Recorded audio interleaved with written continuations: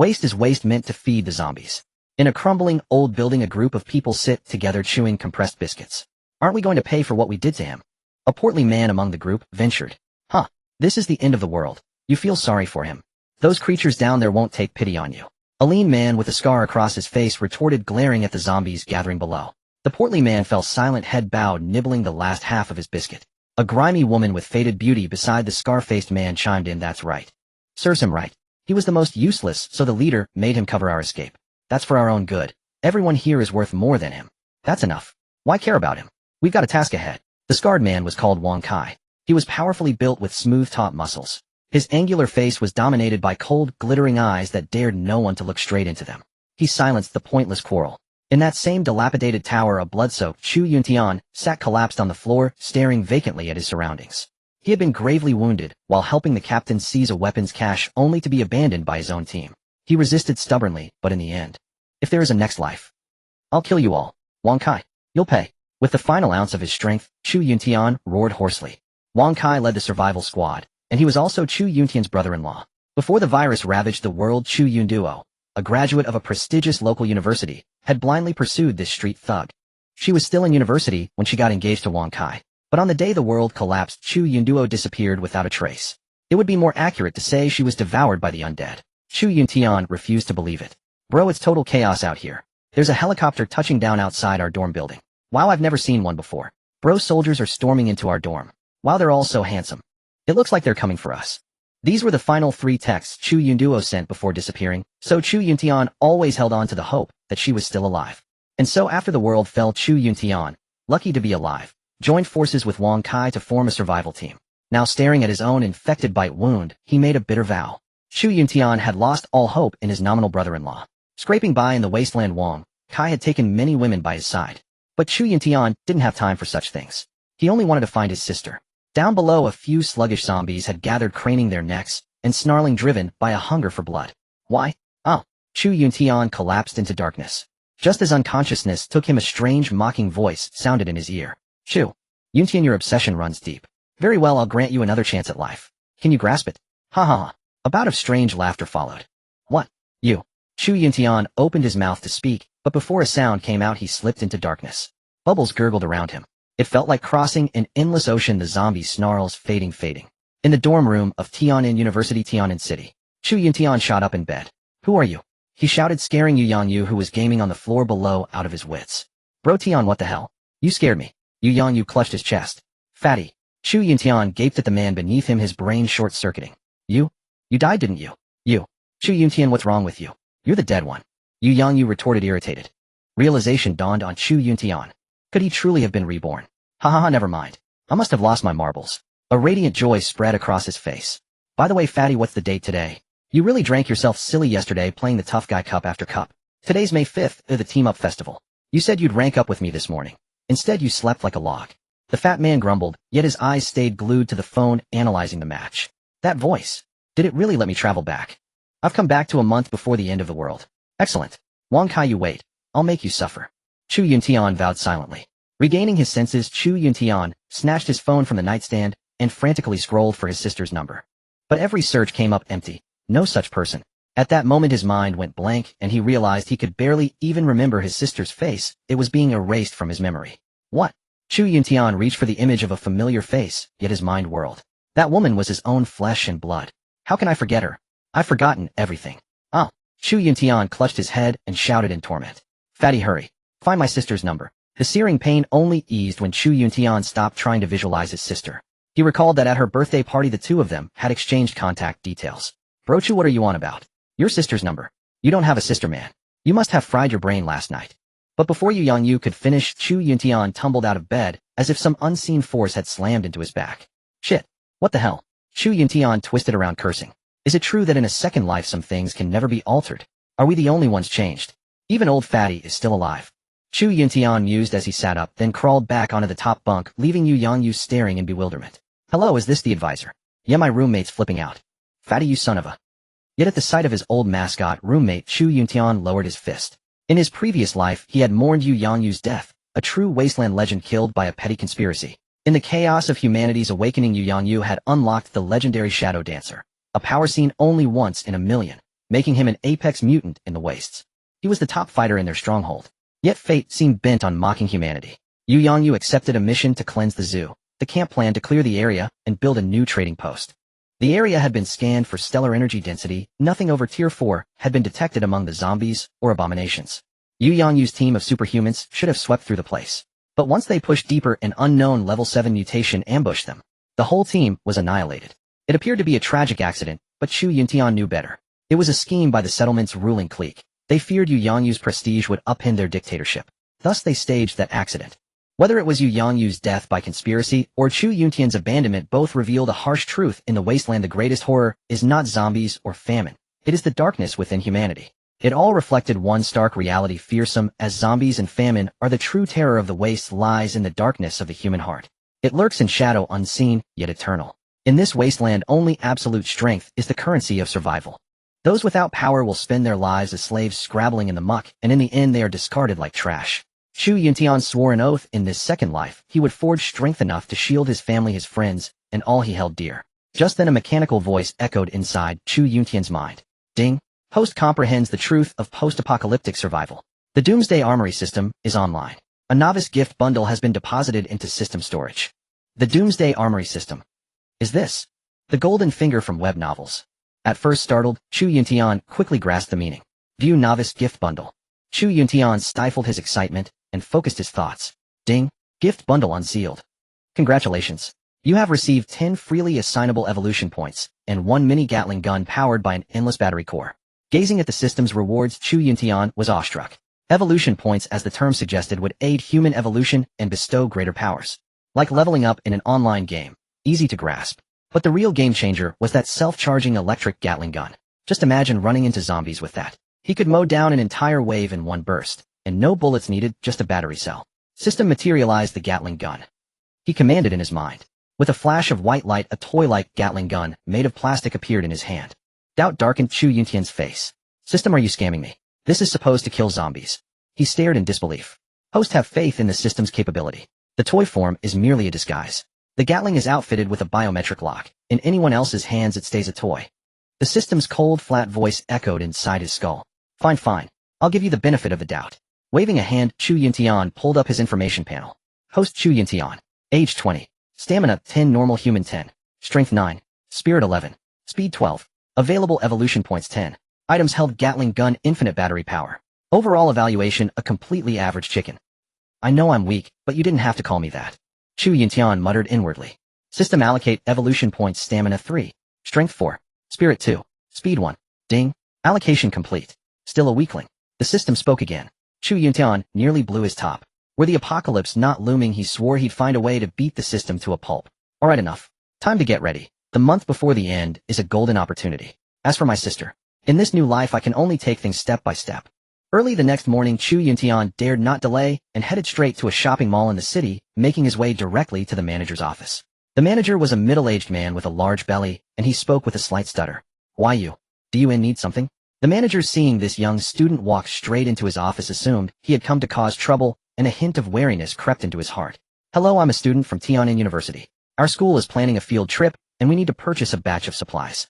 After that, Chu Yuntian cleared out all the fast food products in the store, but in the coming apocalypse, this would still be far from enough.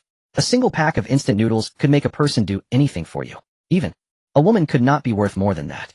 As expected of a top-tier university, just for a single outing you've bought out my tens of thousands of yuan worth of fast food stock. Truly a prestigious institution. The manager secretly rejoiced in his heart. These self-heating hot pots and instant noodles, we have them ready in stock right now. But for the 200 boxes of mineral water, we'll need to coordinate and arrange that. The manager was already grinning from ear to ear, unable to close his mouth. I'm not in a rush for that. I'll send you my address in a while. But you must guarantee that all your products are within the freshest expiration dates. If you dare pass off near-expiry goods to me, I won't accept a single order from your store. Chu Yuntian said this with absolute resolve. As for quality, you can rest assured. By the way, shouldn't we deliver this directly to Tian'an University? Although the manager was somewhat puzzled, he could only comply. After all, the customer is king. Whoever pays the money calls the shots. Chu Yuntian took out 30,000 yuan without the slightest hesitation. This was every bit of the scholarship money he had saved over the past 2 academic years. Walking out of the shopping mall, Chu Yuntian looked at the savings he had painstakingly accumulated through years of part-time work being spent in an instant. A trace of reluctance lingered in his heart. But then he recalled how in his previous life he had frugally saved money his entire existence only for the small savings he accumulated during the apocalypse to become worthless paper before he could even spend them. That would be an even greater loss. In the meantime, Chu Yuntian had already taken a taxi to the sales office of his residential complex. "Hello, how may I help you?" Seeing Chu Yuntian enter, a professional saleswoman of about average attractiveness wearing towering high heels stepped forward to greet him. "I want to sell my apartment." Chu Yuntian replied upon hearing her greeting. His family circumstances were not bad. His parents had bought him an apartment in Tian'an City years ago worth over 3 million yuan. He had come here to liquidate that property. During high school, Chu Yuntian's parents had perished while working overseas. He and his younger sister had relied on each other ever since, working part-time jobs together to support themselves through school. In the apocalypse, houses and cars would lose all meaning. Better to sell them quickly and exchange them for the essential supplies that would actually matter. "Your listing has been registered. If we find a buyer, we will notify you," the female clerk said to Chu Yuntian. "The sooner the better, I'm in a hurry. The price is negotiable. If it doesn't sell within 2 days, I'll let it go at 80% of the value." Understood. He had no time to waste here. The precious golden window before the apocalypse descended must be seized with everything he had. In this life, he would prepare thoroughly. He would not cower under someone else's roof as he had in his previous life, entrusting his fate to others' hands. And then at that very moment, "Xiao Lu has the owner of that second-hand villa I mentioned before finally agreed to sell." A rough, grating voice called out from outside the sales office lobby. It belonged to a man in his early 50s with a classic Mediterranean bald patch and a slovenly, unkempt appearance. "Oh my, if it isn't my pathetic ex-boyfriend, Chu Yuntian. Is this a place you can afford to come to?" A piercing voice echoed through the sales office lobby. In the reception area of the sales office, a petite and delicately dressed female college student stood awkwardly clinging to the arm of the Mediterranean bald, stubbly, middle-aged man. Several female staff members in the sales office looked over at the commotion. "Oh, isn't that the famous entrepreneur Wang Dahai from our city?" Yes, I heard his steel company earns billions a year. If only I could work there." Two female salespeople muttered quietly to each other. Chu Yuntian looked up and caught sight of the girl he had once loved deeply. "Well, you definitely can't afford that. I'm just here to look around. By the way, is this your father? I've never met him before." As the two approached, Chu Yuntian pretended to be completely unaware and played the simpleton, sizing up his ex-girlfriend, Zhang Huilin. "Are you blind? This is Mr. Wang, my husband. I must have been truly blind to date you back then. Look at yourself. What even are you? Being dumped by me was your blessing. You were never good enough for me. Look at my Mr. Wang, and then look at your shabby self, your cheap appearance." Zhang Huilin was about to continue when she was cut off. "Right, I shouldn't hold up Miss Zhang's future either. My apologies, I'll take my leave." With that, Chu Yuntian quickly walked out of the sales office. He glanced back at those two people who were as good as dead, because in a short while they would both become walking corpses. There was no need to bicker with them. Chu Yuntian thought to himself. Because he was naturally frugal and very careful with money, but his ex-girlfriend had always looked down on him for exactly that. Just as Chu Yuntian had just walked out of the sales office, his phone rang with a crisp trill. "Hello, Mr. Chu, let me confirm your order items with you. 100 boxes of self-heating hot pot, 100 boxes of instant noodles, and 200 boxes of mineral water, is that correct? We've coordinated with several major shopping malls, and everything is ready. We can load the trucks today. Where should we deliver it?" The manager systematically went through the inventory list and waited for Chu Yuntian's reply. "No problem, just store it at your mall for now. I'll..." Before Chu Yuntian could finish speaking, hurried shouting came from behind him. "Mr. Chu, please wait." Huff. Huff. Huff. "Alright, that's it. Wait for my update. Something's come up on my end." Question. On the other end of the line, the manager lowered the old-fashioned landline receiver, stood up, and lit a cigarette, gazing out the window at the two full cargo trucks loaded with supplies. Young people these days, really. How can they handle things so carelessly? Running errands for the school, and not even taking it seriously. The manager put down the old-fashioned landline, stood up to light a cigarette, and gazed out the window at the two full cargo trucks of supplies. Chu Yuntian slid his phone back into his pocket with one hand, and turned around puzzled to look at the female salesperson who had run up behind him, still gasping heavily for breath. "What is it?" "And Mr. Chu, Mr. Wang over there wants to buy your apartment." The two of them returned to the sales lobby. This cursed sales office, the cooling was absolutely unbearable, and compared to the blazing summer heat outside, it felt like ice and fire. "Are you really that desperate? Selling your house now?" "Chu Yuntian, I knew I was right about you. If I were still with you." The two had just sat down, when before Lu Huilin could finish speaking, Chu Yuntian got straight to the point. 3 million.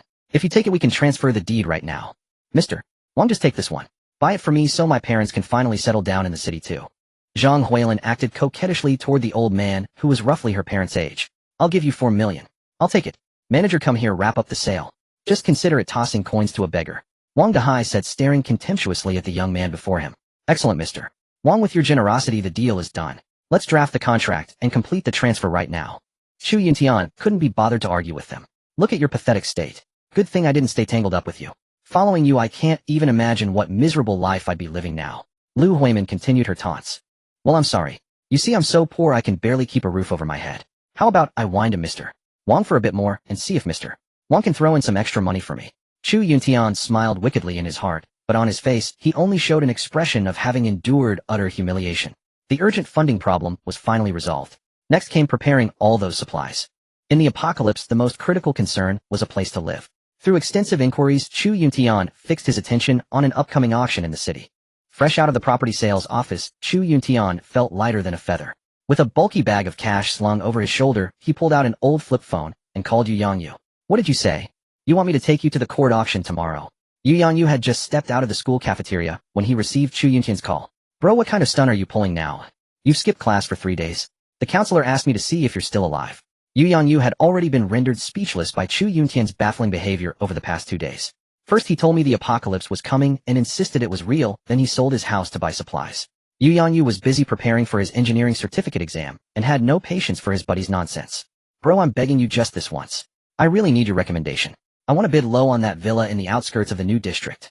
Chu Yuntian had set his sights on a corrupt official's villa that the court was auctioning off for a rock-bottom price. For only 3 million he could take it, and only then did he think of Fatty. Yu Yangyu's father was the president of the Tianan New District Court, and his mother was also a high-ranking figure within the political and business establishment. If he could get a recommendation from one of their own, Chu Yuntian was fully certain he could land the villa. What's more, the villa's location was a huge advantage. It was surrounded by the lake on 3 sides right by the shore. Once the zombie outbreak struck, this would definitely not be a heavily affected zone. Its safety factor was absolutely guaranteed. Fine. I'll agree to it this once, but let me state one thing first. I don't have a single cent, and I won't go crazy with you. I'll just help you pass the word. Fatty was beginning to find it hard to read a brother he had known for 7 or 8 years. But since Chu Yuntian looked completely serious, he couldn't refuse to help. As for that villa, Chu Yuntian was determined to win it at tomorrow afternoon's auction no matter what. At the Tianan World Trade Tower. As soon as their morning class ended, Chu Yuntian and Fatty drove to the Tianan World Trade Tower Center and rode a panoramic elevator up to the top floor auction hall. Gentlemen, please present your identification. The reception security team of the World Trade Tower stopped the two at the entrance of the auction hall. Chu Yuntian watched the business heavyweights and wealthy ladies around him chatting away and flattering one another, and he could not help feeling disdain. He then took out his student ID. Hey kid, you're like this, and you still come to an auction. Is there anything in this place that you can afford? Go back. Go to school. Don't come here and make trouble. The guard seemed to look down on anyone with student status, because everyone who could come today was a notable figure in Tianan. So what was a student doing slipping in? Hey, what's wrong with being a student? Is there a rule against students entering? Seeing his good brother being dressed down, Yu Yangyu stepped forward and glared angrily at the guard. You two wet behind the ears kids should head back. The way you're dressed, you don't look like people with money. Our rules require an invitation, or at the very least proof of funds. After that, the guard disdainfully turned his head and leered at a pair of wealthy ladies behind him. Bro, what do we do now? See, they won't let you in because you're too poor. I told you. What possessed you to come to a place like this, eh? Just as Fatty was pulling out his phone to call his mother, a familiar figure appeared at the entrance of the auction hall. It's her again, Zhang Huilin. Oh, you just took money from our boss Wang, and now you're coming to an auction. With those scraps, do you think you've crossed class lines and can set foot in a place like this? Those shrill words cut through the crowd and slammed into Chu Yuntian. Fatty and Chu Yuntian turned toward the voice. There beside that man with a Mediterranean-style bald spot, a petite woman, was also curling her lips at them with contempt. Chu Yuntian was about to say something. Oh, little Linner, look at this classmate of yours. If he really wants to go in and broaden his horizons, I'm an old business partner of the boss here. Bringing 2 outsiders in is no big deal. Boss Wang beside her spoke, his face wreathed in a crafty smile, every bit of his lecherous disposition on display. Chu Yuntian saw the utterly repulsive expression on Wang Dehai's face, and his stomach began to churn. He truly couldn't understand why some girls nowadays for money. Hey, are you listening? Call me Sister Lin, and our boss Wang can take you in to broaden your horizons. Don't stand at the door like that security guard, losing face. After hearing the woman's words, the guard who had been giving Chu Yuntian a hard time took 2 steps back in shame, pressed himself against the wall, and stood to one side, hanging his head in embarrassment as he stared at the patterned red carpet beneath his feet. I say, Zhang Huilin. Before Fatty could speak, Chu Yuntian instantly switched to a smiling face and jogged over. Sister Lin, Boss Wang, you two are truly a match made in heaven. I wish you 100 years of bliss. Boss Wang, can you give me a chance to go in and see the world? Chu Yuntian put on a fawning look and half-bending approached the bald man. Ugh, this Chu Yuntian has really lost his mind. Fatty was completely stunned by the sight. His brother had never been rich, but he had always carried himself with integrity. How had he turned into such a sorry sight today? Yu Yangyu was utterly speechless. Fine, little brother. You do have some sense. Then I'll reluctantly let a poor fellow like you go in and take a look. The bald man's ego was immensely gratified.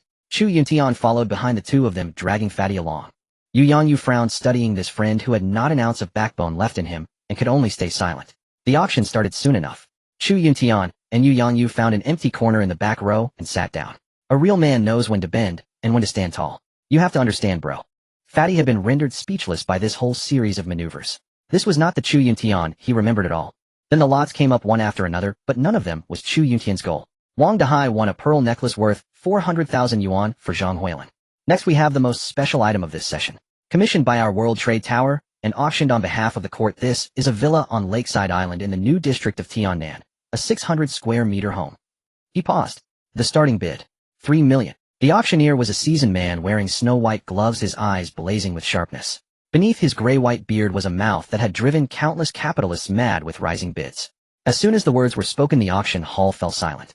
This item had made 5 consecutive appearances, and no one had ever been willing to bid. Court auction properties were extremely low in price, but they came with enormous risks and no chance of appreciation.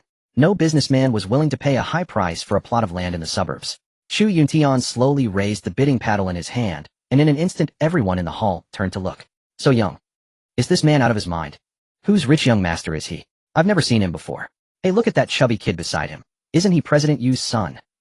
Chu Yuntian looked around. The murmurs came from every direction. Zhang Huilin and Boss Wang were staring at him as if he were an idiot. As for the lot he had bid on, all they could think was that he looked like a fool and had done a fool's deed. 3 million going once. 3 million going twice. Is there no one in the room who will bid? 3 million going 3 times. Sold. With the strike of the gavel, the lights from the stage swept to where Chu Yuntian was sitting. Then congratulations to this gentleman for successfully taking this genuine lakeside villa at the reserve price. The hall remained dead silent. The clusters of wealthy businessmen gathered in their separate circles were all whispering about this stubborn young man. As the sound of the wooden gavel faded, Chu Yuntian and Fatty rose and rushed toward the Commercial Auction Management Office of the World Trade Tower. Sir, please hold on. Chu Yuntian and Fatty were stopped as they made their way to the Merchandise Handover Center. Behind them trailed a thin, undersized man in a suit whose entire appearance and demeanor seemed utterly out of place. Excuse me, are you Judge Yu's child? Please convey my respects to him. Thanks to your father's help in winning that lawsuit a few months ago, my 4S dealership avoided such devastating losses. The thin-suited man spoke with an obsequious grin toward Yu Yangyu, who stood beside Chu Yuntian. Oh, yes, certainly, absolutely. It was nothing really, just fulfilling my duty to serve the people. Official business, nothing more. Yu Yangyu replied modestly. 4S dealership. Do you have any Dongfeng Mingshi M500S in stock currently? Just then, before Fatty could continue his polite exchanges, Chu Yuntian abruptly interrupted somewhat inappropriately. The thin-suited man first paused in surprise, then smoothly shifted his tone and spoke. Yes, absolutely. Since you're a friend of Xiao Yu, you'll surely receive the lowest price in our city. Feel free to come and take a look. I've been in the automotive industry in the old district my entire life. You can verify this however you wish. Chu Yuntian had already secured the property.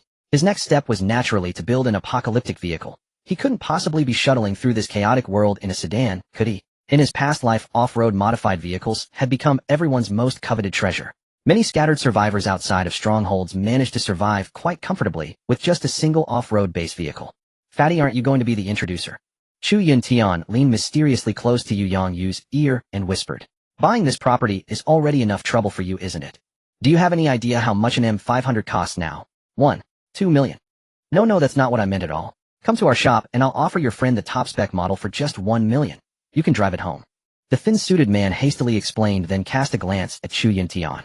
Seeing that he remained silent, he added further. If this young man truly desires it, 9000 would also work. I see you and Xiao Yu are friends. Let's build a relationship and become friends ourselves.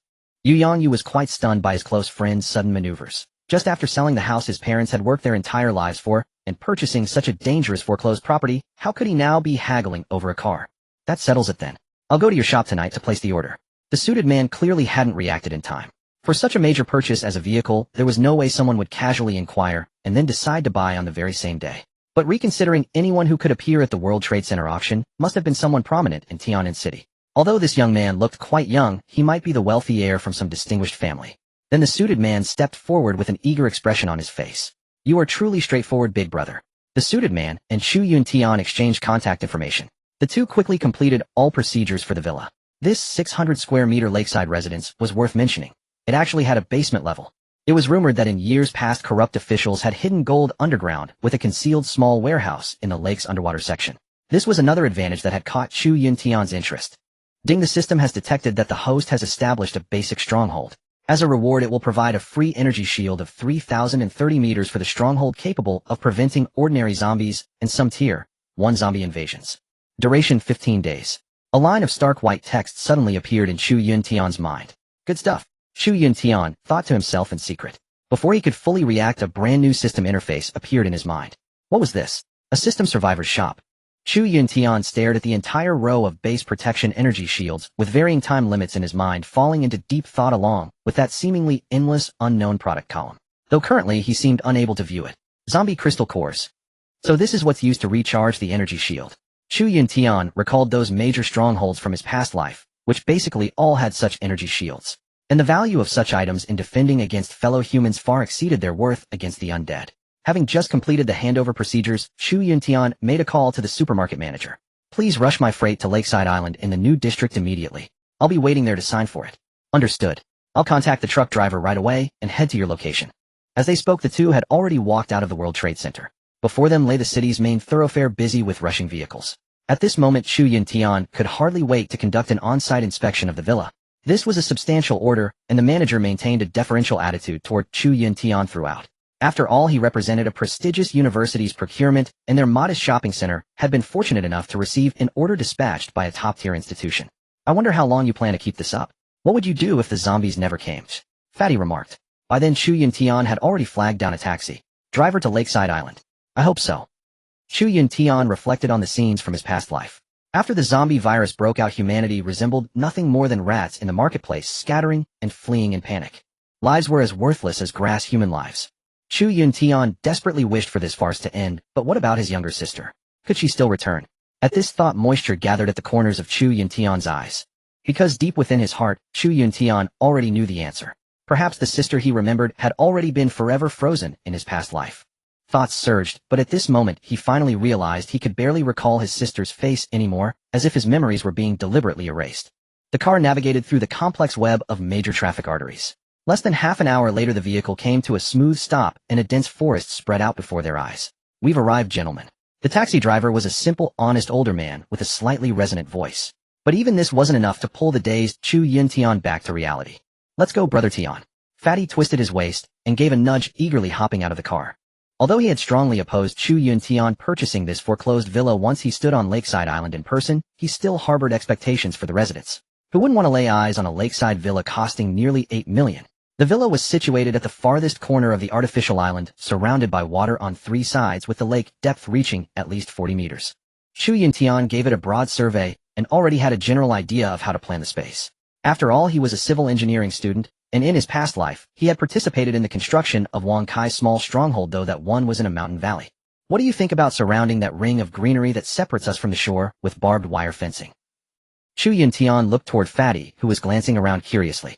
The scenery here was truly breathtaking. The towering forests standing tall around the periphery, embracing the small park in the center, and right at the heart of that park was the artificial island by the lake.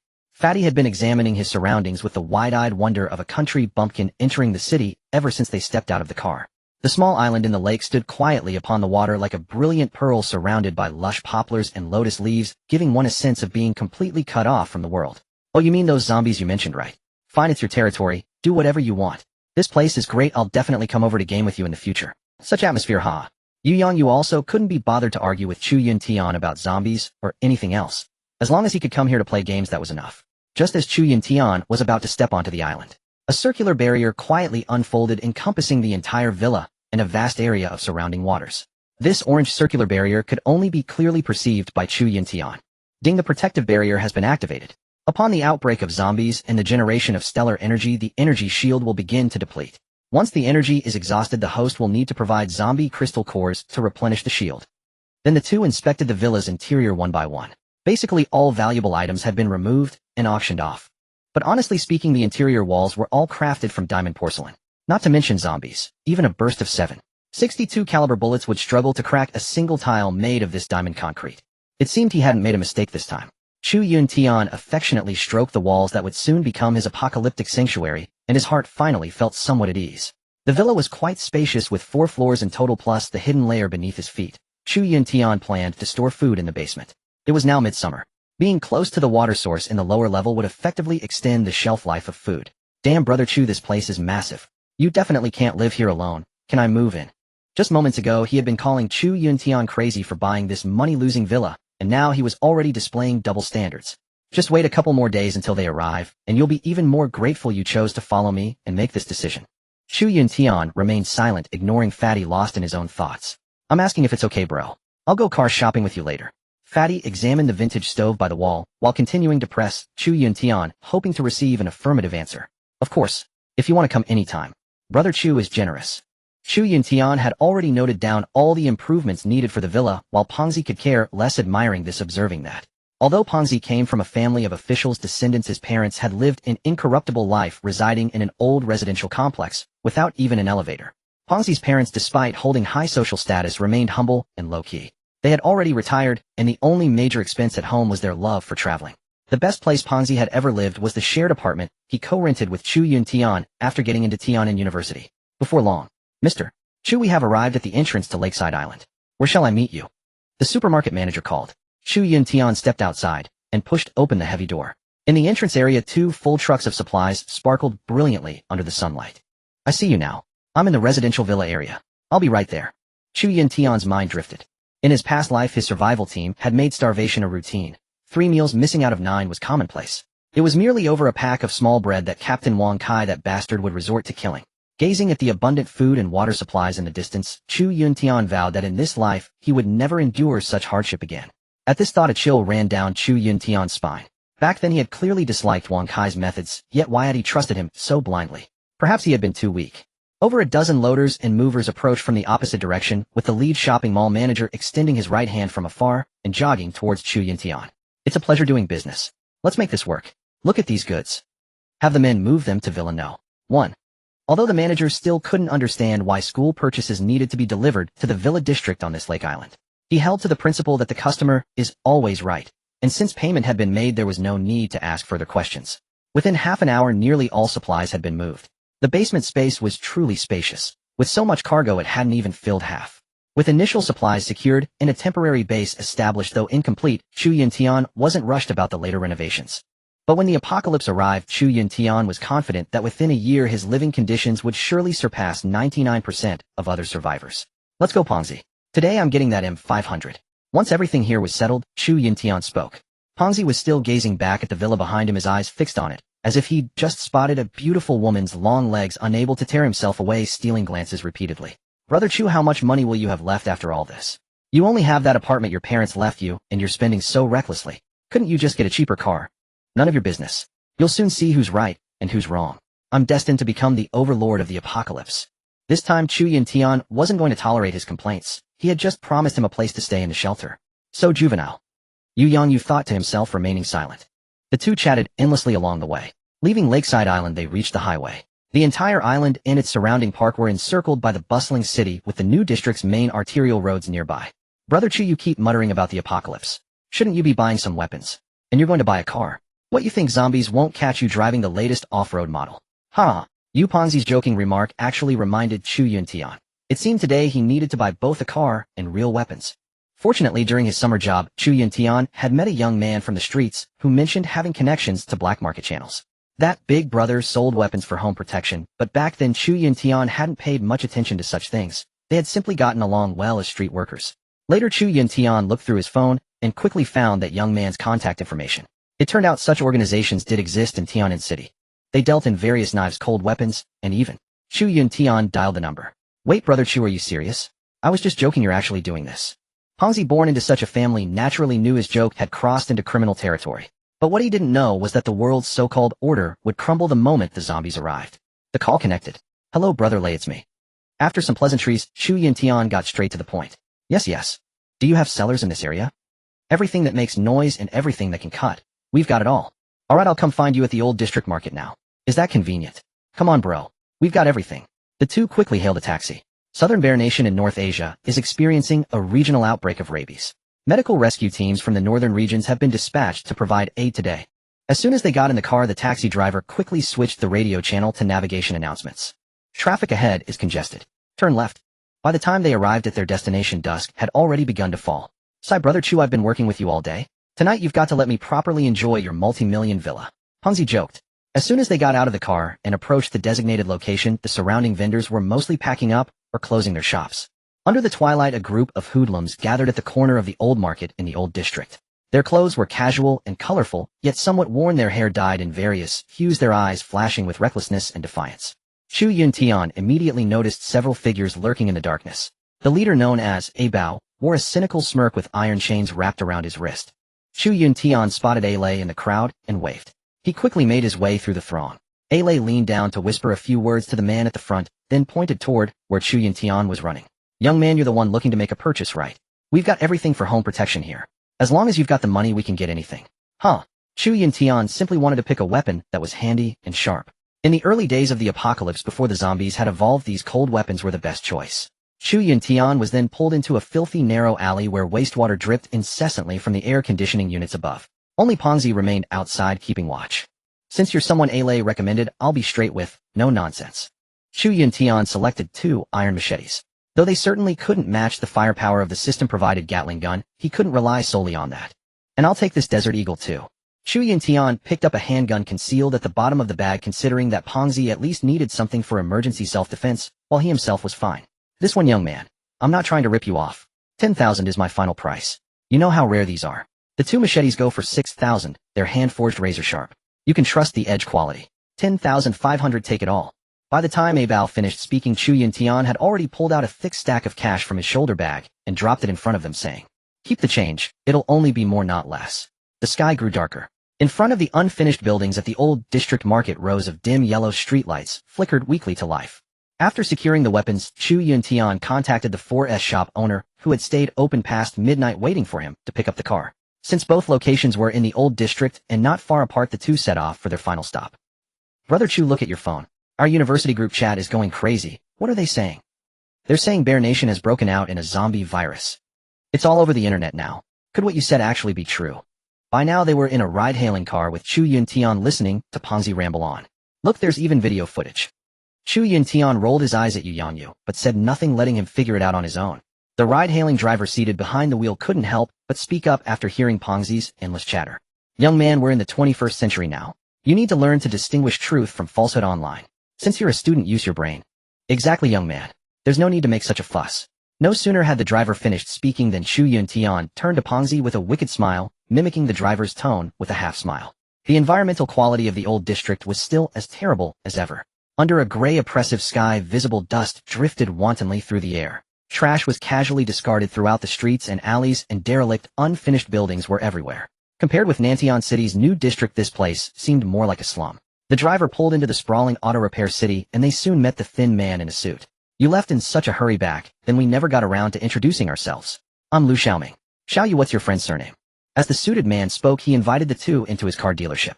Many of the neighboring repair shops had already closed, and seeing a 4S dealership inside an auto repair city was a first for Chu Yuntian. My name is Chu Yuntian. Let's cut to the chase.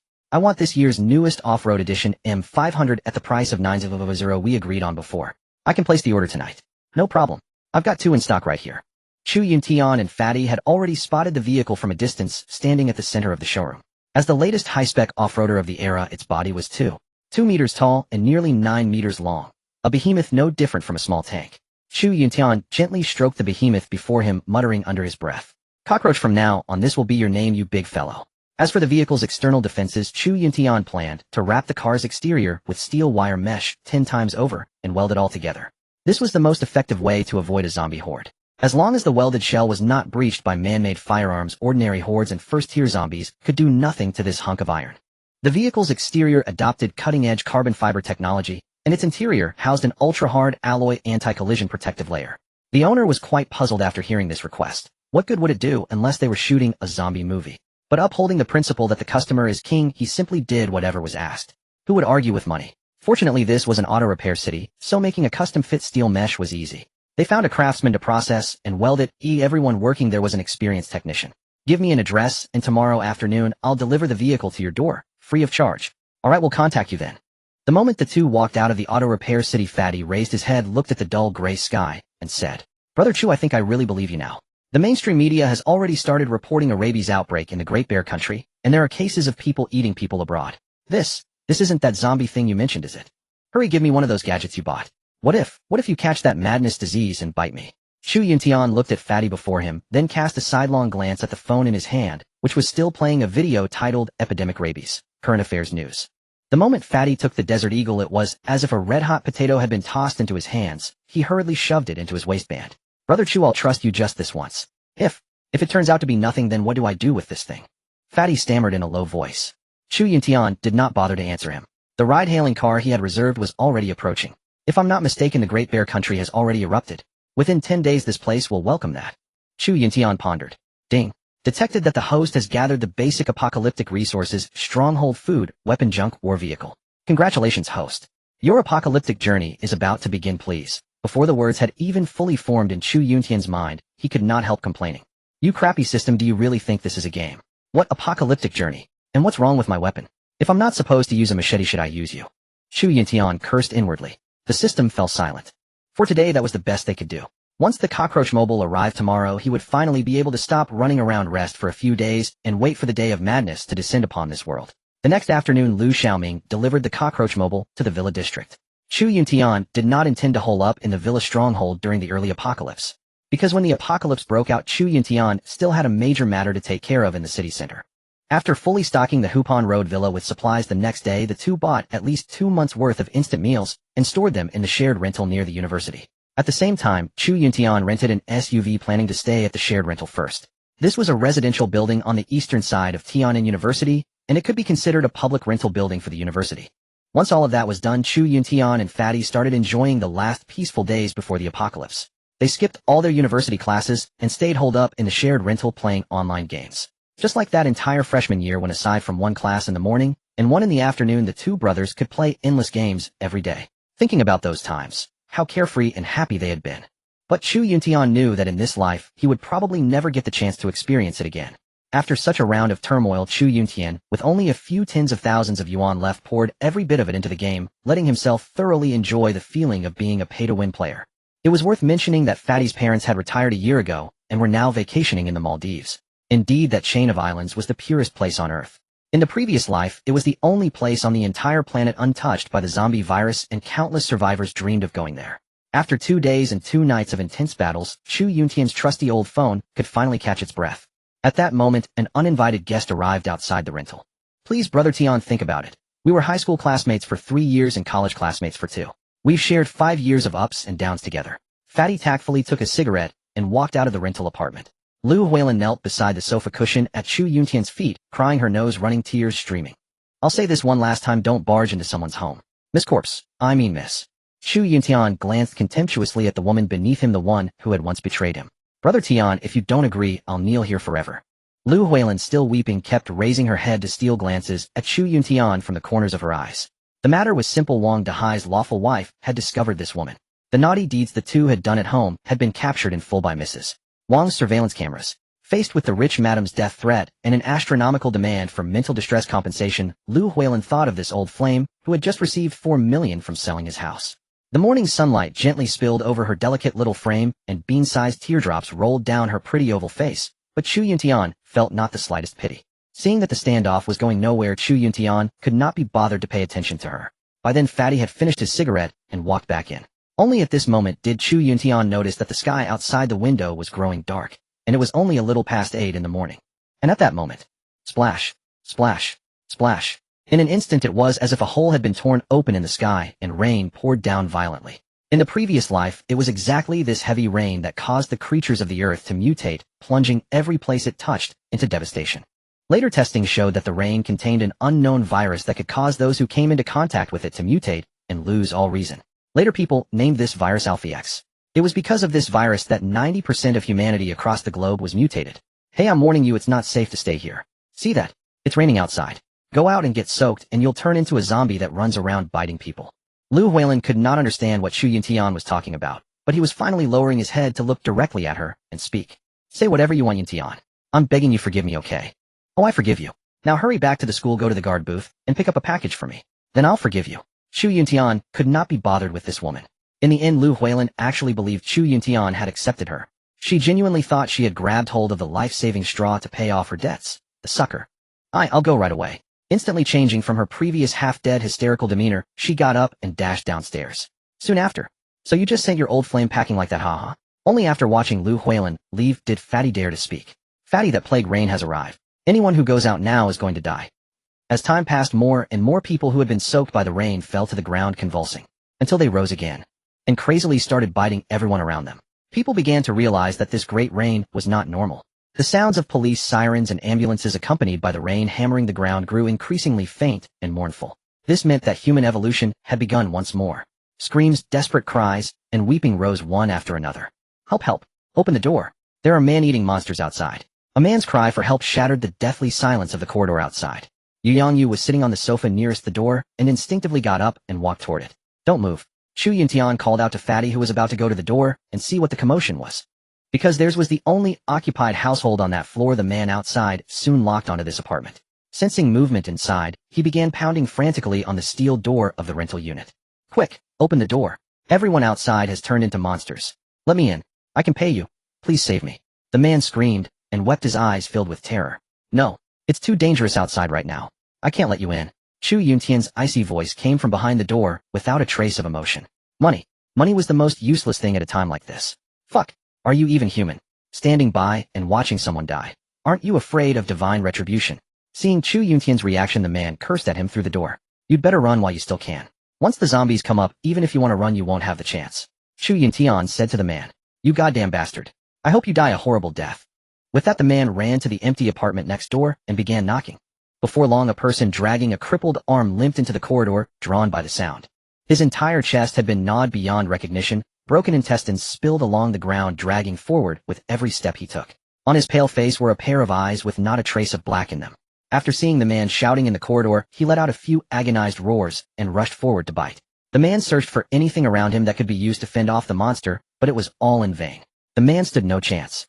In an instant, he was pounced on and torn by the zombie's teeth, and soon his cries were gone. A few minutes later, the man got up again. As the man staggered upright, his head half devoured, Chu Yuntian stepped out. This? Oh. Yu Yangyu was clearly terrified. Seeing Chu Yuntian go out, she hastily grabbed him. One could not help but marvel at the fat guy's extraordinary fortune. Such an ordinary, cowardly fellow should have become one of the walking dead in the early days of the apocalypse. But he happened to be lucky enough to awaken as one of the rare espers. And survived. See, are you convinced now? Stay inside. I'll clear out those things outside. Chu Yuntian spoke indifferently. You little zombies, prepare to die. Chu Yuntian raised the Gatling gun, aimed at the zombies in the hallway, and unleashed slaughter. Bullets poured from the Gatling's muzzle like a raging torrent. The Gatling's muzzle spun rapidly, glowing red hot. The zombies fell in droves. Haha, this feels incredible. Chu Yuntian watched the zombies topple in waves, venting his grievances from his past life. Ding. Congratulations, host, for eliminating 10 zombies. You have earned 10 evolution points. The system's voice rang out. Haha, come on, little zombies. Grandpa is waiting for you. Chu Yuntian laughed madly, his eyes filled with murderous intent, instilling fear, like Yama himself returned from hell. Until the entire hallway fell silent once more. Chu Yuntian put away the Gatling gun and returned to his shelter. He checked the system panel. Host Chu Yuntian, age 20, stamina 13, strength 13, spirit 13, speed 13, evolution points 32, possessed items, Gatling gun, infinite ammunition battery, spiritual water X 20, strength bread X 20, review, still a weakling after all this time. Damn system, can you even speak properly? Distribute the evolution points evenly. Chu Yuntian commanded. Ding. Distribution successful. With the system prompt, Chu Yuntian felt his strength ascend to a new level. This sensation of power infusion brought him immense satisfaction. Host Chu Yuntian, age 20, stamina 21, strength 21, spirit 21, speed 21, evolution points 0, possessed items, Gatling gun, infinite ammunition battery, strength bread X 20, spiritual water X 20, review. Stop staring, you're still a weakling. F this. Chu Yuntian muttered. Upon seeing the system's evaluation, he retorted without mercy. Ding. Mission published: the apocalypse has descended and zombies have besieged the city. Humanity hangs in the balance, yet the will of the world has granted humanity a glimmer of hope. Divine grade supplies have been sent down. Please await the airdrop and proceed to Tiannan City Heart Plaza to collect the gift from the heavens. Completion reward unknown. Divine grade supplies. They are finally arriving. Chu Yuntian muttered to himself. In his past life, when the apocalypse struck, boxes suddenly rained from the sky. Numerous brave survivors rushed to the drop zones and ultimately obtained divine grade items from within those boxes, including the crucial Esper serum. This was precisely why Chu Yuntian chose to remain in the shared apartment downtown rather than stay in the villa stronghold he had already built. Even without the system issuing this so-called mission, Chu Yuntian would have risked everything on this singular opportunity to evolve into an esper. Looks like this thing isn't entirely useless. The zombies in the hallway had been cleared. Chu Yuntian decided to rest well over the coming days. After all, venturing out meant traversing mountains of corpses and seas of blood, guaranteeing a fierce battle ahead. That evening, Chu Yuntian browsed the news on his phone, hoping to gauge the situation outside. After all, in the early days of the apocalypse, humanity's basic infrastructure had not yet collapsed, and external information had not been completely severed. Our country is actively addressing the zombie crisis. The outbreak has been contained. Citizens are urged to remain indoors and await rescue. The United States has failed to contain the zombie outbreak. 90% of the national population has transformed, and the numbers continue to rise. Zombie outbreak in our country has been controlled. Zero growth is expected within 5 days. Reading these messages, Chu Yuntian sneered inwardly at the foolishness of the leadership. At a time like this, everyone could see the true situation outside, yet they still attempted to deceive the masses, clinging to superficial appearances and engaging in corrupt, short-sighted duplicity. But Chu Yuntian could not care less. He did not concern himself with others. In this apocalypse, only those he cared about surviving was what truly mattered. Yu Yangyu had also begun to grasp the reality of this world. Time flew swiftly. The following morning, the sky was still dim and gray. Suddenly, the heavens gradually brightened, and golden rays descended from afar. "It's finally here," Chu Yuntian murmured, then awakened the sleeping fat guy. This kid was remarkably brazen, gaming through the night, even at a time like this. Had he been playing against zombies, or what? Looks like this area hasn't become a major disaster zone yet, Chu Yuntian thought to himself. Let's go. I'll show you the world outside. No, Brother Tian, I'm not going out. Look at the chaos outside. Let's wait for rescue. You wait then. You'll starve to death here sooner or later. If you trust me, Chu Yuntian, then follow me. I am destined to stand at the pinnacle of this chaotic world. Yu Yangyu was speechless at this Chinibu rhetoric. Brother Chuai. Only now did the fat guy sense the approach of danger. Indeed, simple folk often enjoyed extraordinary fortune. That a person like him survived the apocalypse was nothing short of a miracle. The two stepped outside. The fat guy carried a machete provided by Chu Yuntian with the loaded truth pistol tucked at his waist. The electricity was still operational. Chu Yuntian decided to take the elevator down since their apartment was on the 8th floor. Who knew what lurking little zombies might suddenly pounce from around the stairwell corner? This was no game with no second chances. Chu Yuntian had no intention of taking unnecessary risks. One always dries their shoes sooner or later. Upon reaching the 1st floor, Chu Yuntian dispatched several zombies that had aimlessly congregated near the entrance with his machete. The fat guy trailed behind him, barely daring to breathe. Chu Yuntian walked directly toward an SUV. He had rented this very vehicle during his preparations precisely to retrace the memories of his past life and locate the Esper airdrop box. In the apocalypse, this type of vehicle was quite practical, far superior to those flashy, yet impractical sports cars. Of course, it paled in comparison to his Doomsday M500, but for now it was more than sufficient. I recall someone in my past life obtained spatial abilities from a crate capable of teleporting across hundreds of kilometers. There were too many other espers he had never even had the chance to encounter in his previous life. With these thoughts in mind, he started the engine and drove toward Tiannan Plaza. Chu Yuntian gazed upon the devastated former metropolis, a bitter taste rising in his heart, even though he had lived through it all before. As he spoke, he arrived near the square. A chest sat in the center of the square, radiating a golden glow. So this is the divine tier reward. I never saw it in my previous life. I didn't expect it to be so imposing. Lost in thought, Chu Yuntian stepped out of the vehicle with Fatty close behind. Fortunately, the surroundings were eerily silent, with no sign of the undead in sight. Otherwise, Fatty would have been shouting and causing a commotion again. No sooner had they exited the car than the nearby zombies, alerted by the noise, converged upon them. Damn it, how can these things hear so well? Chu Yuntian cursed silently to himself.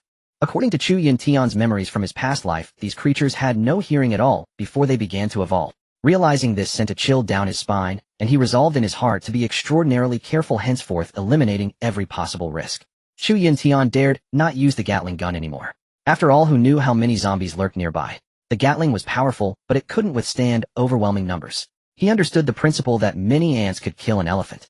Fatty clutched his weapon, glancing left and right, unsure whether to aim or cower. He had never witnessed such a scene before. Chu Yuntian charged ahead at the forefront. With combat experience from his past life, these unevolved zombies appeared to him like lambs awaiting slaughter, as long as they didn't swarm in overwhelming numbers. The zombies' guttural roars combined with their signature stench of decay ignited Chu Yuntian's killing intent.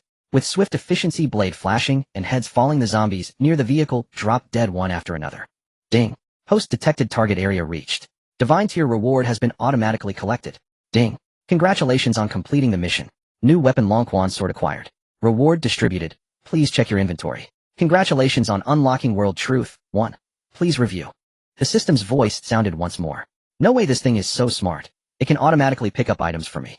This will save me so much trouble. Chu Yuntian mused to himself, then turned his gaze toward the center of the square, a supply crate that had quietly opened and into the shadowy areas where countless shifting figures moved. Immediately Chu Yuntian pulled Fatty into the car and stomped on the accelerator. The vehicle shot forward like an arrow released from a bow. 3 or 4 more shambling corpses had gathered by the roadside.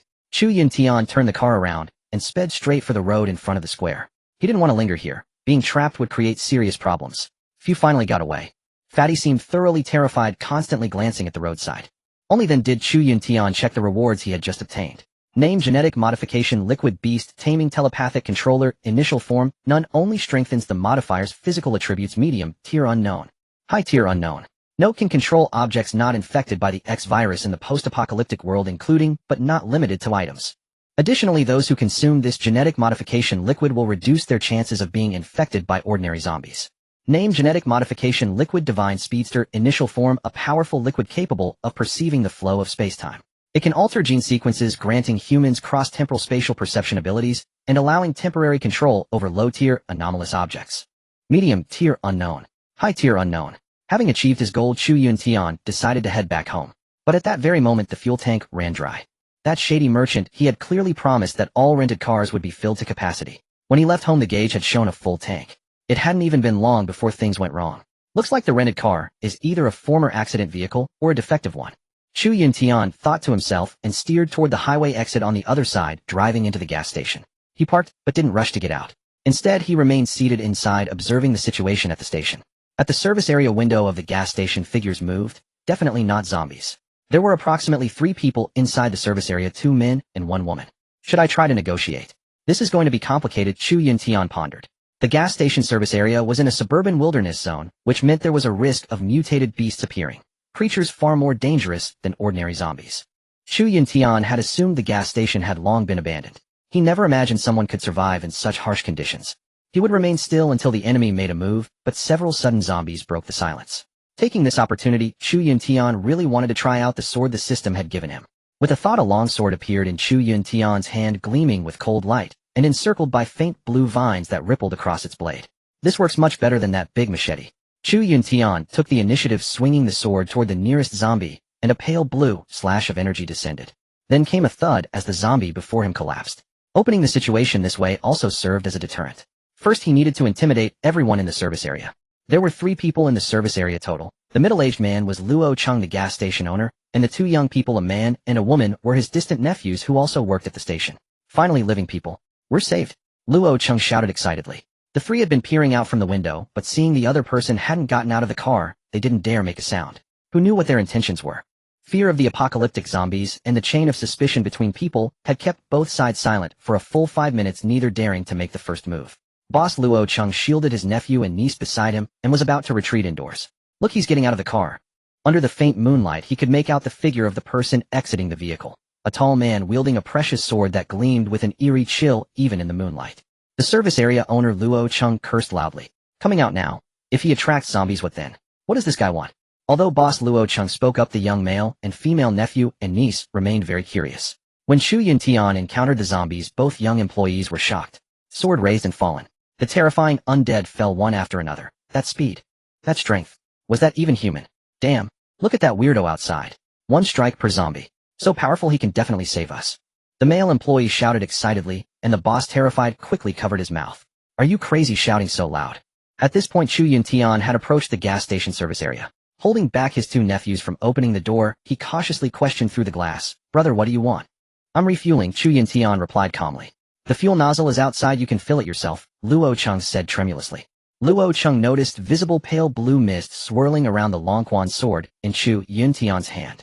Now Luo Chung worried that his nephew and niece would see someone venturing out and try to rush out to escape, throwing their lives away. Both were children from distant rural relatives who had little opportunity to attend school. After their elder brother passed away, Luo Chung had been taking care of them. To be honest, when the zombie apocalypse broke out, if he hadn't held them back, the 2 kids would have already run out to fight the zombies to the death. The door opened, and a young man and woman rushed out. In the hazy moonlight, the youthfulness on their faces was evident. Brother, can you take us with you? We want to kill zombies alongside you too, Luo Feng said. That's right, we're not cowards. Can you take us with you? Luo Long added. Chu Yuntian quickly turned back and made a shushing gesture. The two hurriedly mimicked the silence motion, and the young woman covered her mouth afraid to speak. The boss ran out and quickly shielded the two children. Don't go messing around blindly. You're looking for death. How dangerous is it outside, and you want to go out? Luo Chung said to his nephew and niece, it's too dangerous. Listen to your uncle, and stay here waiting for the national rescue. We don't care, uncle. Don't you understand? This is the apocalypse. Everything's in chaos outside. Who would care about us? The boy protested loudly, arguing, in this apocalypse whoever kills the most zombies is a hero.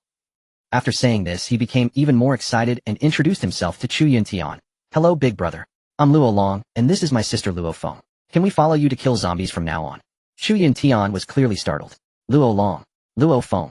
These two were the future Luo family's twin fiends, wind and fire elemental ability users who had achieved remarkable battle records at merely 20 years old, ranking among the top ability users at the Eastern Frontier base.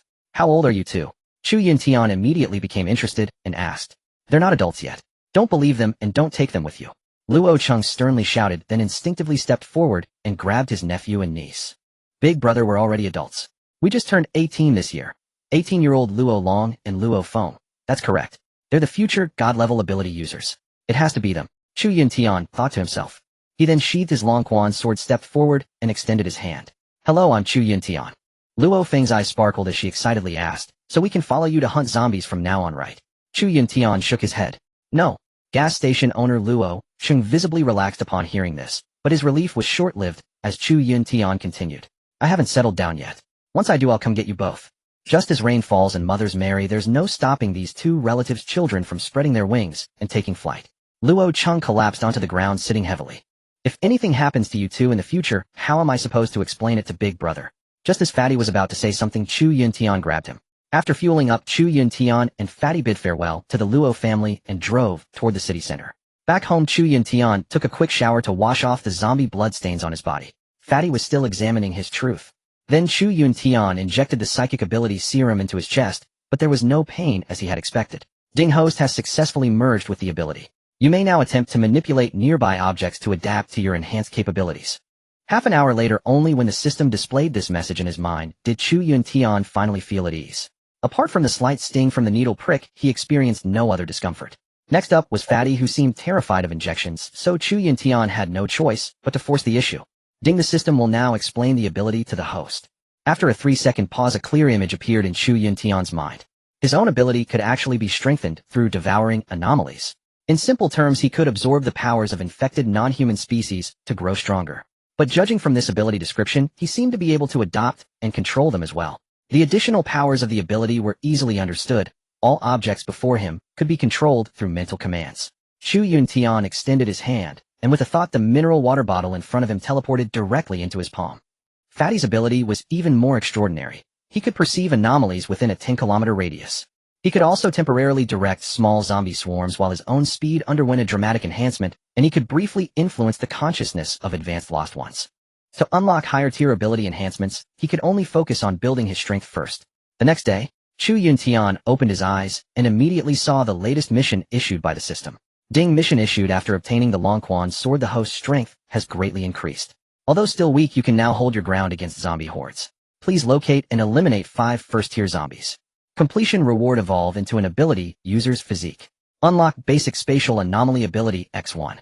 This instantly snapped Chu Yuntian out of his groggy state upon waking. Evolve into a basic ability, user's physique. Spatial anomaly ability. It sounded incredibly impressive. If this was real, then he would truly set himself apart from ordinary survivors. With a second chance at life, he could finally start on the right foot. Chu Yuntian understood that while he had unlocked his ability, mastering it for actual combat required a solid physical foundation first. But the rewards from the system could help him easily bypass the long period of grinding. Afterward, he and Yu Yanyu each had a bowl of self-heating meals before heading out.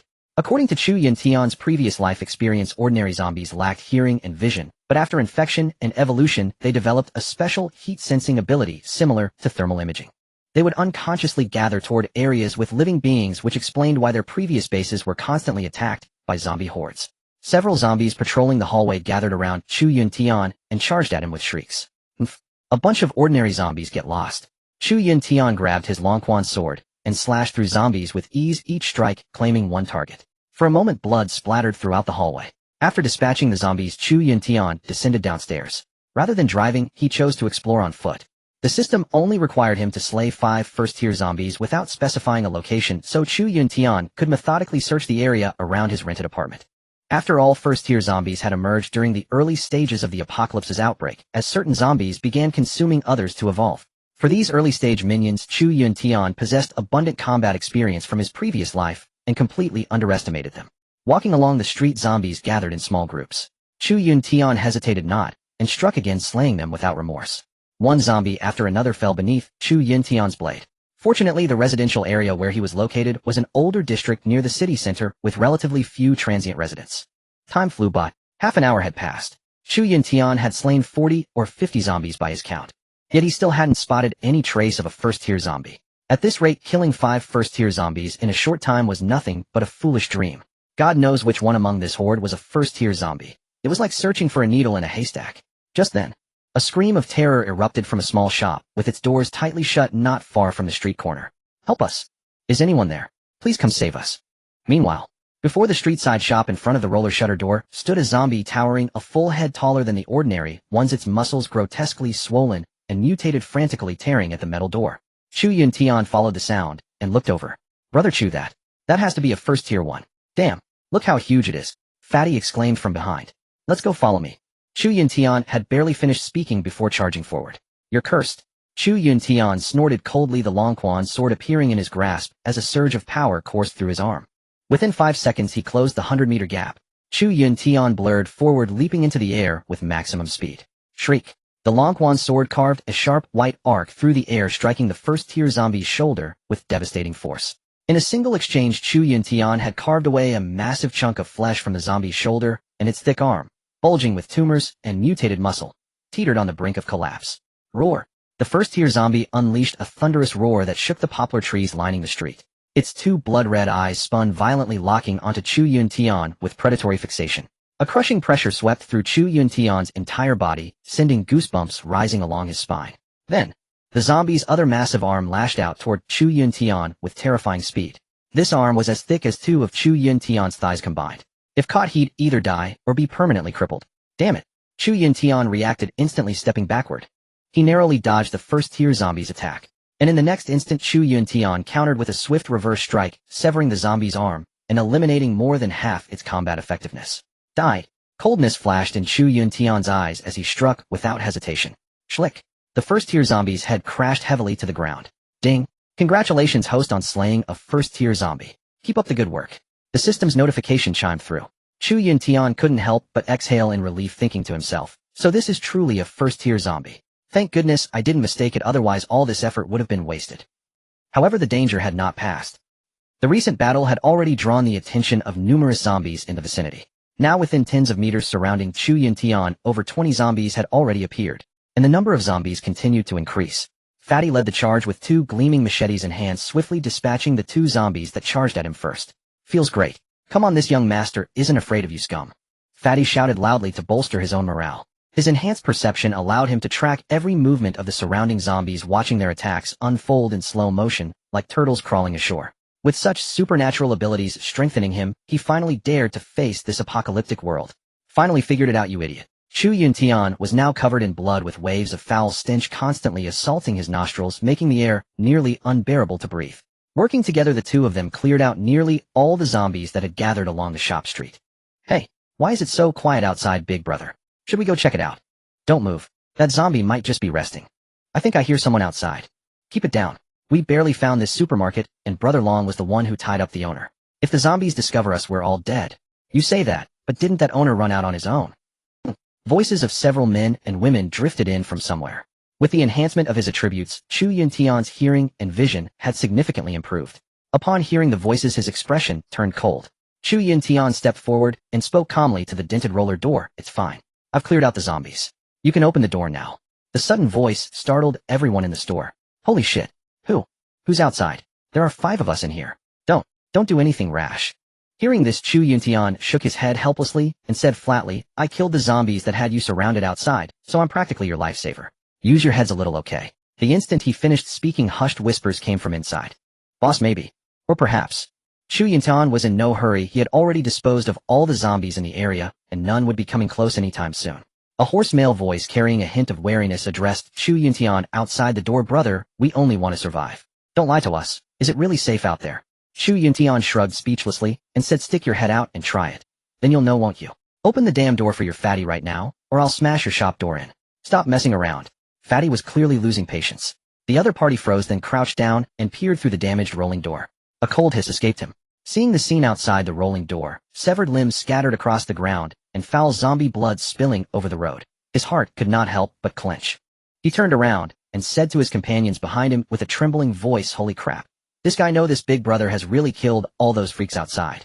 We're saved. There are so many zombie corpses. What? Really? Let me see. In an instant, a few young people poked their heads out of the storeroom and emerged. The young woman who had spoken earlier finally said timorously, all right. Big brother, since you helped us get rid of the zombies, we'll open the rolling door and let you come in to pick out some supplies. But we got here first, so you can't take it for yourself. Fine, let me go in and take a look first.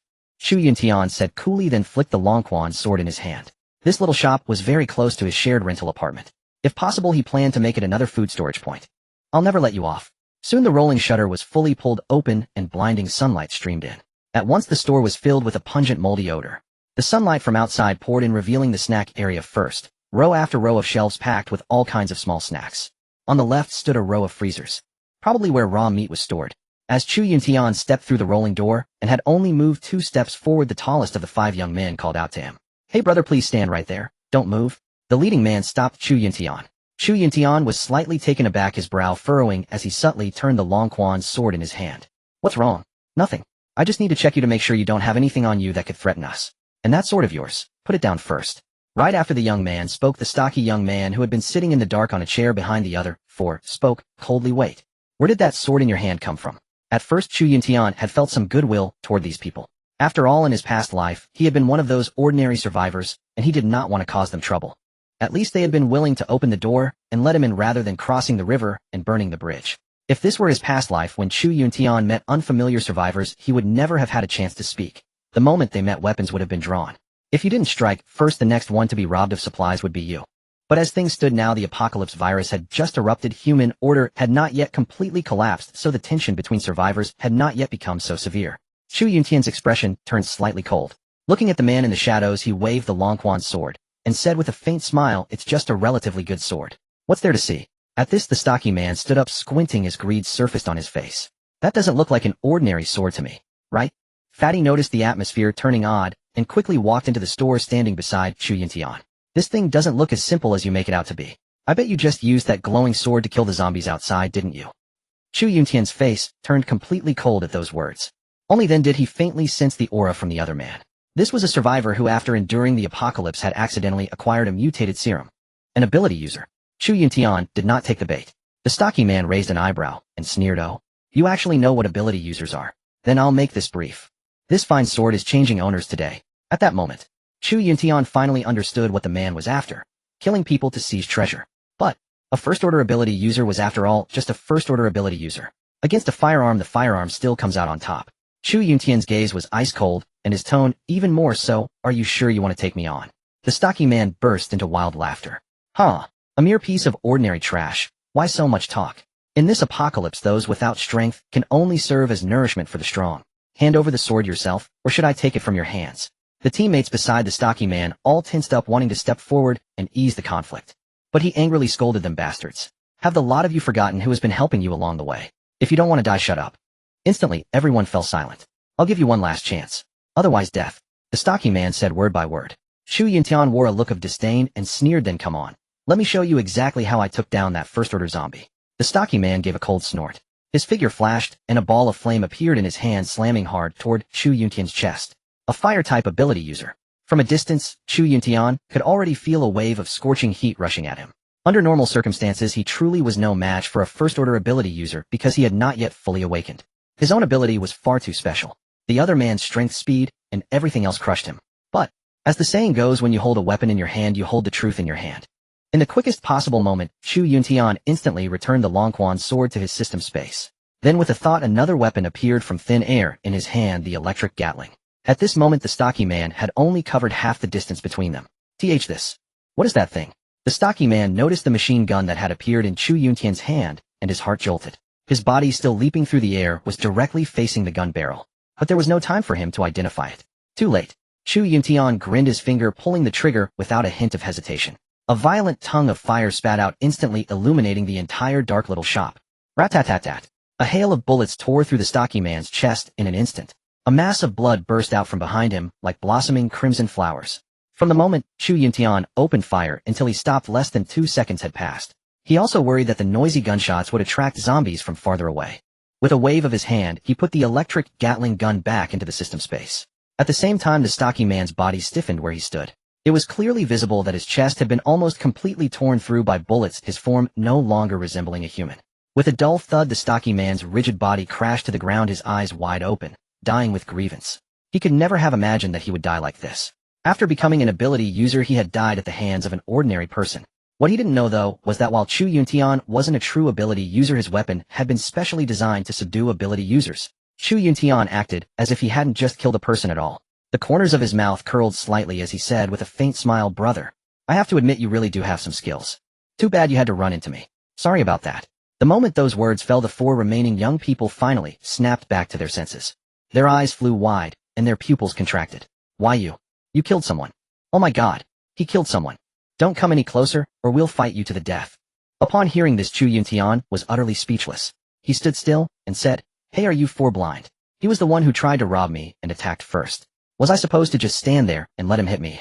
Chu Yuntian looked at the naive college students before him, roughly his own age, and could only sigh. Perhaps they still didn't understand that when the apocalypse came, the so-called order and laws of mankind would slowly be ground to dust.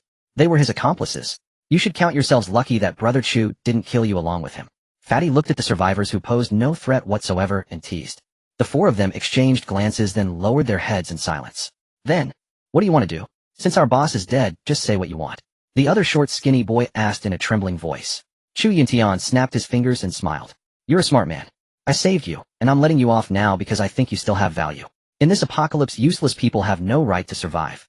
One of the girls retorted, "You're wrong. The authorities are already taking action. In a while, all order will be restored, and special people like you and him will be captured by the authorities too." Chu Yuntian was amused by this naive college girl, and asked without mercy, "You think so? Now that ability users like us have appeared with such terrifying strength, do you think they're willing to be controlled by the authorities? Besides, the streets are full of zombies now. Forget the authorities. Who are you still waiting to save you? Even the president would be running faster than you, kid." Chu Yuntian's rapid-fire rebuttals instantly rendered the girl speechless, her face flushed bright red. She was extremely unwilling to admit it, but the truth was undeniable. But the man before them was simply too terrifying. He actually had a Gatling gun, so no one dared to say anything more.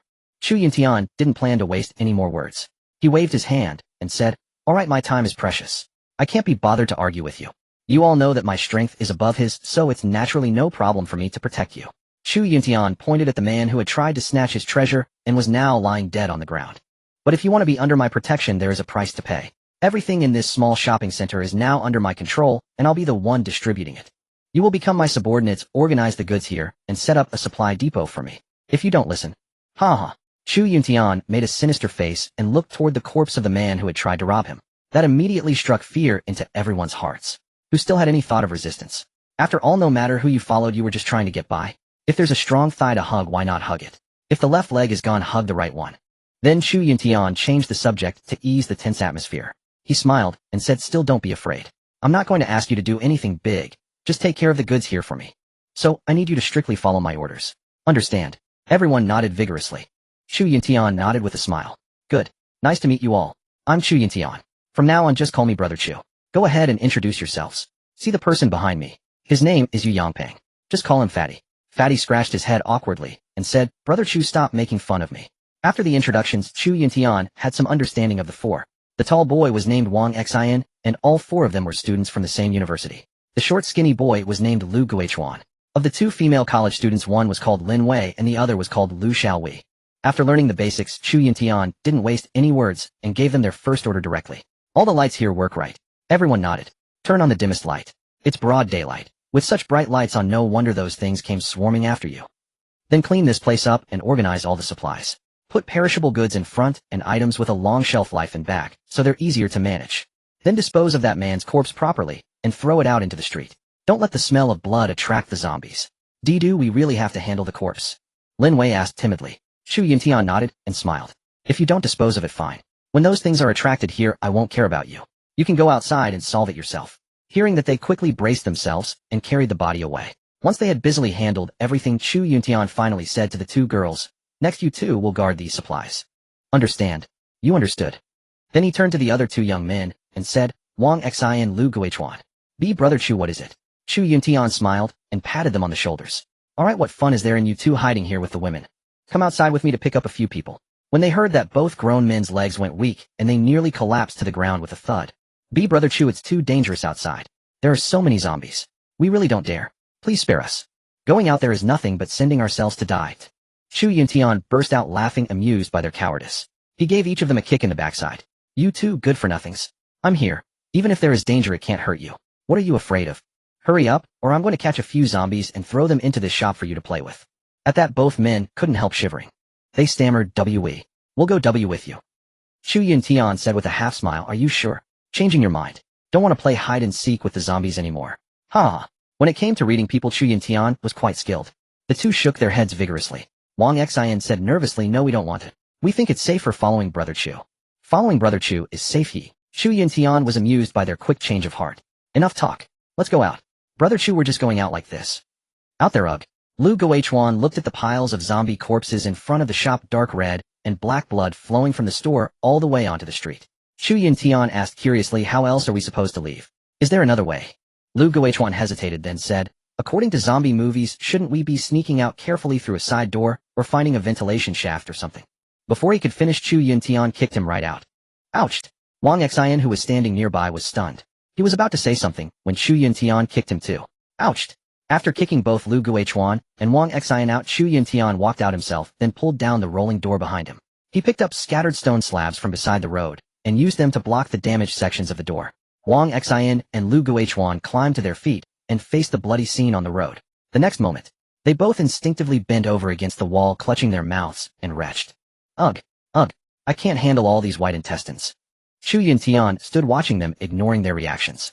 To survive in this apocalypse, blood and slaughter were simply the first trials that ordinary people like them had to endure. If they couldn't even accept this, they might as well turn into zombies early. Survival of the fittest, a principle unchanged for thousands of years. This cruel apocalypse would show no special mercy to anyone. They vomited for a full 5 minutes before finally recovering somewhat. Standing where they were, their legs still weak, they panted heavily. Done recovering? Ready to move? Chu Yuntian asked. The two nodded, taking a deep breath. We're fine, Brother Chu. Let's go. I'm going to the gas station to pick someone up. Just follow me. The two nodded, silently swallowing their nausea as they obediently followed behind Chu Yuntian, scanning their surroundings. A few zombies patrolling the street let out weak, feeble growls. Since Chu Yuntian had already cleared most of the wandering zombies on the street earlier, the roads were relatively quiet. The group made their way carefully to the residential compound and got into the SVU. Chu Yuntian started the engine, and the roar of the car instantly attracted the attention of many zombies in the surrounding stairwells. Fortunately, once the car picked up speed, anything not directly in front could be easily shaken off. Chu Yuntian turned out of the old city streets, plowing through the shambling corpses that blocked the way. Wang Xian spoke up. Brother Chu, why are these guys so fragile? They can't even survive a car hit. I remember in movies they weren't like this. Why do they feel so dumb? So slow and sluggish? Then why didn't you go out and kill zombies yourselves? You needed Brother Chu to clear the street for you, and now you're giving hindsight commentary. Wang Xian shot them a disdainful glance from the back seat. Chu Yuntian's thoughts drifted for a moment back to his past life. Only then did he snap back to the present and nodded. Indeed, these are ordinary zombies that haven't evolved yet. Because they haven't evolved, their combat power against me is basically zero. They're easy to deal with. The two stopped talking for the rest of the ride. The car drove on the road for nearly 20 minutes. The familiar gas station by the highway once again came into Chu Yuntian's sight. Chu Yuntian's heart quickened with excitement. Luo Jia twins, here I come. Once he brought these Luo siblings under his command, he would no longer lack high-tier combat talent. The car slowed to a stop. Inside the gas station, 3 figures popped their heads out at the same time. Seeing the car was the familiar model from yesterday, the Luo siblings were instantly overwhelmed with excitement. Luo Feng immediately started shouting, It's him. It's that big brother. He didn't lie to us, he really came. I can finally go out and kill zombies. Luo Long echoed with an almost manic tone. Beside them, the gas station owner Luo Chung wore a mournful expression, looking at these two troublemakers with utter helplessness. Chu Yuntian got out of the car. Wang Xian and Lu Guichuan on board kept a watchful eye on the surroundings before carefully following him down. And just as the four were about to approach the gas station, roar! A strange guttural roar erupted from the dense forest along the highway, followed by something sprinting rapidly toward Chu Yuntian's direction. Wang Xian was terrified. Squinting, he said in panic, "Brother Chu, it's a zombie." "Oh, it's coming." Chu Yuntian just gave him a sideways glare. He had grown tired of killing these ants all day. Why was he still so cowardly? In the next moment, the Longquan sword was already in his hand. With a casual swing toward the zombie sprinting in from the side, a piercing whoosh cut through the air. Before anyone could react, a wave of spiritual energy rose with the sword. The zombie's entire body froze in place. Its head separated from its body instantly, and its corpse crashed heavily to the ground, while its head rolled backward like a ball. Chu Yuntian said with a broad smile, "It's just a weak little zombie. What's all the fuss about? You two cowards need to toughen up. Stop screaming at the smallest thing." Wang Xian and Lu Guichuan couldn't even process what they had just seen. The two stood frozen, staring in utter disbelief at the scene before them. Wang Xian looked at Chu Yuntian, then at himself. The contrast made him acutely aware of the gap between them. Both were humans struggling to survive in this apocalypse. Yet what an enormous difference there was. "Keep up. Don't fall behind," Chu Yuntian called out ahead. "Yes, Brother Chu, we're coming." As soon as Chu Yuntian neared the gas station, the two young men eagerly pushed open the tightly locked door. "Brother Chu, you really came to get us. I want to learn swordsmanship from you to chop zombies." The two were extremely excited, chattering nonstop around Chu Yuntian. Looking at them, Chu Yuntian's heart swelled with emotion. Who would have thought that these two immature children, barely 18 years old, would one day grow into the Luo Jia twins? So formidable that even the lord of the largest stronghold in the fourth realm would harbor concerns about them. This only strengthened Chu Yuntian's resolve to nurture them properly. At this stage, the two were like rough jade blocks waiting to be carved. In his past life, they had stumbled along until they eventually revealed their true, formidable strength. But in this life, Chu Yuntian intended to carefully shape and cultivate them step by step, ultimately forging them into core fighters under his command. Fortunately, Chu Yuntian's luck in this life was truly incredible. By chance, just while refueling, he had stumbled upon two such prodigies.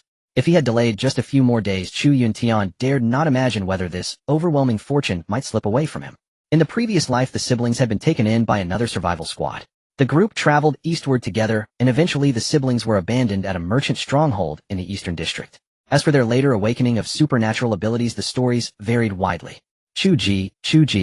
It took several calls before Chu Yuntian finally snapped back to attention.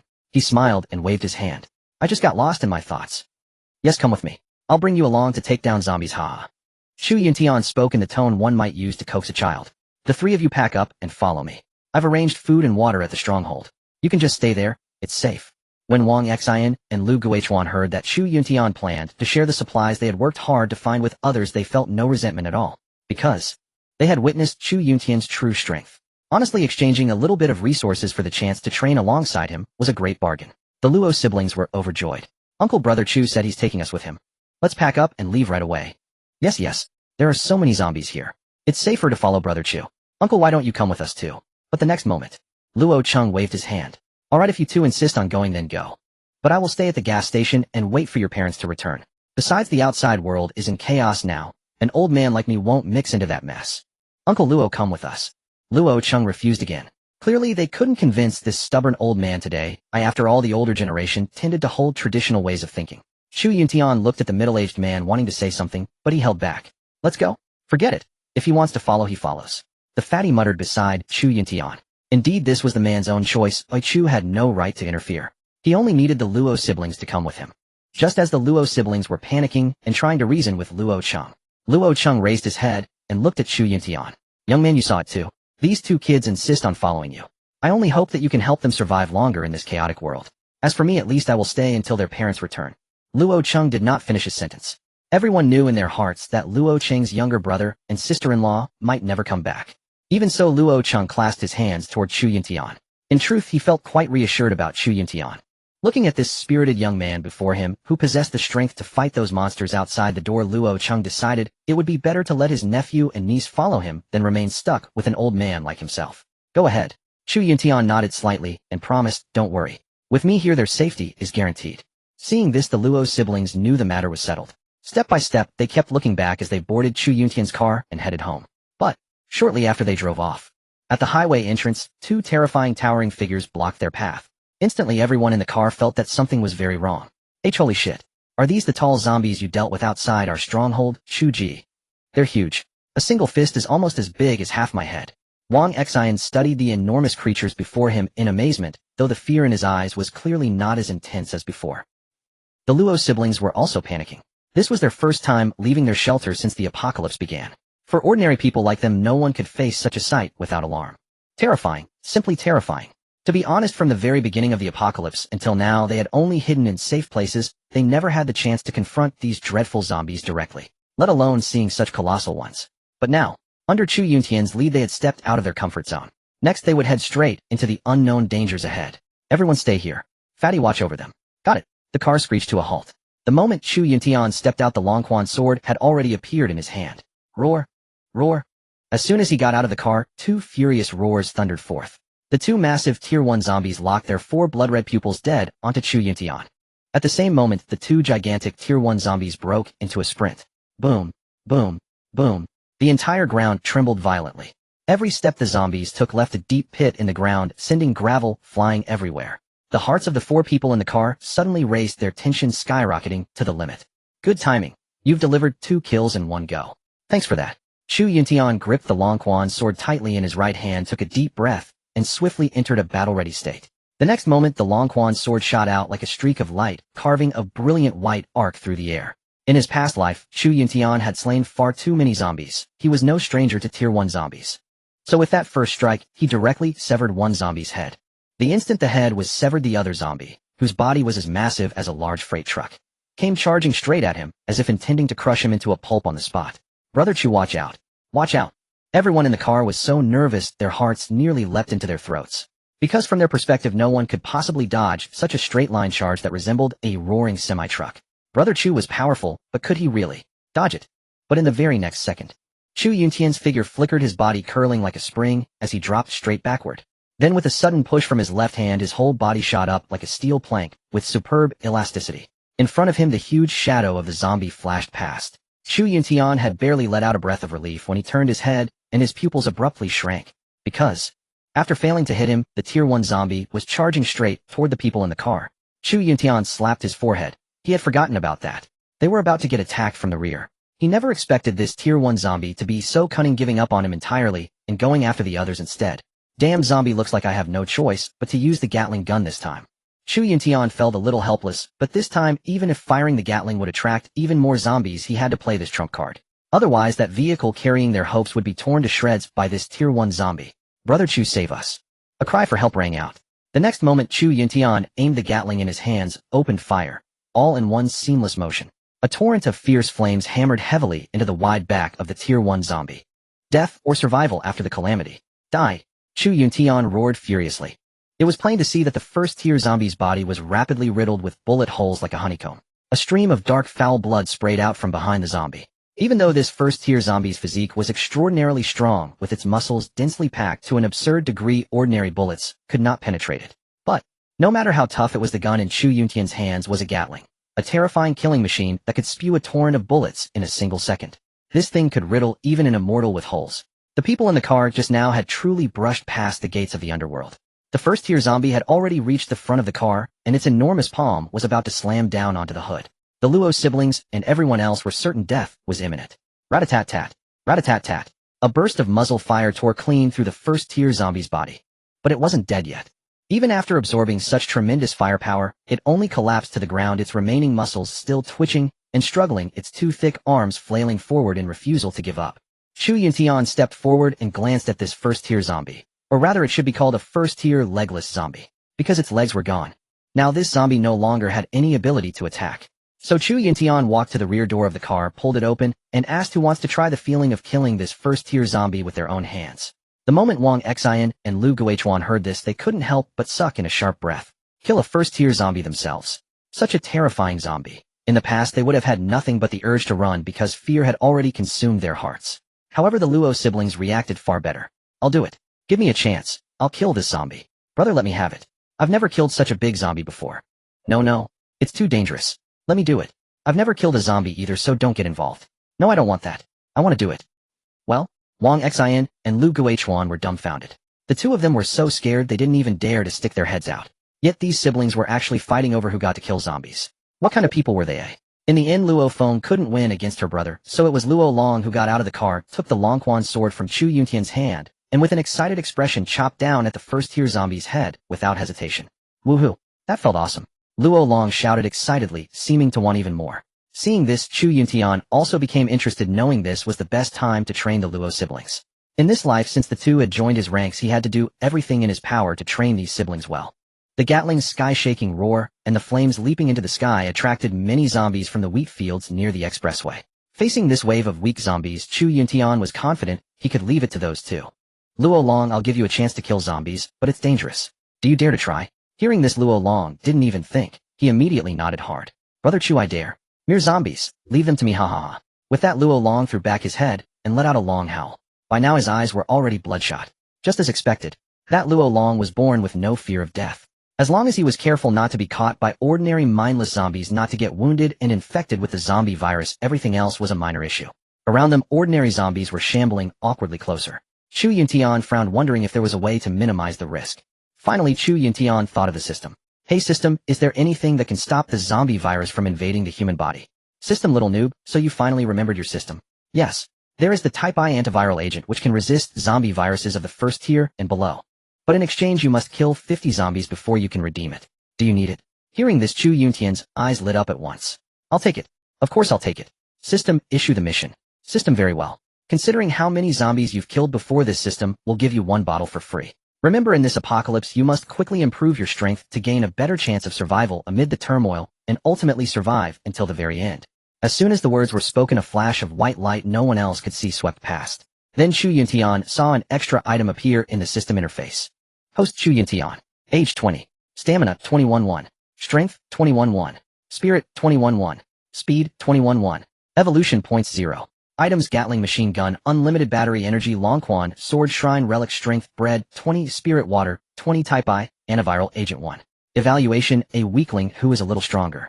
After a quick glance, Chu Yuntian was surprised to discover that besides the newly obtained Type I antiviral agent, every one of his attributes had naturally increased by 1 point. It wasn't much, but over time small gains add up.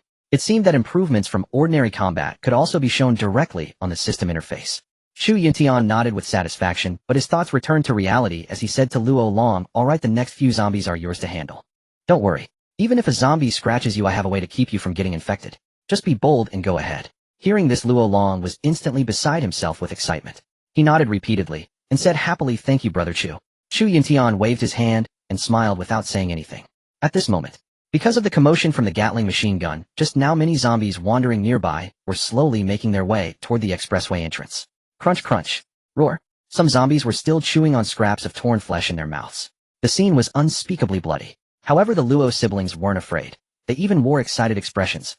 Brother, you kill half and leave half for me. Luo phone was frantic. Chu Yuntian turned and saw that Luo Long had already charged out at some point. Chu Yuntian laughed. This kid really is a natural-born zombie killer. As he thought this, he saw Luo Long had already reached the zombies, so Chu Yuntian quickly followed. Luo Long grabbed a zombie and chopped down on it like cutting a melon. At first, Luo Long was still unskilled. Sometimes his sword strike couldn't kill in one blow, and the zombie would turn around to fight back. But this kid's agility was maxed out, and he easily dodged. For several exchanges, zombies with their stinking gaping jaws nearly sank their teeth into Luo Long. But, as Luo Long became more and more skilled, the speed at which he slew zombies grew faster and faster.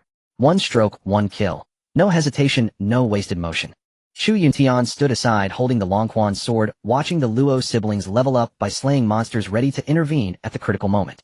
As expected of the future twin evil shadows of the Luo family, even with their abilities not yet fully awakened, they still displayed extraordinary combat prowess. And just then, whoa, the stout man relying on his ability detected the desperate sobbing of a woman several kilometers to the south. But this was no ordinary crying. It was the perception of energy fluctuations from an Esper's evolution process that gave the stout man a powerful psychic resonance. Brother Chu, I sense Esper energy emanating over there. It shows no hostility. What does that mean? Chu Yuntian had heard of this ability in his past life. It was the most rudimentary form of perception innate to the stout man's Esper power. Chu Yuntian understood instantly after hearing the stout man's words. An anomaly detected as non-aggressive meant it was a capable individual of this apocalypse, a human with an unawakened Esper power devoid of killing intent. And coupled with the crying, there was only one possibility. Chu Yuntian hurriedly pulled the 2 Luos and boarded the vehicle in 3 quick strides. The vehicle sped across the open wilderness, and before long their perception grew increasingly closer to the location the stout man had reported. Sure enough, it was a 2-story self-built house in an urban village. On the first floor hung a large plaque inscribed with the words, Lu Family Clinic. As the vehicle came to a stop, an unassuming little clinic came into view. That's the place, the stout man said to Chu Yuntian. Dr. Liu of the Liu family clinic. Before them came from 3 generations of physicians in the Dragon Nation. Their medical skills were superb, their medical ethics noble, and they had practiced medicine in these rural lands for generations. Thus, generation after generation, the Liu family harbored a pure and sincere heart of benevolence. It was precisely this benevolent heart that, after enduring the cruel trials of the apocalypse time, and again finally evolved into an immensely powerful force. The apocalypse healer. According to Chu Yuntian's memories, Liu Laojin of the Liu family clinic was supposed to die today, because the next day the military would arrive in this area to rescue the uninfected civilians. As for those already infected, the policy was a mere 4 words. Slaughter them all. When the military arrived at the door of the Liu family clinic and cleared the zombies on the scene, they heard ooh cries coming from inside the house. At the doorstep lay a corpse whose hands were desperately clutching the door frame. The bones of Liu Laogan gnawed clean. His daughter Liu Azi had witnessed with her own eyes as her father Liu Laojin was devoured bite by bite until only his skeleton remained. It was this utterly horrific scene that awakened the power within Liu Azi, evolving her into the renowned apocalypse healer of later days. At that moment the group had already crept stealthily to the side of the small clinic, observing quietly. A horde of zombies, heads lowered, shuffling with a heedless gait, and waving their arms wildly, launched an attack on the Liu family clinic. No, to be precise, they were besieging it. A teenage girl of 17 or 18 blinked her terrified wide eyes. What would daddy, I'm scared. Liu Laojin clenched his teeth. Don't be afraid, daughter. Liu Laojin blew a silver needle coated with a special medicinal agent through a flute. A zombie struck in the neck froze on the spot, as if hit by the sunflower acupoint sealing technique. Liu Laojin rejoiced. So that's how it was. Though he didn't understand why everyone had turned into zombies, in essence this should be a disease. Since it was a disease, it must relate to the attack on the body's own cells, whether a virus or a parasite. And Liu Laogan, using blood drawn from the dead zombies, had actually managed to develop a medicinal agent targeting zombies in his dimly lit basement. Given time, Liu Laojin would surely have become a renowned apocalypse healer as well. Unfortunately, the time allotted to Liu Laojin was far too short. Through all his research, he had only managed to produce a tiny bottle of the agent, nowhere near enough to kill all the zombies before him. Liu Laojin turned back and gazed deeply at his daughter Liu Azi. In his heart, a tragic, cruel, yet helpless plan began to take shape. Liu Azi sobbed, "Daddy, I'm afraid, I'm scared." A flicker of sorrow surged deep within Liu Laogan's eyes, but his tone remained resolute yet gentle. "Don't be afraid. Daddy's here." Liu Laojin pried open the bottle holding the agent, and without hesitation smeared the liquid bit by bit onto the door. The agent was severely limited, so Liu Laojin applied it with great care and precision. A zombie behind him swung its arm, carving a gaping wound across his back. HNGH. Liu Laojin gritted his teeth, his whole body trembling. He was already infected, beyond saving. But still, no matter how much pain he endured, he refused to show it. Through the gap in the door, he gazed at his daughter, inside his eyes tender. "It's okay. Don't be afraid, daughter. Daddy's here." More wounds appeared on Liu Laogan's back. Enduring pain several times more intense than childbirth, he continued smearing the agent with trembling hands. The world began to spin before his eyes, his pupils started to dilate, yet with the unyielding will of a father's love, he kept smearing the agent until his pupils gradually turned a dead, fishbelly white. And almost at the same instant, slap, slap, Liu Laojin raised both arms and gripped the door frames on either side. By now he should have lost all human consciousness. No one knows what force sustained him. He suddenly turned his head, opened his mouth wide at the zombies behind him, and let out a frantic hoarse roar. Seeing Liu Laojin guarding the entrance of the Liu family clinic, the zombies pounced on him, tearing and biting wildly. Flesh was ripped from Liu Laogan's body piece by piece. But Liu Laojin refused to let go. Soon Liu Laojin was gnawed down to a skeleton. As the zombies touched the door panels, they suddenly froze in place. The zombies behind them also sensed the danger, the essence of zombies being parasitic infestation. They didn't fear death like in science fiction films, and halted where they stood. Nevertheless, they did not disperse. They simply clogged the entrance of the Liu family clinic. Liu Azi could only watch helplessly as her father was devoured bite by bite into a skeleton by those zombies. Liu Azi's desperate, anguished cries never ceased. She had long cried dry, her tears red-eyed, and choking, staring at the skeleton of her father outside the door. Cruel. Too cruel. But this was the apocalypse. Chu Yuntian did not intervene, because for Liu Azi to evolve she had to endure this utterly hopeless ordeal. Otherwise the world would lose an apocalypse healer. Of course, Chu Yuntian wasn't acting for the sake of humanity's future. He didn't have the leisure for that. He merely wanted more powerful evolvers under his command. He simply wanted his own faction to grow stronger. In the apocalyptic world, power reigns supreme. Chu Yuntian thought to himself, Liu Azi, don't blame me. A beautiful butterfly spreads its wings at the cost of breaking free from its cocoon through immense sacrifice. Clang. Chu Yuntian raised the long quan sword. In this brutal apocalyptic world, there was no room for the antics of a self-righteous pushover. Chu Yuntian knew this deeply. Only strength truly mattered, everything else was an illusion. Clang. He held the Longquan sword horizontally across his side and strode coldly toward the horde of zombies at the entrance of the Liu family clinic. But he was not here to save anyone. Certainly not to become yet another end-of-days physician for all of humanity. It was simply, snap. The Longquan sword fell and severed a zombie's head. A murmur escaped Chu Yuntian's lips. I merely wish for my wings to grow stronger so that this entire world may one day crawl at my feet. Thwack. Grasping the hilt of the Longquan sword with both hands, Chu Yuntian struck down every zombie within his sight with simple, ruthless efficiency. Snap. Decapitation. Snap. Sever the torso. Snap. Split them apart. Snap. Apologies. Aim shifted slightly. Removed your private parts instead, Chu Yuntian quipped. Swinging the Longquan sword with lethal precision, 1 kill per strike, he soon cleared the zombies at the Liu family clinic entrance entirely. Come out now? The zombies outside have been dealt with. Chu Yuntian approached the doorframe and called out into the room. Liu Az gazed through the crack in the door with wide, sorrowful, and frightened eyes. Upon seeing the ground littered with zombies and one powerful human figure standing among them, she wasted no time. She threw the door open and rushed out, collapsing onto the skeletal remains of Liu Laojian. Liu Az clutched her father's bones, overcome with grief. Daddy, Daddy, Chu Yuntian said. He is already dead, but you are still alive. You must continue living in this wretched apocalypse. Come with our survival squad. It was as if Chu Yuntian's words did not reach her at all. Liu Az clung tightly to Liu Laojian, whose body had been devoured beyond recognition, and cried out weakly, Daddy, Daddy. After all, how could an ordinary girl suddenly thrust into this apocalypse possibly endure watching her father being devoured to nothing before her very eyes? Chu Yuntian sighed inwardly. Was it true that those destined for greatness must always endure some form of psychological toll before rising? What a nuisance. But then again, if he wanted his survival squad to grow stronger, then there was no choice. He would have to shoulder the role of a psychological counselor after all. Chu Yuntian said, I detest repeating myself. Your father is dead, but you must live on, even if not for yourself. Your father was devoured by zombies into this state so that you could live. Think of the agony he endured and how powerfully his hope for your survival burned within him. Do you understand? The zombies have only been temporarily driven back. More will come. I offer you 2 choices. Either come with me or stay here and perish alongside your father. Of course, underground your father would only suffer more. Chu Yuntian spoke at a breathtaking pace. Clang. Chu Yuntian drew the Longquan sword and tossed it to the ground before Liu Az. In this chaotic, lawless apocalypse, this girl would be forced to make a choice. But Chu Yuntian himself. Only this method had worked. This ruthless, merciless method. Having lived through this era once before, he understood the laws of survival in this chaos better than anyone. Look! Chu Yuntian raised his hand and pointed toward a corner where a staggering, swaying zombie was making its way toward the Liu family clinic. If you wish to honor your father's hopes and truly live, then take up this sword and strike back at this ruthless world with decisive, blood-soaked resolve. But if you would rather turn into one of them, wallow here sobbing endlessly and allow these half-human, half-demon creatures to tear you apart, then consider me never having spoken. The choice is yours. But let me remind you of one thing: your father has already died once. Do you truly want his heart to die a second time deep underground? Those final words pierced Liu Az's soul.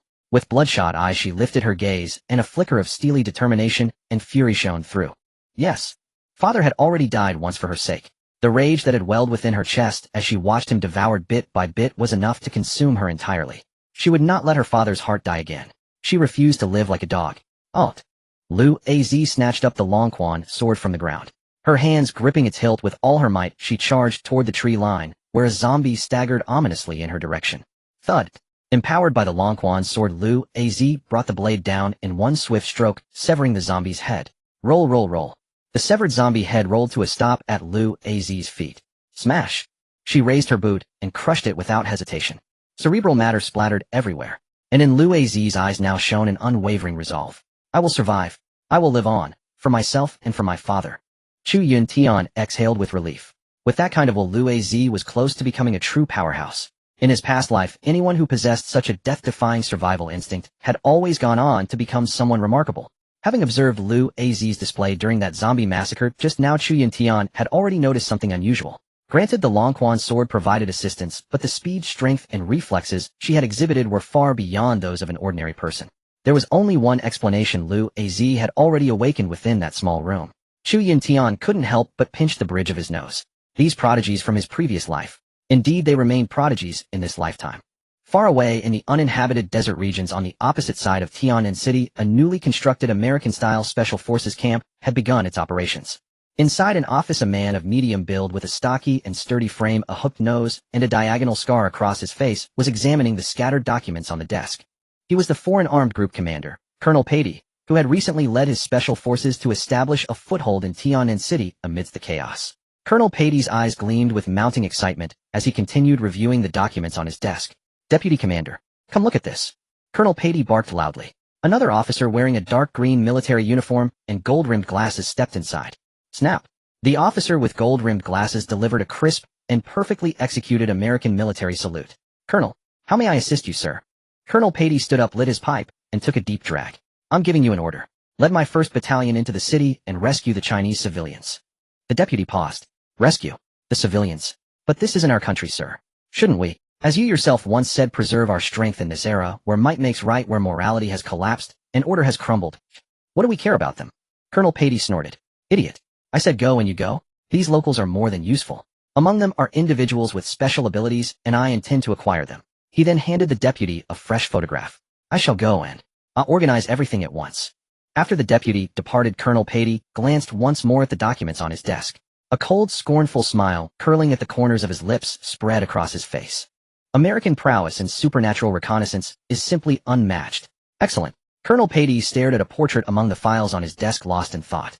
Chu Yuntian observed that Lu Az's emotional outburst had sufficiently subsided and spoke. It is about time. The scent of blood here is too strong, and it may attract more zombies. We should leave. Lu Az panted dazedly. Her hand still clutched the Longquan's sword tightly, yet she could not tear her gaze away from her father's remains. Can you at least let me give my father a proper burial? Her deer-like eyes were swollen and red from crying, her frail frame shivering in the wind. The Lu family had practiced medicine for generations, healing the sick and saving countless lives with their boundless compassion. Yet they had met such a tragic end, which was indeed sorrowful. Very well. As a daughter, you should gather your father's remains and give him a proper burial. Chu Yuntian was not devoid of emotion. Although he had cast aside useless compassion, he did not intend to become a cold-blooded person. He never wanted his subordinates to lose their humanity, to become walking corpses who cared for nothing but survival in this apocalyptic world. That would be no different from the Wang Kai types he despised. He helped Lu Az bury Lu Laojian's corpse. Originally, Lu Az had wanted to erect a tombstone, but Chu Yuntian stopped her. If you do not wish for your father to be disturbed even in death, then do not erect this tombstone. Chu Yuntian said coldly. My father is dead. There is only a corpse in the ground. Who would dig up a grave? Lu Az widened her eyes in disbelief. This is a clinic. In the apocalypse, the most important supplies besides food are medicines. Remember, when humans fall into madness, they will do anything. Chu Yuntian sneered. What is digging up a stranger's grave? If there is even a chance of finding supplies, some people would dig up their own parents. These were things Chu Yuntian had witnessed with his own eyes.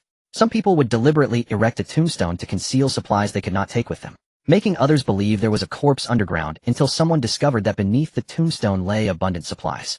After that, every grave would be dug up regardless of whether a body was found inside. Lu Az fell silent. Chu Yuntian's words laid bare the rawest human nature before Lu Az. After pondering for a long time, she finally threw the last handful of soil, wiped the tears from her face, and stood up with a resolute expression. Thank you. I owe you my life. Lu Az turned and walked into the clinic. You just said that besides food, medicines are now the most precious. A few days ago, my father happened to receive a batch of medicines that have not yet been organized. Let us take as much as we can carry. Under Lu Az's guidance, Chu Yuntian inspected the supplies in the clinic. Not only were there large quantities of medical supplies, such as fever reducers and cold medicines, but these items were no less valuable than food in the apocalypse. Could those who had barely survived guarantee they would not fall ill while alive? It is a pity that what we can carry is limited. Lu Az's eyes flashed with pity. If we cannot take them, why not organize them and leave some guidance? If people saw the medicines were taken, then her father's grave would not be dug up, right? No need. Go pack what you want to take from the clinic. I have a way to take everything, Chu Yuntian said. Leaving supplies cannot prevent later plunderers from raiding. Trust me, I have a way to ensure your father is never disturbed. He understood Lu Az's thoughts. The most precious quality of the Lu family lineage, that pure and benevolent heart, also resided in her, the last inheritor. But it was unnecessary, and this idea was far too naive. Medicines were precious, and there would be no possibility of reproduction in the short term. He would not let a single item go. Lu Az fell silent once more, then finally nodded. All right. Ahem, I am Chu Yuntian, and you. Only then did Chu Yuntian recall that he had not yet exchanged names with Lu Az. Lu Az. Lu Az furrowed her brow. Brother Chu, do you have other companions? But without a cargo truck, there is simply no way to transport them. Chu Yuntian smiled mysteriously and told Lu Az to organize without hesitation. Though puzzled, Lu Az completed the task. She had expected to wait a long time, but with a mere wave of Chu Yuntian's hand the entire warehouse's supplies vanished before her eyes. With a thought from Chu Yuntian, everything in the room was instantly transported into the vehicle. Lu Az stared at him in shock. Brother Chu, how did a whole room of medicines suddenly disappear? This is my ability, psychokinesis. You will soon figure out your own powers. Let us go quickly. Chu Yuntian waved his hand and walked toward the door. No wonder Chu Yuntian was so powerful. No wonder he had the leisure to rescue her in this dangerous apocalypse. Lu Az did not say anything further, silently nodded, slung her backpack over her shoulder, and followed Chu Yuntian out of the clinic. After a few steps, she glanced back with a touch of reluctance. About time. Chu Yuntian narrowed his eyes and whispered, What about time? Before Lu Az could react, she heard Chu Yuntian shout loudly. The Longquan sword sang, several razor-sharp sword glints flashed before her eyes, and then came a massive explosion. In an instant, dust filled the air, and the Lu family clinic was reduced to ruins by Chu Yuntian's sword energy. Amidst the chaos, Lu Az watched the man's lips curve into a defiant smile. Bury everything here with your father, and no one will ever disturb the father you buried beneath the ruins. Lu Az's eyes blazed with exhilaration. Was this not exactly what it meant to destroy the enemy fleet with a mere laugh and smile? She had truly felt the strength of the man before her. Thank you, Brother Chu. At this moment, Lu Az truly bid farewell to her past weakness. Her eyes were filled with admiration and gratitude toward Chu Yuntian. Chu Yuntian knew that he now truly possessed this post-apocalyptic healer. This trip not only added a formidable survivor to his ranks, but also yielded such a substantial cache of medicinal supplies. It was simply beyond value. The commotion of destroying the clinic was too loud, and Chu Yuntian soon heard the rumble of car engines on the road. From a distance, he saw Luo Long sticking his head out of the car window and shouting to him. Brother Chu, get in the car quickly. Did something explode over there? The car stopped not far away, and Luo Long hopped out. After slaughtering all the zombies near the gate, the Luo siblings had been waiting in place for Chu Yuntian to return. But Chu Yuntian had been gone too long, and upon hearing the commotion here, they had started the engine early. Upon seeing the girl behind, Chu Yuntian, Luo Long curiously approached. Chu Yuntian introduced calmly. The one I just rescued is a doctor named Lu Az. She will be traveling with us from now on. I see. Sister, you are so beautiful. Luo Feng's eyes sparkled. By the way, Brother Chu, when my brother and I came earlier, we saw quite a few zombies heading this way. Such a tremendous disturbance would naturally attract something. The Luo siblings showed no fear at all upon the arrival of the zombies. Their faces even bore an excited expression. Let us have a great battle. Brother, I am warning you now, you are not allowed to steal my kills. Everything will be decided by skill. The reassembling zombies failed to intimidate those present. Within just half a day of training, the Luo siblings had grown increasingly adept at hunting them. Yes, hunting. Unlike all other humans fleeing for their lives, the Luo siblings' attitude toward the zombies had shifted from initial fear and curiosity to pure excitement, deriving deep satisfaction from the slaughter. As expected of the twin demons from a previous life, top-tier individuals truly twisted. They were hunters preying upon the horde, and even competing with each other over their kill counts. Brother, watch closely. This is my 13th. Don't get cocky, Xiao Feng, this is my 14th. Blade fell. Splat. The foul-smelling blood splattered across both siblings' clothes. In the midst of this hunt, their garments became stained with dark blood. As the zombies dwindled to nothing, their clothes were unrecognizable beneath the grime. Brother Chu. Luo Long, who thought the area was clear, turned around and called out to Chu Yuntian, who was watching him. At Luo Feng's startled cry, the Longquan sword in Chu Yuntian's hand flashed, severing the arm of a zombie attempting to ambush the boy. To his surprise, that zombie executed a sudden halt and spin, dodging Chu Yuntian's sword chi, then staggered to one side. Upon closer inspection of the hunched, almost pitifully small zombie before him, Chu Yuntian's eyes lit up. Talk about a stroke of luck. He had only slain 2 first-tier zombies on his way here, thinking he would not encounter any more today. Never thought one would come right to his doorstep. Moreover, Chu Yuntian gripped his Longquan sword excitedly and shouted, "None of you can handle this thing, find cover. Let me handle it." The Luo siblings, though reluctant, obediently retreated to Lu Az's side at Chu Yuntian's command. What thrilled Chu Yuntian was that this zombie was more than just a first-tier specimen. In Chu Yuntian's past life memories, such creatures resembled ordinary zombies in size, but had developed the combat prowess, speed, and intelligence of first-tier zombies, meaning they likely possessed zombie cores. Its speed far exceeded that of regular zombies, and while its appearance had indeed evolved beyond just its diminutive frame, Chu Yuntian realized this creature had undergone internal absorption, forging a path toward becoming a rare crystallized corpse. A mere human without abilities like Chu Yuntian in his previous life would find slaying such a first-tier enhanced zombie virtually impossible. Yet within this first-tier miniature zombie lay the absolute currency of the apocalypse. The crystal core. Their hierarchy was not rigidly stratified, advancement simply manifested through progressively larger cores. Back when I spotted you would flee in sheer terror. Now fate has turned. The one who should tremble is you. Chu Yuntian tightened his grip on the long quan, sword lost in thought.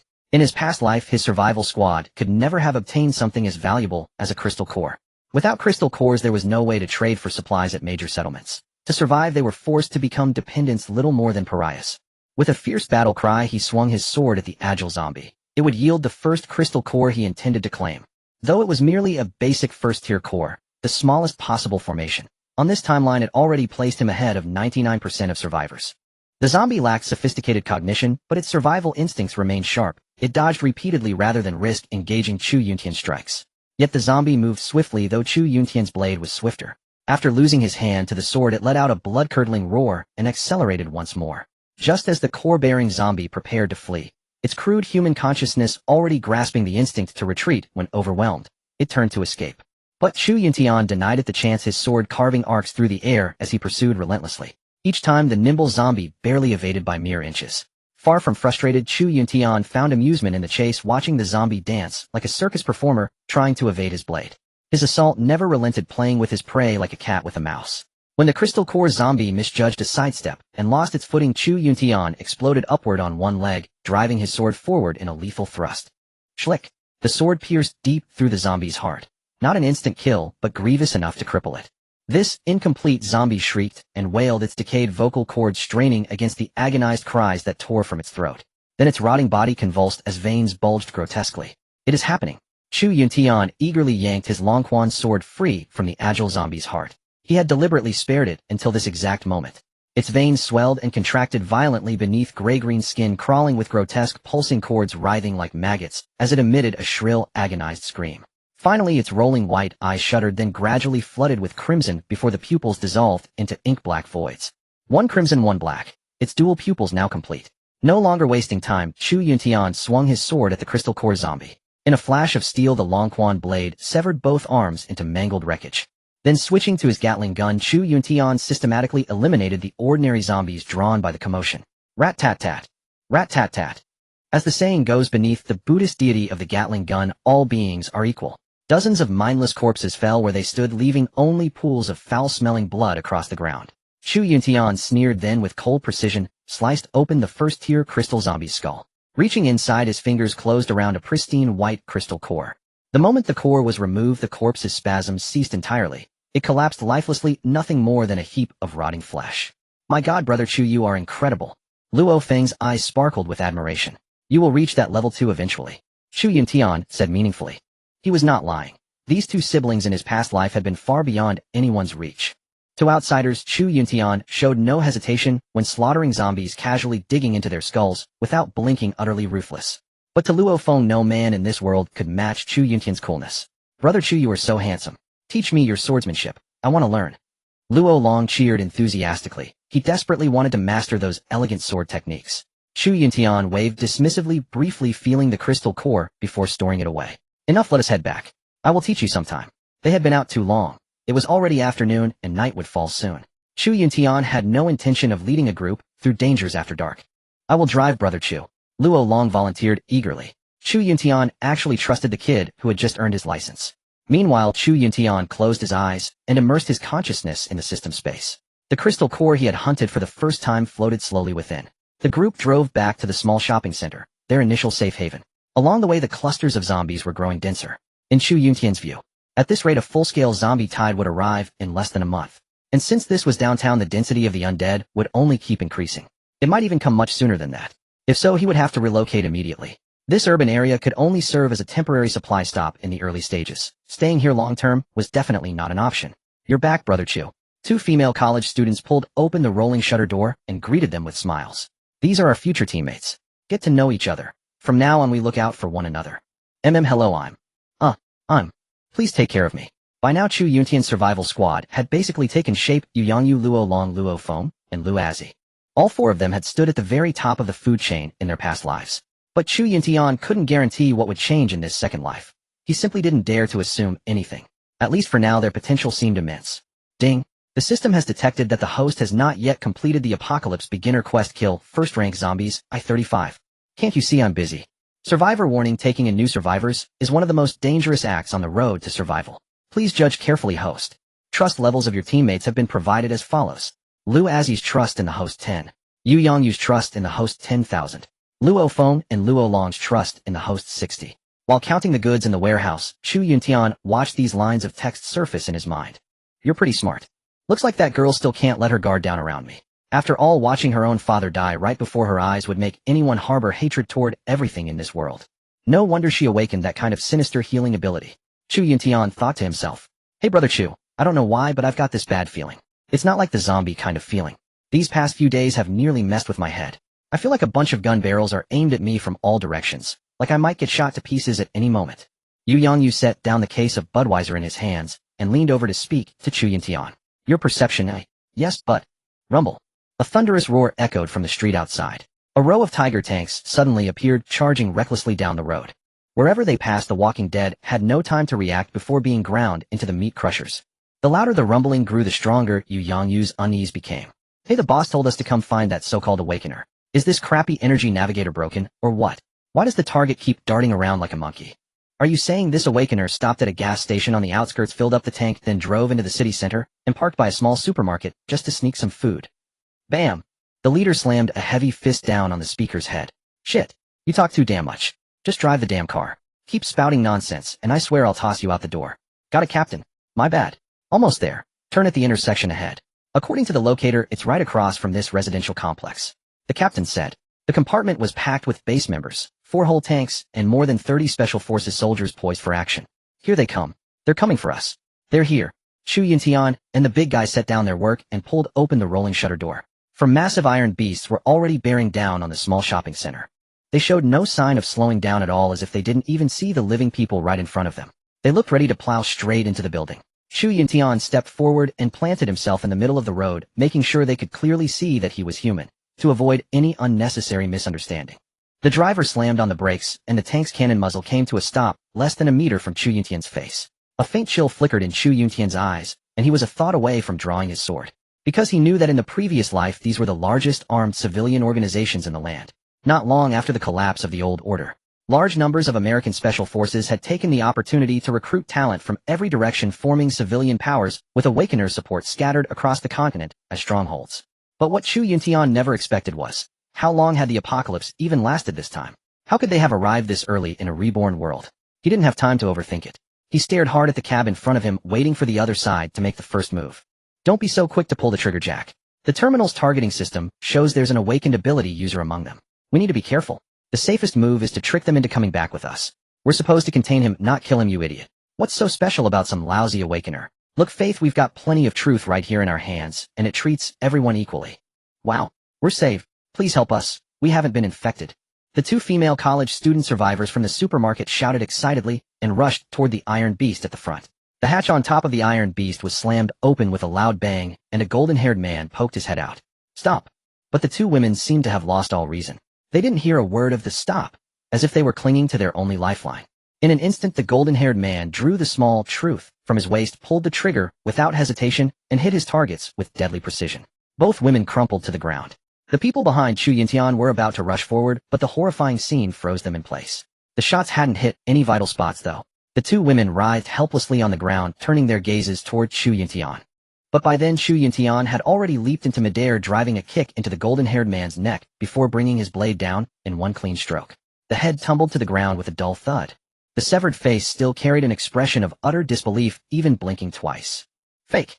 He's faking. Misunderstanding. It's all a misunderstanding, Awakener. Put your weapon away.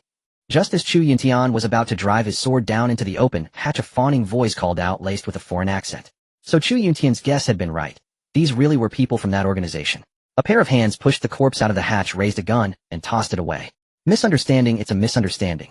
We're here to rescue people. Awakener, please don't hurt us. I'm the leader. We're a rescue team. The same captain slowly climbed out of the hatch as he spoke. Chu Yuntian turned and shouted, get the 2 wounded inside the store. Sister Lu, can your ability treat gunshot wounds?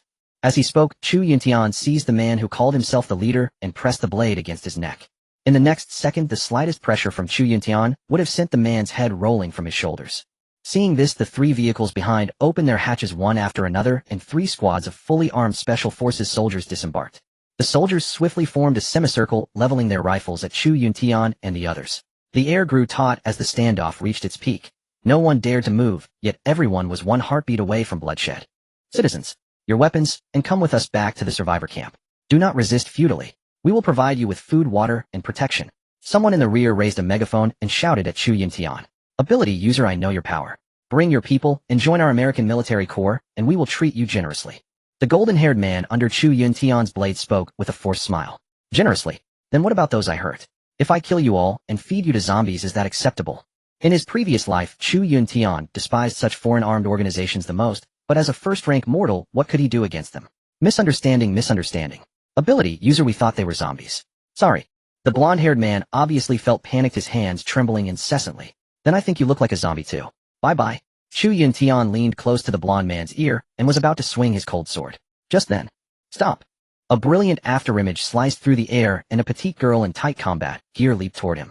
The next moment Chu Yuntian felt his hand go ice cold and lose all sensation instantly. A palm strike slammed into Chu Yuntian's chest. The coldness, the weightlessness, the powerlessness. An ability user this powerful. That was the first thought that came to Chu Yuntian after being hit, but he had no time to react. A solid palm strike hitting him at such speed without any perception. Chu Yuntian fell straight backward, landing flat from the 2-meter-tall iron structure. Yuntian, you're quick. Hurry and wake up. Don't move. Everyone step back. Move and you're dead. Before losing consciousness, Chu Yuntian could vaguely hear a few cries for help. Damn it, this ability user is nothing special. Keiko, well done. When we get back, Colonel Patey and I will definitely promote you. Well done. The blonde captain barely escaped with his life, flatteringly patting the petite, lowly-looking ability user. Then dozens of fully armed special soldiers behind him instantly surrounded the small shopping mall, and after looting all surrounding supplies. Hey, if you want to live, follow me to the survivor base. You'll have good days ahead. The yellow-haired man and the special forces behind him stared fiercely at the female survivors before them like predators spotting their prey. If we go with them, even if we die, we'll stay with the boss. Yu Yangyu had already conveyed the message to those nearby. Luaji cured both of their gun wounds with just a wave of her hand. This was the terrifying power of abilities in the apocalypse. Things beyond ordinary understanding would happen, and Luaji also preliminarily realized the terrifying nature of her own abilities. So we'll go with you. Our boss couldn't defeat you, so we'll definitely listen to you. Yu Yangyu, in order to survive, began to use the interpersonal wisdom passed down for thousands of years. But the American soldiers didn't understand any of this. The more people brought back, the more slaves to command. Those who want to live, get in the vehicle. In 30 seconds I'll level this place. The blonde-haired man began showing off his power. As soon as the last one Luo Long was pressed into the vehicle, the front turret turned and began indiscriminate bombing toward the residential area and streets, until the entire street around was reduced to ruins, let alone any sign of zombies. Even the original road could no longer be seen. The blonde-haired man ordered a return to base via the same route. You bastards, count carefully. You're hurting me. In the vehicle, Luo Long, who had been suppressed the whole time, couldn't help but curse at the American soldier beside him. In return, he received countless elbow strikes. The tough guy's face was swollen, but he didn't flinch once. Only after a heavy blow to his temple did he behave, and the young man lay down and fell asleep. After an unknown period of time, Chu Yuntian felt his body continuously falling, as if he had fallen into a bottomless pit. When he woke up, he was tightly bound inside a green tent. You're awake, mister? Chu. The person opposite Chu Yuntian put down his teacup and examined the ability user before him. Hello, I am Colonel Patey, commander of the Tianan City Outpost, and the overall person in charge here. Nice to meet you, mister. Chu. Colonel Patey stood up and came in front of Chu Yuntian, staring at this unruly ability user. What do you want? Where are my companions? Don't worry about this. I've arranged them properly. Perhaps they're still enjoying gourmet food now. How many days has it been since the apocalypse broke out? They've surely suffered following you, right? Here they've eaten quite a lot of rations. You need to pay, ha ha ha. Colonel Patey spoke fluent Chinese, but he had a purely European face. There's an old Chinese saying, those who recognize the times are the heroes. I'm sure you know it. Let me speak plainly. I want to invite you to join our outpost and serve our great American Legion. Otherwise, if you dare refuse tonight, they'll be accompanying you on your way out. Colonel Patey's tone shifted instantly into a threatening one. Chu Yuntian was tied with ropes of special material, and his physical attributes dropped sharply. Even his cold sword was disobedient. In his previous life, he had only heard of this kind of tool, ropes used to subdue ability users. He never expected to experience it himself today. Ding detected that the host has intervened in World Quest 1, Tianan City Outpost. The system gives the following advice. The host may first pretend to accept Colonel Patey's invitation to recruit, then help Colonel Patey complete the outpost mission he gave you. Afterward, there will be a hidden reward, X1. Host, please proceed as you see fit. This thing should not harm me. Let's bet on this once I believe you. Chu Yuntian spoke secretly to the system. Ding replying to the host according to world law settings. If the host refuses Colonel Patey's invitation, this time, you will absolutely not see tomorrow's sun. Good, then this old man will endure humiliation once. Chu Yuntian thought to himself. Colonel Patey, I'm willing to join your outpost. But I have only one request: you must guarantee my people won't die. Chu Yuntian said this with an appearance of obedience. These are all minor issues. As long as you're willing to serve me. If I remember correctly, your ability is mental control. After interacting with you, I found that you don't know how to use it at all, or you haven't fully unlocked it yet. Colonel Patey threw a stack of documents onto the desk in front of Chu Yuntian's face while speaking. But the documents were all in foreign languages, and Chu Yuntian couldn't understand them at all. Your ability, if supplied with a large number of zombie crystal cores, your power will. From controlling microorganisms and humans to controlling high-level zombies and anomalous objects in spatial positions. Do you know why I recruited you? Because with your ability, if combined with our outpost's high-consumption cultivation, we will achieve a win-win situation. Colonel Patey spoke with great enthusiasm. Yes, I'm willing to join you. You are a remarkably astute man, Mr. Chu. Hardly had Colonel Patey finished speaking when a towering brute entered from outside, a small collar in his grasp. No ill intent, Mr. Chu. We simply require a measure of control over espers like yourselves. Kindly understand. To think these Americans would commit such sordid deeds, yet have the gall to stand on ceremony and preach righteousness. To put a collar on a man's neck is little different from allowing foreign troops to occupy one's homeland. Is this not mere banditry? Damn it. For a rebirth, I'd have been better off dying. How did I end up becoming a collaborator? What the hell am I supposed to do now? System. Ding. The system detects the host has been insulted. For comfort, it recommends the classical tale of Han Xin enduring the humiliation of crawling between a vagabond's legs. My ass, are you trying to get me killed? By then Chu Yuntian had unwittingly cursed aloud. Mr. Chu, what was that? Did you say you wish to ride? We are in the Central Plains. Where might I procure a horse for you? Colonel Patey asked, thoroughly perplexed. Never mind. I was merely prattling. A lingering after effect of being an esper. Pardon my rambling. My apologies. Chu Yuntian was thoroughly embarrassed. As the giant moved closer, the ropes binding Chu Yuntian were loosened. His thighs, starved of blood flow from the tight bindings, nearly buckled under his weight. Recalling his previous life, he had indeed heard of such esper collars. Upon a single command, the device would instantly suppress the wearer's energy, stripping them of their abilities and reducing them to mere mortals. More fatally, it would sever consciousness in a split second. Chu Yuntian was fully aware of his dire situation. Open rebellion was nearly impossible. He could only navigate this treacherous path one step at a time. Colonel Patey, if I may. Seeing as I have joined your ranks, I consider myself one of your own now. Might I request to see my companions? Chu Yuntian spoke with a fawning smile. Consider it done. Zack, escort Mr. Chu to Camp 1 and arrange his quarters. I imagine our esper guest must be quite weary. Furthermore, pick out a lovely camp attendant for Mr.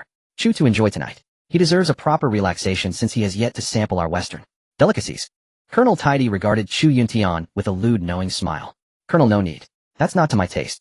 Chu Yuntian and the brute exited the holding cell. Beyond the heavy doors, dusk had already fallen.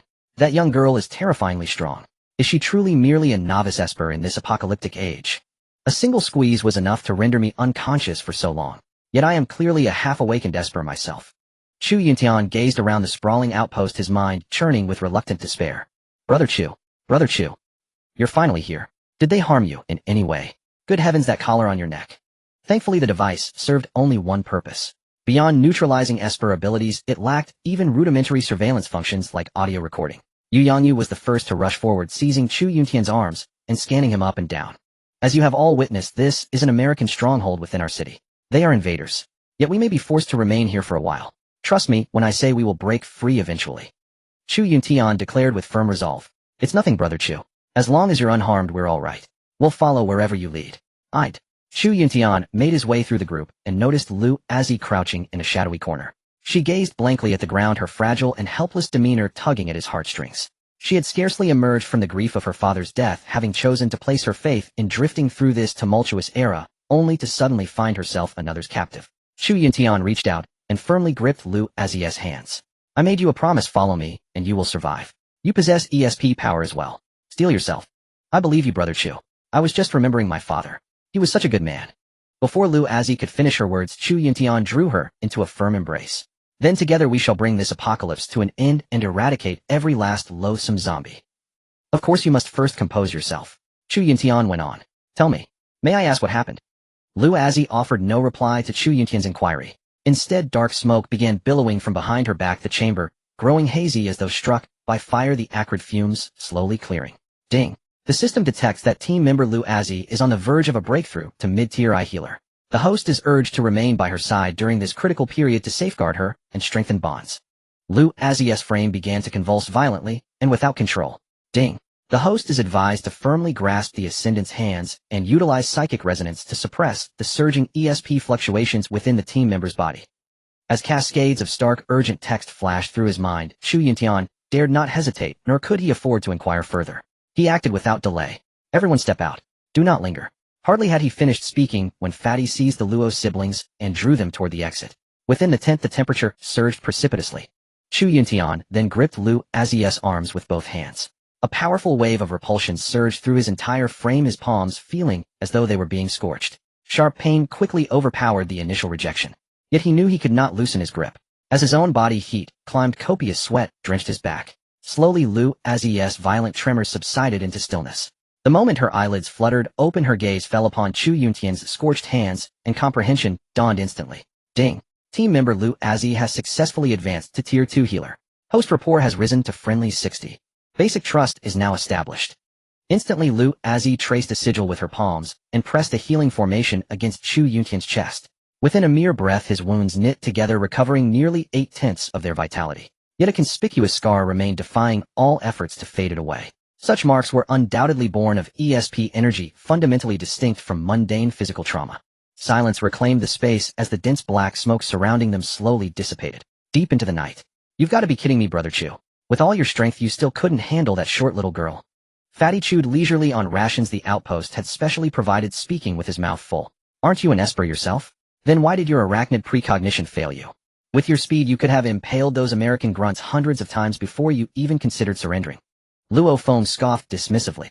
Hold on, that's not fair to say. They have a Tier 2 Esper among their ranks. Even Brother Chu couldn't withstand their initial assault. Had I dared to make a move? Yu Yangyu pressed his counterargument. Bah, just admit you're chicken.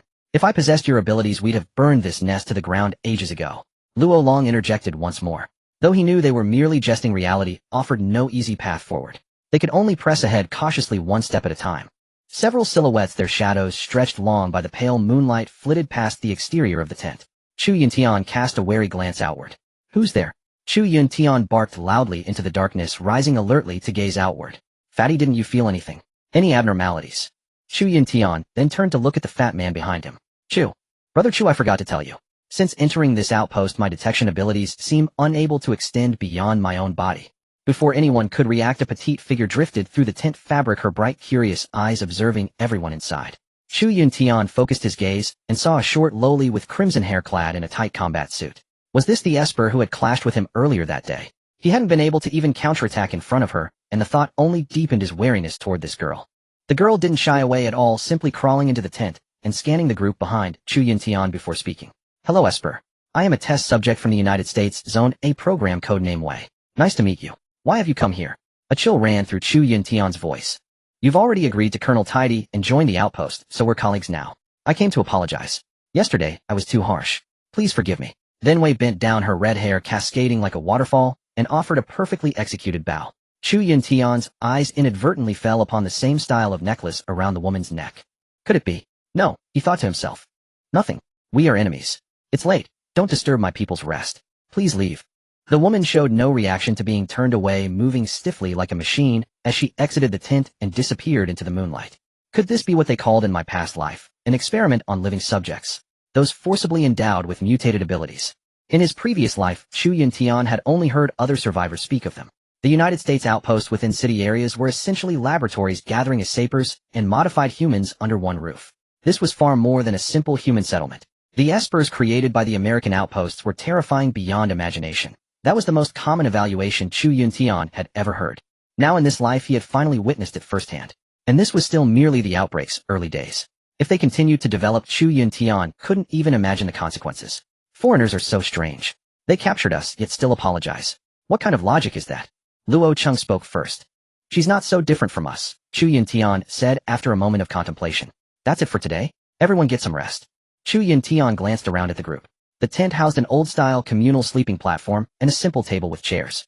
The kerosene lamp overhead still shone brightly enough. Brother Chu, you used to boast about buying villas and luxury cars. Now look at you.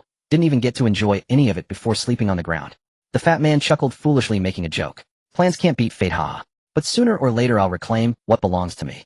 Chu Yuntian replied with a bitter smile. There goes that Shinibu phase again. Yu Yangyu watched Chu Yuntian leave the tent with her gaze. At least that battle mech and the food stored in the basement. If she could survive to leave this place alive. Still the fat man gratefully owed his life to Chu Yuntian.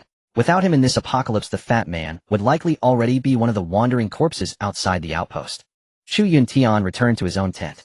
The two groups' tents stood side by side, but Chu Yuntian had a single cot. The interior layout remained the same, simple, plain, like a prison cell.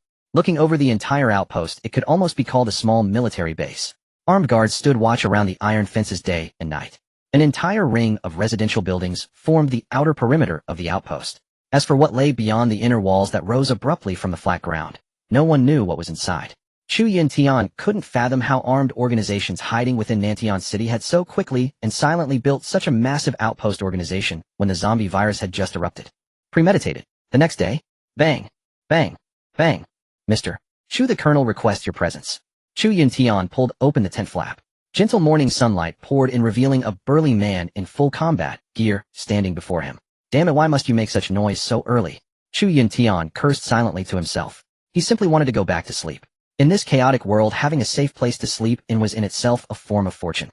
But things never went as wished. No matter how irritable he felt upon waking, he couldn't show it. He was a guest under someone else's roof.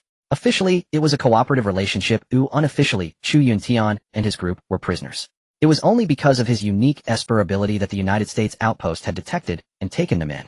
Otherwise, they would have been killed and their bodies left strewn on the streets the previous day, or already devoured by zombies by now. Although Chu Yuntian's squad had 3 surviving Espers, now this was a world descending into chaos. How could they possibly resist such a powerful organization? The burly man led Chu Yuntian outside the high walls where Wei was already waiting. Let me introduce, this is. Just as the man raised his hand to point at Wei, Chu Yuntian interrupted. We've met. The man stopped speaking upon hearing this, and simply gave Wei a glance. The girl drew a black cloth band from her waist, and blindfolded Chu Yuntian's eyes. Let's go. The girl's drawn-out, rigid mechanical voice made Chu Yuntian feel deeply uncomfortable. An unsettling thought began to surface in his mind. A test subject like this, can she still be called human? Held by the shoulder, Chu Yuntian was dragged deeper into the base. He could feel the surroundings gradually growing darker. I say, big brother, don't you still not trust me? I've already agreed to serve Colonel Tidy and work for this outpost. There's no need to guard against me so carefully. Once he felt the darkness completely envelop him, Chu Yuntian was pulled onto an escalator, but it was going downward. At that moment, he couldn't help but start conversing with the burly man. Mr. Chu, if you have any complaints, you can bring them to the colonel. We are merely following orders. That's right. Our colonel is a very kind person. She will definitely agree to your request. The grating mechanical voice echoed into Chu Yuntian's ears. He ignored it. He then passed through a narrow underground corridor. Chu Yuntian could clearly feel the bone-chilling coldness radiating from the surrounding walls. The echoing sound of his footsteps constantly stimulated his tense nerves. Ding. Host is approaching the world, Dr. AI rescue mission point. Would you like to view the detailed mission list? What? What mission? The system in his mind did not respond to Chu Yuntian. Ding. Detecting host novice mission, kill rank 1 zombies, 45. Please complete promptly. Mission rewards will reset in 3 days. Esper physique. And that spatial ability thing. Damn it. How could I forget about this? Why didn't your system remind me earlier? Look at my current situation. How am I supposed to complete your missions? Ding host, you may converse with me. After triggering the keyword mission, you can check at any time. Just as Chu Yuntian was preparing to continue complaining about this hindsight system in his mind, the burly man holding Chu Yuntian's arm came to a halt. Thud, thud, thud. As a regular knocking sound rang in his ears, that awkward mechanical voice of Wei echoed. Colonel Tidy, Mr. Chu has arrived. At that moment, strange sounds emerged from within the room. Yes-o. After a long while, a fluent foreign accent came from inside. Come in. Then the burly man pushed open the door and entered, pulling Chu Yuntian inside, while Wei followed behind and removed Chu Yuntian's blindfold. What came into Chu Yuntian's view was a study-sized office, where Colonel Tidy sat at the desk on the left. On the black leather sofa across the door sat a blonde beauty with dreamy eyes and disheveled hair who hadn't had the chance to put on her top yet. The burly man and Wei seemed unfazed by the sight, quickly moving forward to help the blonde woman up before stepping back outside. With the footsteps fading away, Colonel Tidy gestured toward the guest chair opposite his desk and spoke. Take a seat, Mr. Chu.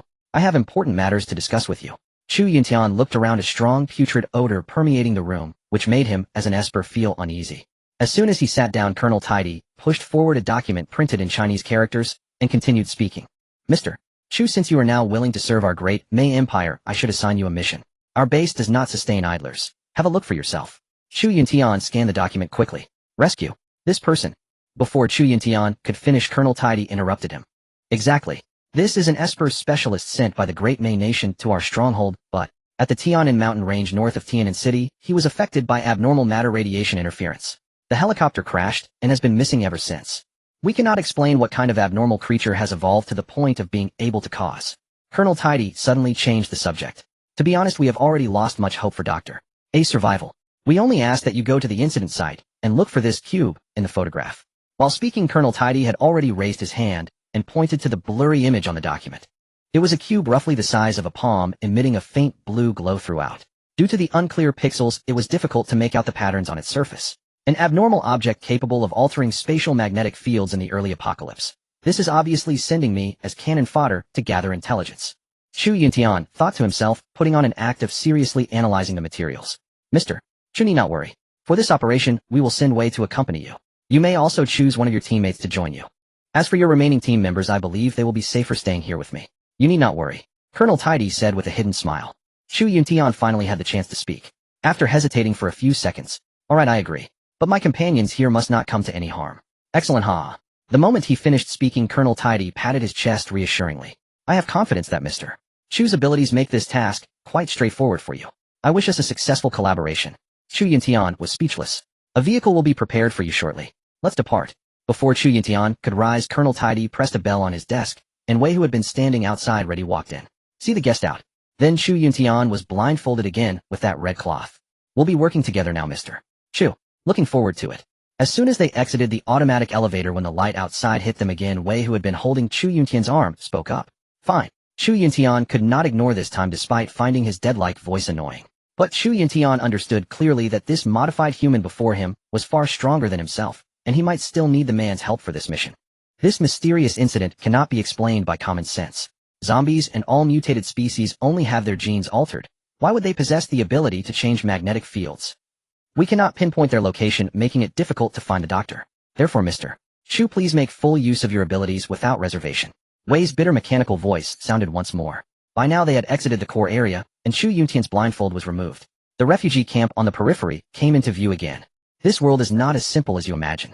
This time we're going to the mountain range where abnormal objects are fluctuating. Simply surviving that journey would be miraculous. You're still thinking about that old man's life. Before Chu Yuntian could finish speaking, Wei seemed anxious and quickly replied. Mr. Chu, our lives belong to the Colonel. Please take this mission seriously. Remember, that's you, not me. But for the sake of my companions' lives, I'm willing to serve. Chu Yuntian smiled and strode toward the outer tent area of the stronghold, while Wei bowed his head and silently followed behind. Ding detected that host has accepted World Mission 2. Save Doctor. By the way, doesn't this broken system of yours have some detailed information for me? Come on, let me see. Chu Yuntian replied in his mind. Ding, generating mission details for rescuing Dr. For the host. Details are as follows. Dr. A 52 years old, special researcher at the American Abnormal Objects Research Institute. Life status good. Tianan Mountain Range, X virus infection, rate 99. According to system estimates, the species affecting magnetic fields are non-human abnormal objects. The Tianan Mountain Range has already seen a large number of Tier 2 beast-type abnormal objects. Host, please pay attention to safety. From this nonsense the system spewed out, Chu Yuntian extracted two key pieces of information. The doctor is still alive. A normal person can survive in such a dangerous place, which means his crash site is likely a temporary safe zone. If he had been specifically targeted by a large abnormal mutated creature, even an Esper might not have survived this long. Chu Yuntian thought to himself as he arrived at the outer edge of the stronghold. Looking outward, he saw a group of survivors being monitored by stronghold soldiers, each occupied with their tasks. And his own people were no exception. All had been dragged out of the rest area, forced to the perimeter by several armed burly men serving as free labor for the stronghold, just like the other detained survivors. After all, the stronghold could not sustain a group of idle people without reason. Providing survivors with stable food and water meant they had to work at the perimeter, continuing to build and expand the stronghold. After a brief exchange between Wei and the guards, the chubby man, his face covered in dirt, was pulled out of the hole by an armed burly man. Let's go, fatty. Taking you on an important mission. Yu Yanyu, looking bewildered, wiped the black soot from the corner of his eyes with the back of his hand. Hey boy, this is the vehicle for the modified operative heading on a mission. Register it quickly, you two. A military jeep pulled up at the checkpoint before the outpost. After the soldiers on board completed the handover with the guard, they turned and drove away. Meanwhile, on the other side, Chu Yuntian was making his final arrangements with Luaji. Because once Chu Yuntian and Pongzi left the camp, this woman standing before them would be the most capable person among those remaining, even if she was considerably more fragile compared to the Luo siblings who had not yet awakened their abilities. At least from the outpost's perspective, she was still considered a valuable asset. Even if something truly dire happened to him abroad, the group would not be bullied by the outpost personnel. Pongzi, I'm giving you one final chance to decide. Are you sure you dare to step outside with me and take on the challenge? Chu Yuntian turned back, locking eyes with Chu Yuntian, speaking word by word with deliberate weight. Brother Chu, going out alone is far too dangerous. If something happens to you, and you don't return, our little group falls apart. And where would I even go? Chu Yuntian fell silent. If not for him, why would these ordinary people have been dragged into foreign territory and reduced to captives? But then again, without his guidance. Reborn into this new life, would Pongzi still have been so fortunate? Would the Luo siblings still have had the chance to be taken in by the survivor camp? Not to mention Luaji, who had already perished in the jaws of the undead. Reborn into this new existence, the world was following an entirely different trajectory, completely disconnected from the timeline of his past life. From the premature outbreak of the zombie virus to the inexplicable appearance of these American outposts, to now where barely days into the apocalypse, anomalies capable of altering regional magnetic fields had already emerged. Mr. Chu, I believe we should depart. Colonel Tidy has arranged a military off-road vehicle for us. Wei removed the wireless headset from his ear and spoke up. Let's go. Chu Yuntian, having made up his mind, strode toward the outpost gate. A few wild geese migrating south flew across the rare clear sky, wings outstretched, soaring overhead. In this moment, they might well be considered among the purest beings in this world, exceedingly rare. The trio of three boarded the off-road vehicle prepared by the outpost. Chu Yuntian took the driver's seat and finally initiated conversation with Wei. When did they perform the ability modification on you? I can't remember. I only recall. Just as Wei was about to respond, a wave of dizziness flooded his brain. He clutched his head and let out a pained groan. I'm sorry, I can't say it. I only recall that I don't belong here. Remember? Oh right, remember. On this mission, Colonel Tidy instructed me to follow your command and cooperate with you to complete the task. The off-road vehicle gradually rolled out through the outpost gate. Before them stretched a vast expanse of yellow earth with rising dust reducing visibility. It's alright, don't dwell on it. Chat with Pongzi beside you about something else. This chaotic world is already mad enough. What happened in the past no longer matters. As soon as Chu Yuntian finished speaking, Wei managed to sit up straight, gazing resignedly out the window at the boundless desert sands. Only after gradually distancing themselves from the outpost did Chu Yuntian come to understand the exact location. This was the undeveloped southeastern desert region of Tian'an City. Due to the extreme difficulty of remediation and the enormous financial cost, this area had become a headache for every successive city administration.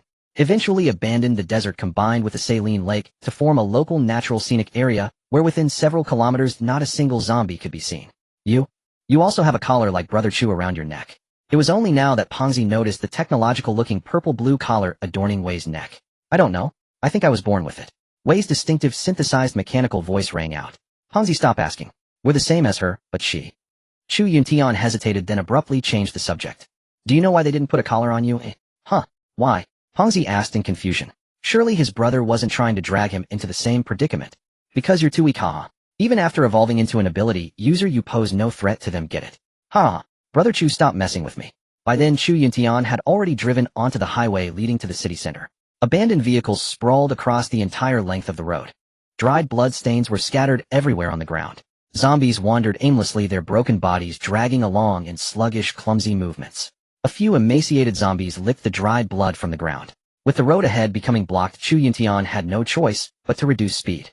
He planned to first head to his villa safe house, grab some stored supplies, and switch to his roach-style vehicle. Just then the collar on Chu Yuntian's neck began flashing, synchronizing and displaying their position. Brother Chu, look ahead. There are people. Mr. Chu, we should avoid engaging with them. Colonel Tidy's orders to me were to rescue Dr. and not to capture labor. Wei's gaze went blank as he fixed his eyes on the group of figures in the distance. Alright. Chu Yuntian felt rather embarrassed by Wei's blunt remark and instinctively scratched his head. After all, he himself was this woman's captive. Boss, look, a vehicle's coming. A bald man standing in the road, keeping watch, shouted to the others nearby. Intercept them. Damn it, just as I was wondering how our RV got a flat tire, someone actually delivers a car right to our doorstep. That so-called boss kicked the subordinate crouched beside the vehicle, tinkering with it. Get up, there's nothing left to repair. We've got a car delivered for us. Then grinning wickedly, he climbed into the passenger seat and grabbed a Type 99 assault rifle. Truth. Stop. Watching the off-road vehicle approach, the bald man waved his arm and shouted loudly. First time seeing labor delivering itself right to my door. Capturing them and bringing them back. Colonel Tidy will definitely praise my competence. Wei in the vehicle seemed to have forgotten the system-like statement he had just made. Everyone stay put. I'll go down and see what's going on. Then Chu Yuntian had no choice but to pull over near the fence, opening the door as he spoke. The moment Chu Yuntian stepped out of the vehicle before he could even attempt to negotiate, the bald man lunged forward and pressed a desert eagle directly against his abdomen. Hands behind your head. Get down. The bald man barked sharply.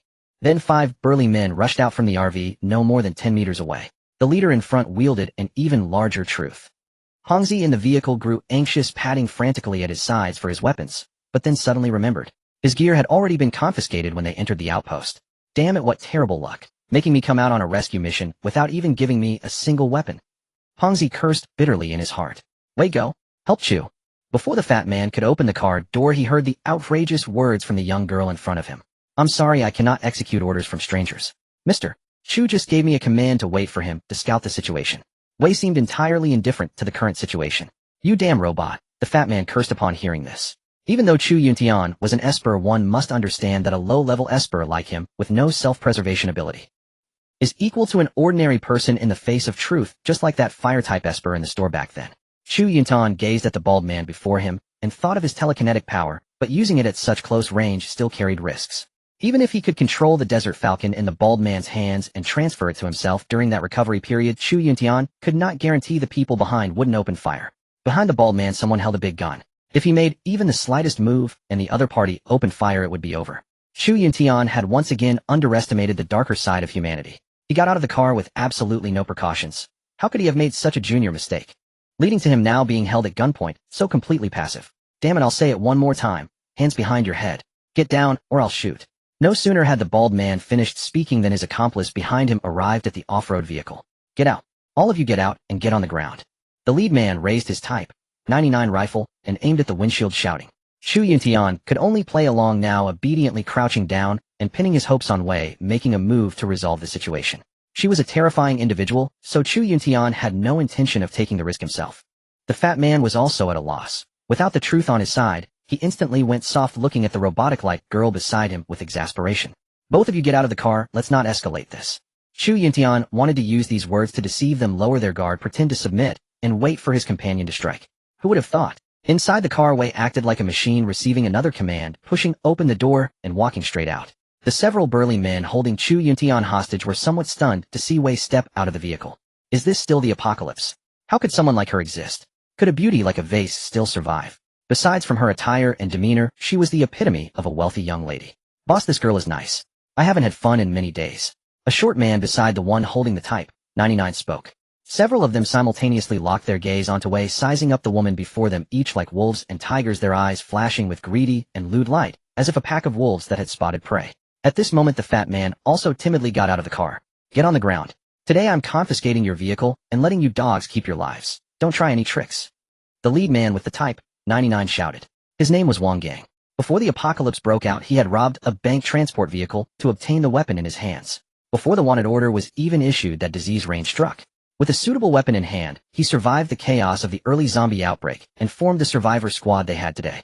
To put it bluntly, they were a group of fugitives who had gathered together and luckily survived in this apocalypse. Just then Wang Gang handed his Type 99 to the subordinate beside him and ordered. Keep a close eye on these two. Let me have my fun with her first. After I'm done, it'll be your turn. Then his greedy gaze fell upon Wei, continuously sizing her up and down. That lowly figure with perfect proportions, those two peaks rising on her upper body, could mesmerize countless men, not to mention that delicate jade-like fair face. Ding. Host detected playing the coward. Reminder, please act quickly. At this moment, that row of glaring text suddenly appeared in Chu Yuntian's mind. What the hell, I'm waiting for the right moment. Do you understand anything? Stop giving random commands. Chu Yuntian cursed in his mind. Come on, little miss, get in the car with me and have some fun. Follow me and I promise you'll live in luxury, better than following these two right. While Wang Gang was speaking, he had already arrived at the door where Wei was seated, and without further explanation reached out to grab her. Just as Wang Gang was about to touch Wei's body, a powerful wave of energy surged forward, followed by two heart-rending roars. A whoa! At that exact moment, two tall zombies leaped onto the highway guardrail, roaring at the humans before them. Chu Yuntian recognized these two at a glance. First-tier zombies. But they looked different from the first-tier zombies in the store. These two had already evolved long whip-like barbed tails. Evolving this fast. Chu Yuntian couldn't help but think to himself. With a startled cry from the bald man, the five of them finally snapped out of it. The five of them rolled and crawled back to their original RV. B-Boss. Before Wang Gang's subordinate could say another word, Chu Yuntian rose to his feet, a long sword already in his hand. Don't make a sound. Let those three hold them off. Everyone get in the car and stay quiet. Damn it, if I still had bullets I wouldn't fear these things. Wang Gang cursed inwardly. Following Wang Gang's command, the group stealthily crawled into the RV and locked the doors. Meanwhile, on the other side, Chu Yuntian stared down the two behemoths before him. The two first-tier zombies kept roaring, as if praying before feeding. Before either side could strike, the fat man also rose from beside the car door. Brother Chu, let me handle this. No sooner had the words left his mouth than the fat man sprinted forward, closing the distance with the two zombies. In an instant, the surrounding aura fluctuated violently, as if a pause button had been pressed, and even the air seemed to stop flowing. Now, Chu Yuntian thought to himself, raising his sword and leaping into the air. The fat man had activated his Esper power. In a brief moment, the low-tier zombies instantly lost the ability to move, but time was far too short. Before Chu Yuntian could even land, one of the first-tier zombies already showed signs of movement. It twisted its body, and the long whip behind it lashed out, heading straight for Chu Yuntian. Bang! A deafening sound echoed from the sky as Chu Yuntian slashed his sword. The tail retracted instantly, and Chu Yuntian's hand went numb from the hardness of the creature's tail. At this moment, Wei moved. Whoosh! A sound of tearing through the air rang out, and the arm of the first-tier zombie that had just clashed with Chu Yuntian fell to the ground. Before the creature could even let out a wail, Chu Yuntian leaped once more, his sword pointing at its head, and it fell. The zombie collapsed lifelessly. Just as Chu Yuntian turned to face the other one, Wei's figure had already vanished from her original position. Before Chu Yuntian could react, the other zombie was kicked over in a strange posture. Then a crisp snap of fingers was heard, and the last zombie was decapitated. Chu Yuntian hurried over to deliver the finishing blow. This was a quest assigned by the system. If it wasn't credited to his kill, he would suffer a major loss. Ding! Host has completed the beginner quest. Eliminate first-tier zombies, 55. Quest complete. Reward acquired: Mutant Constitution, Serum, 1 first-tier spatial ring. Note: 55 meters of space. Chu Yuntian watched the text appear in his mind, his anxious heart finally at ease. Meanwhile, the afterimage left by Wei gradually dissipated. The fat man clearly felt drained after using his mutant ability. Seeing the two large targets fall before him, he slumped onto the ground. Damn it, Brother Chu, the after effects are brutal. I barely made a move and my legs are already buckling. The fat man glanced at Chu Yuntian with embarrassment. That's normal. You just mastered this ability and haven't practiced much. It's completely understandable. Meanwhile, on the other side, 5 people huddled in the dark trunk of the RV heard the silence outside. The bald man nudged Wang Gang beside him. Boss, why has it gone quiet outside? Don't speak, damn it. Those people might be dead. Hold your position. Once those 2 giant zombies move far enough away, that SUV will be ours. Your wisdom is unmatched, boss, said a subordinate behind him. Oh, what a pity about that girl. I never even got to taste what she had to offer. Wang Gang shook his head in reluctant frustration. Bang! A deafening crash echoed as something heavy struck the vehicle. Damn it, those things seem to have spotted us. Wang Gang rose, cursing. Grab your weapons. Several of them picked up machetes. The moment Wang Gang opened the rear door, a gleaming cold sword pressed against his throat. Get out! Chu Yuntian barked sternly. B-boss, don't do anything rash. I am putting down my weapons. As he spoke, Wang Gang raised his hands above his head and crouched, stepping out of the vehicle sideways. How dare you hijack Uncle Pang's ride? At this moment, Yu Yang caught up and kicked Wang Gang, sending him sprawling. He lay on the ground in agony. Even if the fat man was weak among mutants, he was still just a novice. But against ordinary people, the physical enhancements granted by mutant abilities were quite remarkable. The 4 subordinates behind him saw their boss subdued and realized the battle was lost. The person before them had even handled such powerful zombies. Dealing with a few ordinary men would be effortless, surely. With their leader captured, the group lost all backbone. They could only drop their machetes, exit the vehicle one by one, and kneel on the ground. Stealing vehicles and coveting women. Do you even deserve to live? The fat man wanted to kick them again, but Wei held him back. If these are damaged, we won't be able to use them for work. Before Wei could finish emitting that harsh mechanical voice, Chu Yuntian spoke up. What work? Die. Brother, please. Don't kill me. Hearing these words, Wang Gang, who was crawling on his knees, urgently begged for mercy. I'm useful, truly useful. Please, brother, let me do anything you want. In this chaotic apocalypse, Chu Yuntian knew well that mercy was the last thing one should show. With a swift strike, Wang Gang's head separated from his body. Then the sword flashed again, and the bald man followed him. Blood splattered across the remaining subordinates, who immediately dropped to their knees, bowing repeatedly and begging incessantly. Scram! Chu Yuntian looked at the 3 ordinary people who deserved to die and felt a flicker of compassion. In his past life, he had followed the wrong person, Wang Kai. For survival teams that killed and created chaos, the leader was the true source of evil. Those who followed merely did so to survive. The 3 couldn't believe their ears. He was actually letting them go. The 3 quickly bowed their heads repeatedly, then scrambled to their feet and fled in the direction Chu Yuntian had arrived. Captives, stop them. At this moment Wei attempted to move forward, but Chu Yuntian held him back. Didn't you say yourself that Colonel Tidy didn't assign you this mission when you set out? We should leave. Don't concern yourselves with them. Chu Yuntian looked at Wei, who resembled a humanoid robot, and said helplessly, It does seem I've experienced this. Your memory is sharp, Mr. Chu. Forgive me, for useless memories my brain automatically eliminates them. Ding.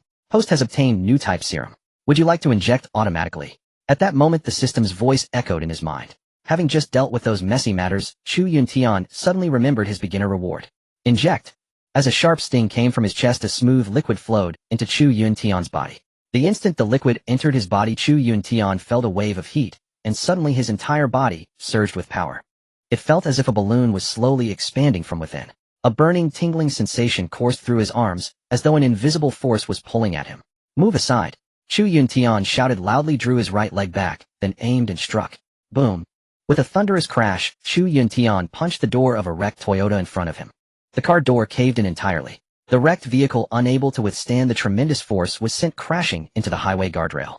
The distance between the wreck and the fence was at least 5 meters, yet even the highway guardrail bent outward from the impact. From this one could see the power behind that punch. In the distance, the three hijackers hadn't run far when the vibration from behind frightened them into crawling beneath the nearest wreck. Chu. Brother Chu, did you secretly take Viagra? How? Clearly the fat man was also terrified by what he witnessed, stuttering incoherently. Nothing, my fists were itchy, I was just warming up, Chu Yuntian said calmly without turning around. Then with a thought, a ring materialized in Chu Yuntian's hand. Its deep metallic luster intertwined with simple patterns, the entire band radiating faint green light. Without hesitation, Chu Yuntian put it on. With another thought, his vision darkened around the edges. A mysterious space of over 20 square meters appeared around him. The three set out and continued toward Tian'an City. It was worth noting how steady the off-road vehicle was, even as it rolled over one dull-witted ordinary zombie. After another, the body barely shook. When Chu Yuntian thought of his M500, a battle wagon that could be considered even sturdier than this American-style off-roader, he could not help pressing the accelerator deeper. He could hardly wait to experience the thrill of the steamroller. The behemoth, cockroach. The road into the city grew more and more congested, clogged with more and more vehicles, and a few wandering zombies could be seen along the way. Before long, the silhouette of the World Trade Center could be faintly seen in the distance. The city was not far ahead. Chu Yuntian planned to go back and switch to his own battle wagon. Besides, the stronghold's rations were not much, just field-dry rations. After tasting them, Chu Yuntian and Fatty found them unappealing. Moreover, they had long grown tired of that kind of stronghold fare. Look, those two are still lying over there. Through the front windshield, Fatty saw two cats lying at the highway exit, the corpses of already badly decomposed first-rank zombies. As the vehicle drove past, a wave of stench hit them. Even through the metal shell, the smell of decay forced its way into the car. Ugh. Fatty reacted rather strongly. Hurry, Brother Chu. That disgusted me. The gas station was just ahead. Chu Yuntian planned to stop by the station on the way to see if Luo Chung was still there, and also to verify the timeline from his previous life. The vehicle crossed the speed bumps and pulled into the gas station. Chu Yuntian parked steadily and looked toward the station lobby. He did not notice anyone. Let's go, Fatty. Get out and take a look with me. Chu Yuntian opened the gas station door and peered inside. No one was there. Luo Chung and the station's employees were gone. But what made Chu Yuntian's heart leap was that all the food inside the station had also vanished. What did that show? The group had not been ambushed by zombies. Just as I thought, that survivor squad that took the Luo siblings away had come after all, taking the survivors here along with the other survivors. It seemed some things from his previous life were destined to replay themselves. But there were some things Chu Yuntian could not say for certain. After all, it was too bizarre. Even his own rebirth defied explanation. Forget it. I won't worry about it. Chu Yuntian thought to himself. Wei, fill up your stronghold's vehicle and get ready to leave. Chu Yuntian called out to Wei beyond the glass door. The three set out once more. Ding. Just as Chu Yuntian closed the car door and was about to start the off-roader, the system again displayed a line of white text in his mind. Host hastened to the mission point, the Tian'an Mountains. The target, Dr. A, is currently in grave danger. Please hurry there. Then should I fly over? Chu Yuntian replied jokingly in his mind. The system fell silent. Oh right, you said my mission is to rescue him. If he's gone, won't you give me any extra rewards either? After a brief pause, a new line of text appeared in his mind. Find that magic cube. You will learn the truth of the world. 1. First world. What the heck is the first world? Chu Yuntian received no answer. The three drove away from the gas station. As they went deeper into the city, the surrounding high-rises blocked the light, and their field of vision gradually darkened. After all, it was only around 11 in the morning. But Chu Yuntian knew that in his previous life, as the apocalyptic disaster continued, these big cities were the most dangerous places. Cities were dense infection zones. Due to the endless mutation and evolution of infected aberrations, the city's light channel effect had gradually been weakened. The dark matter carried by the virus absorbed light, then spread. This was the real reason why under the apocalypse daylight was steadily shrinking, darkness was extending, and night had become the dominant theme of this world. Hey robot, in a bit I'll show you the world. The big villa safe house that Brother Chu and I have is way better than your so-called stronghold. Fatty said to Wei, who was sitting beside him staring blankly out the window. Wei was startled at first, then turned her head to look at Fatty. Mister, I'm not a robot. I'm a human. The delicate little thing glared at Fatty with an indignant expression, pouting as she explained. But her perfectly standard mechanical voice only made the two in the car laugh secretly. Oh really? Then talk in a different voice. Fatty, utterly unconcerned that the girl was already angry, kept teasing her. I can't. Colonel Tidy never gave me an order to change my voice, so I can't. Wei was so flustered that her face reddened. Before Wei could finish, Fatty continued to be cheeky. But Colonel Tidy also told you to cooperate with Brother Chu on this mission. So if Brother Chu tells you to change your voice, you should do it. Right, Brother Chu? As he spoke, Yang turned his gaze toward Chu Yuntian, who was driving in the front seat. Chu Yuntian nodded, not knowing whether to laugh or cry. And Fatty, what do you mean, our safe house? I paid full price for it. What are you butting in for? Haha. Fatty awkwardly rubbed his eyes, leaned back into the rear seat, and said no more. Fine you, Brother Chu. You've really made me lose face. Yang thought awkwardly to himself. Is this okay now, you two? Then a light, sweet voice rang through the off-roader. The girl's lingering, melodious voice reached the ears of the two men as crisp as an aureole emerging from a valley. Gee good. Even Chu Yuntian was clearly stunned by the enormous contrast. As they were talking, the off-roader had already arrived near Tian'an City Square. The number of infected creatures around them was growing, but their luck was still fairly good so far. They had not encountered a single advanced zombie on the road. And just as they passed through the airdrop scatter zone, Chu Yuntian instinctively looked toward the square. It was a dense, pitch-black mass of walking dead, but it was still clearly visible.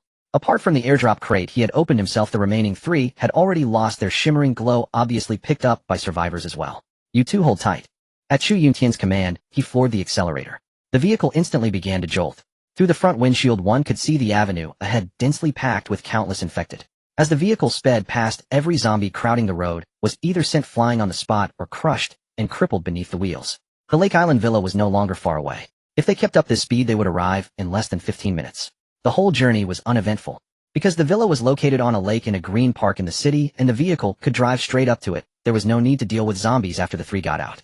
However, the tremendous noise still attracted a few walking corpses from the park. Ding. A final reminder to the host: target subject Dr. has been eliminated. A white text message reappeared in Chu Yuntian's mind. Host, please proceed to the mission point as soon as possible to retrieve the magic cube and complete the task. As the previous line of white text faded away, a new message appeared in Chu Yuntian's mind. Dead. As I expected, how could an ordinary person survive in a radiation zone filled with anomalies? The creatures there are far more extraordinary than zombies, though they share the same origin still. Chu Yuntian knew all too well from his past life the terrifying nature of those mutated non-human species, thinking to himself in silence. Several ordinary zombies had already approached the villa area. Before Chu Yuntian could make a move, Wei raised his hand and sent several razor-sharp blades flying from his sleeves. Before he could retrieve them, the zombies fell to the ground, taking damage. On his first day as a captive, Chu Yuntian had already summoned the system to deactivate the energy shield here, since he was inside a Megwa stronghold, and would have no immediate use for it at this safe house. Therefore, unwilling to waste the energy gifted by the system, he naturally intended to reclaim and preserve it. Such precious resources simply couldn't be squandered so lightly. Chu Yuntian looked at the massive vehicle in the garage, a sense of security rising within him. Let's go. Fat guy, go downstairs and pick out some food. We're heading out. As Chu Yuntian spoke, he opened the villa's front door. A long stretch of mechanical clanking and grinding screws echoed out as the heavy door swung open. When the first rays of light spilled inside, the opulent golden decorations within reflected layer after layer of dazzling halos. Then Fat Guy and Chu Yuntian slipped into the underground storage room. Wei followed behind the two and walked in. Home. Wei remained on the first floor of the villa, staring blankly at the living room in front of him, muttering a single word to himself. Meanwhile, in the basement. This one, and these two. Brother Chu, take this self-heating beef noodles, it's delicious. Make sure to stock up completely. Fat Guy picked through the items with his mouth full, hands busy beyond measure. In the post-apocalyptic world, when food was such a scarce resource, how many people had risked their lives for the ability to fill their stomachs? But fortunately, Chu Yuntian had made preparations in advance. With these reserves, couldn't he live like an emperor, picking whatever he wanted to eat? That's enough, Fat Guy. You won't need all of it. It's not like we're moving house. That's plenty. Chu Yuntian watched the gluttonous boy carefully selecting and rejecting item after item, as if determined to empty the entire warehouse, and spoke up to urge him on. Grab one more self-heating duck sauce noodles. Alright, Brother Chu, that's all we need. Watching Yu Yanyu hugging a large pile of food in her arms, Chu Yuntian shook his head with a helpless smile. Fortunately, the packaging for these food items was quite compact, and his storage space could accommodate them. Let's go, Brother Chu. Drive the car. I can carry them over by myself. Fat Guy spoke to Chu Yuntian, who stood rooted in place. Before Fat Guy could react, a large bag of self-heating food vanished into thin air from his hands. Chu Yuntian then rubbed the pale green ring on his right middle finger. Everything's stored in my spatial ring. No need for you to carry it yourself, you glutton. After speaking, he turned and headed toward the basement stairs. Meanwhile, Fat Guy stood stunned in place. What? A spatial ring? A ring can store things. Fat Guy muttered to himself, watching Chu Yuntian's retreating figure, his face full of disbelief. Then he climbed the stairs and reached the main hall. Chu Yuntian saw Wei staring blankly at their sofa wall and spoke up. We've made our selections. If you can't get used to our food, don't blame us. It's your own fault for not coming down to pick yourself. I won't eat your food. The compressed biscuits provided by Colonel Tidy are my favorite. Hearing Wei's remarks, Chu Yuntian said nothing more. Meanwhile, Fat Guy had just crawled out of the cellar behind them. Thud. With a loud bang, Fat Guy closed the iron plate leading to the basement and panted as he asked Chu Yuntian for an explanation. Brother Chu, don't kid me. How could a ring possibly hold things? Before Fat Guy could finish his sentence, Chu Yuntian turned back and rolled his eyes at him. Believe it or not, just don't eat these things on the road. Then he raised his hand and touched the shimmering pale green ring in his palm. Don't be like that, Brother Chu. As they spoke, the three of them left the villa. Chu Yuntian walked straight toward the garage on the side. Let's go. Chu Yuntian bounded up the steps of the towering war vehicle in 3 strides and entered the driver's seat. The other two followed closely behind. Rumble. Chu Yuntian started the engine and the exhaust pipes behind emitted a deafening roar. As they drove out of Lakeside Island, the dense jungle around them was left behind. On the vehicle, Fat Guy brought up the ring on Chu Yuntian's hand once more. Brother Chu, is this thing really as amazing as you say? Give me one too, it's so awesome. Well, later. Later next time for sure. Chu Yuntian smiled and dodged the question. Truth be told, driving this M500 was an absolute thrill. The 4 tires alone stood half a person's height. Forget ordinary zombies. Even a rural self-built house, if this thing rammed into it, wouldn't just knock down a wall, it would shake the entire structure 3 times over. Worthy of being the overlord of the apocalypse. The M500. This domineering giant cruised confidently down the main road, choked with zombies, and unlike the earlier off-road vehicle, they no longer needed to swerve around every abandoned car blocking the way. The outer shell of the massive war vehicle was reinforced with sturdy steel mesh capable of pushing aside any obstacle in its path. What a powerful car. The stability is far superior to our off-roader. Wei, who had remained silent throughout the journey, spoke up. Hearing this, Yu Yanyu chimed in. Exactly. Don't underestimate my brother Chu's taste. He's a post-apocalyptic survival expert, far better at making do than your Colonel Tidy. Hey, stick with Brother Chu. Unexpectedly, Fat Guy's casual remark actually reminded Chu Yuntian. The cyborg behind them could also be considered a pitiful captive. Why didn't he? Wei touched the necklace at his neck, ignoring Fat Guy's words, and spoke instead. That large house earlier. I think I used to live somewhere similar before, but I can't remember where. If you like it after this mission ends, you can go there anytime. Chu Yuntian said this while looking at the little lowly in the back seat. And no, I didn't mean that. And I hate that base, and I also hate. But you people are very kind. I'm only saying this to you. Wei spoke in halting sentences, as if deliberately avoiding certain words she dared not utter. The hand resting on her collar never came down. Fat Guy was also quite perceptive. Sensing the awkward atmosphere, he quickly changed the subject. By the way, look outside the window. The scenery is beautiful. Before Fat Guy could finish his sentence, he turned his face toward the window and saw only dilapidated buildings and streets filled with rotting, stinking corpses. Right? Wei. Yes, mister. Yu's aesthetic sense is quite unique. I do not think so. Wei responded in her usual mechanical manner, though her voice had shifted to a sweet timbre, which always felt somewhat unsettling to hear. Actually, we could escape together. What do you think, Wei? To everyone's surprise, Chu Yuntian did not dodge the topic. Having noticed that Wei was not genuinely loyal to the stronghold, he boldly probed. I'm going to die, Wei said after a moment of silence. The collar. Chu Yuntian slowed down the vehicle and glanced back at Wei, who was leaning forward with his head lowered between his legs, shaking his head in pain. Amen. Wei let out a voice as faint as a mosquito's hum. Upon seeing this, the fat man instinctively leaned closer to the car door beside him. Why does this woman look a bit off? Is she about to transform? The fat man thought to himself, watching Wei bend over beside him. It was clear she was in tremendous pain, her hands clutching her neck. If I say I have a way to remove the collar from your neck, would you be willing to join our survival squad? The moment Chu Yuntian finished speaking, Wei, with a pained expression, suddenly sat bolt upright and shouted, I'll do it. Tears of crystal clarity shimmered in her eyes, rolling down her cheeks like transparent crystals sliding through the air. The streets outside the window flashed by in a blur.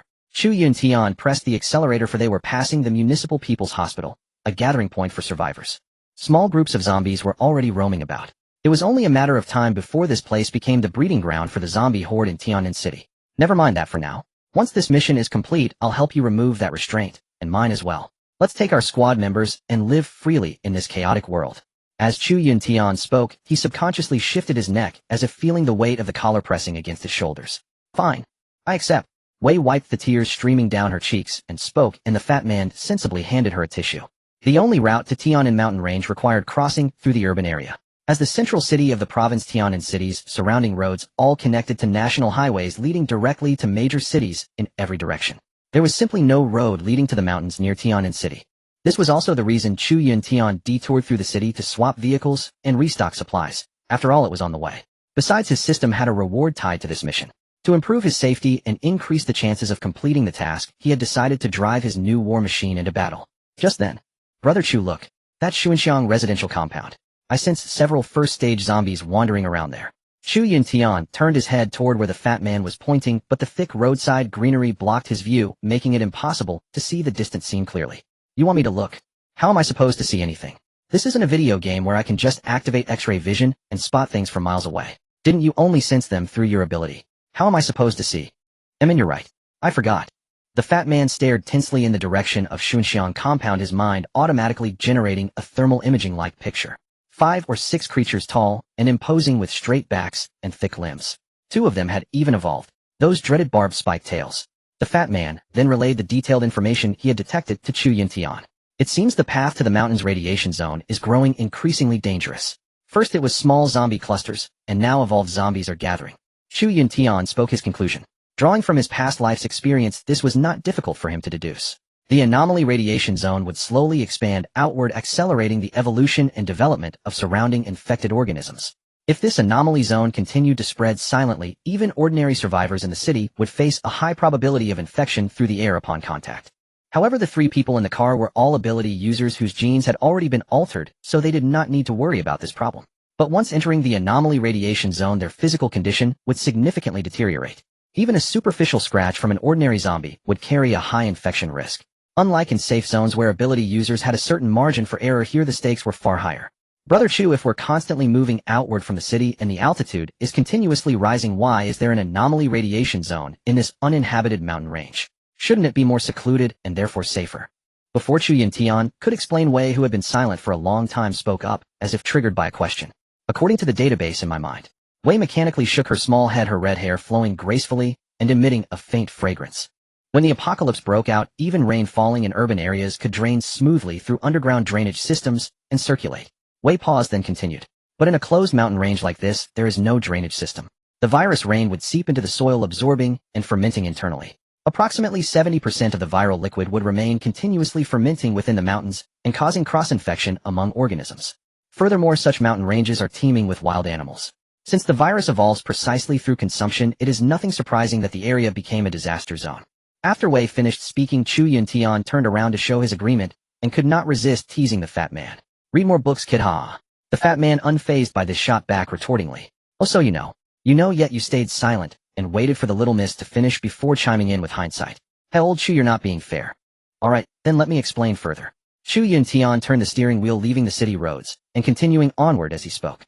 The creatures within this mountain range are evolving far faster than those little zombies outside. Based on my calculations, given the presence of magnetic field interference, there must absolutely be second stage, and possibly even third stage non-human infected entities within. Alright, you know everything.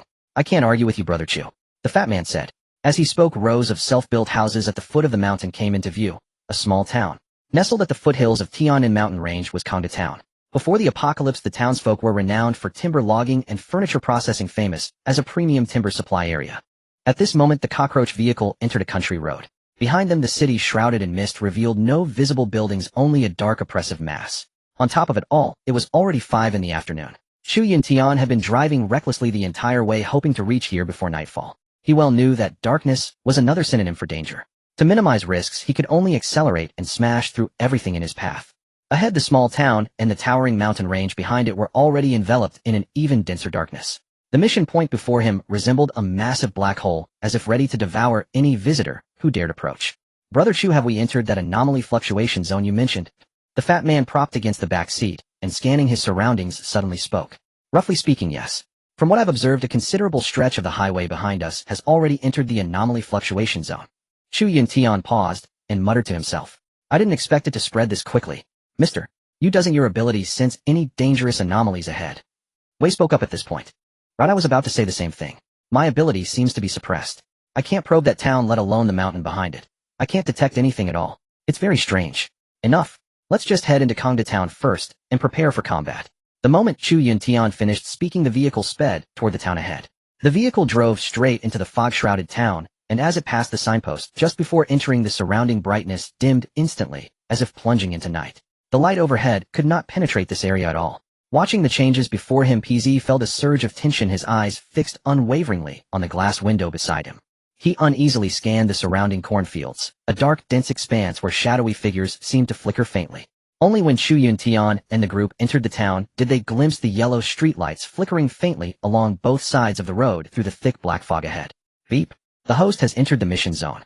Please complete the Kongda town exploration mission, codenamed Memory of Death, first. The system will provide the accurate location of the Rubik's Cube for this mission. Begin your action immediately. As Chu Yuntian drove, while carefully observing the buildings along the road, a string of white text edited by the system appeared in his mind. The specific location of the Rubik's Cube. Is this system giving me direct spoilers? But why are there still requirements? A mission within a mission. Memory of Death. Chu Yuntian thought to himself. During those few minutes as the vehicle entered Kongda town, there were no massive hordes of zombies attacking as expected, only endless darkness and silence.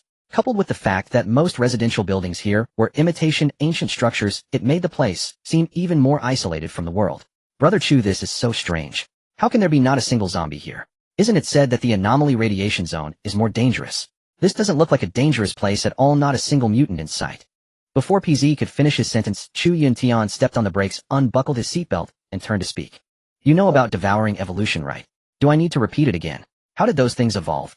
I've given you plenty of scientific explanations before, but you only remember your game rank. Dark enough, enchanting enough. Chu Yuntian then turned his gaze to Wei beside PZ and spoke. Move out. The three jumped down from the giant cockroach vehicle. Stretching ahead was still the endless dark country road. Gazing toward the boundless depth of the road, one could barely make out the flickering pale yellow streetlights. An iron forge came into view before the three, its pitch-black glass doors reflecting their silhouettes, making it appear particularly eerie. PZ couldn't help shuddering. Since getting out of the car, he had felt piercing cold winds sweeping over his entire body. Why are we starting our search from here? Dr. Clearly landed in the mountains. We could continue further up along the mountain road. After getting out of the car, Wei looked at Chu Yuntian in confusion. Don't worry about this, I have my arrangements. Chu Yuntian replied with a half-smile as he turned back to Wei.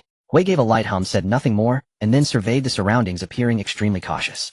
Hey system, you told me to find Memory of Death, but it's pitch black everywhere. Where am I supposed to look? Can you give me some hints? Chu Yuntian sent the question through his mind, but this time after a long while the system did not respond. Brother Chu, where are we going next?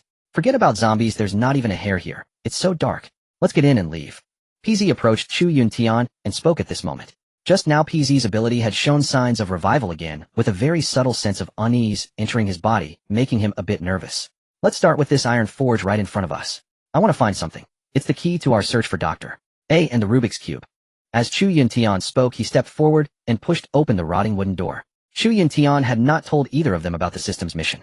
The dilapidated wooden door collapsed as soon as it was pushed, with a layer of dust floating into the air. Chu Yuntian turned on his flashlight and looked into the courtyard. Fortunately, he had returned to the villa on the way this time, otherwise these basic outdoor tools would have been useless. What caught their eyes first was the ground splattered with bloodstains around the courtyard. Although it had dried completely, that rotten stench could not dissipate at all. As PZ followed behind Wei and was about to step across the door frame, gag. PZ involuntarily retreated several steps, bent over, and dry heaved, then stood up and cursed. Damn it, I wondered why there was a strange smell outside. It stinks to death in here, ah. As PZ spoke, he pinched his nose and re-entered through the main gate. After all, he didn't want to be abandoned by the two of them on that dark, endless, terrifying street. After all, sticking close to Brother Chu and the killing machine before him, Wei was the safest choice. Meanwhile, Chu Yuntian had already walked into the forge's courtyard. Crossing the courtyard, an arched stone gate appeared before his eyes. Looks like this is the most common building type in villages. The front courtyard for business, the back courtyard for living. Chu Yuntian thought to himself, then easily pushed open the wooden door in front of him. Then a corpse came into view, one that had been picked clean, initially judged to be male based on height. With a thought from Chu Yuntian, the Longquan sword appeared in his left hand.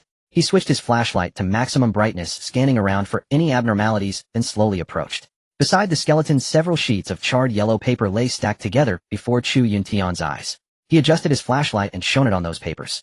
There seemed to be words on them. "You two come quick. Stop looking around, there's something here." Before Chu Yuntian could finish speaking, he had already crouched down and picked up those charred yellow papers. "Coming, Brother Chu," PZ replied from behind at the moon-shaped, arched doorway. Wei was still standing in the front courtyard surveying, but at the sound he ran inside. The paper read, "What has happened to this world? So many villagers have gone mad. I saw them eating people. No, it seems something big is about to happen in town. I need to close my shop first. What should I do? I killed my apprentice. He seemed to have gotten the madness disease too. He actually bit my wife. Xiao Yu is still at Mrs. Sun's restaurant. It's so chaotic outside now. What should I do? What should I do? My wife says she's thirsty and dizzy. Could she be sick too? It seems like an earthquake. Everything outside is shaking." I leaned over the wall to look out and saw piles of them. They're climbing so fast. What exactly are these things? Why are they so big? So many. No, I can't worry about outside anymore. My wife seems to have fainted and her head is so hot. What on earth is going on? Finally, as the three finished reading the pale yellow papers before them, Chu Yuntian looked at the corpse at his feet and said, "It seems he was the owner of this house, the craftsman. This must have happened about half a month ago." Chu Yuntian said to the two behind him. "Zombie virus, Sun family restaurant. Earthquake. Strange creatures." Chu Yuntian repeated to himself. "It seems the only useful information here is that mutated unknown creature he mentioned." Chu Yuntian then turned to Wei, who was lost in thought beside him, and spoke. Just then a faint rumbling sound echoed from the high mountains behind them, like the cry of some unknown creature, yet too distant to distinguish clearly. What the hell was that? The fatty turned around and gazed at the towering mountains in the distance. Beyond the darkness, there was nothing. Only the faint outline of the mountain could barely be made out. After all, this small town sat right at the foot of Tianan Mountain. That they could see absolutely nothing from such a proximity was telling. One could only imagine how dense the anomaly radiation zone within the mountains must be to have swallowed the entire peak in impenetrable darkness. It seems mutated creatures appeared and attacked this town right when the apocalypse broke out. No wonder there isn't a single living soul here. Chu Yuntian stroked his chin deep in thought. But the system had demanded finding the memories of death. Where on earth was he supposed to find them? Surely he couldn't just waste time knocking on every door in this desolate town and hoping to trigger some storyline. After all, this wasn't a game, nor some anime where things were so convenient. Just as Chu Yuntian was pondering his next move, the system's voice resurfaced in his mind. "Ding. Host has acquired mission clues. Please proceed to Sun Family Restaurant. There may be leads regarding that child." An information snippet that Chu Yuntian had automatically dismissed as useless was now flagged by the system as a crucial thread in the main mission. This was the last thing Chu Yuntian had expected. He had merely chosen this as an arbitrary starting point for exploration. If stumbling upon a clue so effortlessly was all it took, then, as if guided by some psychological intuition, though he had passed countless buildings along the main road into town, none had caught his attention, until this blacksmith shop, which somehow looked inviting enough for him to stop and investigate. And yet precisely here was where the mission clue lay. In the apocalypse, luck, fortune itself, was also a form of strength. Much like those survivors who accidentally stumbled upon ability-enhancing serum. This was fate. "Let's go search for Sun Family Restaurant. There might be some clues there," Chu Yuntian told the two beside him. "What exactly is the value in those words scribbled on a scrap of paper? Why would we go running after it?" The fatty asked in bewilderment, looking at Chu Yuntian. "Then tell me, where should we go?" The fatty retreated 2 steps and fell silent.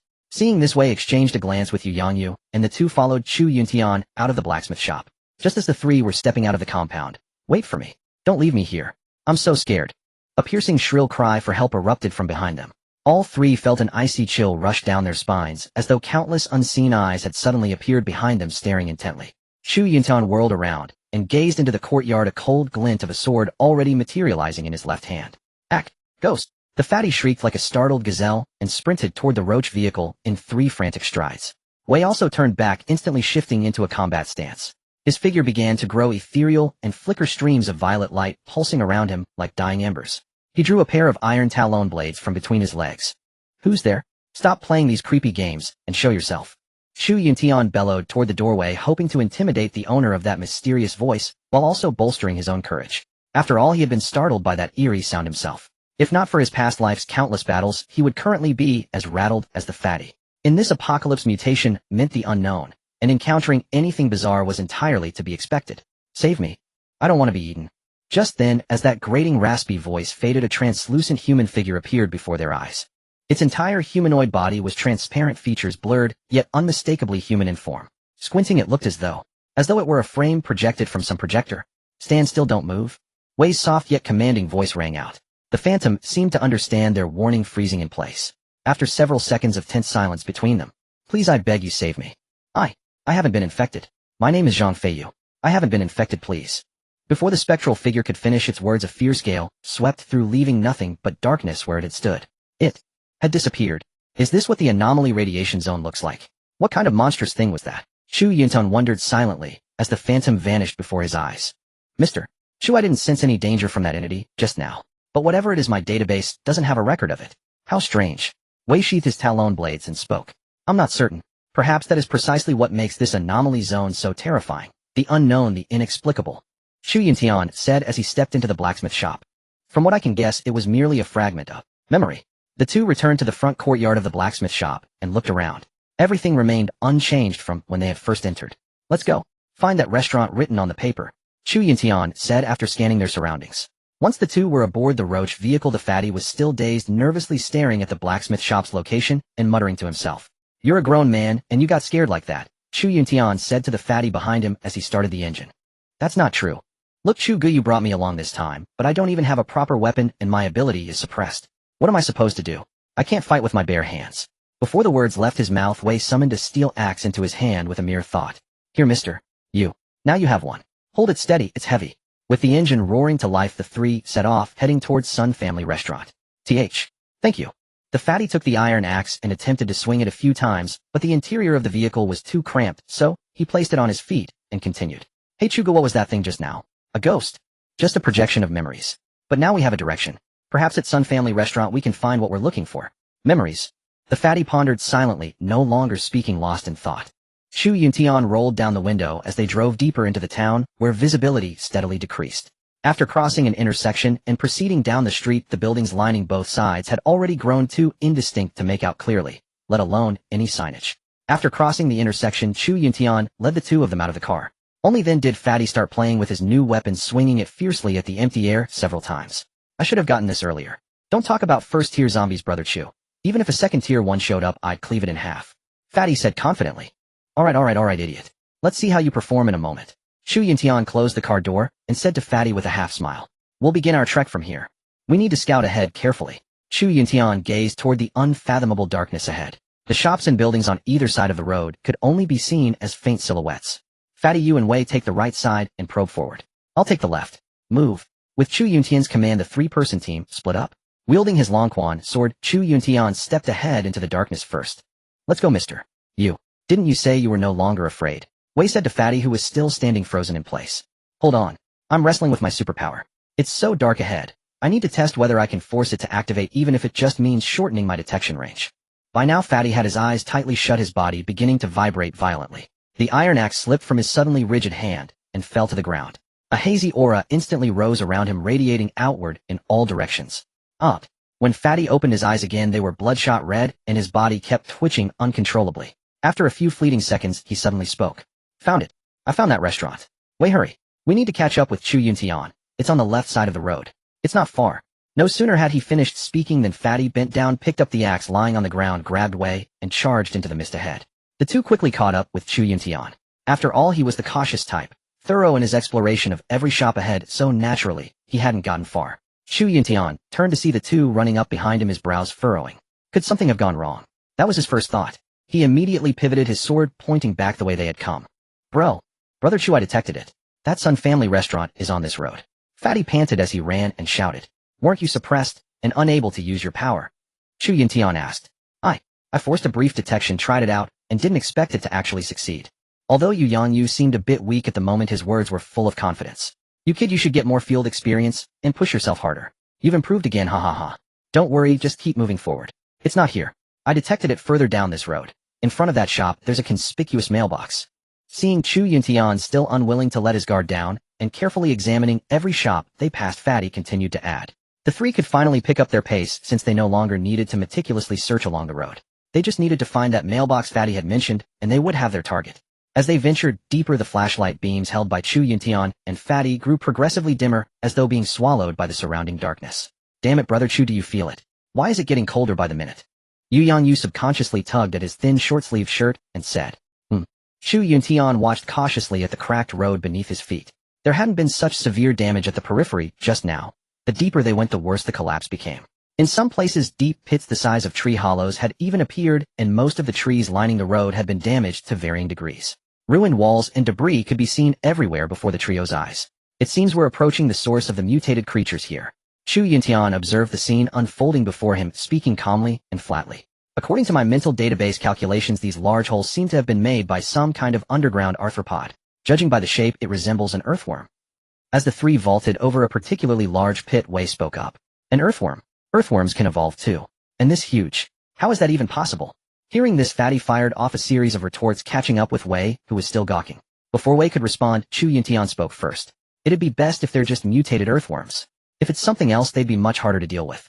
Besides, what's so strange about it? You've got clairvoyance now. What else could you possibly complain about?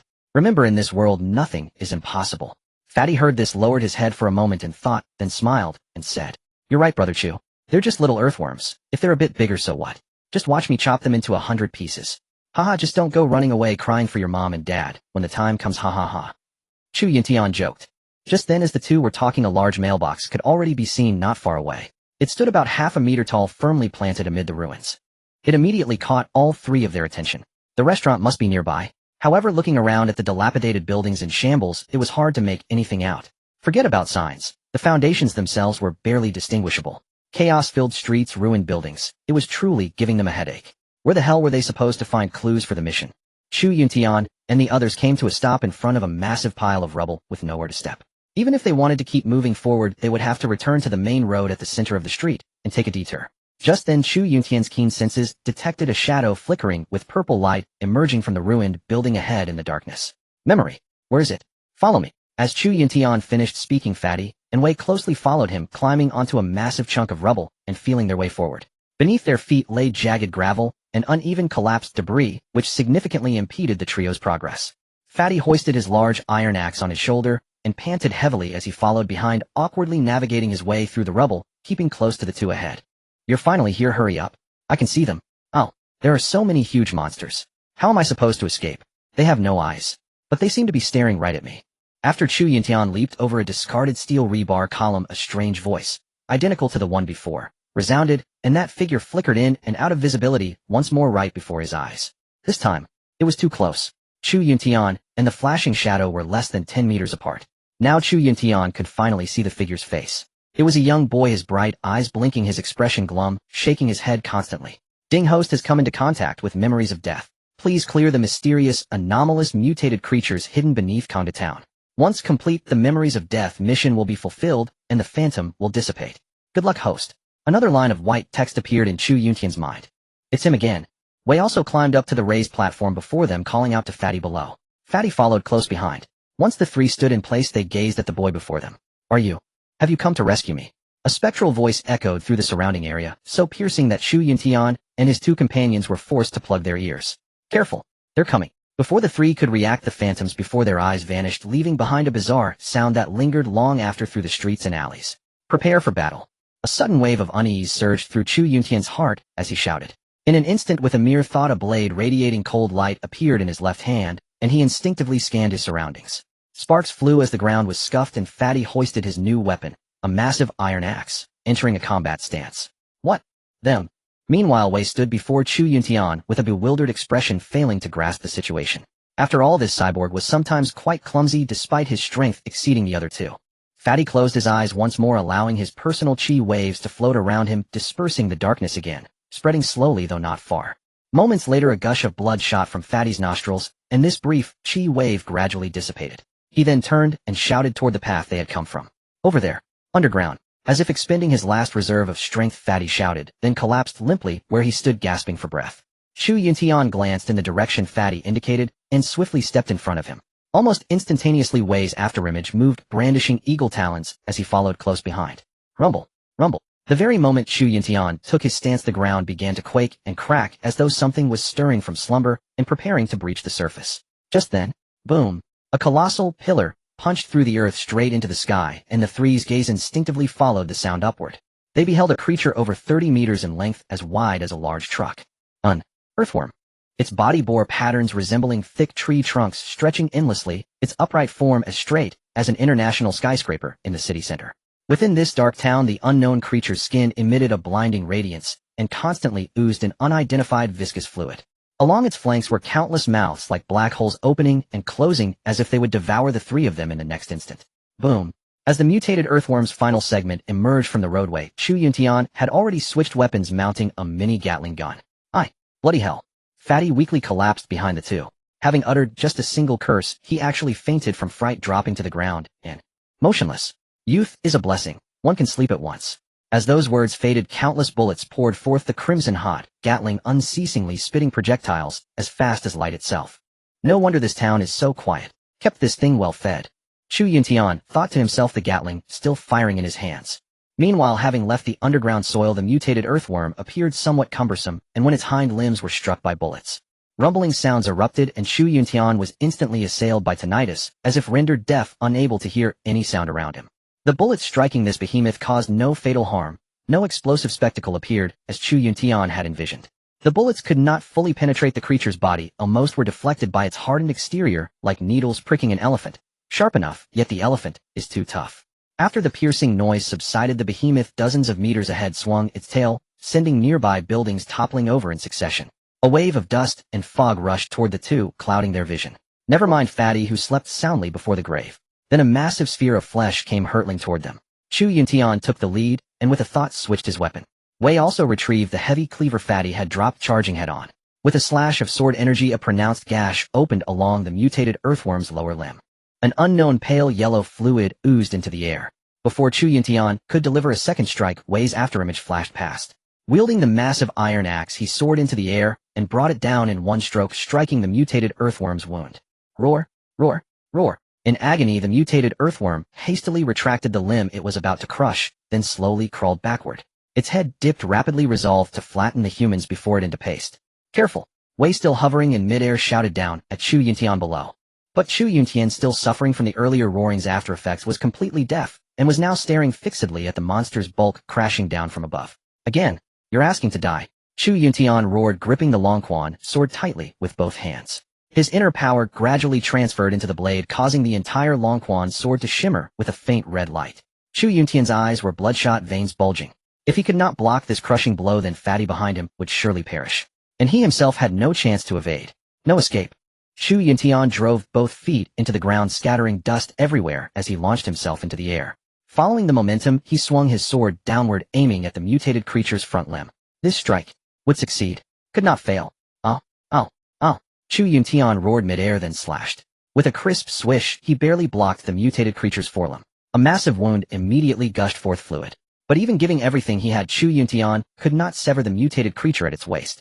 The excruciating pain caused the mutated earthworm to arch backward, collapsing on the opposite side of the road. Countless rows of buildings behind it were reduced to rubble.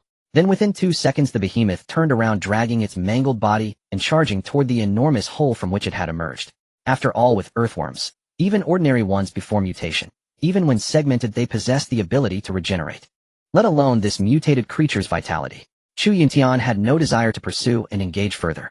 After all, ceasing hostilities was the wisest choice once the opponent no longer posed a threat. Chu Yuntian's body was extremely depleted after pouring all his strength into that single strike, with no will to continue fighting. Meanwhile, upon seeing the mutated earthworm's intent to flee, Wei decisively dove forward to close in. This wound is so massive, why doesn't Mr. Chu pursue?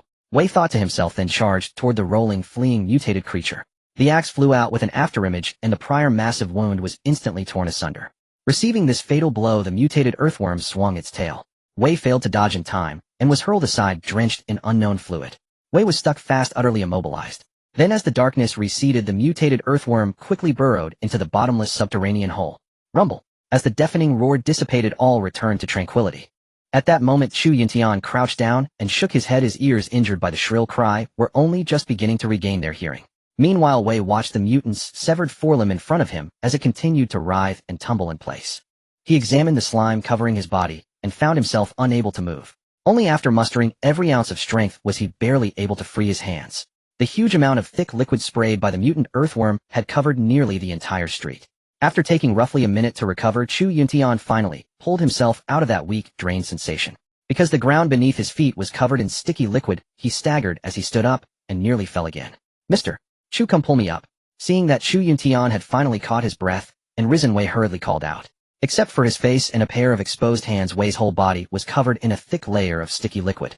Chu Yuntian had used up all his strength and was still in a daze, his hearing also muddled.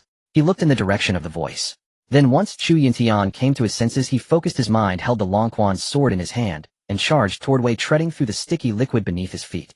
Swish, swish, swish. His blade rose and fell, and Wei then shoved both hands outward. Bang! A dull impact rang out, and Wei finally broke free, but poor Chu Yuntian took the brunt of it. After recovering a bit of strength over there, he had just gotten up and used his ability to peel the liquid off his body, only to have the bursting yellow fluid splash all over him again. It seemed that this yellow viscous liquid was also one of the mutant earthworm's attack methods, though it posed no threat of infection or any actual physical harm. But if it really got on you, it was exactly like flypaper sticking flies, extremely strong at restraining its target. Only then did Chu Yuntian suddenly recall the fat man lying collapsed behind him. Pulling Wei, who was extremely difficult to walk because of the sticky liquid, he ran toward the rear. Hey, wake up! When the two reached Yuyanyu, the fellow was sleeping very peacefully. Because the fat man had fallen on a small sheltered slope, hardly any liquid had splashed onto him. With that, Chu Yuntian reached out and slapped Yuyanyu twice. Oh! Jolted awake, the fat man sat up, eyes wide and round, and shouted hysterically. Don't eat me! Oh! The fat man yelled. Then he saw the two people clearly, and immediately clamped his mouth shut. Chu! Brother Chu, I wasn't scared. It's just, I used my ability here, and my legs are so weak and my head was dizzy, so. Before the fat man could finish, Chu Yuntian shut the guy up. Okay, I understand. Chu Yuntian said, then pulled up the fat man, who was still rambling on about how useful he was. Ding. Host detected. You have completed the Memory of Death mission. The magic cube's location has now been sent to the host's brain. Would you like to view it? With a line of white text flashing through Chu Yuntian's mind, he finally breathed a sigh of relief. I'll skip it for now, Chu Yuntian replied in his mind. The top priority now was to withdraw from this place as fast as possible. Who knew whether some weird thing might still come bursting out from below? Meanwhile, Chu Yuntian supported the exhausted fat man and ran back the way they had come.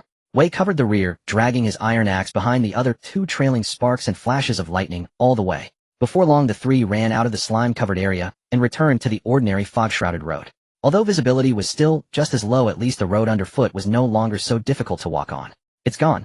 I can finally go home now. Just as the three exited the slime-covered area, that eerie little boy's voice rang out again from the darkness behind them.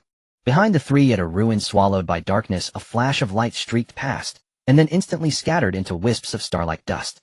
The surroundings returned to the same silence as when they had arrived, leaving only the hurried footsteps of the three running. Mr. Chu, look, the black fog around us is gradually dispersing. At that moment, Wei behind them looked up at the sky. A faint ray of sunlight shone down above their heads first, and as time passed, the surroundings gradually brightened. The black fog was dispersing. Although it was already the time when the sun was setting, compared with the darkness they had just faced, the incoming light was as dazzling as the blazing sun at noon. After all, who could withstand such a dramatic change in brightness? As the surrounding black fog faded, the three no longer had to grope their way forward. Chu Yuntian switched off the flashlight in his hand and rubbed his sore eyes. The small town before them was completely transformed. The self-built houses lining both sides of the road were clearly visible, and the antique-style architecture still possessed a certain charm worth admiring. Colorful upturned eaves could be seen all around, and floor-to-ceiling windows were everywhere on the buildings. Made entirely of wood, they exuded a solemn dignity beneath their unadorned simplicity. After all, having stared at too many high-rise buildings in big cities, one naturally grows visually tired, and these structures were a local specialty. The only shortcoming was, now that the streets had been illuminated, bloodstains could be seen everywhere, and they were harsh to the eyes. Huff, huff, huff. Supported by Chu Yuntian, as they ran, the fat man was panting heavily with flushed cheeks. Then he said, Brother Chu, stop and rest for a bit. I really can't run anymore. Stop. If that thing comes back again, I won't look after you anymore. If you want to lie on the ground and sleep, then just keep lying on the ground and sleep. Eating a weakling ability user like you might even be a great tonic. Chu Yuntian slowed his steps and gave the fat man a sly smile. Hearing this, the fat man's already flushed cheeks grew even redder, and he did not say another word. Running at top speed back the way they had come 10 minutes later, the three finally reached the street intersection from before. The cockroach car was right in front of them. The three stopped their frantic run. The fat man was gasping for breath, greedily drinking in the air around him. Mr. Chu, it's getting dark. Where do we go next? Wei closed the car door and spoke to Chu Yuntian, who had just gotten into the driver's seat. Wait. Chu Yuntian said, then hurriedly searched his mind for the exact location of the magic cube given by the system. Got it. A clear topographic relief map emerged in Chu Yuntian's mind. It was a redwood forest, and the wreckage of a crashed, broken helicopter was the first thing to catch his eye. At least it's in a low-altitude area. If the crash site had been at too high an altitude, finding it would have been much harder, Chu Yuntian thought to himself. According to the location indicated by these coordinates, the three only needed to drive along the mountain road and continue climbing upward, then cross a natural lake halfway up the mountain, and this area was still part of the mountain's development zone. Strictly speaking, it could also be considered a scenic attraction with roads leading all the way. They just had to follow the same route the tourists took. But beyond the lake lay undeveloped forest, and that stretch of road was the real challenge. They would have to find their own way. Chu Yuntian already had a general route planned in his mind. After all, he was a born and bred Tianan local, and had spent a good deal of time playing in this scenic mountain area. Chu Yuntian fell silent for a few seconds before speaking. It's unrealistic to go up the mountain today. We need to minimize the risks as much as possible and set out tomorrow morning after everyone has rested. Then Mr. Chu, are we staying overnight in this small town? Wei kept a wary eye on the surrounding houses through the window before Chu Yuntian could respond. No. Brother Chu, we can't stay here. Let's withdraw first, get out of here. I don't want to see that giant loach again.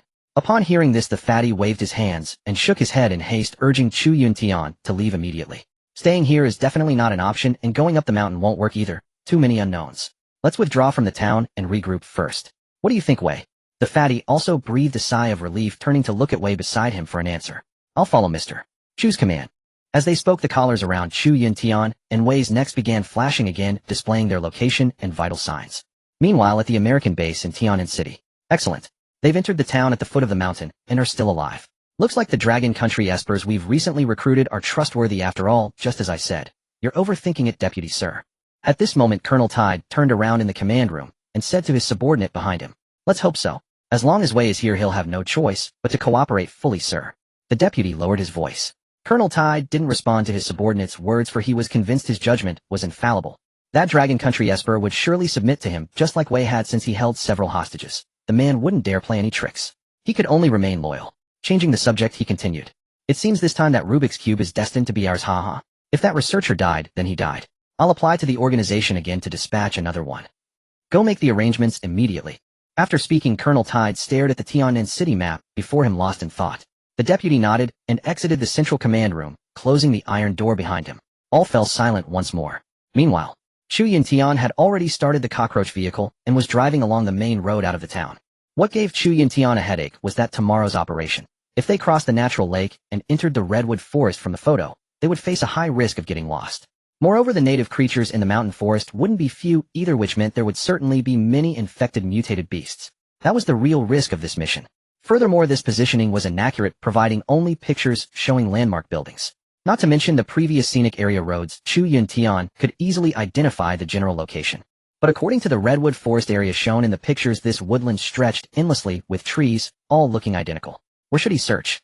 This was the second difficulty. Chu Yuntian couldn't make a definitive conclusion, he could only take it step by step. At this moment, Chu Yuntian had already driven past the wheat fields before the town, heading toward the highway. He remembered there was a large truck rest area along this stretch of road. Far from the city, yet not far from the town, it was an ideal spot. Resting here would pose the lowest risk. After all, in the middle of nowhere on this highway, there couldn't be too many zombies. Even if there were any, they'd only be truck drivers infected while passing through. How many could there possibly be? Brother Chu, tell me more. If someone like us evolves, will we grow bigger and uglier? Inside the vehicle, the three were discussing the evolution of virus-infected bodies versus espers. Can't say for sure. Bigger. Not necessarily. You're too cowardly. Even if you evolve, you'll definitely become uglier. Chu Yuntian said mysteriously, then turned around with a suppressed chuckle. The wheat fields of the town were left behind, growing more distant, until they could barely be seen as a cluster of yellow dots. Mr. Chu, let me give you some knowledge here. Wei paused, pulled up a piece of data from the database in his mind, and began reading. Human evolution won't be like zombies and anomalies. The body's mutations will be minimal, because humans can convert. The fatty couldn't stand Wei's plain explanation, so he interrupted. He's joking, you can't even tell, ha ha ha, and you believe this, ha ha ha. Then Chu Yuntian and the fatty burst into laughter. The car fell quiet, with Wei silently gazing out the window. By now the sky had begun to darken, with a deep blackness gradually covering it. Chu Yuntian instinctively turned on the car lights. Had to admit, this million-level vehicle was indeed high-end. As the headlights illuminated the road ahead, the increasingly darkened path was instantly lit up. Since they were new lights, all three inside the car found them somewhat dazzling. Wait, just give me that iron axe of yours. You have so many weapons. At this moment, the fatty recalled that handy weapon and shamelessly asked Wei for it again. Alright, I took it back. When those mutated beasts appeared just now, you were already asleep and didn't get to use it. You still want it. Wei's learning ability was also very strong. By now he had already mastered Chu Yuntian's art of speaking in riddles. Exactly, bro fatty. You'd sleep with the weapon anyway. Just follow behind us and use your ability for reconnaissance. There won't even be a need for you to fight, ha. Chu Yuntian also chimed in. Hey, you guy actually learned from him. How can you look down on people like this? Before the fatty finished speaking, Wei moved his mind, and an iron axe appeared in his hand. Here, it's yours. Let's see if you can show his strength next time. The fatty couldn't be bothered to deal with the two of them anymore. Taking the weapon, he placed it at his feet, and began eating the small bread he had brought from the villa. Just then a line of white text appeared once again in Chu Yuntian's mind. Ding detected that the host will travel to the mountains where Dr. A's mission is located tomorrow. Would you like to exchange for basic supplies in the system store? Oh, I forgot about this ability of yours. Yes. Of course yes. Chu Yuntian replied in his mind, while observing the road conditions ahead. Before this system had mentioned the system store to Chu Yuntian, but at that time it seemed only energy shields could be purchased, so Chu Yuntian hadn't paid much attention. With Chu Yuntian's command, the system store unfolded in his mind. He scrolled down, and indeed found many other unlocked items. Tier 1 Energy Potion, Tier 1 Mental Potion, Tier 1 Recovery Potion. And also, Night Vision Goggles Potion 1 hour. Looking at the rows of unfamiliar and strange products, Chu Yuntian was immediately delighted. Wasn't this the system trying to force another cheat onto him again? How did I unlock these products? Complete the world or novice tasks provided by the system, and they will be unlocked. The cockroach vehicle traveled at a steady pace, and before long the trio spotted the conspicuous gas station rest stop on the side of the highway ahead. After conversing with the system throughout the journey, Chu Yuntian had also gained a general understanding of how to use the several unlocked items in the merchandise catalog. Moreover, what caught Chu Yuntian off guard was that items from the system store could only be exchanged using zombie cores, or by spending the count of ordinary zombies eliminated. According to the accurate information provided by the system, he had already taken down nearly 1,000 zombies since the outbreak of the apocalypse. So for some basic enhancement potions, Chu Yuntian could still easily afford them, since each potion only required the kill count of 100 zombies to exchange. Energy, mental speed, and recovery potions didn't need detailed explanation. All were straightforward enhancements to physical capabilities. However, within the system store, Chu Yuntian noticed two particularly unique items. Night Vision Goggles, X 1 hour. Required eliminating 200 ordinary zombies to exchange, and the effect is increased visual clarity in anomalous radiation zones, or darkness. First stage Mutant Beast Capture Container. Requires 3 zombie cores to exchange with a 30 to 50 probability of capturing first stage mutant beasts. Chu Yuntian wasn't considering this mutant beast containment vessel for now. It didn't relate to his mission, and more importantly, he couldn't afford it. The item appeared quite powerful, yet in his previous life, Chu Yuntian had never encountered anyone who dared to keep mutant beasts as pets. Still, based on the system's description, this device could genuinely tame mutated beings, and Chu Yuntian couldn't help but admire the magical system residing within his mind. There were also several other daily necessities listed, though Chu Yuntian didn't bother reviewing them individually since they held little importance for his current situation. By this time, the setting sun had dipped behind the deep mountains, plunging the sky into complete darkness as Chu Yuntian and his companions of 3 arrived at the large truck service area. Finally, I can rest properly and have a hearty meal, the fat man exclaimed from inside the vehicle as he gazed at the deserted gas station before them. You just think about eating the bread you've been devouring all this way. Can you really finish another meal? Chu Yuntian said after bringing the vehicle to a halt. You're underestimating me, brother Chu. As he spoke, the fat man leaped from the cockroach vehicle, and an icy wind suddenly struck, forcing him to shield his face with one hand while covering his eyes with the other. Damn, what is this? Why is it so cold? As the other 2 passengers exited the vehicle, they turned their attention to the fat man, shivering uncontrollably. They needed to understand it was still summer, yet Chu Yuntian's bodily senses suggested the temperature here dropped well below 10 degrees, a completely unnatural condition. Even at the mountain's base, the temperature shouldn't vary this drastically. Chu Yuntian felt puzzled, turning back to retrieve his jacket from the vehicle. The fat man, dressed only in short sleeves, was in a far worse situation.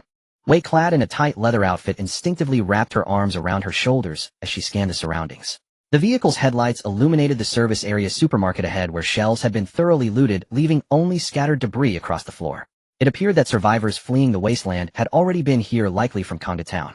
This anomalous radiation zone doesn't just alter biological evolution. It even influences natural weather patterns, completely unfathomable. Chu Yuntian mused to himself as he headed toward the supermarket. Behind him followed the trembling fat man, though it was worth noting the fellow couldn't stop eyeing the ring on Chu Yuntian's hand. He was simply too hungry. A loud gurgle echoed from his empty stomach, catching Chu Yuntian's attention as he walked and spoke. You glutton. Go check the area carefully first, and once we've cleared any threats, I'll let you eat. Look how anxious you are. As Chu Yuntian spoke, the Longquan's sword materialized in his hand, and he strode into the supermarket with 2 decisive steps, his gaze sweeping across the room. Beyond scattered food packaging strewn across the floor, there was nothing else of note. Wei walked beside the fat man, turning her head with a suppressed smile. Let's go. Follow me. We'll clear the area around the service zone first, then head into the supermarket for our meal. Upon hearing Chu Yuntian's instructions, the two outside the supermarket split up. The fat man reluctantly dragged his massive iron axe as he made his way toward the opposite end of the service area. The surrounding cold was intense. Even with his substantial build, wearing only short sleeves and shorts was hardly enough to withstand the freezing conditions. Hardly 2 steps and a stream of snot ran from his nose. The fat man blew his nose sharply and took long strides as he began searching the surrounding area. The other two didn't slack off either, meticulously scanning the area until it was as secure as possible. When the three reconvened at the supermarket entrance, nearly 15 minutes had passed. Still uneasy, Chu Yuntian activated the system to deploy a protective energy shield. Given they were at the fringe of an anomalous radiation zone, anything could happen. The shield covered only a small circle around the supermarket since Chu Yuntian wanted to conserve resources. As a pale green barrier, visible only to him, materialized, he finally relaxed and signaled the other two to enter. "Hurry up, Brother Chu, I'm about to pass out from hunger." While the fat man spoke, Chu Yuntian closed his eyes and grasped the ring on his left hand, unleashing his peculiar spatial ability. He found himself once more in this world-isolated dimension, pushing open the wooden door ahead to reveal an array of foodstuffs spread before his eyes. With a mere thought, he pulled out a stack of self-heating meals from the space. When Chu Yuntian opened his eyes, he discovered a pile of self-heating meals had already accumulated at his feet. The fat man, driven by hunger, lunged forward and grabbed 5 different varieties, retreating to the side to prepare his feast. "Take one. You've been eating nothing but compressed biscuits. Don't you find it boring?" Before Wei could respond, Chu Yuntian bent down, selected a pack of self-heating beef noodles, and handed it to her. Thank you." Wei accepted the unfamiliar item, examining it curiously. Having spent most of her time at the outpost surviving on compressed biscuits and beef jerky, this was something she'd never tasted before. From the system store, Chu Yuntian purchased several logs, paying only the equivalent of 1 zombie's kill count. He stacked them near the supermarket entrance.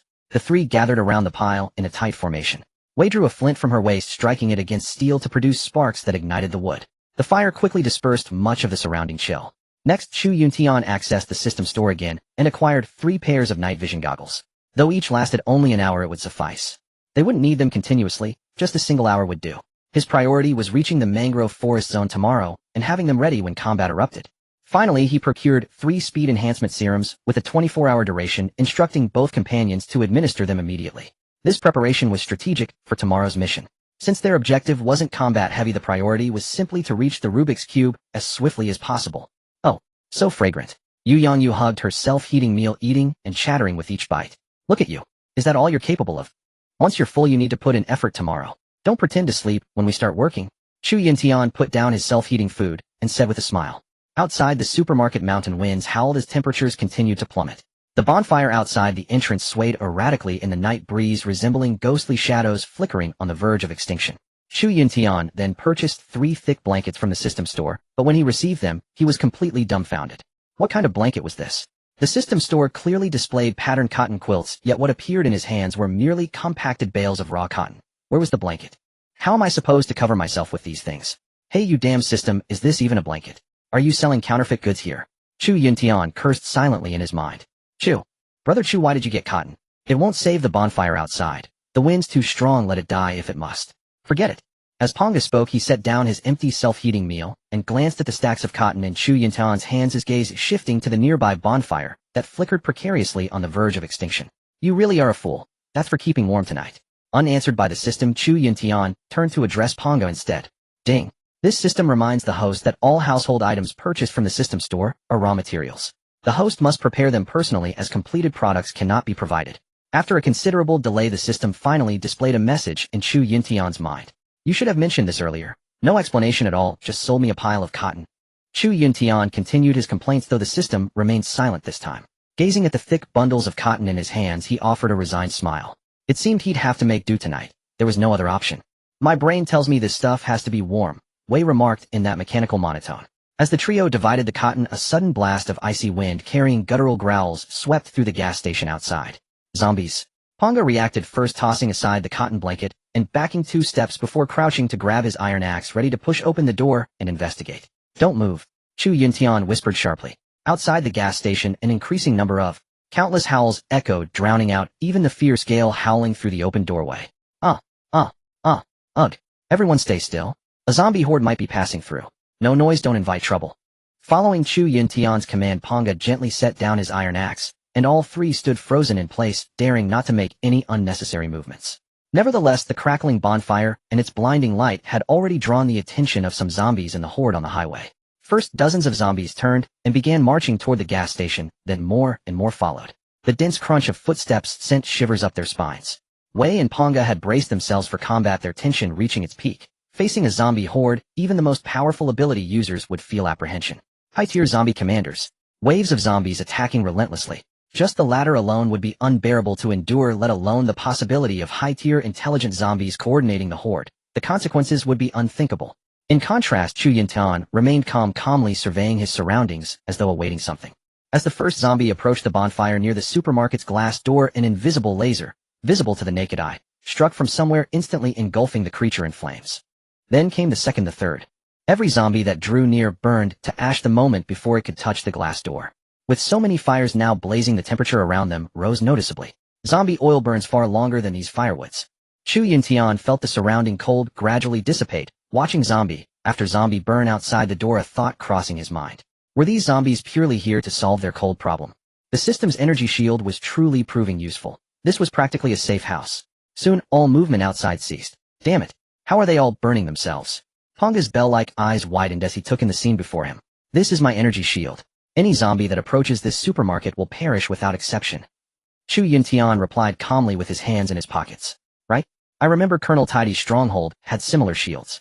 I heard the elite special forces there talk about anti-zombie barriers. Wei suddenly spoke up. Chu Yuntian nodded silently, then summoned his Longquan sword and stepped out of the supermarket. Beneath his feet lay the charred remains of countless zombies. Chu Yuntian gazed toward the highway to his left. Indeed, a massive horde was migrating toward Canton town, easily thousands strong by his estimate. In the distance, a dark mass of shambling corpses moved in disorganized ranks toward the mountains. The air along the entire road reeked of decay, forcing the three at the rest stop to cover their noses. Thankfully, only a few zombies were drawn here. If we'd been discovered and the entire horde came, how could we possibly hold them off? Chu Yuntian marveled at the spectacle before him, relief washing over him that they hadn't been spotted by the main horde. Only stragglers had noticed their rest stop. Behind him, the other two emerged to witness the dense swarm of zombies filling the road ahead. Ponga's face flushed with terror. His legs refused to obey as he tried to retreat back to the supermarket, frozen in dread. Such a massive scale. I've never seen anything like it. Fortunately, they haven't spotted us. Wei stepped closer and whispered into Chu Yuntian's ear. If we'd arrived just a bit later today and encountered this horde on the road.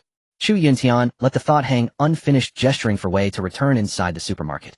Wei then pulled along the still-shocked Ponga, and they slipped back into the supermarket. Brother Chu, what's going on? Ponga only then processed what they'd witnessed. A zombie horde. This must be the horde from Tian'an City. They seem to be drawn toward the anomaly radiation zone by something. That defies logic. Chu Yuntian paused before continuing.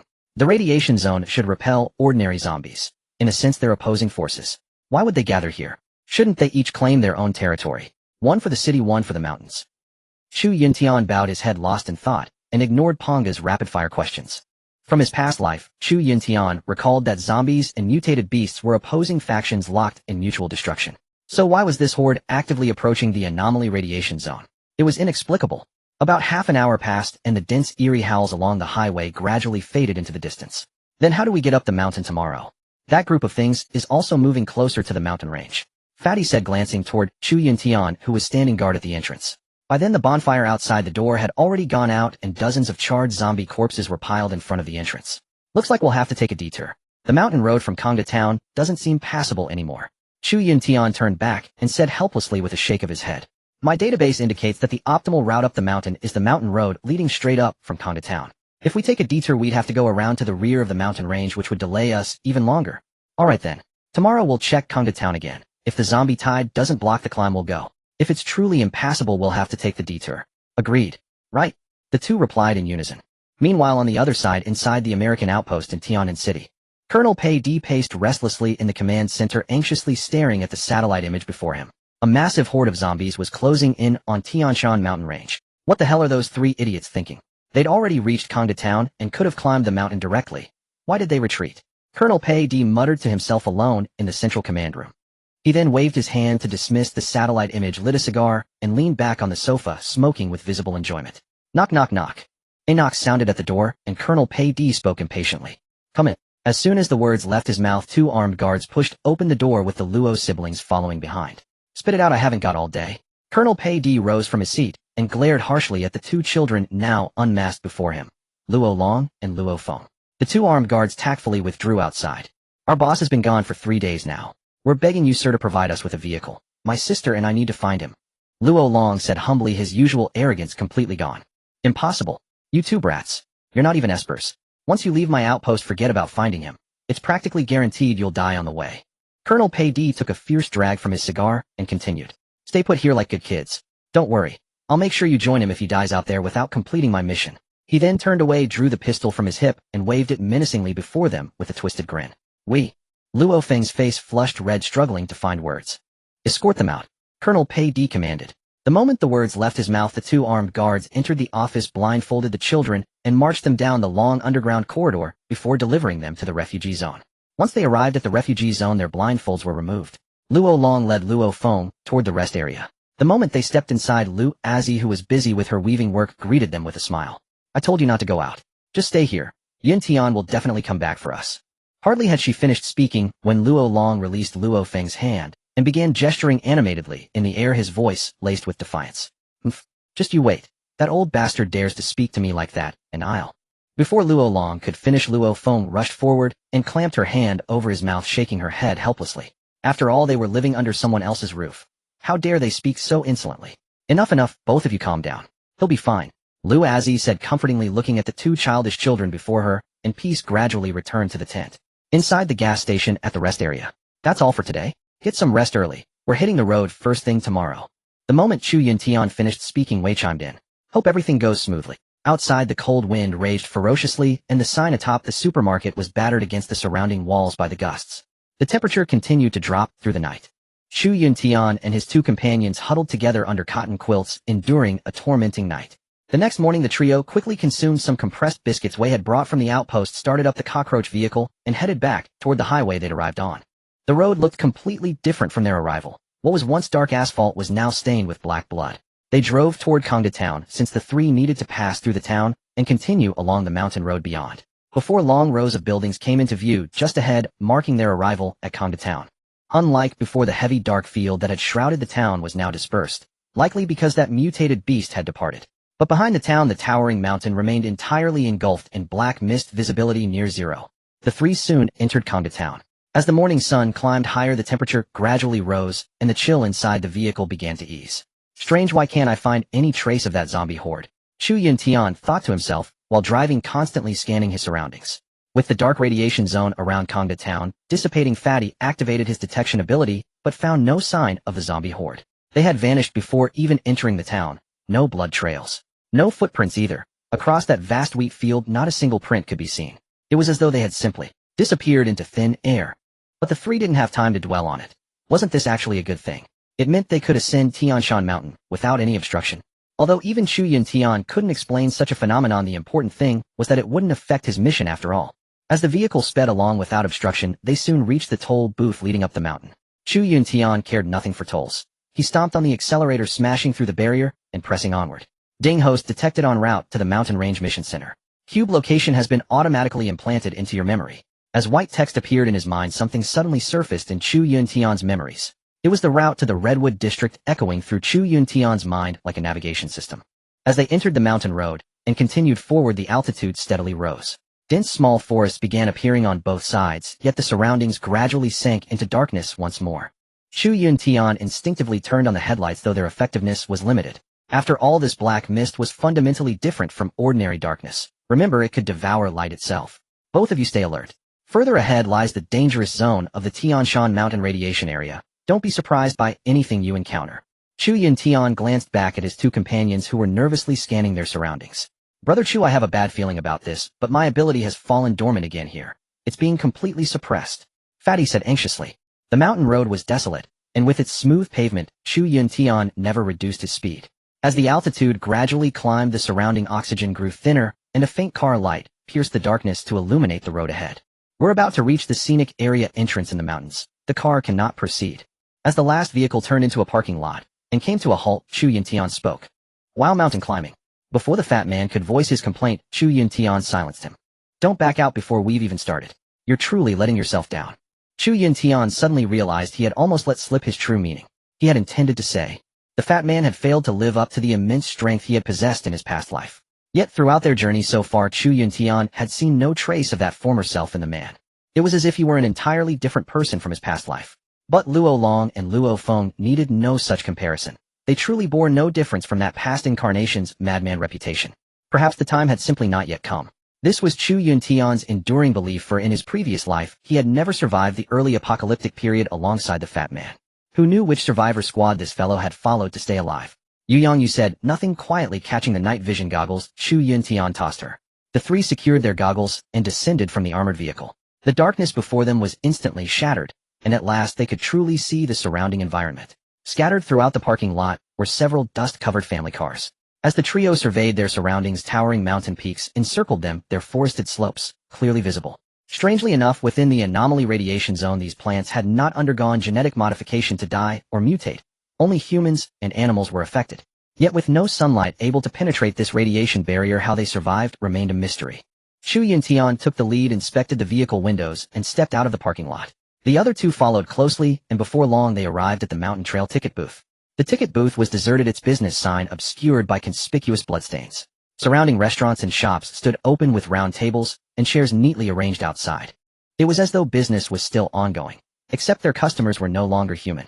The fat man trailed behind, lighting a cigarette. Beyond the night vision goggles field of view, a faint glow pierced the darkness. As the smoke curled outward, the acrid scent of nicotine masked the waves of bloody odor emanating from within the office. The three entered, revealing dozens of rotting corpses scattered across the hall, in every posture. Let's move. We need to head to Dayton Lake first, and follow the tour guide's route. Chu Yuntian glanced at a simplified map on the hall wall, and spoke. Although he already possessed the accurate route provided by his system, the ever-cautious Chu Yuntian never recklessly dismissed such details. He still deemed it necessary to review the map. The three then exited the hall, crossed the fair barriers, and formally entered the Tianan Mountain Range scenic area. The entrance gate, once adorned with festive lanterns and banners, now lay in utter disarray. With a flick of Chu Yuntian's will, the Longquan sword materialized in his hand. At that moment, as the fat man had just stepped into the mountain scenic area, he spoke. My ability is reacting intensely. I feel deeply uneasy, as if countless eyes are fixed upon me. Yet I cannot activate my powers at all. We'll advance in a triangle formation. The moment Wei's words left his lips, the fat man adjusted his position, and the three formed a triangular stance, with Chu Yuntian at its apex. Thanks to the thermal imaging provided by their night vision goggles, all three could see at short range, which emboldened them to press forward quickly deeper into the scenic area. Cold gusts swept toward them, the iron chains along the mountain path railing rattling sharply. Guided by the mental route map, Chu Yuntian led the two behind him toward the high peaks beyond the scenic area. So far nothing extraordinary had appeared in the vicinity. After all, this was a human-developed scenic area, so they treated it as a buffer zone before the mission truly began. However, once they passed this recreational development zone and proceeded toward the lake area behind the mountain, safety could no longer be guaranteed. The deeper the three ventured, the more unsettling it became. Where the mountainside had appeared entirely dark from outside, approaching the slope revealed patches of faint purple light flickering. These luminescences, however, did not improve visibility. They severely disrupted the night vision goggles' ability to distinguish the external environment. Along the way, Chu Yuntian dispatched several zombies that drew too close, all ordinary specimens with remarkable vitality. According to Chu Yuntian's memories from his past life, ordinary zombies within the radiation zone would be absorbed by the anomaly radiation and completely erased from this world as though they had never existed. Yet these straggling zombies appeared even dumber than those outside. Most struggled merely to walk, crawling upon the ground and roaring futilely at the passing trio. Out of mercy, Chu Yuntian swiftly ended their suffering, sparing these once human beings from enduring both viral torment and the agony of radiation consumption, though they had long lost all sensation by then. Before long, the three crossed the plaza before the scenic area and reached the visitor pathway ascending the mountain, where the purple glow from above grew increasingly blinding. Chu Yuntian flicked the blood dripping from his Longquan sword and spoke. We'll ascend from here. This entire area is developed and poses no danger. We simply need to climb the steps. Before Chu Yuntian finished, Wei interrupted. From here, isn't that natural lake ahead? Correct. With Chu Yuntian's brief reply, the three began their ascent. The steps here were a mountain trail designed specifically for visitors. Roar, roar, roar. Scarcely had they taken a few steps when eerie screams echoed from the deep forest in the distance. Yu Yongyu instinctively covered her ears with both hands, the sound waves causing the small groves beside the steps to tremble. Fortunately, the cube's location was not in the remote wilderness of the Tianan mountain range, but rather in a redwood forest relatively close to the developed area. If the plane crash site truly lay there, Chu Yuntian would have no hesitation. Fleeing would be the only wise choice. Venturing into such a place would be tantamount to certain death. In Chu Yuntian's estimation, the journey from the scenic area to the natural lake would encounter no sudden emergencies, for the entire stretch was a low mountain development zone where wildlife would naturally be sparse. There would be no talk of devouring evolution there. But beyond the mountain, in that endless expanse of pitch-black peaks, those lands never trodden by humans. Who knew how many mutated anomalies lurked within? Brother Chu, just how enormous is this thing? The fat man hurried to catch up with Chu Yuntian, and Wei speaking breathlessly. How big? You'll see once we get up there, Chu Yuntian replied, turning his head with a teasing grin. In this peril-ridden apocalypse, teasing the fat man was for Chu Yuntian about the only way to relieve stress. Seeing the fat man lower his head in silence, seemingly frightened, Chu Yuntian added, "Don't worry. This time we grab what we need and leave. I'm not taking you into the deep wilderness to play around." Yu followed the other two, panting heavily. As the three continued to climb, the air around them gradually grew thinner. Meanwhile, the violet light emanating from the deep mountains grew increasingly intense, forcing the three to remove their night vision goggles and turn on their flashlights to continue forward. With the illumination of the strange violet light, the surroundings were no longer a monotonous pitch black, allowing them to at least see each step beneath their feet. The small forest around them swayed constantly in the wind, producing rustling sounds. If not for the fact that this was an apocalyptic era overrun by zombies, the three climbing the mountain would look exactly like night hiking enthusiasts. Step by step, they climbed over 1,000 tiers of steps. Don't even mention the zombies in this area. Even if they came, they'd be exhausted to death. When the three finally reached the mountainside, 2 hours had already passed. The surrounding trees had become sparse, replaced instead by steep cliffs and precipices. The path through became extremely narrow and difficult to footing, but once they crossed this fault zone and reached the slope of another peak, they would find the natural lake Chu Yuntian was seeking. At this moment, Pongzi looked down at the abyss beneath his feet and couldn't help but feel a chill. With his eyes tightly shut, he gripped the iron railings on both sides and followed the other two step by step forward. The big axe had also become too heavy to carry, so he returned it to Wei, who then stored it back into his own mysterious space. As Yu, who was bringing up the rear, stepped onto the open platform ahead, the view suddenly transformed. Though still shrouded in darkness, the natural lake attraction in the distance could now be spotted. The path instantly became much easier to traverse, but because they were near the water source and the abnormal temperature here, the three had barely taken a few steps before feeling the bitter cold of winter. From afar, the lake's surface reflected streaks of violet light. "What is that?" "That." Wei spoke in confusion. After traveling all this way, the three's stamina was already depleted. If not for the speed-enhancing potion, climbing at their normal pace would have left them nowhere near halfway done. They saw a layer of thick ice forming on the lake's surface not far away. "Damn, what is this stuff?" "Ice in the middle of summer," Pongzi exclaimed in utter disbelief after taking a closer look at the lake. "Something's wrong, there's a problem." As Chu Yuntian spoke, his intent shifted and a cold glittering sword materialized in his left hand. Gusty mountain winds swept across the lake's surface, colliding with the three uninvited guests. Scanning their surroundings, there was zero vegetation coverage. "Damn, it's freezing to death. What problem? Even a zombie would freeze solid here." Pongzi chattered his teeth together as his body trembled uncontrollably. After all, it was truly too cold here. They had just been in the cliff area where the temperature was normal, albeit on the colder side, but the moment the three stepped onto the platform, it felt as though the season had suddenly changed and the temperature plummeted. Chu Yuntian and Wei weren't faring much better. "Open the system store, I need to buy something." At Chu Yuntian's command, the system store unfolded in his mind, and he located the daily necessities section before opening it. Warm coat 1, exchangeable for 20 ordinary zombie kills. Chu Yuntian surveyed his nearly depleted kill count, and without hesitation purchased 3 coats. It was a matter of survival, now not the time to be frugal. When Chu Yuntian opened his eyes again, and saw Pongzi shivering like a frozen statue, he shifted his gaze, and 3 thick military coats materialized out of thin air beneath his feet. Chu Yuntian picked up 2 coats and handed them to the two behind him. Wei sniffled and quickly donned his. Pongzi didn't dare lag behind, either snatching his coat and wrapping himself tightly into a ball. Even with the thick coats, the three still couldn't withstand the relentless cold wind, but it was far better than their previous state in short sleeves. Wei summoned the iron axe and handed it to Pongzi, who reluctantly rubbed his hands before taking the heavy weapon and speaking. "Damn it. Zombies in this hellhole. If there are zombies, I'll eat them." "Eat what?" Chu Yuntian walked toward the lake, without looking back, laughing playfully. "Eat what? I'll eat the damn rice." Yu glanced disdainfully at the desolate surroundings before speaking. "Ha ha ha, good. I'll remember your words, Pongzi." Before Chu Yuntian could finish his sentence, an even more ferocious cold wind howled toward them, the tremendous impact forcing Pongzi's mouth shut before he could open it. Chu Yuntian held his sword at the forefront, but the enormous force nearly knocked the Long Quan's sword from his left hand. The three instinctively lowered their bodies simultaneously to reduce the force's impact. If they weren't Esper enhancers with strong willpower, ordinary people wouldn't have stood a chance.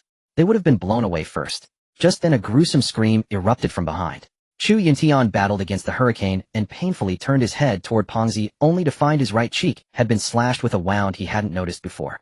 The cut stretched from the corner of his mouth to behind his ear with bright red blood gushing out, streaks of red trailing behind in the wind. The bitter wind lasted approximately a minute. When the final gust passed, Pongzi collapsed where he stood, his face deathly pale, both hands pressed against the wound on his face. But he couldn't stop the bleeding. The wound was simply too long.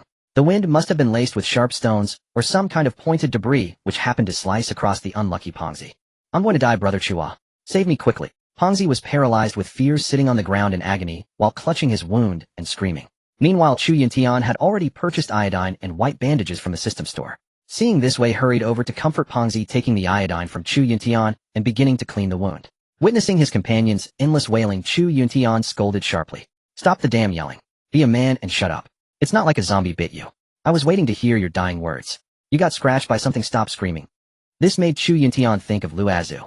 If only his team member were here, what bandaging was needed? With just a wave of Azu's hand, there wouldn't even be a scar. This only strengthened his resolve to complete the mission. He would definitely lead them out of that base. A few minutes later, the bleeding from Pongzi's face finally stopped, and he gradually calmed down.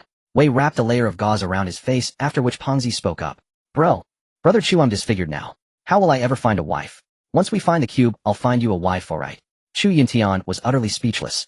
Then the three set off again. After all, they couldn't stay in this place. Who knew if that strange wind would strike again? This time the wind carried blades that sliced their faces. If next time it brought boulders from the mountain peaks, it would give the three a much bigger surprise. The three quickened their pace toward the lake. Thanks to the pain on his face, Pongzi gradually became more alert, and the fatigue from hours of climbing was completely swept away. His spirits tensed once more as he closely followed the other two, terrified that he might be the next one injured. The natural lake was now within reach. Chu Yuntian shone his flashlight from afar, the beam striking the ice-covered lake surface, but the light scattered as soon as it touched the water. Only when the three approached the lake could they clearly discern their surroundings. In the darkness, a strange lake emitting a purple glow appeared before them. A wave of biting cold struck them at once. The bizarre lake was covered with a thick layer of ice, and its flat glassy surface reflected the purple light emanating from the deep mountains behind them. The area surrounding the lake was utterly barren, gazing sideways and backward in the faint purple glow. On the opposite bank lay that crimson fir forest. Though darkness still dominated the surroundings, the lake and its vicinity were strikingly bare even within such a dark environment. Even the distant trees shrouded in darkness could be discerned as mere silhouettes. We are almost there, Chu Yuntian declared, already gripping his Longquan's sword and stepping onto the ice-crusted lake surface. Then they saw him raise the precious blade high above his head. He brought it down in a direct vertical strike. Instantly, a thunderous bang resonated. The Longquan's sword was violently deflected, and Chu Yuntian was jolted so forcefully he nearly lost his footing. His intention was to test the resilience of the ice layer, for he planned to traverse the lake directly and reach the crimson fir forest on the opposite shore. In that case, there would be no need for a detour, saving considerable time. Looking down at the ice beneath his feet, bearing the mark of his earlier strike despite such tremendous force, yet leaving only a barely noticeable scratch, Chu Yuntian finally felt relieved and signaled the two behind him to follow. The fatty tightened his military coat, hopped onto the icy lake surface, and after stomping his feet firmly several times spoke. Damn, this is solid. Let's move. Brother Chu, we need to get out of here fast. I'm about to catch a cold from the freezing temperatures. Once stable, the fatty urged the other two forward. Chu Yuntian raised his gaze toward the distant crimson fir forest. Its hazy silhouette exuded an intense aura of mystery. The Rubik's Cube lay somewhere beyond that threshold. At the same time, Chu Yuntian gained a fresh understanding of this anomalous radiation zone. Such proximity to the cliff they had descended earlier, yet an entirely different season prevailed. It was truly difficult to fathom. The trio then quickened their pace. Though the ice beneath their feet was thick enough to guarantee safe passage, its slick surface made progress treacherous. Before they had gone far, Brother Chu, my ability is stirring again. It seems to be awakening. No sooner had he finished than a sudden unease washed over the fatty, suffocating him. He continued, wait. Something's wrong. Brother Chu, this area is dangerous. Move quickly. Hearing this, Chu Yuntian scanned their surroundings. His Longquan's sword, now infused with his ability, began gleaming with chilling light. Based on the fatty's accurate detections in previous encounters, whenever his precognitive sense reacted, it never proved wrong. An anomaly was certain to be lurking nearby. Where? Can you sense which direction? Chu Yuntian and Wei eyed their surroundings warily, but could discern nothing beyond the barren lake surface. Below us. Beneath our feet. Just then the fatty suddenly gasped, his eyes wide with terror fixed on the ice below. His face drained of color in an instant. Because he had perceived them. Countless. Brother Chu, run.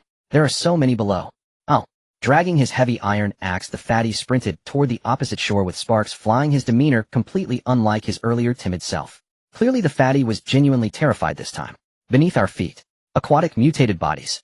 Chu Yuntian also reacted, grabbing way beside him and giving chase. Fortunately the thick ice layer acted as a barrier, otherwise who knew what horrors awaited the three. And at that very moment, deep beneath the ice, dozens of grotesque fish with blood-red bodies watched the passing trio above. One of them swam upward, approaching the ice layer and slamming its fan-like tail against it. Instantly, concentric waves of disturbed water surged straight toward the ice above. Meanwhile, the three sprinting across the ice suddenly felt the surface beneath them begin to tremble. Wei lost his footing and fell to the ground. Run, brother Chu, they are coming. The fatty's precognitive sense intensified, further compounded by the recent tremors. He turned, grabbed the fallen Wei, and continued fleeing, gasping for breath. Throughout the entire journey, the other two failed to catch up with the fatty. The trembling beneath their feet persisted. Blocks of ice, several meters thick, swayed continuously with the violent waves. Only then did Chu Yuntian and his companions stumble onto the shore. Fuck! That nearly gave me a heart attack. What the hell was down there? The fatty instinctively retreated several steps, gazing back the way they came, and saying, perhaps all the creatures underwater have been infected. Our passage attracted them. Wei, who had remained on high alert throughout, finally exhaled and spoke. Thankfully there were no large mutated beasts, or else today we could have. Before Chu Yuntian could finish, the lake's trembling intensified. Visible cracks began spreading outward from the center of the lake. The three retreated toward the dense crimson fir forest behind them. Boom. Rumble. With a deafening crash, the ice at the lake's center shattered, instantly violently breached by an unidentified creature. Water erupted dozens of meters into the air. The surrounding black mist began dissipating, gradually replaced by a circle of eerie crimson barrier rising from the water. The three stared fixedly at the lake's surface as the thick ice began to crumble and disintegrate. Good thing we were fast enough. If we had been one step slower, we truly would have died. Chu Yuntian thought, letting out a heavy sigh.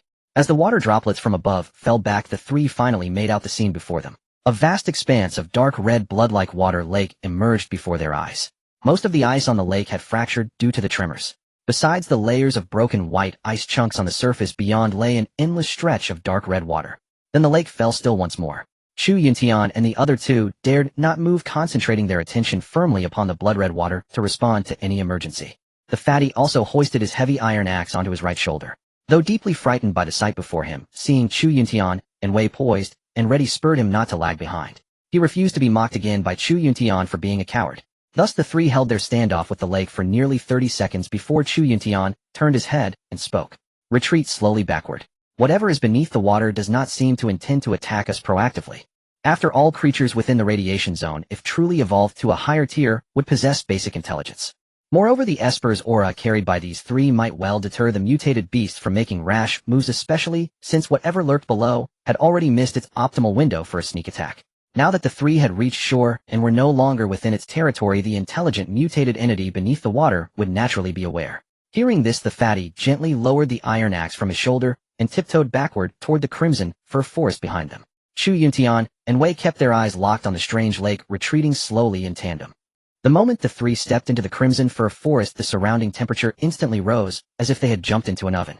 Seeing the lake's surface nearby still devoid of any movement, the three quickened their pace, retreating to a safe distance. The frozen lake behind them fell utterly silent. Chu Yuntian and his two companions emerged from the area shrouded by the white curtain and fled into the redwood forest ahead. Huff, huff, huff. The fat man gasped for air, tore off his military overcoat, and flung it to the ground. Damn. It nearly froze me to death back there, but it's scorching hot in these woods. He instinctively touched the wound wrapped on his face, and a searing burn shot through him. The drastic temperature shift had irritated the injury. Come on, this place isn't safe either. Whatever's in the water can't reach us, but do you think we can dodge what's lurking on land? Chu Yuntian patted the fat man beside him as he spoke, and without daring to linger, the three pressed deeper into the redwood forest. Host detected entering the magic cube's vicinity. Please stay alert for anomalies nearby, complete the mission as soon as possible, and remember, there's a mysterious reward waiting for you. Before long, a line of white text surfaced in Chu Yuntian's mind. The system was making its presence known again. Chu Yuntian was studying a map at the moment and had no time to humor it. In this dense jungle, one wrong step could leave them hopelessly lost. He had no intention of wandering in circles. To complete this mission efficiently, he needed to thoroughly decipher the exact coordinates the system had provided. That plane was massive, and its crash must have flattened a huge stretch of redwoods. Chu Yuntian analyzed silently. Doctor, it couldn't have survived in this environment. Wei surveyed the endless rows of trees stretching into the distance. Hey, why bother about that old geezer? As long as we get the magic cube, that's all that matters. The fat man stripped off his half-sleeved shirt, for the heat in the redwood forest was truly unbearable, especially for a man of his build. His body radiated excessive heat, and he was drenched in sweat, constantly wiping the droplets streaming down his forehead. At last he had no choice but to peel off the soaked shirt. "Hey, I'm talking to you, Yang Yu. Have some decency, will you? Way is right here. With that crude look of yours, how am I supposed to find you a girlfriend?" Ha ha. Chu Yuntian lowered the map provided by Colonel Tai Di, turned to the fat man, and teased him. "Look at you, still putting on a brave face. You're sweating like a pig. Your hand sweat already left damp marks on the map, and you're lecturing me." The fat man shot back, his gaze landing on the map in Chu Yuntian's hand. The temperature here was no different from a tropical rainforest, yet there was no wetland or water source to be found. Only an endless expanse of dry woodland. It was simply inexplicable. Chu Yuntian paused for a moment, then spoke. "I'm not putting on a brave face. I'm nothing like you. I'm a gentleman."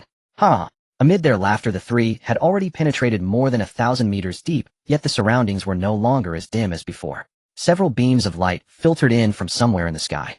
Piercing through countless layers of leaves, the light scattered in all directions. But when they looked up, they could not locate any source. Chu Yuntian speculated that it did not come from outside.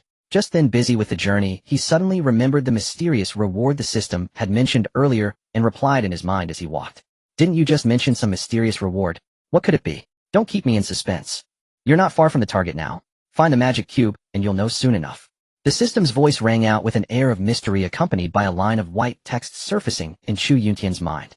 But after traveling for so long, the redwood forest ahead looked exactly the same as before. Everything around them seemed as if it had been replicated. Looking around, there was absolutely no way to tell north from south, or east from west. Trusting the route in his mind, Chu Yuntian led the two behind him toward the approximate location. The temperature around them continued to rise.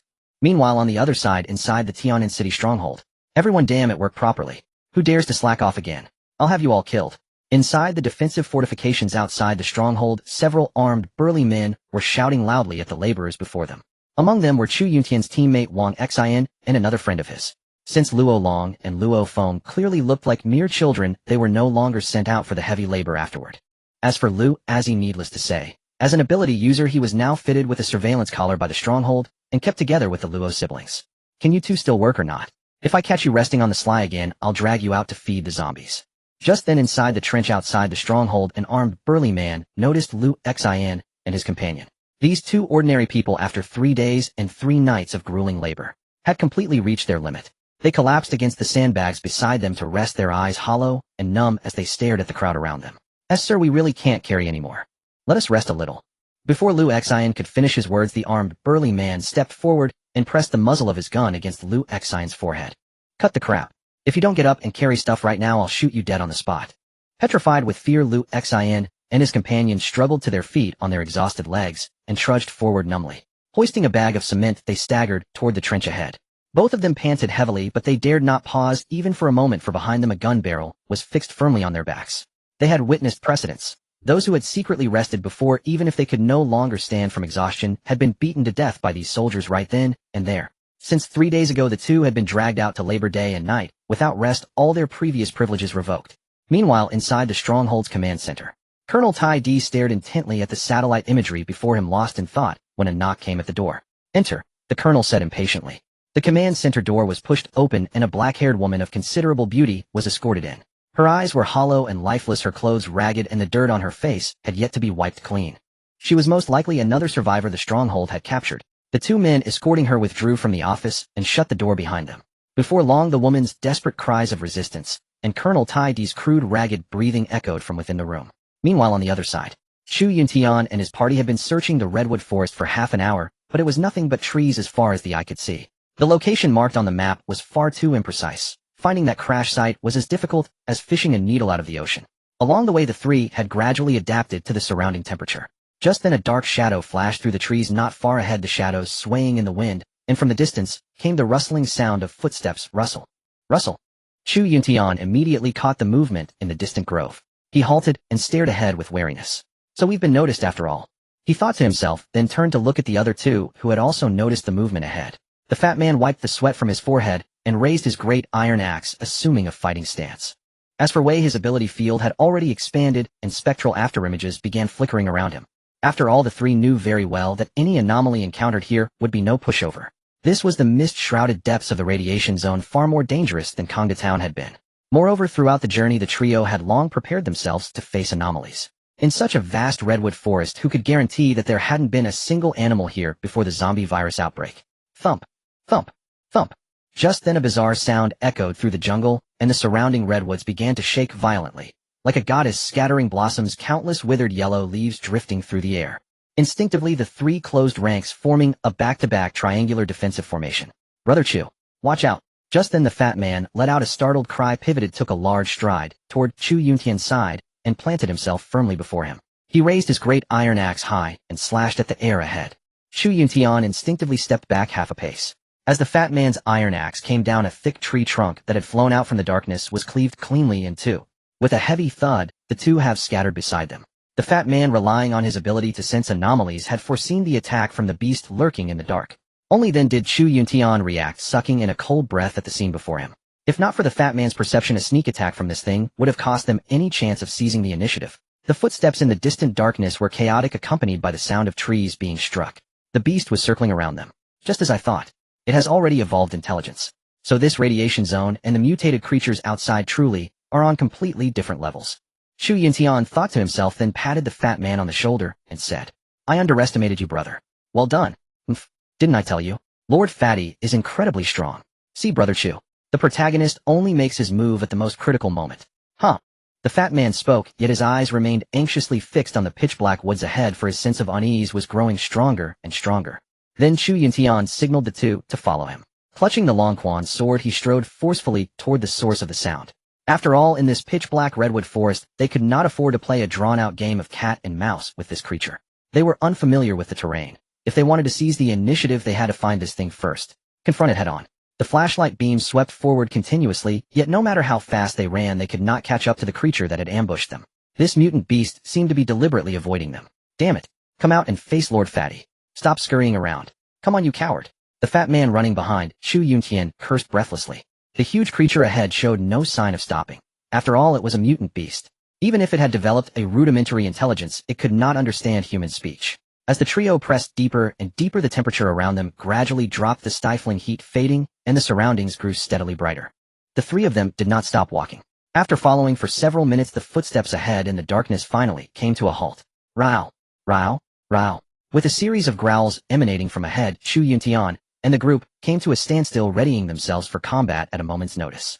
Boom. At that moment, dozens of redwood trees before them were knocked down by a mysterious force from the darkness, towering trees over 10 meters high, toppling toward the three of them. Chu Yuntian reacted swiftly, leaping into the air and wielding his Longquan sword. Several streaks of sword chi cut through the wind. Swish, swish, swish. The row of redwoods teetering mid-fall was sliced cleanly in half, with chips scattering across the ground. Fatty and Wei instinctively stepped back, raising one hand to parry as a wave of energy sent sand and soil billowing upward, obscuring their vision in the chaos around them. Just then the mysterious beast lurking in the darkness revealed itself. Its crimson body gleamed with a dark, blood-red glow from its eyes. The bald, scarred skin was crisscrossed with prominent wounds, and its razor-sharp claws flashed with cold light. Standing roughly 2 meters tall, its chest was covered with oozing tumors that made one's stomach turn. Only when the three of them stopped did they get a clear view of the creature before them. It was a mutated ape of first-tier variant. It was hard to imagine that within such a brutal ecosystem were the strong prey upon the weak. How could such a small creature survive? Land animals that do not sit atop the food chain, once infected by the virus, typically become nourishment for larger beasts. But the first-tier mutated earthworm they had encountered in Kongda Town was a different matter altogether. It had dwelled underground, constantly soaked by rainwater seeping from above, allowing it to mature rapidly, even without consuming pathogens. A monkey. It's huge. Wei stepped forward with his hawk talon and spoke, but his mechanical tone instantly alerted the mutated gorilla before them. Before the words had fully left his mouth, a series of roars erupted, and the mutated ape lunged forward. Its eyes locked onto Wei, who stood only a short distance away, before it powered up with its hind legs and launched itself into a mighty leap. It was bounding toward Chu Yuntian. Careful! Chu Yuntian shouted loudly, drawing his Longquan sword with his left hand and striding forward with a great step. At that moment, Wei also moved, leaving behind only an afterimage before vanishing from his original position. Damn it! Don't even think about stealing my kill. The fatty behind him was equally unwilling to lag, twisting his body to shoulder the large iron axe before charging right after Chu Yuntian. Clang!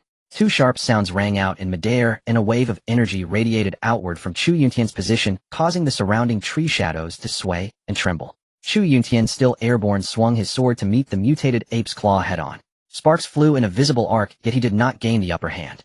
Due to the tremendous impact, Chu Yuntian was sent flying backward, and in the next instant. Thud. With a dull thud, Chu Yuntian crashed into the ground, the earth beneath him caving in. He struggled weakly, trying to roll over and get back up. His Longquan sword had been knocked away dozens of meters away. All he could feel was the soreness in his forearms and a numbness in his waist. He wanted to rise, but lacked the strength to do so. Could it be? Today? Why is it so strong? Chu Yuntian gazed at the Longquan sword half buried in the dirt nearby, unwillingly contemplating how impossible it seemed that this creature possessed such overwhelming strength. He could not even withstand a single blow. Meanwhile, the mutated gorilla before him showed no intention of ceasing its assault, letting out a thunderous roar, as if mocking this Esper, who could not even endure a single strike. Before it could charge forward, a phantom streaked across the field, leaving behind a thin white line in the air. Wei's blade slashed horizontally through the massive creature's midsection. By the time they caught sight of Wei again, he was already standing several meters behind the mutated ape, and as he turned back with confidence, a large tumor on the beast's waist erupted explosively. A massive cloud of blood mist erupted, filling the area with a foul metallic stench. Roar! The mutated ape behind Wei let out an agonized howl, its eyes burning crimson, as it dragged its hemorrhaging body around, preparing to pounce forward. Witnessing this scene, a surge of hope reignited within Chu Yuntian. It seemed he had failed to target the creature's weak point. That bubbling black-blue tumor. Indeed, this cyborg's combat experience proved far superior, able to quickly and precisely identify the opponent's vulnerabilities. Chu Yuntian staggered to his feet, taking advantage of the mutated ape's distracted state, and reached for his Longquan sword.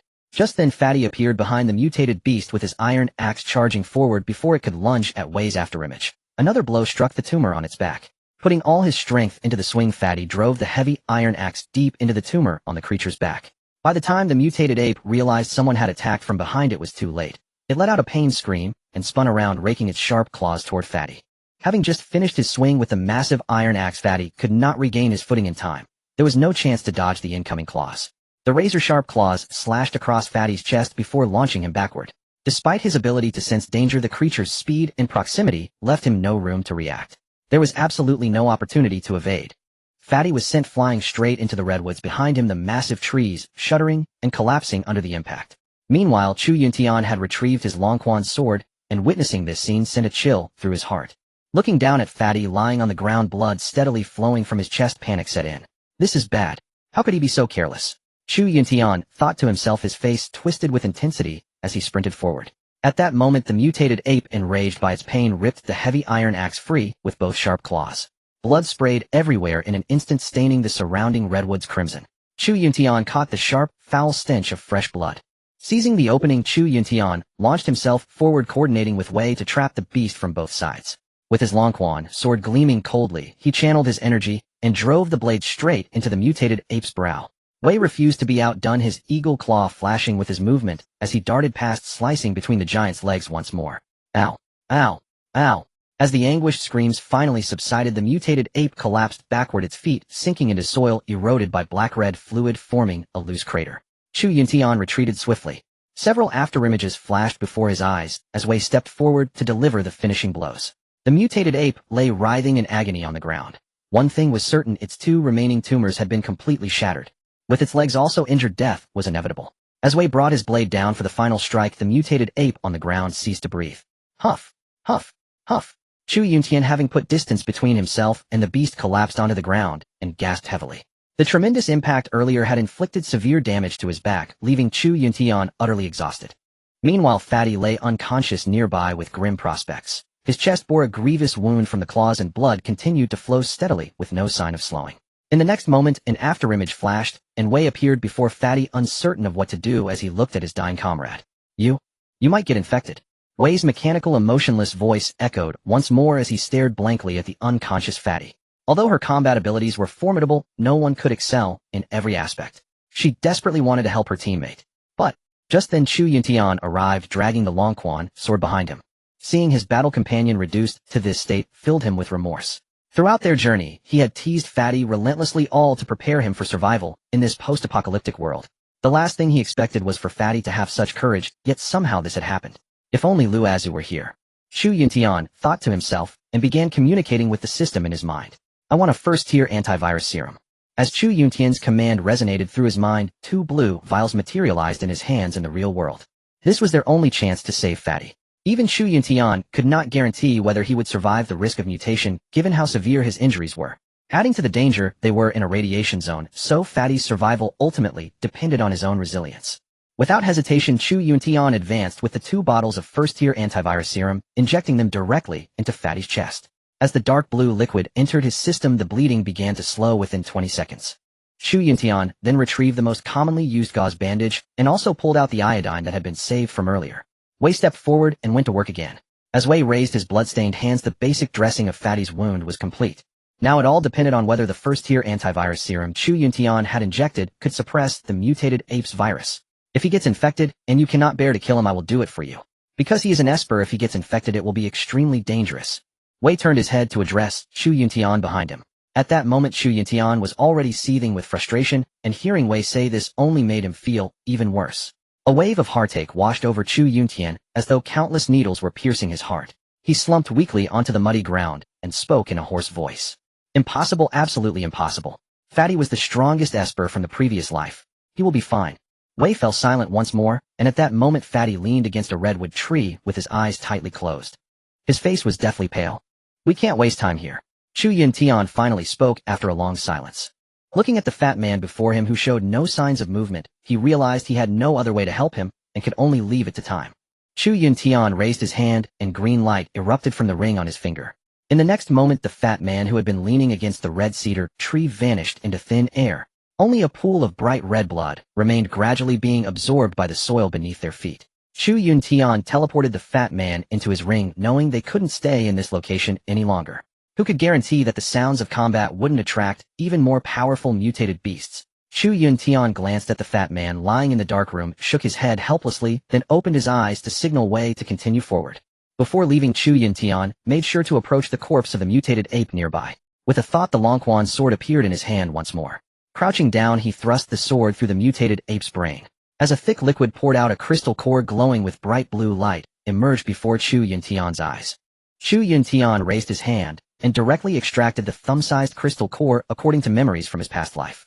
Many powerful ability users obtained large quantities of zombie crystal cores by killing mutated beasts in anomalous radiation zones. With zombie crystal cores, one could travel between trading posts at various Legion strongholds where novelties existed beyond imagination. They had everything you could think of. But in his previous life as an ordinary person, Chu Yuntian had only heard rumors that zombie crystal cores could be exchanged for rare ability modification fluids. As someone of low status back, then how could he possibly know about other goods? This was far quicker than hunting crystal core zombies in the wilderness. These creatures dwelled in special regions where the probability of generating crystal cores was extremely high. Moreover, the purity of these crystal cores was exceptionally high. Crystal core zombies were far too scarce. But as the saying went, high risk meant high returns. After finishing current matters, Chu Yuntian tightly closed his eyes with unease and entered his special space. Pushing open the wooden door before him, he saw that the fat man's bleeding had completely stopped, yet lying in the dark room, there were no signs of revival. Perhaps this was a favorable sign, for during this time the fat man showed no mutations, only unconsciousness. Chu Yuntian also placed the crystal core here. This was his second crystal core, significantly smaller than the previous one, but its purity was unmistakably visible. The crystal core just extracted from the mutated ape's skull blazed with blinding light, whereas the one previously dug from a crystal core zombie's head appeared noticeably dimmer. Though the earlier zombie crystal core was larger, it contained far less energy. Compared to this small crystal core, its radiance was completely eclipsed. We will definitely find that cube and leave safely. Returning to reality, Chu Yuntian said to Wei, who followed behind, with a deeply dejected expression. Chu Yuntian looked back at this modified human. She was merely an emotionless killing machine, yet now she had autonomously developed sorrowful feelings because her companion was injured. This was utterly beyond Chu Yuntian's expectations. This completely defied common sense. For modified humans like them, emotions had long been stripped away, something Chu Yuntian couldn't explain. He simply nodded firmly to Wei and strode forward into the depths of the red cedar forest. After wiping the blood from her hands, Wei followed closely behind Chu Yuntian. Ding! Host, the system has detected you are approaching the cube's location.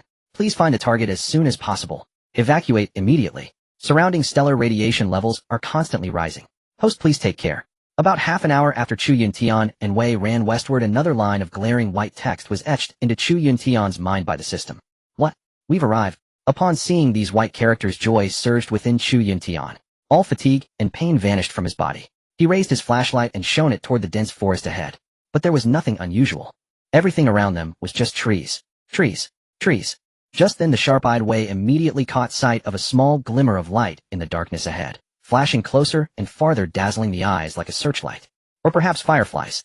Over there. Look over there, Mr. Chu. Just as Chu Yuntian was about to head toward the forest on the other side, Wei suddenly grabbed him and spoke. Following Wei's direction, Chu Yuntian also spotted the faint glimmer in the distant red cedar forest. The red cedars over there were noticeably shorter than the surrounding trees. Are you sure?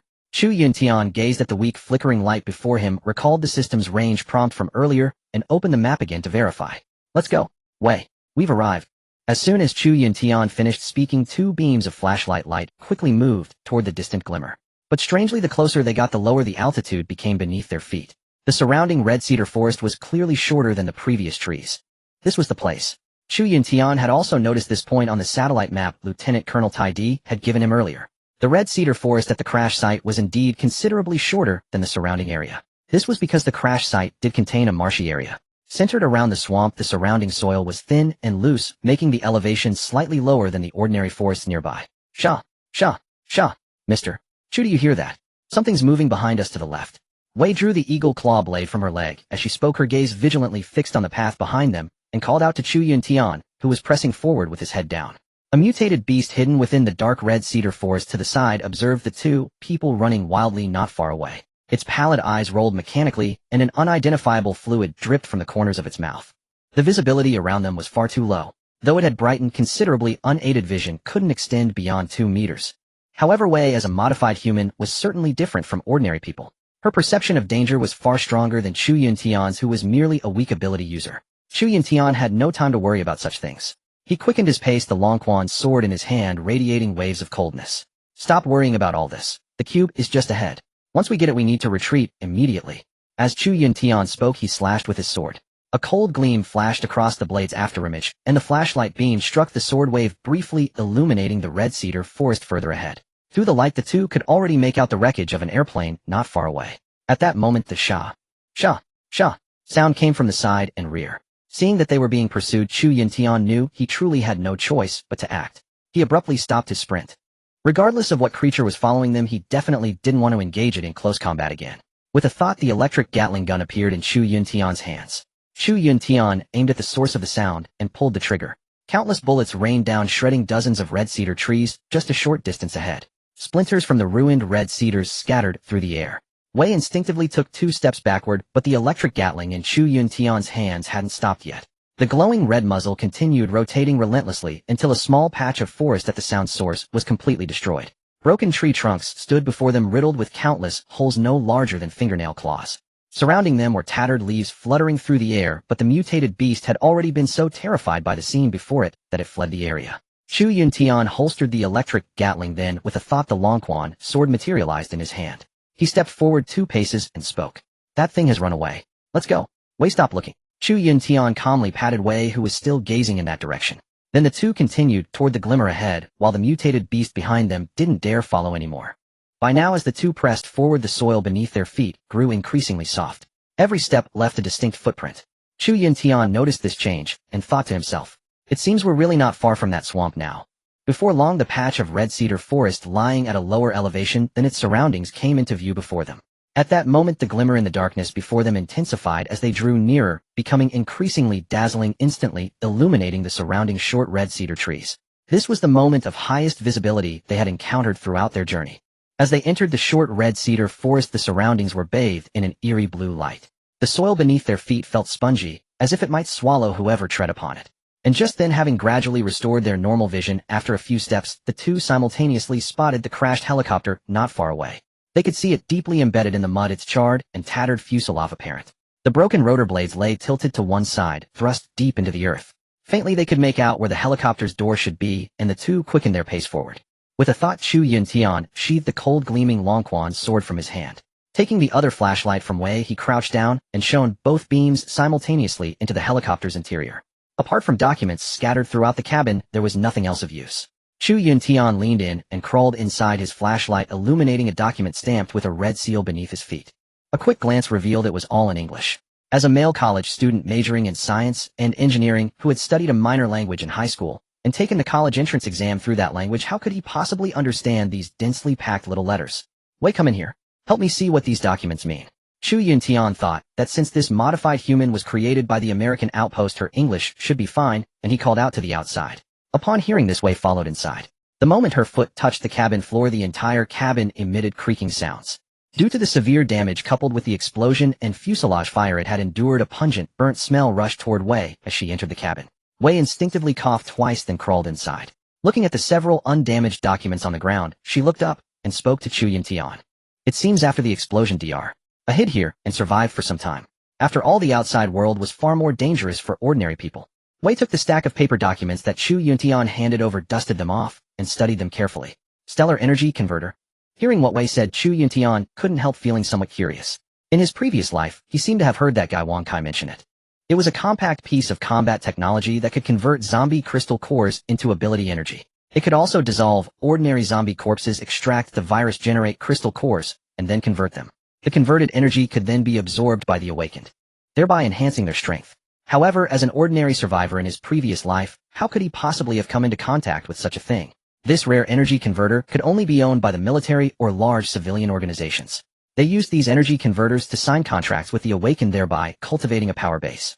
The awakened needed the converter to advance, while civilian stronghold organizations and the military needed the awakened to protect themselves or dominate a region.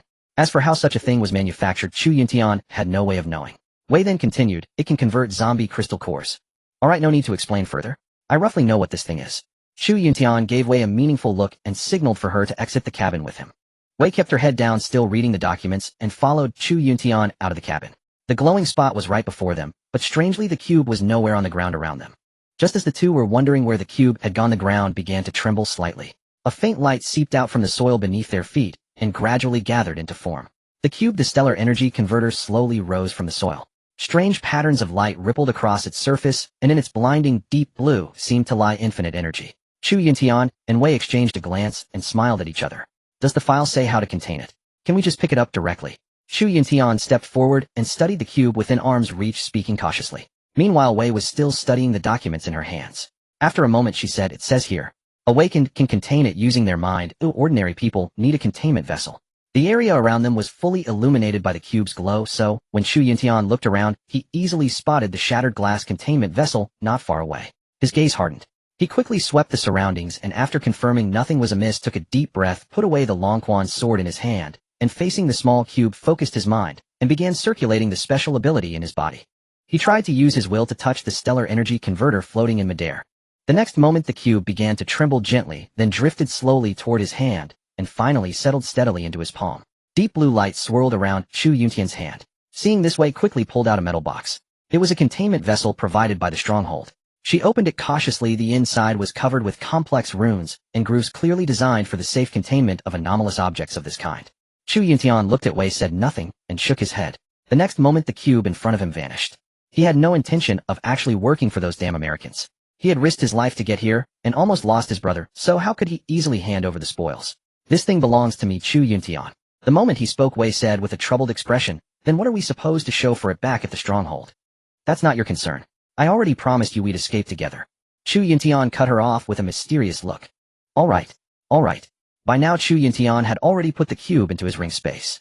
He also checked on Fatty's condition. That guy was still lying unconscious in his little dark room. Chu Yuntian stepped forward and gave Fatty another shot of the first stage antiviral serum.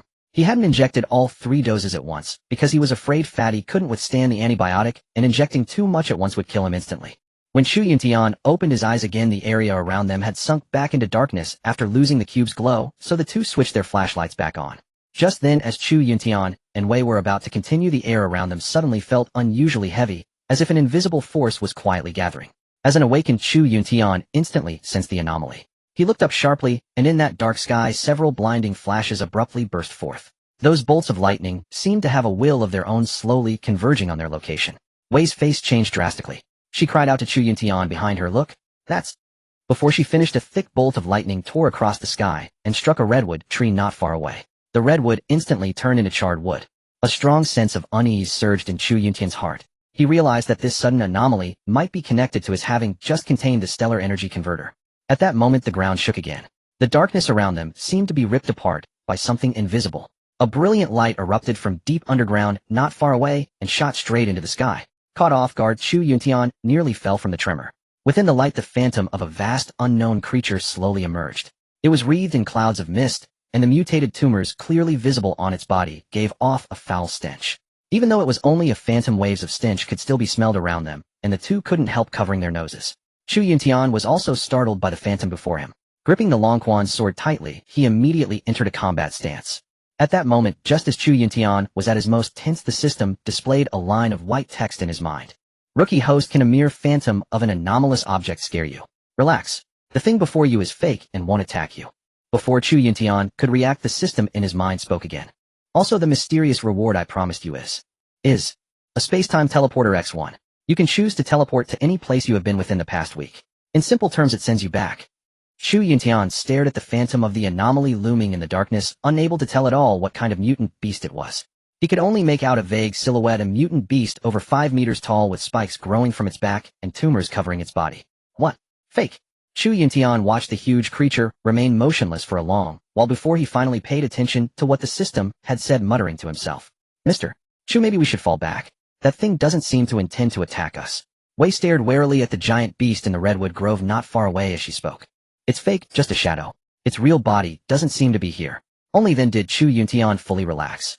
He put away the Longquan's sword, and with a thought activated the space-time teleporter rewarded by the system. He didn't want to stay in this godforsaken place any longer. These sudden scares were enough to scare a man to death. As soon as Chu Yuntian's command was given, a wooden door over 2 meters tall materialized out of thin air beside the wrecked plane. Without hesitation, Chu Yuntian signaled Wei to follow him, stepped forward, and pulled the door handle hard. The next moment, a strange space, swirling like a galaxy, appeared before them. Chu Yuntian trusted his system 1,000,000%, so, without looking back, he stepped into that wondrous space, leaving behind one sentence: follow me. Seeing this, Wei was a little baffled. What on earth was this? But when she glanced back at the phantom of the mutant beast, she couldn't help shivering. Then she closed her eyes and followed him in. Inside the portal, a dazzling river of stars spread out before them, as if they had passed through a rift in time and space, and walked into the heart of the universe. All around, countless diamond-like specks were embedded in endless darkness, shimmering with soft and mysterious light. Chu Yuntian and Wei moved forward slowly through the starlight. Beneath their feet was an ethereal path of starlight, and every step produced a faint ripple. Ripples of dreamlike rings spread outward. Faint cosmic dust drifted around them, and the occasional meteor streaked by, leaving brilliant trails behind, captivating yet eerie. The air was fresh and slightly cold. Wei opened her eyes wide and stared at everything around her in disbelief, feeling as if she had stepped into a magnificent cosmic painting. Wow, Mr. Chu, have we ascended to heaven? Unfortunately, sound was not transmitted inside the portal, so Chu Yuntian didn't hear Wei. Meanwhile, Chu Yuntian appeared extremely calm. He knew deep down that this was the power of his system. In this bizarre apocalyptic world, nothing was beyond understanding. Before long, the two passed through the dazzling starry portal, as if breaking through the boundaries of time and space. When they again set foot on solid ground, they found themselves outside the mist-wreathed scenic area parking lot at the foot of the mountain. Chu Yuntian quickly looked around. After confirming there was no danger, he nodded to Wei beside him and signaled for her to follow. Mr. Chu, is this also part of your special ability? Why didn't we use that door to go up the mountain? On the way to the cockroach, Wei couldn't help asking curiously. Chu Yuntian had nothing to hide, so he told her in detail about the system in his mind.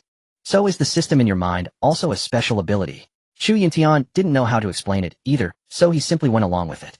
And then you could think of it that way.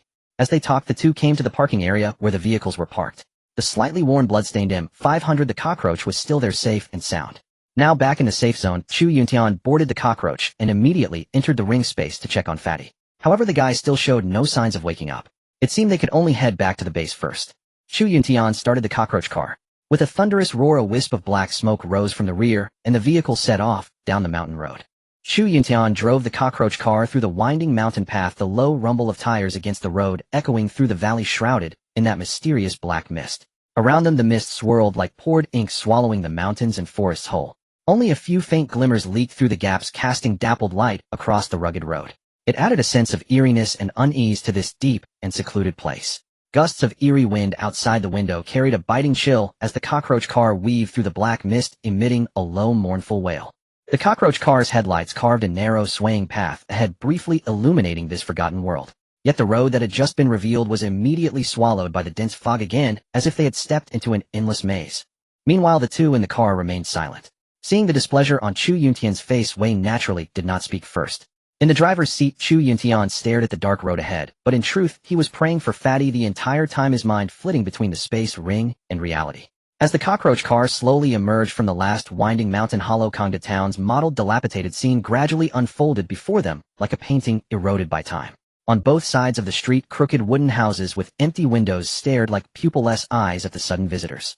The air was thick with dampness, decay, and a faint fishy stench. Although the fog over Kongda Town had dispersed, night had already fallen, leaving everything around pitch black. The dying rays of the setting sun barely pierced the thick clouds spilling over the lifeless town, yet they could not illuminate what lay hidden in the shadows. Chu Yuntian gripped the steering wheel and unconsciously slowed down, scanning the road they had traveled for any sign of abnormality. There was none.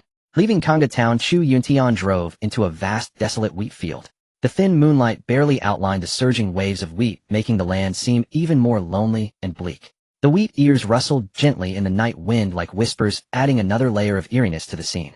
Not far away, a few abandoned scarecrows stood alone. Their twisted postures under the faint starlight were especially sinister, as if they were the wardens of this land. Just then, the figures of a few wandering zombies began to appear sporadically in the wheat field. They shuffled forward, ragged and twisted, their hollow eye sockets shining with a craving for flesh and blood. Some lowered their heads to gnaw at the rotten weeds, while others wandered aimlessly, occasionally letting out low growls that broke the silence of the night. Fortunately, they were just ordinary wandering zombies, neither evolved nor gathered in a real horde, so they posed no threat to the two. Chu Yuntian gripped the wheel, pressed the accelerator down hard, and the cockroach car roared. The dozens of walking corpses in front were instantly ground into pulp. Chu Yuntian then looked at the Tian'an City expressway not far ahead across the wheat field. He lowered the window, lit a cigarette, and took a deep drag. Then he yanked the steering wheel, drifting over the elevated platform ahead of the car, and entered the Tian'an City expressway from the side of the wheat field. Are we going straight back to the stronghold?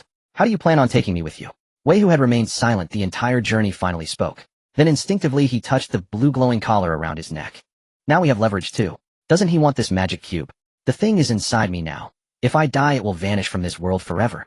As he spoke, Chu Yuntian took a heavy drag of his cigarette and let the smoke trail backward in the wind. After a pause, he continued, he wouldn't dare do anything to us. I think it's time we made a deal with him. Hearing this, Wei pretended to mull it over and said nothing. After Chu Yuntian finished the cigarette in his hand, he rolled up the window, for the cold wind blowing in from the open road stung his face. The vehicle drove at a steady speed toward Tian'an City. On the expressway, the night was as black as ink. The headlights cut through the darkness, but they could not illuminate the terrifying scenes surging ahead. Just as the two reached the vicinity of the truck rest stop, the zombie horde had already been waiting there for quite some time. A chill ran down both their spines at the sight not far ahead. Should we clear them out, or turn back and avoid them? Wei's flat mechanical voice sounded, and his hand had already moved to the eagle claw at his thigh. Chu Yuntian did not answer. He simply stared hard at the seemingly endless horde ahead, as if deep in thought. Frowning, he slowly pulled the cockroach car to the side of the road about 100 meters from the approaching horde, which remained relentlessly on the move. No more dodging. Let's get out and raise hell. Chu Yuntian signaled Wei in the back seat to prepare to dismount and fight. After all, with so many walking corpses blocking the expressway ahead, even an M500 couldn't force its way through. Even from 100 meters away, the moment they stepped out of the car, the two were hit by the thick, suffocating stench of blood and decay hanging in the air. The horde in the distance surged like an endless black tide, layer upon layer stretching beyond sight. They moved in unison, their numb hollow eye sockets burning with greed and madness as they released spine-chilling roars. Under the moonlight, their figures were twisted and hideous, as if the gates of hell had been thrown open, unleashing countless evil spirits. Chu Yuntian had faced small-scale zombie hordes in his past life. Those numbered only in the hundreds, easy enough to avoid or kill. But the scale of the horde before him, there had to be over 1,000 of them. Chu Yuntian's decision to take them head-on was intentional. After all, his system store had already been unlocked. In the future, he would inevitably need to buy all kinds of strange and wonderful things from it, and what he lacked was precisely the zombie kill count. By now, his zombie kill count was almost depleted. Looking at the ordinary zombie crowd before him, Chu Yuntian decided to gamble that there was no second-tier zombie commander among them. If that were the case, farming kill count with this horde would be a good option. Wei, I don't need you to act this time. Just follow behind me and cover the gaps. These are all ordinary zombies. My Gatling gun can take them out from long range. Don't get close. Reduce the risk. As he spoke, Chu Yuntian made a mental move, and the mini Gatling gun appeared in his hand. Wei let out a light grunt, accepted the Longquan sword Chu Yuntian handed him, swung it a few times in the air, then followed behind Chu Yuntian as they closed in on the zombie crowd. As the first zombie's staggering, twisted figure entered Chu Yuntian's sight, it seemed to trigger some invisible switch. The entire horde erupted like dead leaves caught in a gale. It boiled over with deafening roars and surged recklessly toward them, a vast dark mass casting a shadow of death over the area. Chu Yuntian narrowed his eyes and curled the corner of his mouth into a cold smile. He took a deep breath and kept his finger steady on the trigger of the mini Gatling. A cold metallic sensation spread through his palm. Chu Yuntian poured his supernatural power into the weapon, and the Gatling's rate of fire instantly skyrocketed. With a series of low thunderous growls, the Gatling roared, spitting tongues of fire. Bullets poured out like a violent rainstorm, tearing through the night sky and slamming precisely into the surging zombie masses ahead. Amid the horde, Chu Yuntian's Gatling blazed at full power, instantly clearing a patch of open ground as several hundred walking corpses toppled to the earth. But just as Chu Yuntian was about to reload, an unnatural roar sounded from deep within the horde. A giant zombie, abnormally massive and covered in red-black scales, leaped out and appeared before the two. Electric arcs crackled around its body, its eyes were blood red, and the steel pipe-like barbed tail behind it kept slamming against the ground. It stared straight at Chu Yuntian, and way in the distance, while the huge tumor on its chest oozed thick, foul-smelling fluid. A second-tier zombie. Chu Yuntian's heart jolted. As he thought to himself, he put away the mini Gatling and took the Longquan's sword from Wei. The ordinary zombies that had been swarming forward all retreated behind the second-tier zombie at the sight. It seemed this creature had developed intelligence. It was the commander of this horde. Indeed, Chu Yuntian had expected this long ago. In his past life, he had seen evolved zombie commanders of the second tier or higher organized ordinary zombies to attack strongholds. It was quite common. Damn it. My brain database tells me this zombie has undergone a second evolution. It's not a first-tier zombie, it's second tier. We're in trouble, Mr. Chu. As he spoke, Wei stared nervously at the second-tier zombie, which was still sizing them up from a distance, and whispered to Chu Yuntian. Then he tightened his grip on the adamantine eagle claw, ready to fight at any moment. Chu Yuntian had only planned to farm some kill count from ordinary zombies. He never expected to run into this thing. He had been too reliant on luck. He had bet wrong. They should have turned back while driving just now. Now they were in trouble. Now they had been marked. How should he deal with this? Ding. Host has encountered a second-tier zombie. World quest triggered. The truth of the world too. Do you accept the quest? Reward, 5 zombie crystal cores at 100 purity. Seeing the system's words suddenly pop up in his mind, Chu Yuntian's taut nerves finally relaxed a little. Seeing that the huge creature showed no sign of attacking and was merely appraising them, Chu Yuntian realized that it was after all an intelligent being. It wouldn't charge at people like the low-tier zombies did. I accept. But how am I supposed to defeat it? Any hints? Chu Yuntian quickly asked the system in his mind. As soon as the words left his mouth, another line of white text appeared in his mind. Use a weapon. Additionally, if the host wishes to run, that is also allowed. As long as its body has not been attacked, a second-tier zombie will not actively attack those bearing the aura of a superpowered individual. Ordinary people are an exception. This is a unique trait of this tier of zombie. Chu Yuntian stared at the system's reply in his mind, feeling somewhat speechless. Of course he knew he had to use a weapon to deal with the huge creature before him.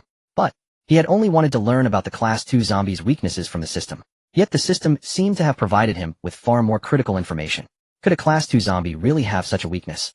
The one not far away, still eyeing the two of them with predatory vigilance, wouldn't take the initiative to attack ability users. Actually, it wasn't hard to understand.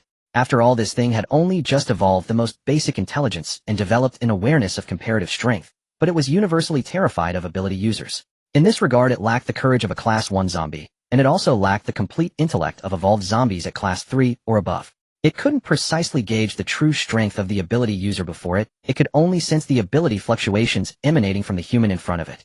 Zombies at this stage were truly in an awkward position. What's more, just moments ago he had used an electric Gatling gun to mow down several hundred ordinary zombies under its command in an extremely short amount of time. It was only natural that this Class 2 leader would be intimidated. Retreat. Let's go. This thing is afraid of ability users. If we don't attack it first, it normally won't easily make a move. With a flick of his mind, Chu Yuntian withdrew the Longquan's sword in his hand, turned around, and walked toward the cockroach vehicle behind him as he spoke. Wei clearly hadn't caught on.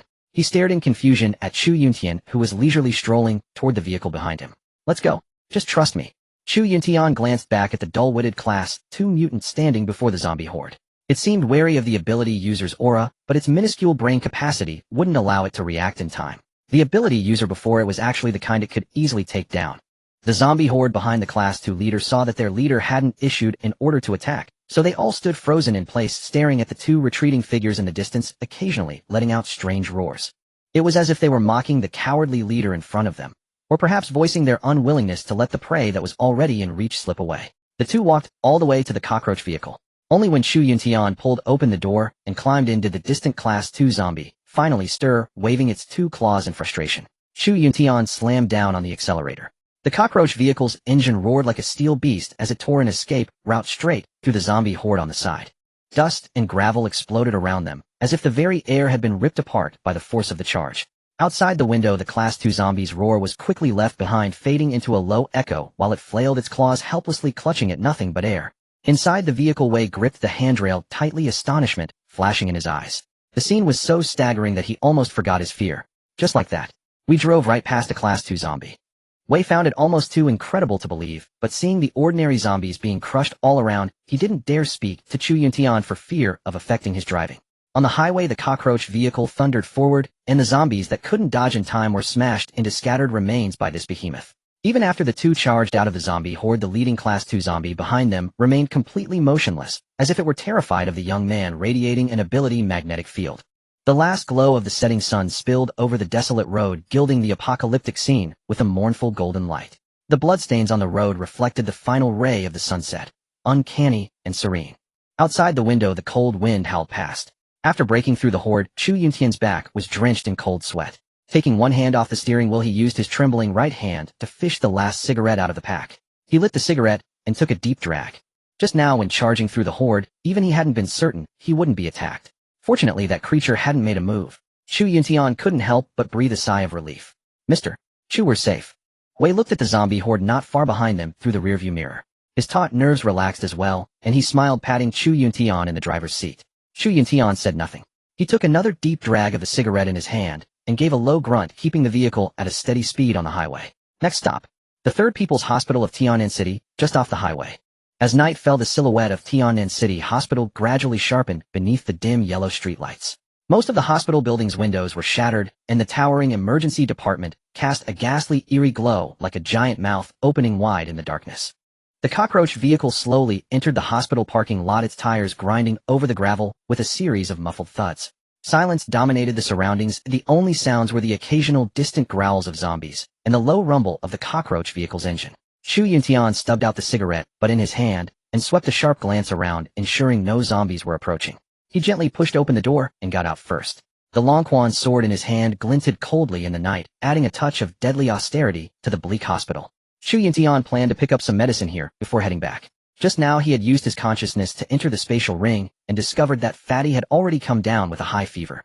He urgently needed antipyretics and anti-inflammatory medicine, but these items weren't available in the system shop. Chu Yuntian had no choice but to take another risk. Chu Yuntian and Wei stepped into the emergency department building of the Third People's Hospital of Tian'an City. At once a damp, putrid stench surged toward them, as if the very air had congealed with the taste of death. The floor of the entrance hall was covered in dried blood, and the surrounding area was in complete disarray. Bloodstains and scattered medical forms tangled together. Dim yellow light flickered along the broken corridor, casting mottled, shifting shadows. The two advanced cautiously into the hospital, every step accompanied by the squeaking of the floorboards. On both sides of the corridor were closed or shattered ward doors with faint green light seeping through the cracks. The medical devices that had still been running before the apocalypse were now on standby, waiting for the next batch of guests. Beyond the broken glass door, a gust of eerie wind blew through, stirring up dust and a few yellowed medical documents with a rustling sound. Chu Yuntian couldn't help but quicken his pace. Stay close to me. Hurry up to the pharmacy upstairs, grab the medicine, and get out. Chu Yuntian said to Wei behind him. After all, he had no desire to stay in such a creepy place in the dead of night. Just as Chu Yuntian and Wei were cautiously making their way through the dim corridor and were about to reach the stairwell, a strange noise suddenly came from a half-open ward on the right. Scritch. Scritch. The sound was faint yet clearly audible, like the rustle of fingertips scraping across dried leaves. Chu Yuntian's nerves instantly tensed. He quickly turned sideways, the Longquan sword clenched tightly in his right hand, its tip trembling slightly as it pointed toward the source of the sound. Wei followed closely behind, directing his flashlight toward the ward they had just passed. The light danced across the broken walls, revealing row after row of frightened, contorted faces. Inside the room were portraits of patients rendered even more grotesque in the darkness. Suddenly a figure burst out of the ward with astonishing speed, limbs twisted, eyes blood red, and drool dripping from the corners of its mouth. It was just an ordinary infected patient. It shrieked and lunged at Chu Yuntian, its razor-sharp nails carving silver arcs through the air. Chu Yuntian retreated, dodging with a swift sidestep. With a flick of his wrist, the Longquan sword rose and fell, and the zombie in a hospital gown instantly collapsed to the ground. The reeking blood splattered around him. Without looking back, Chu Yuntian stepped onto the stairwell leading to the second floor, flicked the blood off the Longquan's sword, and signaled Wei, who was still scanning the surroundings, to follow. The two continued upward. According to Chu Yuntian's memory, the hospital pharmacy was on the third floor. At the third floor stairwell landing, a dim light slanted in from one side, the glow of the emergency exit sign. The air was thick with an even more intense mixture of rot and disinfectant, making Wei, who was behind Chu Yuntian, feel like vomiting. Just as Chu Yuntian and Wei stepped onto the last stair and were about to enter the third floor, a horrifying scene abruptly appeared before them. At the stairwell corner grew a huge, twisted tumor-like object. It seemed to have spread directly out of the wall, its surface covered in a slimy membrane, its color somewhere between pallid white and dark purple. Bubbles burst on its surface from time to time, making a strange pop-pop sound. Because their surroundings were dim, it wasn't until the two stepped onto the third floor landing that they could see the scene clearly. A massive, strange tumor growing from the corner of the wall was oozing black blood as it kept writhing. Damn, what the hell is that thing? Even as the words left his mouth, Chu Yuntian swung the Longquan sword at the bizarre tumor in a tentative strike. With just a light cut, the tumor burst apart with a loud bang. Before the two could dodge, a gush of thick liquid soaked Chu Yuntian and Wei from head to toe. Shit! Chu Yuntian cursed under his breath. Then as he looked at the ruptured tumor, he saw it was filled with small round spheres resembling spider eggs bobbing up and down without pause. They seemed as if they might hatch at any moment. Chu Yuntian had no idea what these things were, so he gestured for Wei to skirt around the area and continue upstairs. He didn't want some unexpected accident to happen over such a trivial matter as fetching medicine. You're too rash, Mr. Chu. According to the database in my mind, that was just an ordinary infected crystal ball. There was no need to cut it open. By doing so, you'll only accelerate the growth of the anomalous creatures. Wei poked Chu Yuntian, who was walking ahead. What will it give birth to? Chu Yuntian scratched his head awkwardly and turned back to ask. Unknown. But by the look of it, that infected crystal seems to be gestating. Spiders. The two made their way through the nauseating stairwell corridor. The floor beneath their feet, old and unrepaired, let out even more piercing creaks, as if even the air were protesting their arrival. At last, a somewhat brighter beam of light shone from ahead. The distinctive glow of the pharmacy, all the more precious in this gloomy hospital. Chu Yuntian pushed open the half-closed iron door of the pharmacy first. A unique scent of medicine mixed with damp mold rushed toward them. But compared to the previous stench of decay, this was already much fresher. Inside the pharmacy, towering rows of medicine shelves cast long shadows under the dim yellow light. Most of the labels on the medicine bottles were illegible, but occasionally, he could make out a few familiar words. Chu Yuntian casually glanced at the 2 rows of medicine shelves before him, then set to work. He stuffed a huge bag full of drugs, whether or not Fatty would need them now. In the apocalypse, having supplies was always better than lacking them. Who knew which squad members might fall ill in the future? In this post-apocalyptic world, medicine was as good as gold, second only to crystal cores and food. The medicines they had previously scavenged from Liu Azie's father's clinic were certainly gone by now. After all, when the group had been captured in that store, the heavy tank at that stronghold had reduced all the buildings in the area to rubble. There was no point even looking for medicine, and if they went to those ruins, they'd hardly recognize where the store had once been. Hand me that fever reducer over there. I'll give it to Fatty first. Chu Yuntian continued packing medicines from the shelves, while calling out toward Wei, who was deeper among the racks. A moment later, a white plastic bottle landed at Chu Yuntian's feet. Setting down the burlap sack in his hands, he muttered a curse under his breath as he looked at the medicine-filled bag. You lousy system. Not only do you refuse to sell medicine, but you even make me spend zombie kill points to buy this sack. What a ripoff. The system remained silent. Chu Yuntian kicked aside the scattered, empty bottles on the floor, picked up the fever reducer Wei had tossed him along with the anti-inflammatory pills he had already pried open. With a light touch of his right hand on the spatial ring, Chu Yuntian entered that peculiar dimension. Pushing aside the wooden door before him, he stepped forward and stuffed the medicine into Fatty's mouth. As mineral water was poured down his throat, the fellow rolled over and fell back into a deep sleep.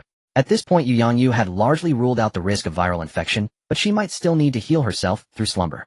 After all, no matter how weak she was still an Esper. How could she die so easily? Only after finishing all this did Chu Yuntian finally breathe a sigh of relief. Opening his eyes once more, he tidied up the last batch of medicines, rose to his feet, and called out toward Wei, who was still examining drugs deep among the shelves. That should be enough. Let's go. No sooner had the words left his mouth than Wei flickered into existence beside him. Holding a small red bottle in hand, Wei fixed Chu Yuntian with a puzzled stare. All right, Mr. Chu, look at this medicine. Why isn't it in my brain's database? Even as she spoke, a bottle of Viagra was thrust before Chu Yuntian's eyes. He was speechless. Moi. Wei, noticing Chu Yuntian staring without replying, let out a soft hum. This guy really doesn't know anything. Augmented humans are terrifying. Do they only know how to kill? Chu Yuntian thought to himself, then feigned mystery as he eyed the little red bottle before him and spoke. This might be a digestive medication. Yes, that's right. Upon hearing this, Wei nodded with an air of half-understanding, then gestured for Chu Yuntian to follow her. The very moment the two stepped across the pharmacy threshold, a piercing alarm erupted throughout the hospital, like thunder echoing in every dark corner, and striking directly at their hearts. In the deathly quiet of the hospital, both Chu Yuntian and Wei were startled by the sudden deafening noise, and Chu Yuntian instinctively dropped the large burlap sack from his hands. The explosive report rang out, and the red alarm light overhead flared with blinding radiance. The surrounding silence was shattered in an instant, and from the distant corridors came the low, frantic growls of zombies roused from their slumber. As if drawn by an invisible hand, they converged upon the pharmacy where the two stood, while chaotic footsteps clattered down from above. The lights flickered intermittently, as though the entire emergency building itself were trembling. Bad.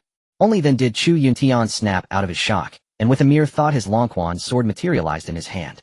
At the far end of the corridor, several iron ward doors were flung open, and shuffling zombies clad in patient gowns emerged, their figures unsteady. In their hollow sockets a craving for blood flickered to life. Roused by the tremendous noise, they had caught the scent of prey. Just beyond, at the end of the corridor, a few zombies dropped to all fours and came bounding toward them like beasts. Damn it, these guys are clinging. Chu Yuntian muttered, already striding forward to confront several crawling zombies emerging from the opposite side of the corridor.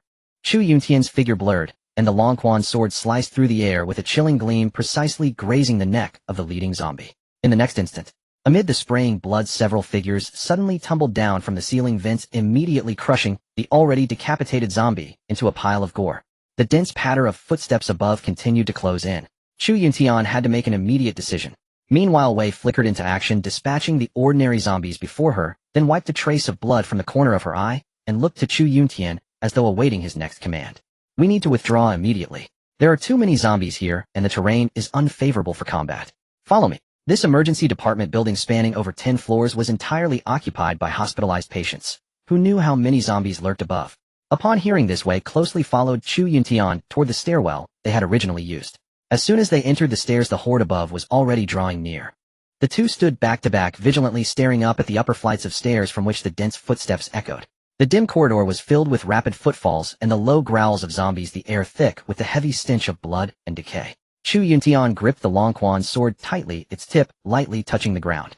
Wei had already entered her ability state, her figure beginning to blur with afterimages, her hands firmly clutching the eagle claws. Suddenly, a rapid, chaotic stampede of footsteps erupted from the top of the stairs, and the zombies' roars closed in like a tide. Chu Yuntian barked, "Quick!" Both rose almost simultaneously. Chu Yuntian's body moved like lightning, launching himself forward. He was the first to surge into the stairwell, facing the horde of undead above. Wielding the Longquan sword, whose edge shimmered with cold light, sword glints flashed about, and several waves of chi energy surged with each strike, slashing toward the unwelcome guests on the upper stairs. The narrow stairwell was now packed with bloodthirsty zombies, and behind them more and more zombies came sprinting down from the upper floors to join the fray, hot on the heels of the pair. Fortunately, Chu Yuntian and Wei were not on a high floor, or else how could they have possibly evaded such a situation? One alarm had set the entire building in motion. Chu Yuntian could plainly feel the emergency building itself shaking. The chaotic footsteps and ear-splitting roars above were exasperating.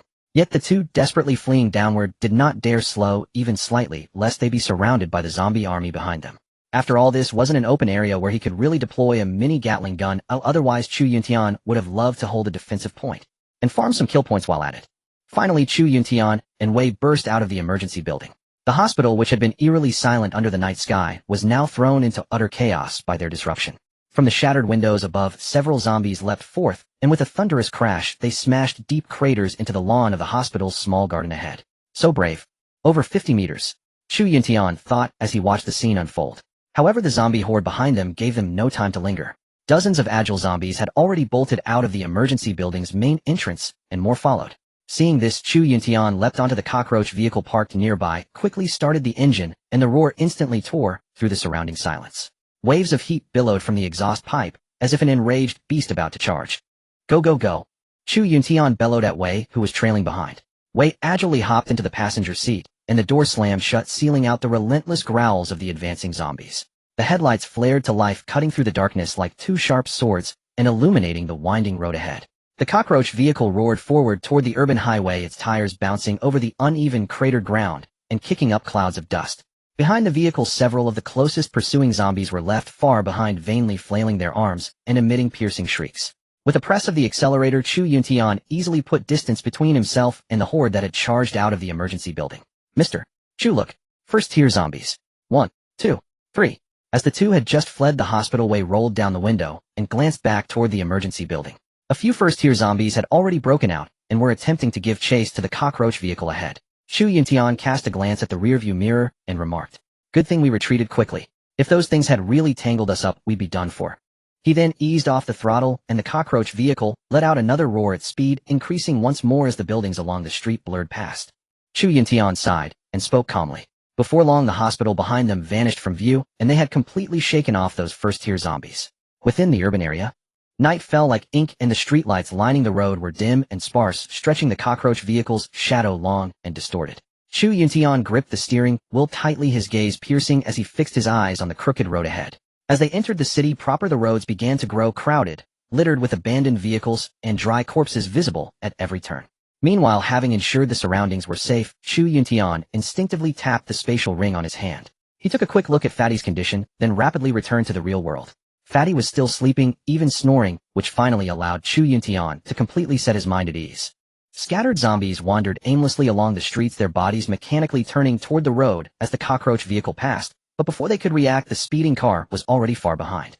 Not long after, under the night sky, the cockroach vehicle slowly entered a tranquil lakeside area, where silver moonlight gently spilled across the shimmering water. The two traveling through the night had now arrived at Chu Yuntian's stronghold, Lakefront Island. All around, sparse trees swayed gently in the night breeze, rustling softly, as if welcoming their island lord's safe return. Chu Yuntian snapped his fingers, and a layer of energy barrier visible only to himself quietly rose around them. A pale green barrier enveloped the entire island. Tonight, Chu Yuntian planned to make camp at his own stronghold first. Parking the cockroach vehicle, Chu Yuntian and Wei stepped out, gazing at the off-road vehicle stationed at the stronghold's original position. Chu Yuntian had already devised a plan to escape when returning to the stronghold tomorrow. "Thank you for accompanying me these past few days. Tomorrow, once we reach the stronghold, I plan to take my survival squad, and you with me. We'll escape from there together." As he spoke, Chu Yuntian pushed open the heavy door before him. Wei followed behind, emitting a faint hum like that of a mosquito. The night wind carried the faint scent of damp earth and pine as the two disappeared into the shadows of the stronghold. When the two arrived at the villa compound, it was around 11 at night. As the green energy shield rose, the surrounding darkness was shut out. Chu Yuntian turned on all the lights in the villa and sat with Wei on the tiger-skin sofa in the first-floor lobby, eating self-heating meals. Worthy of mention is that the fat man had already been thrown out of the spatial ring by Chu Yuntian and was now fast asleep on the plush carpet at Chu Yuntian's feet. No, go away." Just then, as the two were eating their self-heating meals, they heard the fat man muttering nonsense from below. Chu Yuntian couldn't help but smile at this, turning to Wei beside him. "See, I told you my brother would be fine." Wei nodded and remained silent. Meanwhile, outside the energy shield, several wandering zombies were drawn to the light of the villa area, but the moment they approached the barrier, they were struck by invisible laser beams and turned to ash. Inside the villa, the two were urgently discussing their escape plan for after returning to the base tomorrow. After getting Wei's final agreement, it was already past 1 in the morning. Chu Yuntian arranged a room for Wei, while he himself slept on the first-floor sofa, so he could keep an eye on the fat man at any time. Meanwhile, at the enemy military base, Colonel Tai Di stared at the Rubik's Cube position displayed on the satellite map, his brow furrowing, as he paced back and forth in the command center, white smoke rising from the cigar in his hand. "Sir, why don't you get some rest? They should reach the base tomorrow." The door behind him opened, and an officer's voice reached Colonel Tai Di's ears. "Tell me, why are they so strange? They could have rushed back to the base tonight. Why did they insist on stopping in the middle of nowhere?" Colonel Tai Di gazed at the artificial island shown on the satellite map before him, signaling the officer behind him to come closer and look. "You shouldn't worry too much, sir. Perhaps you're overthinking it. They wouldn't dare play any tricks. We have Wei watching them."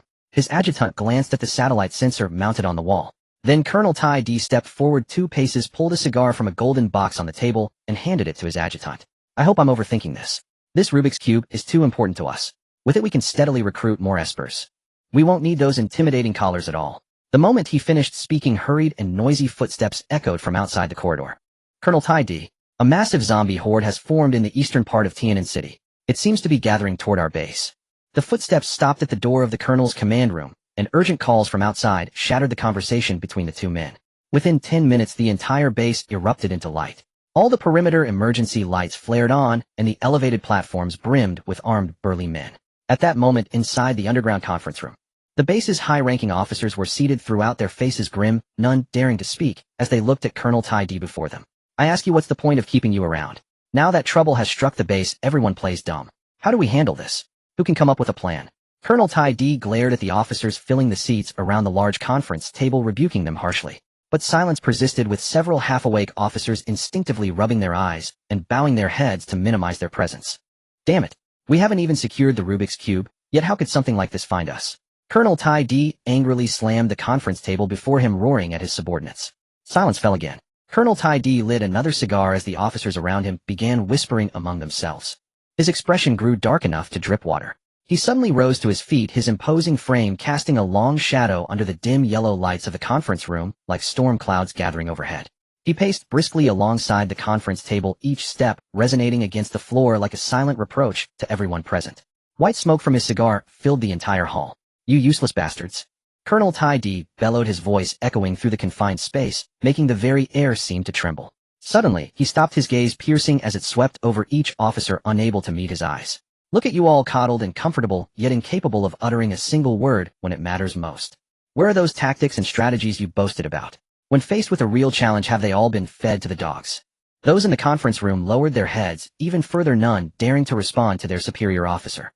After all this time, when establishing a base in Tian'an City, the enemy side had sent entirely a group of young men, except for the leading Colonel Tai Di, who had truly experienced war. The rest were all rookie soldiers fresh out of military academy. How could they have seen such a scene? Usually only responsible for technical work, how could they possibly have a way to face this unknown zombie tide? And at this time, a batch of zombie hordes that had already gathered in the suburbs of Tian'an City were moving toward the direction of the enemy base. Meanwhile, on the other side, inside the Lakeside Island base, Chu Yuntian had already fallen asleep. Having been running around outside for these past few days was truly exhausting. Don't let the fact that he's an esper fool you. He's still human after all. Wei lay on the 3-meter-wide bed Chu Yuntian had arranged for her, unable to fall asleep, constantly stroking the collar around her neck. The first rays of morning sun pierced through the thin mist, gently brushing past the treetops of Lakeside Island, dappled light falling on the villa's window frames. Chu Yuntian slowly rose from the sofa, stretching his body, which had grown somewhat stiff from being confined for so long, his gaze immediately falling upon the closed door across from him. He tiptoed toward the kitchen to prepare a simple breakfast, glancing at the fat man, still fast asleep on the floor. This guy had somehow vomited all over the place sometime during the night. Soon inside the kitchen, the stove flames danced, illuminating Chu Yuntian's resolute face. Today he would definitely fight his way back to the base, taking his team with him. Chu Yuntian deftly wielded the spatula, and within no time the aroma of food filled the entire villa. He served 2 portions of breakfast, and was about to head upstairs to wake Wei when he heard a faint sound from above. It was Wei. She seemed to have already awakened, standing by the window, gazing at the distant horizon, her eyes holding both unease and a cold, lethal intent. "Hey, come downstairs, and eat, will be setting off soon." As Chu Yuntian spoke, he picked up the mop beside the stairs and began cleaning up the vomit near the fat man. After finishing breakfast, Chu Yuntian gently placed a steaming portion on the dining table, his gaze shifting to Wei with tenderness yet resolve as he said sternly, "We have to go." The fat man. "I plan to leave him here for now. I've set up an energy shield here, he'll be safe." Wei nodded slightly, a flicker of complex emotion crossing her eyes. Both worry for the fat man and concern for the rebellion against the base they were about to undertake. Wei rose silently, her utensils clicking softly against each other, a stark contrast to the tranquil atmosphere surrounding them. The two stepped out of the villa base and opened the door. After inspecting the Roach vehicle, Chu Yuntian signaled to Wei beside him to get ready to depart. With a roar, the Roach vehicle's exhaust pipe spat a towering flame, then surged forward, bursting out of Lakeside Island. Turning onto the ring highway, several zombies approached head-on and were instantly crushed into paste. Chu Yuntian instinctively reached for the cigarette pack on the passenger seat, giving the empty container a shake. "Damn it, gone." He rolled down the window and tossed the empty pack out. "Isn't there a tobacco and liquor chain store ahead?" Chu Yuntian, whose smoking itch had risen, turned to Wei in the back seat. I don't know." Wei shook her head awkwardly in response. "Let's drive a bit further ahead. Let me grab a few packs of cigarettes." The backup supply ran out. No sooner had Chu Yuntian finished speaking than the M500 accelerated forward, the devastated scenery along the roadside flashing past in a blur. At this moment, the rising sun slowly illuminated Tian'an City, a city immersed in death. Before long, an abandoned large chain convenience store appeared before the two. Chu Yuntian slowed down cautiously, surveying the store ahead. Not many zombies had gathered. Through the broken floor-to-ceiling glass windows of the store, one could clearly see the chaos inside. Shelves had been looted bare, empty packaging scattered across the floor, bloodstains merging with the flooring. There probably won't be anything. Seeing this scene, Chu Yuntian's smoking addiction flared up, his body growing hot, thinking unwillingly, "You stay in the car and wait for me. I'll go take a look inside." He then parked the Roach vehicle in front of the convenience store, and the moment he stepped out, his intent moving, the Long Quan sword already appeared in his hand. Several zombies, attracted by the noise, were slowly approaching Chu Yuntian's direction. Chu Yuntian chuckled softly, stepping forward, slowly swinging his sword with his left hand and striking the first zombie head-on. The blade slid through, and a head fell with it. The zombie head, rolling onto the ground, oozed dark black blood, and meanwhile the head that had fallen to the ground made gnashing motions unwillingly. Before the body even hit the ground, the several zombies following behind had already been beheaded by Chu Yuntian in an instant. Instantly a foul stench filled the air. Chu Yuntian waved his bloodstained sword and strode into the chain convenience store. Looking at the chaos in the convenience store before him, Chu Yuntian sighed helplessly. He had actually harbored such illusions. In the apocalypse, how could such a resource station still have anything? It had long been looted by countless waves of survivors. Just as Chu Yuntian was scanning the area and preparing to leave, a low zombie growl emanated from the dark corner of the convenience store. Then Chu Yuntian saw a zombie with both legs broken desperately crawling toward him. Just looking for somewhere to vent my frustration. Damn it. No sooner had Chu Yuntian spoken than he leaped forward in one bound, landing and driving his sword through the head of the crawling, shrieking zombie before him. As the zombie before him rolled over after being killed, a packet of unopened Tianan Mountain cigarettes fell from its pocket. Chu Yuntian's heart jolted at the sight of the pristine cigarette pack that tumbled out of the zombie's pocket. Damn, you really knew how to hide things, didn't you? Chu Yuntian muttered at the crippled zombie he had just slain, then kicked the corpse aside, sending the pack of cigarettes skittering across the floor. He picked up the brand new pack of Tiananshan, tore it open with practiced ease, and eagerly lit one. Huh. Chu Yuntian took a deep drag. As the translucent white smoke curled upward, he sheathed his sword and turned to stride back toward the cockroach vehicle. Behind him, the not-quite-dead, crippled zombie writhed in futile defiance, its pierced skull twitching as it let out low, guttural growls, as if cursing the addict before it. Chu Yuntian couldn't be bothered to turn back for it. He swung himself up onto the cockroach vehicle. The behemoth roared back to life with a thunderous rumble. The two continued their journey. Chu Yuntian drove the cockroach vehicle through the ruined city, its wheels crushing the broken asphalt with deep, resounding thuds. The number of zombies on the road was dwindling. That was an ominous sign. According to Chu Yuntian's memories from his past life, when the zombie population in the city center began to decrease, there was only one possibility: they were gathering somewhere, and they would evolve faster.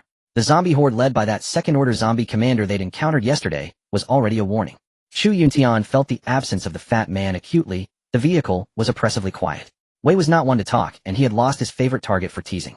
He instinctively rolled down the window, letting the wild winds of the apocalypse rush into the cabin. The wind carried dust and a faint, barely perceptible stench of decay through the half-open window, mingling with the scent of tobacco. Chu Yuntian savored the bittersweet comfort of the moment. Just then Wei, who had been silent the whole ride, suddenly spoke. You? What did you do before the apocalypse broke out? Chu Yuntian replied without hesitation. A college student. Unfortunately, I got dragged into this farce too, but at least I survived. Chu Yuntian instinctively glanced back and saw Wei seemingly racking his brain over something. After a long silence, Wei lowered his hand from the back of his head and said excitedly, right. I remember now. I'm a student too. I was studying abroad. In May. Gua. The words came out in awkward, stilted bursts. Before Chu Yuntian could respond, Wei lunged forward, clutching the back of the driver's seat, and grinned. Oh yeah, Tianan City. I remember now. I went to Tianan No. 1 middle school. And then, I went to Megua to study. At the familiar name, Chu Yuntian gave a slight start. He and his younger sister had graduated from that very school. Yet the sudden fragmented return of the guy's memory was something he had never expected. Well, looks like we're schoolmates then. Chu Yuntian unconsciously slowed the vehicle, pulled another cigarette from the pack beside him, and lit it. Just then a thought struck him. If this guy had also been at Tianan No. Wonder would he happen to know his sister? After all, in his past life, his sister had been something of a campus beauty, even leading the dance club. At Tianan No. 1, there were bound to be those who resented her behind her back, whispering in envy. So in that high school, few people didn't know his sister. Now that he'd been reborn, the fat man had lost every memory of her. But what about the modified man in front of him? Seeing that Wei didn't pick up on his remark and seemed lost in thought, Chu Yuntian probed tentatively. Do you know Chu Yunduo? Wei rubbed his temples with his delicate fingers, then shook his head with a puzzled expression, remaining silent. Chu Yuntian hadn't expected much anyway. After all, this modified man couldn't even remember his own past, let alone someone else's. At that moment, the image of his sister in Chu Yuntian's mind grew increasingly hazy, until only a vague outline remained. Maybe she's never coming back. Chu Yuntian took a long, hard drag, flicked his cigarette butt away, and shook his head in resignation. He rolled up the window. The cockroach vehicle began to accelerate, its tailpipe erupting with a thunderous roar. Meanwhile, at the Megwa stronghold, dozens of military officers had been waiting outside the gate for some time. Behind them stood two strange figures. The pair crossed the desolate streets, the cockroach vehicle charging like a steel beast through the ruins, eventually reaching the highway they had come from. They sped toward the desert region where the stronghold lay. The temperature soared, and endless yellow sand swirled around them. Unobstructed, the cockroach vehicle galloped wildly across the wasteland like a runaway Mustang. Before long, the rough outline of the stronghold came into view. Wei instinctively tightened his legs and touched the collar that was still blinking around his neck. Before them loomed the tall stronghold, now encircled by layers of high walls and barbed wire. A few dim searchlights swayed across the barren desert, casting mottled shadows. Chu Yuntian drove the cockroach vehicle toward the main gate. Since they weren't in the off-road vehicle provided by the stronghold, they were quickly locked onto by the patrols on the high wall. Dozens of machine guns were now trained on Chu Yuntian. Suddenly, a low wailing alarm tore through the silence. The searchlights on the high wall swung toward Chu Yuntian in an instant. They swept across him like enormous eyes. Chu Yuntian slammed the brakes, bringing the cockroach vehicle to a steady halt. Though it was morning, the searchlights were still blinding. Chu Yuntian stopped the vehicle about 50 meters from the stronghold and got out with Wei. The moment his foot touched the desert ground, the small peculiar cube had already appeared floating in his hand, as if from nowhere. The strange cube hovered above his palms, spinning ceaselessly. Chu Yuntian raised it above his head, aiming it at the personnel on the high wall. Look, it's Wei. The modified man is back from his mission. Notify the colonel. Hearing the captain's order over the radio, the mercenaries on high alert lowered their weapons. Just as Chu Yuntian turned to start the cockroach vehicle, several figures emerged from the stronghold's open gate in the distance. Chu Yuntian saw two bizarrely dressed freaks standing behind the officers. They were expressionless, exuding a menacing, killing intent. Looking closer, he noticed collars around their necks identical to his, and Wei's. Modified men. Two of them. Chu Yuntian mused inwardly as he drove the cockroach vehicle toward the stronghold gate. Just as they neared the gate, the officer in front strode forward to block their path and made a stop gesture. Get out. Hand over the cube before you enter. The lead Megwa officer barked, passing a document bag to the man behind him and pointing at Chu Yuntian, who had just stepped down from the cockroach vehicle. A gust of wind swept sand across them. The group instinctively turned away, shielding themselves from the howling blast. After the gritty wind passed, Chu Yuntian dusted off his shoulders and spoke. I want to see Colonel Tidy. I must hand this cube to him personally. And first I need to make sure my squad inside is safe. The moment the words left his mouth, before the man could react, Chu Yuntian spun around and climbed back onto the cockroach vehicle. Follow them. Hearing this, the leading officer turned to the others. Then one of the bizarre-looking modified men behind him pulled a radio from his belt. Colonel Tidy, you'll need to handle the handover personally. He insists on seeing his companions first. Static crackled from the radio. Fine, I understand. Follow their vehicle back to the stronghold. Also, the perimeter defense needs to be strengthened. That horde isn't far away. As the modified man stowed his radio, a behemoth war vehicle roared past him, kicking up a cloud of sand. Uff, cough, cough. Shit. What the hell is that kid doing? Barreling right past us. He really has no damn sense. Amid the curses of the stronghold officers, Chu Yuntian and Wei had already driven through the gate. It swung open to welcome them. Surveying the interior, the surroundings looked completely different from when they had left. The outer area was blocked off by layers of steel and barbed wire, leaving only a narrow road for military vehicles. On the tall watchtowers, fully armed soldiers patrolled back and forth, their gazes sharp as eagles, ever vigilant for any movement outside the stronghold, because they were coming soon. Heavy machine guns and laser turrets were strategically arranged at key defensive points. Their black muzzles glinted coldly in the sunlight, as if ready to devour any foe that dared approach. A massive new warehouse complex had risen to the side. Rows of ammunition crates and supplies were neatly stacked, and robotic arms could be seen moving materials with swift precision, preparing for the coming zombie tide. The air was laced with the faint smell of gunpowder, metal grease, and the low thrum of distant generators. Chu Yuntian drove toward the inner residential district. The rows of crude tents had already been replaced by small cement buildings. Before long, a group of uniformed military personnel emerged from within the stronghold, led by none other than Colonel Tidy. Seeing this, Chu Yuntian parked the cockroach vehicle in front of the residential area and motioned for Wei in the back to get out. Wei instinctively touched the eagle claw weapon strapped to his leg, pushed the door open, and leaped down. Meanwhile, the officers and the two ability users following behind approached. Oh my good boy, you've brought it back, haven't you? Come let me see it. The moment they met, Colonel Tidy waved a half-smoked cigar and said with a sly grin. Chu Yuntian didn't take the bait. With a stern face he said, I need to see my squad first. Colonel Tidy wiped the fake smile off his face and stared solemnly at Chu Yuntian. Hand over the cube first. Your people can rest easy. I've taken good care of them. You'll see them soon. As he spoke, Colonel Tidy signaled Wei, who was standing behind Chu Yuntian, to move in. Chu Yuntian's sharp eyes caught all of this. Actually, Colonel Tidy wasn't even pretending. He was plainly telling Chu Yuntian. As a captive, Chu Yuntian had no right to bargain. Wei would naturally subdue him for the colonel. But what Colonel Tidy never expected was, Wei had been turned. The modified human before Colonel Tidy did not obey him as before. She stood still, staring hard into his eyes. Her gaze gave him an inexplicable sense of danger. What's going on? Why hasn't this girl made her move? Just as Colonel Tidy was quietly wondering, Chu Yuntian gave his hand a flick, and his sword, gleaming with cold light, appeared in his palm. He spoke calmly. The cube is inside my body now. If I'm not wrong, if I die you'll get nothing. Chu Yuntian was gambling. The sealed records about the cube vaguely suggested that if an ability user absorbed the cube into their body, or an ordinary person carried it on them, Once the host died, the cube would disappear with them, gone from this world forever as if it had never existed. In his previous life, rare ability cubes like this only appeared during the cube eruption in the early days of the apocalypse, and very few strongholds possessed them. Because once one had an ability cube, one could easily assemble a powerful military force of ability users, the lords of the major strongholds in the previous life. In truth, they themselves weren't exceptionally powerful. Some had even been merchants who became lords. That was what they could do once they held an ability cube. They could recruit ability users on a grand scale, while those ability users provided protection and build up their strongholds, because those ability users needed this cube to become stronger. When Colonel Tidy heard this, his heart jolted. He simply dropped the pretense. Take him. As soon as the words left his mouth, the officers behind Chu Yuntian and the two freaks moved. The officers immediately drew desert eagles from their waists and aimed them at Chu Yuntian. Behind him, the two freaks' pupils changed color in an instant, and small, unknown light screens slowly rose in their hands.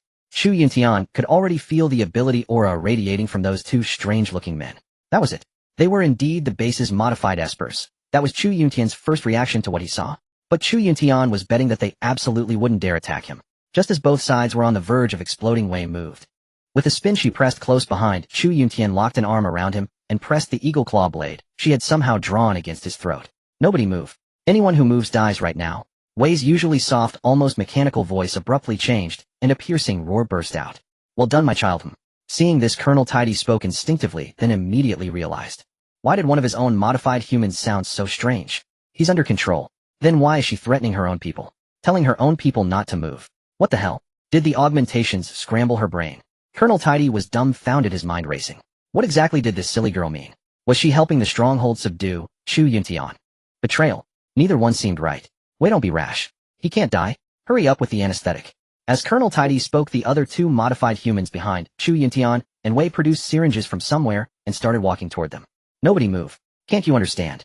Wei glared at Colonel Tidy, then pressed the eagle claw blade even harder against Chu Yuntian's neck. The collar around his neck flashed with a piercing red light. At that moment, Chu Yuntian kept his eyes shut, a sinister smile creeping onto his lips. Still, he was nervous. After all, he wasn't an actor. Whoa, girl. Ease up a little. You're really going to stab it in. Chu Yuntian thought nervously, clearly sensing the cold blade pressed hard against his neck, his brain flooding with instinctive alarm. Chu Yuntian felt that if even a gentle breeze shifted the blade, his throat would be cut. The two modified humans behind him, stunned by Wei's shout, stopped what they were doing and looked toward Colonel Tidy. Chu Yuntian and Wei were in a terribly awkward position. Ahead were Colonel Tidy's heavily armed mercenaries, and behind them were the modified humans. The two were trapped in the middle. Don't move. Don't move. Don't be rash, child. Tell me what you want, but don't do anything stupid. Seeing this, Colonel Tidy was completely panicked. He instinctively stepped back 2 paces and spoke, trying to make the agitated Wei lower her guard. Take this collar off me and let me go. I can hand Chu Yuntian over to you.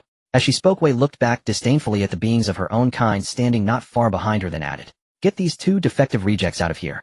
Otherwise, if my blade presses down too hard, then I'm sorry, but I can't guarantee. Before Wei could finish, Colonel Tidy waved for the officers and modified humans behind him to circle around to his side. Put the blade down first, and everything can be discussed. Don't be rash. I think there's some misunderstanding between us. As soon as Colonel Tidy said that, Wei shot back. You have 1 minute. If this collar is still on my neck, he won't live. Wait, 59. 58. 57. Compared with a modified human's defection, that cube was far more important. Because with it, let alone one modified human, once the great age of human superpowers arrived, countless ability users would beg to follow the owner of the ability cube. Colonel Tidy looked at the killing weapon he had personally raised, shook his head helplessly, and gestured for the adjutant behind him to bring out the collar master controller. It was a rectangular electronic device, glowing with blue light. After taking it, Colonel Tidy unlocked it with his fingerprint, and 2 entire rows of controller names flashed before his eyes. At the top of the list was Wei. Wei, age 20, one of the first batch of artificially cultivated ability users of 2048. Ability, Shadow. Status good. Listening to the modified human's relentless countdown, Colonel Tidy had no choice but to press the destroy button on the screen with deep reluctance. At a soft click from Wei's neck, the collar that had been with her for who knows how long fell to the ground at her feet. Wei looked down at the collar still flashing red on the ground and loosened the eagle claw blade in her hand. At that moment, a glaring cut appeared on Chu Yuntian's neck. What do you want? The stronghold treated you well. Why do this way? You have really disappointed me. As he spoke, Colonel Tidy subconsciously looked at Chu Yuntian, who was leaning against Wei's chest. After all, this modified human had been personally raised by him, and had once been absolutely loyal. How could she betray him like this? To be honest, Colonel Tidy felt a bit disheartened. But thinking that she wasn't siding with Chu Yuntian, only trying to escape the stronghold, things were much easier to handle. I'm just your tool. You're not even worthy of saying that. Wei's icy words carried a hint of provocation. What about him? You can hand him over now, right? As Colonel Tidy spoke, Wei had already lowered the eagle claw blade and kicked the collar at her feet aside. Hey, what about me, old man? What are you thinking? Take my collar off too, and let my people go or else. Freed Chu Yuntian sneered, and wickedly made a throat-slitting gesture at his own neck. Colonel Tidy was completely stunned. He had been tricked, hadn't he? Wei stood behind Chu Yuntian, disdainfully watching the oppressors who had once imprisoned and used her. Well, since it's come to this, I'll let you go, okay? I've taken your collar off too. But you have to hand over the cube. Otherwise your teammates. I don't want to end up with both sides destroyed. I only want the ability cube. At that moment Chu Yuntian focused his mind, and the ability cube, glowing with pale blue light, appeared floating above his left hand. Colonel Tidy's eyes immediately lit up, and several of his men behind him also stared fixedly at the cube in Chu Yuntian's hand. I'll take the collar off you. Don't try any more tricks. Hand over the cube. Or your teammates will all die. Deal. The moment Chu Yuntian finished speaking, Colonel Tidy picked up the control terminal and began operating it. The next second the dog collar around Chu Yuntian's neck fell to the ground too. The reason Colonel Tidy dared to do this was simple: he still had leverage. Chu Yuntian wasn't idle either. He reached into his pocket, fumbled for a moment, then lit a Tianan cigarette. Bring his people out. Quick. Colonel Tidy barked at his subordinates behind him. Alright. Mr. Chu, I think you should hand over the cube now. You and your teammates can leave this place in no time. Before Colonel Tidy could finish, Chu Yuntian focused his mind. The Long Quan sword appeared in his hand, and the cube from before was withdrawn back into his mental space. Once I see them, I'll naturally give it to you. What's the hurry? I'm a man of my word in this deal, Chu Yuntian said with a casual smile. Then he waved the Long Quan sword, sending wave after wave of energy rippling with the blade. Wasn't that blatant provocation? But Colonel Tidy had no way to deal with him. He couldn't kill him, so he could only swallow the loss in silence. Before long, a few swaying figures appeared outside the distant residential area. Chu Yuntian swept a glance over them. 7 people. Luo Long, Luo Feng, Lu Azi, and the 4 survivors from the supermarket earlier. Quite a few. Only then did Chu Yuntian finally relax. Brother Chu, where's Fat Yu? Several people were escorted by dozens of armed burly men to Chu Yuntian's side, and they began calling out to their leader in a flurry of voices. Luo Long and Luo Feng quickly rushed forward and embraced Chu Yuntian tightly.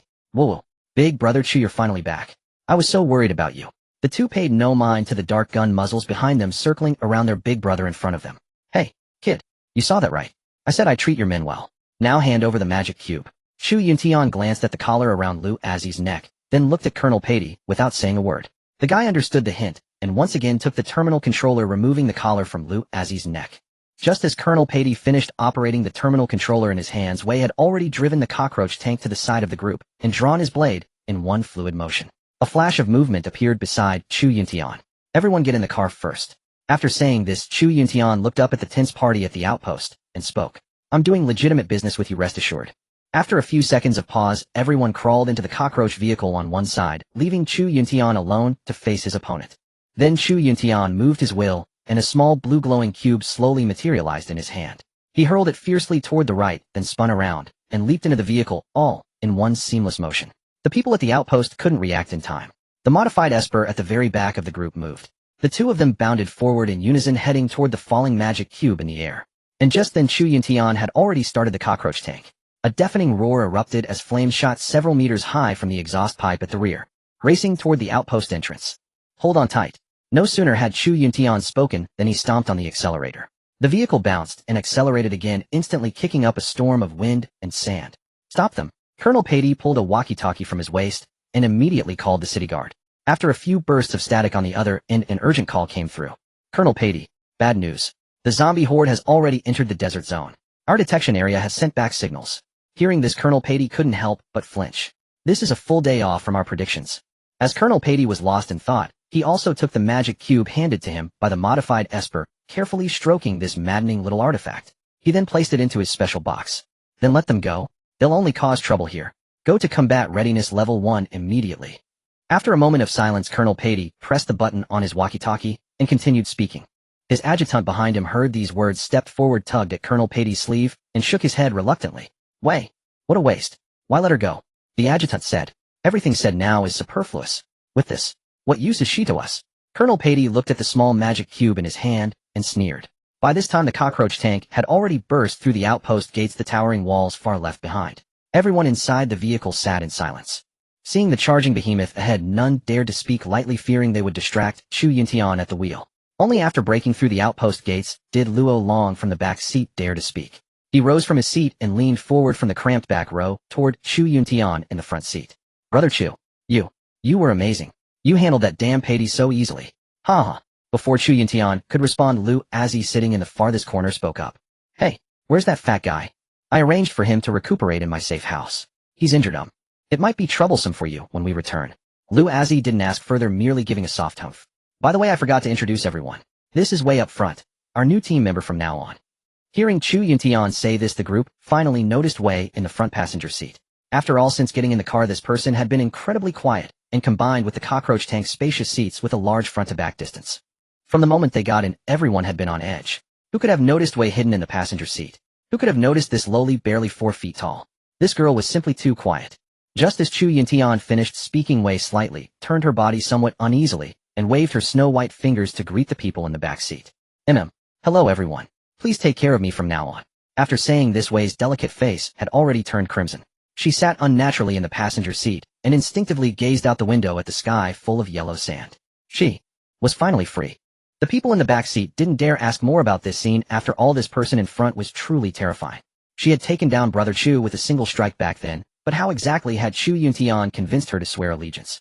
The cockroach tank continued to accelerate toward the city, the outpost growing farther and farther behind. Meanwhile, on the other side, the outpost had already entered combat readiness level 1. On the city wall, soldiers clad in black combat uniforms held high-frequency vibration rifles. Countless black gun ports gleamed blindingly under the sunlight, and the mercenaries on the wall stood ready for battle. Behind them, massive mechanical turrets slowly rotated their barrels aimed at the distant horizon. 2 espers stood beside the colonel. At the edge of the desert, a dark tide of zombies slowly approached the direction of the outpost, emitting those heart-pounding low roars that could shake the yellow sand beneath their feet. The air was thick with a pungent stench and an atmosphere of dread. Colonel Patey and a group of officers stood atop the tall watchtower, observing everything through binoculars. The walkie-talkie in his hand issued steady commands: activate the electric grid, deploy the first layer of defense nets. All personnel prepare. Once the zombies enter range, open fire immediately. At the same time, glancing at Chu Yuntian and his group driving toward the zombie horde in the distance, Colonel Patey lowered his binoculars and revealed a sinister smile. With Colonel Patey's order, rows of iron fences rose from the trenches outside the outpost. Countless streaks of electricity flashed, and swirling dust engulfed everything. Chu Yuntian hadn't driven far before ascending a sand dune slope. From a great distance, he also saw that dark mass ahead. Damn it, so many. Luo Long in the back seat shouted first, then sat upright, rolled down the window, and stuck his head out to gaze at the zombie horde in the distance. His eyes slowly shifted from amazement to excitement. Brother Chu, we've got work to do. As soon as those words fell, the 4 supermarket survivors huddled together tightly. The 2 girls had already started trembling all over. We should just turn back. One of the girls said, but before she could finish, Chu Yuntian slammed on the brakes, bringing the car to a stop on the sand dune, and turned his head to speak. Then walk back by yourselves. I don't have time to give you a ride. Chu Yuntian looked at the ordinary people behind him and scolded with some annoyance. After all, he had only just rescued them, and saying this really hurt Chu Yuntian's heart. But it was understandable. These people back in his past life. Without his support, they would almost certainly have fallen to the zombies. Not everyone could survive in this apocalyptic world. The law of the jungle, survival of the fittest. Hearing Chu Yuntian's words, the 4 of them, despite their fear, could only choose silence. If they wanted to survive in these chaotic times, then cling to the strong and stop talking nonsense. What should we do? Should we go through the desert zone to the east? But that area is Jingyuan City. Chu Yuntian interrupted before Lu Azzi could finish. Lu Azzi nodded from behind. Mr. Chu, we have no choice then.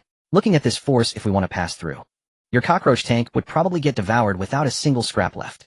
Wei, who had been silent the entire journey, looked at the vast, dark mass of the zombie horde and spoke up, joining their conversation. Based on Chu Yuntian's estimate, the horde in front of him numbered at least 10,000.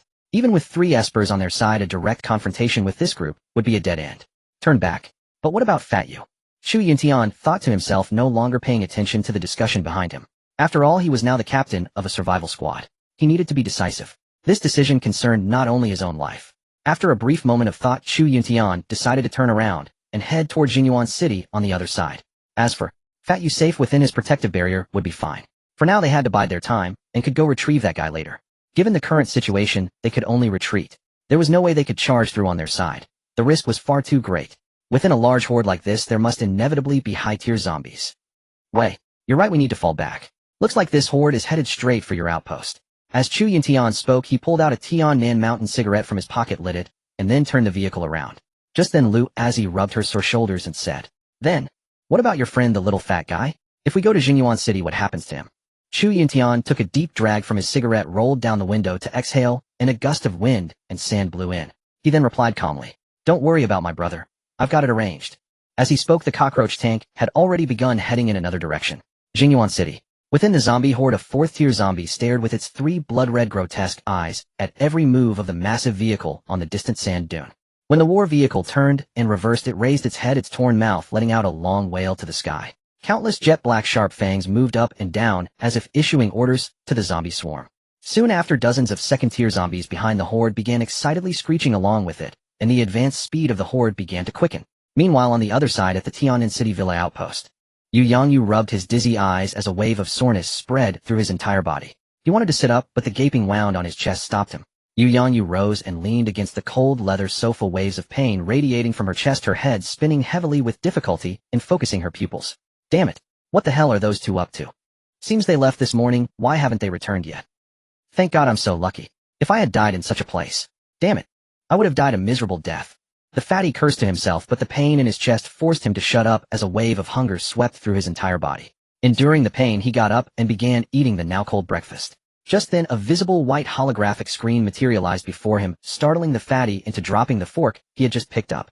Then the words slowly began to appear on the screen. "Fatty, we've been blocked by a horde of zombies and cannot return at present. Take care. If the opportunity arises, we will reunite with you as soon as possible. There are 2 doses of antiviral serum in the storage cabinet to your right. Inject 1 every other day. Stay put and don't go outside. I'll find a way to come back for you. Chu Yuntian." After the text flashed for a few seconds, the white screen dissipated into thin air. After reading it, the fatty instinctively turned his head to look at the large cabinet not far away. Meanwhile, Chu Yuntian and his party, still traveling under the cover of night, had already exited the desert area and entered the highway leading to Jinyuan City. Chu Yuntian learned about the fatty's situation within his protective barrier through the system and sent that message. Shortly after, the group exited the highway and entered Jinyuan City, stopping at a rest area. As soon as the car stopped, Luo Long behind him began to complain. "Brother Chu, the back seats are too small. How about we get another car? I can drive." At this moment, Chu Yuntian was vigilantly observing his surroundings, paying no attention to what Luo Long said. Seeing this way, opened the car door and disappeared in a flash, leaving behind a word, "I'll scout the area." Only then did Chu Yuntian turn back to reply to Luo Long. "The back connects to the cargo area. Once we reach Jinyuan City, I'll find a place to modify it. Driving 2 cars would disperse our combat effectiveness and actually be less safe." Luo Long twisted his bottom and got out of the car, saying, "Yeah, that makes sense." Not long after, Wei's figure reappeared. With several afterimages flashing, Wei was already standing in front of the armored vehicle. "Safe? Come down." The 4 supermarket survivors in the car finally dared to open the door and got out, following Luo Feng. The surroundings were deathly silent. Chu Yuntian jumped out of the car and looked around. Behind the rest area was a desolate wheat field laid bare to view. The vast emptiness of the wheat field actually made one feel deeply secure, because in such an open environment one can clearly understand the surroundings. Danger cannot hide in such a place. After locking the armored vehicle, Chu Yuntian lit a cigarette, took a deep drag. The cold air carrying nicotine entered his body, and he immediately felt the fatigue from the journey dissipate easily. The group entered the rest area hall. Except for silence, there was nothing. The store shelves in the hall had been completely looted. Broken shop windows, stacks of cash exposed in the cash registers. But for those surviving refugees in this world now, currency was no different from toilet paper. Meanwhile, Chu Yuntian was pacing in the rest area hall, the cigarette in his hand, swirling rings of pale blue smoke in stark contrast to the surrounding silence. Suddenly, a faint yet rapid sound came from the floor beneath the rest area, like a distant weak heartbeat, yet clearly distinguishable, instantly capturing Chu Yuntian's attention. He suddenly stopped, his gaze piercing, scanning every inch of the ground beneath his feet, while his ears strained to catch the source of that faint sound. Several people following behind Chu Yuntian also stopped. They had simultaneously sensed something amiss. Within the entire hall, only that unidentifiable sound echoed in the stillness. Could there still be living people here? Chu Yuntian slowly crouched down, his fingers gently tapping the floor, trying to find the exact source of that sound. Each tap was accompanied by a taut string in his heart, as if something terrifying would burst through at any moment. However, Chu Yuntian did not find this strange. After all, in his previous life, many survivors also dug underground holes to live. Compared to the zombies on the surface, the darkness beneath their feet seemed more acceptable to survivors. Just then the sound seemed to grow closer, a slight vibration coming from another corner of the rest area. It was footsteps. "Brother Chu. Someone. Underground." Luo Feng pulled her brother close to behind Chu Yuntian, and the faint sound from beneath the floor suddenly ceased. Beneath Chu Yuntian and his party, Brotherly, it seems zombies have entered from above again. Should we go out and eliminate them?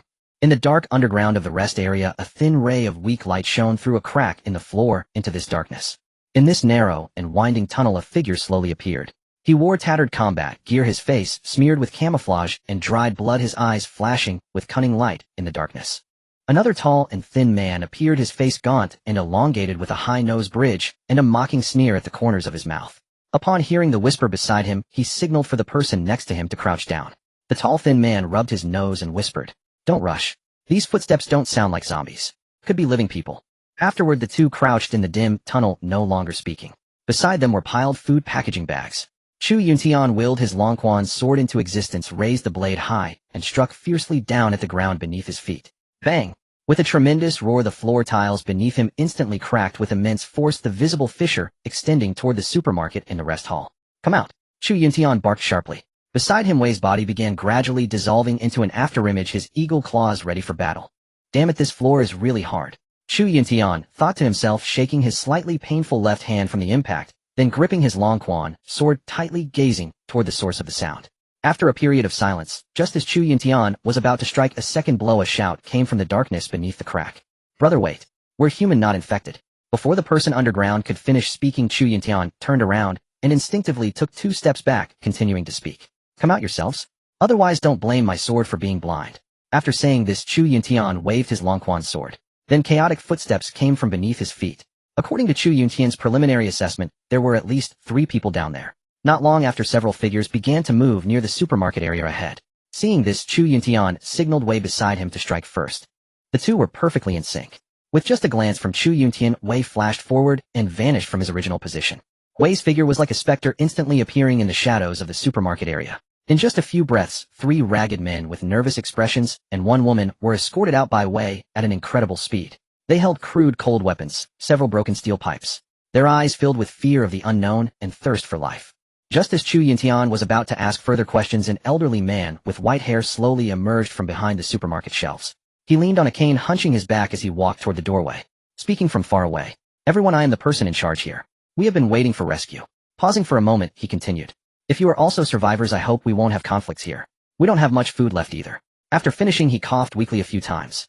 The 3 young men standing not far in front of Chu Yuntian holding steel pipes were already trembling. "Put them down." Chu Yuntian barked sharply at the completely defenseless young men before him. No sooner had Chu Yuntian spoken than the young men before him threw down their weapons in terror. Brother, we got these to defend against zombies and not." Chu Yuntian watched one of the tall thin men, unable to even speak coherently, and interrupted him. "I know. I won't bother you without reason, nor will I snatch your things. You'd best behave. My team will stay overnight here today." The elderly man, who was still wavering toward them, finally relaxed upon hearing this. Because not long ago a survivor squad had come here and looted most of the supplies from the supermarket. Faced with a huge numerical disadvantage, they could only yield. The tall thin man had even been beaten up and the scars on his body had not yet healed, making him walk with a limp. So this time he was obviously behaving. "Thank you, kind person. It hasn't been easy for us to survive." Chu Yuntian was too lazy to waste words with them. After all, in this apocalyptic world, the strong rule. Facing these weaklings, showing no sympathy was only natural. After all, in his previous life as an ordinary person, Chu Yuntian had been at the bottom, knowing human nature too well. If the survivors who came here today were weaker than these people in the rest area, then they would definitely pick up their weapons and snatch the other supplies. But Chu Yuntian didn't want to make things too difficult for them either. After all, he wasn't short of food or drink, only wanted to stay here overnight. As long as they didn't pose a threat to him, it was fine. Finally, the several people were driven to the entrance of the rest hall by Wei and Luo Long. "Tonight you lot stay right under our noses. Don't even think about playing any tricks. Tomorrow when we leave, this place will still be yours." Chu Yuntian waved his Longquan sword, lit a Zong Nanhai cigarette, and said lightly, Good. Whatever you say, brother." The tall thin man looked at the sword in Chu Yuntian's hand and replied softly. Just as Chu Yuntian was still handling the placement of the survivors, a line of white words slowly surfaced in his mind from the system. Ding. A new mission is being sent to the host. Truth of the new mission world 2.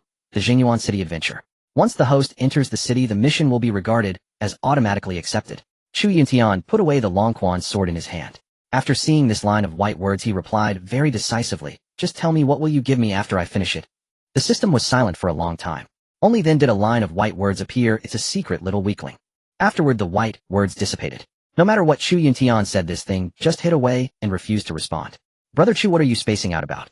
What are we eating tonight?" At that moment Lu Azi, who had settled everyone, quietly walked to the door of the hall, where Chu Yuntian was, and spoke from behind him. Hearing her voice, Chu Yuntian turned around.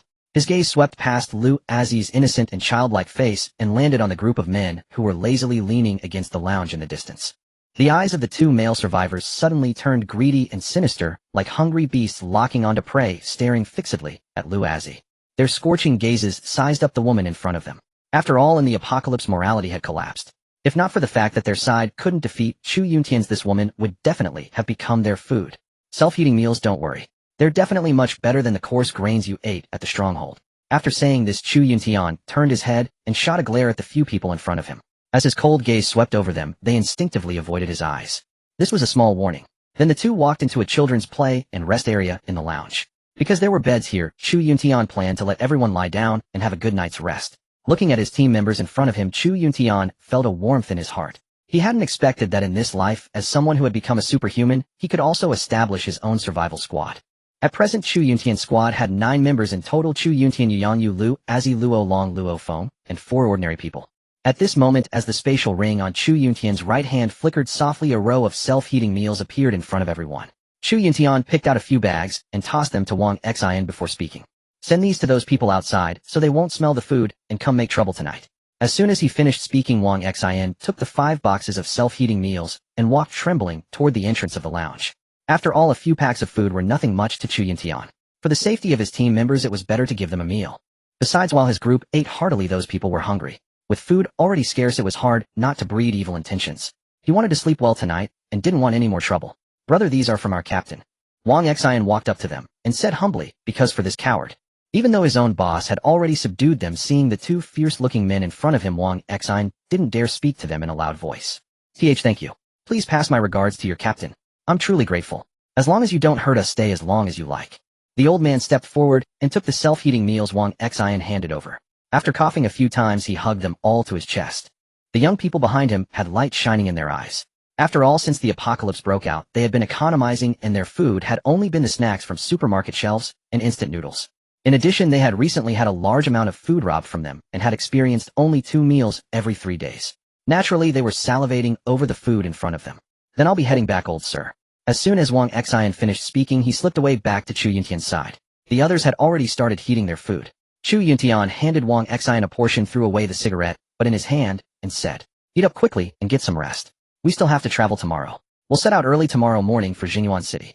At this moment, thinking of the mission given by the system, Chu Yuntian couldn't wait to go take a look. After all, once he reached that area, he would automatically accept the mission.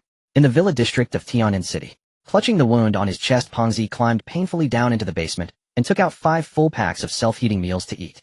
Outside Hupan Island, Brother Chong, that villa over there seems to have lights on. Should we go check it out? At that moment, a group of survivors driving on the Island Ring Expressway stopped the car. The night was as dark as ink. Outside Hupan Island, the headlights cut through the darkness. The man in the passenger seat curled his lips into a cruel smile, his eyes flickering with greed and cunning in the dim cabin as he looked at the brightly lit villa district not far away. He turned and whispered to the man in the driver's seat, called Brother Chong, his voice low and hoarse, "There might be a lot of good stuff hidden in that villa. How about we make a trip over there? Maybe we can grab something to eat." As he spoke, he licked his dry, cracked lips. The gesture was full of desire and excitement for what was about to be his. Then he lit a cigarette to himself, keeping his eyes fixed on that direction. The man called Brother Chong raised an eyebrow at the words. His thick arm slammed hard against the steering wheel, producing a loud bang that made the entire car tremble slightly. Under the dim yellow light, his scar-covered face looked even more fierce. A hideous smile curled at the corner of his mouth, and his eyes flashed with cruelty and determination. "We've got business. Let's go." As soon as he said this, the vehicle started again, turned around, and drove toward Hushin Island. The man called Brother Chong was a superhuman who had wandered here from another city. Sitting beside him was his nephew, an ordinary person. Before the apocalypse broke out, the man called Brother Chong had been the owner of a slaughterhouse, and his nephew had been his employee. When the apocalypse broke out, he relied on luck to find the superhuman serum and brought his nephew all the way south. By this time, Pengzi had already started eating the heated food while playing with the serum in his hand, without the slightest idea that danger was approaching. Elsewhere. Ding. Urgent message. It has been detected that humans are approaching the host's survival stronghold. Do you accept their entry? Just as Chu Yuntian put down the finished self-heating meal in his hand, the system, silent for a long time, displayed a line of white words in his mind. Not allowed. After saying this, Chu Yuntian suddenly felt a chill down his back. He thought of Pengzi, who had just begun to recover a bit. Why would trouble come to this guy the moment he left him? What rotten luck Ponzi to follow Chu Yuntian in this life. In his previous life, Ponzi, an ordinary person, had made his own way and became a top-tier superhuman. In this life following him, he nearly died in the early stage of the apocalypse. Damn it. It had better not be a superhuman. If they're ordinary people, it's fine. They can't get in. If it's a superhuman, then it's trouble. Chu Yuntian thought secretly and summoned the system in his mind again. Can you check the situation outside the protective barrier? Just after Chu Yuntian thought this, a line of white words written by the system slowly emerged in his mind. Sorry, host. You have not been authorized yet. Please complete the follow-up system missions to improve the system authorization and unlock more functions. Keep going. Useless machine. Chu Yuntian cursed in a low voice, then could only have the system pass a message for him. Ponzi, stay at the stronghold and don't go out. Survivors are approaching you. If the stronghold is forced open, given in time, and don't start a conflict. Chu Yuntian. Just after Ponzi cleaned up the mess he had made all over the floor, the light screen appeared again. Before Ponzi could clearly see the words, a deafening roar came from outside the villa. Ponzi's heart tightened, and the broom in his hand almost slipped. At that moment, an off-road vehicle was violently ramming the protective barrier. Every impact came with the harsh sound of twisting metal and flying sparks. Damn it. They're really doing this, damn it. Not long after, the man called Brother Chong jumped down from the car, faint arcs of electric light swirling around his body. Clearly, he was an electric-type superhuman. He sneered, raised his hands, and then waved. Electric currents coiled around the protective barrier like snakes, as if trying to forcibly tear apart this final line of defense. Ponzi's heart beat like a drum. He took the serum from beside him, clenched it in his hand, glanced at the underground hole behind him, and felt waves of pain from his chest. Brother Chong, what the hell is blocking the way ahead? It nearly smashed our off-road lights. The man called Zhao Xiaotang spoke from behind him, watching his uncle use his ability to madly attack the air before them. This is some truly bizarre fantasy. What the hell is this? There's obviously nothing ahead, so why is there an air wall? Could it be a world bug? Zhao Chong said, panting. Uncle, think about it. The world has long gone crazy. You can use lightning. Don't you think you're pretty strange too? Look at this household. Since they dare to keep the lights blazing in the apocalypse, they must have some tricks. After saying this, Zhao Xiaotang handed Zhao Chong a cigarette. I don't believe it. I can't crack this damn thing open. Zhao Chong took a deep drag of his cigarette, took a step back, and activated his ability. Around him the air began to tremble in rippling waves. Boom. With that single strike of overwhelming force, the invisible barrier in front of him shattered. On the other side. Ding. It has been detected that the stronghold's protective shield is damaged. It will shrink in 5 seconds. Chu Yuntian stared at the white words in his mind, stunned. After a moment of blankness, he immediately asked again, doesn't this thing of yours know how to fire little lasers? Doesn't it have any counterattack? The answer given to Chu Yuntian was still that same line, the protective shield can currently only attack zombies. Attacking fellow humans and superhumans requires completing missions and unlocking the ability. Chu Yuntian looked at the white words and could only worry in vain. What could he do? If it weren't for the zombie horde blocking them, they might have already joined up with Ponzi by now. How could there be so much trouble? At this moment, hearing the loud crash outside the villa, Ponzi grabbed the antiviral serum, endured the intense pain in his chest, climbed down into the basement, and locked the steel plate above his head. Outside the villa. Damn, uncle, that was badass. You actually cracked the air open. As soon as Zhao Xiaotang behind him finished speaking, Zhao Chong said with a proud expression. Haha, of course. Look how cowardly this family is. I've already reached their doorstep, and they still haven't moved. Hilarious, huh? At the rest stop. Chu Yuntian couldn't care less about anything else. He charged through the crowd, leaving only one sentence behind. You all rest here. Something's happened at my villa. Then before the crowd could react, Chu Yuntian rushed past the group of survivors at the rest stop and shoved open the already wobbling glass door. As the glass door shook and before anyone could react, Chu Yuntian had already dashed onto the roach car. The moment he got on, he used the system to send another message to Fatty in the villa. Keep your phone with you. We'll stay in touch. Chu Yuntian. Then Chu Yuntian rummaged through the roach car's storage compartment for his old phone. After all, the apocalypse had just broken out not long ago, and the communication systems were still usable. Besides, Fatty was a game addict. His phone was never away from his hand. Even after the apocalypse broke out, he would still play a few rounds of single-player games. If zombies didn't know how to use phones, he would probably be playing ranked matches with zombies. Meanwhile, in the villa on the other side, Fatty, curled up in the basement, saw the white screen appear again and instinctively patted his pocket. Good thing I've been carrying it with me, Fatty thought to himself. He pulled out his phone from his trouser pocket, and seeing that only 15 of battery was left, couldn't help feeling secretly glad. Good thing he had woken up late today. If he had woken up earlier, he would have played it dead. Besides, the charger was still in Chu Yuntian's roach car.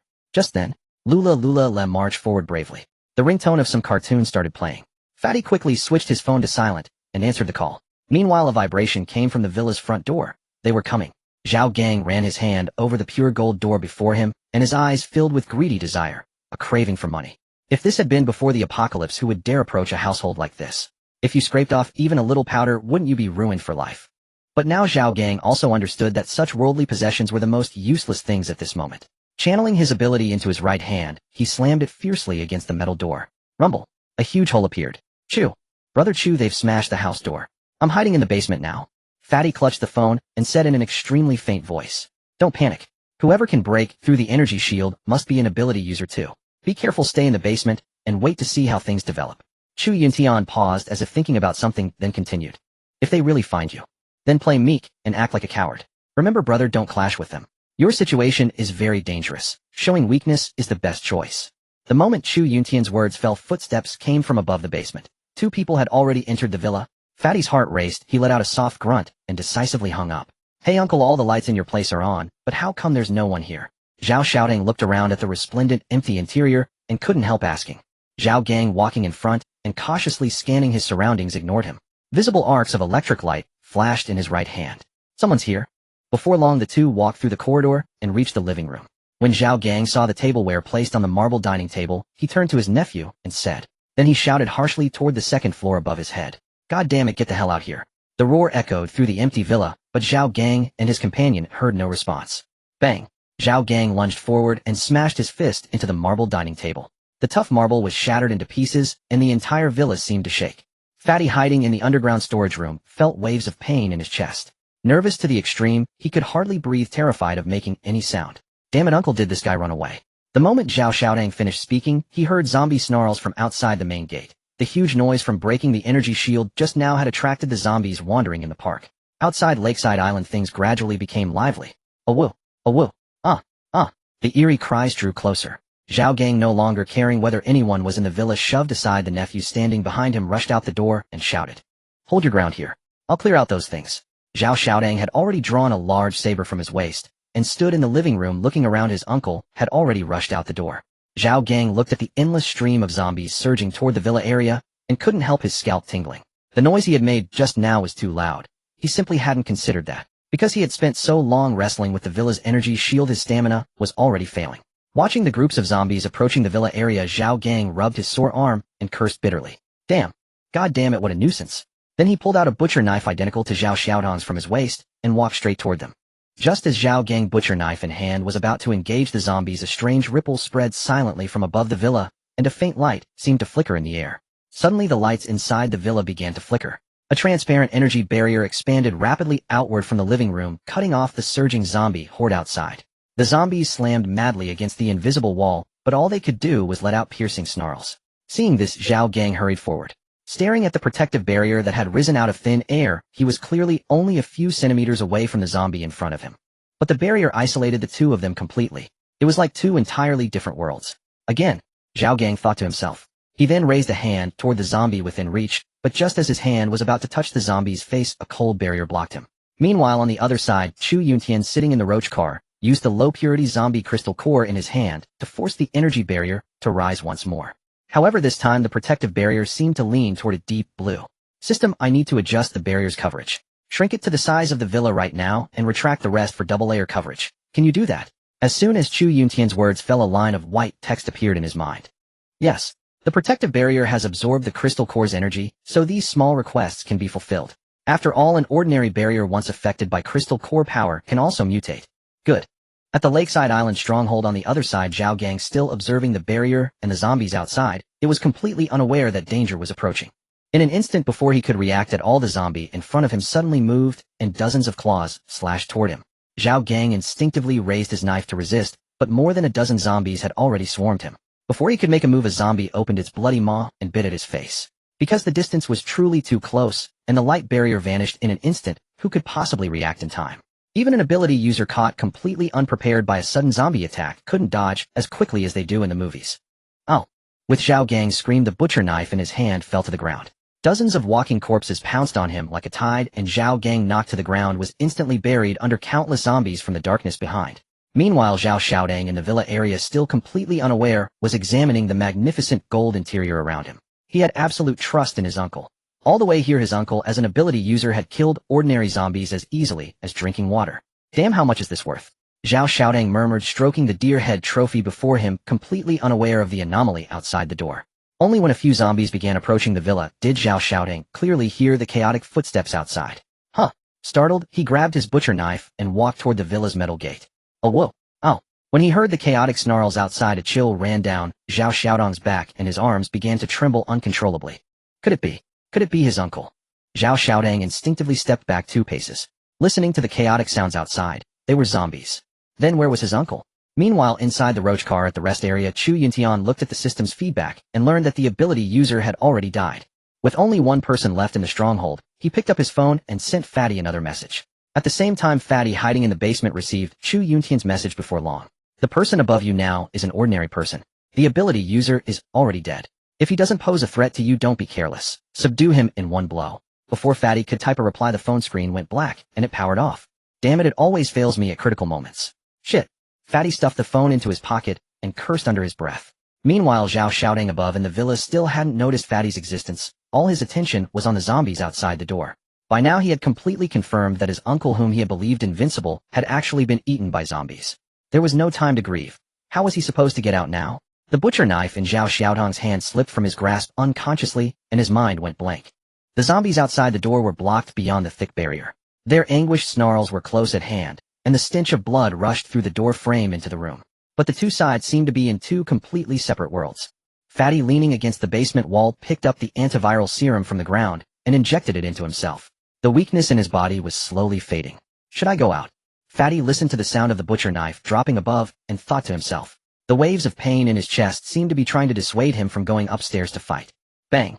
With a loud crash, Fatty shoved aside the iron slab above his head, and a wave of foul stench rushed out.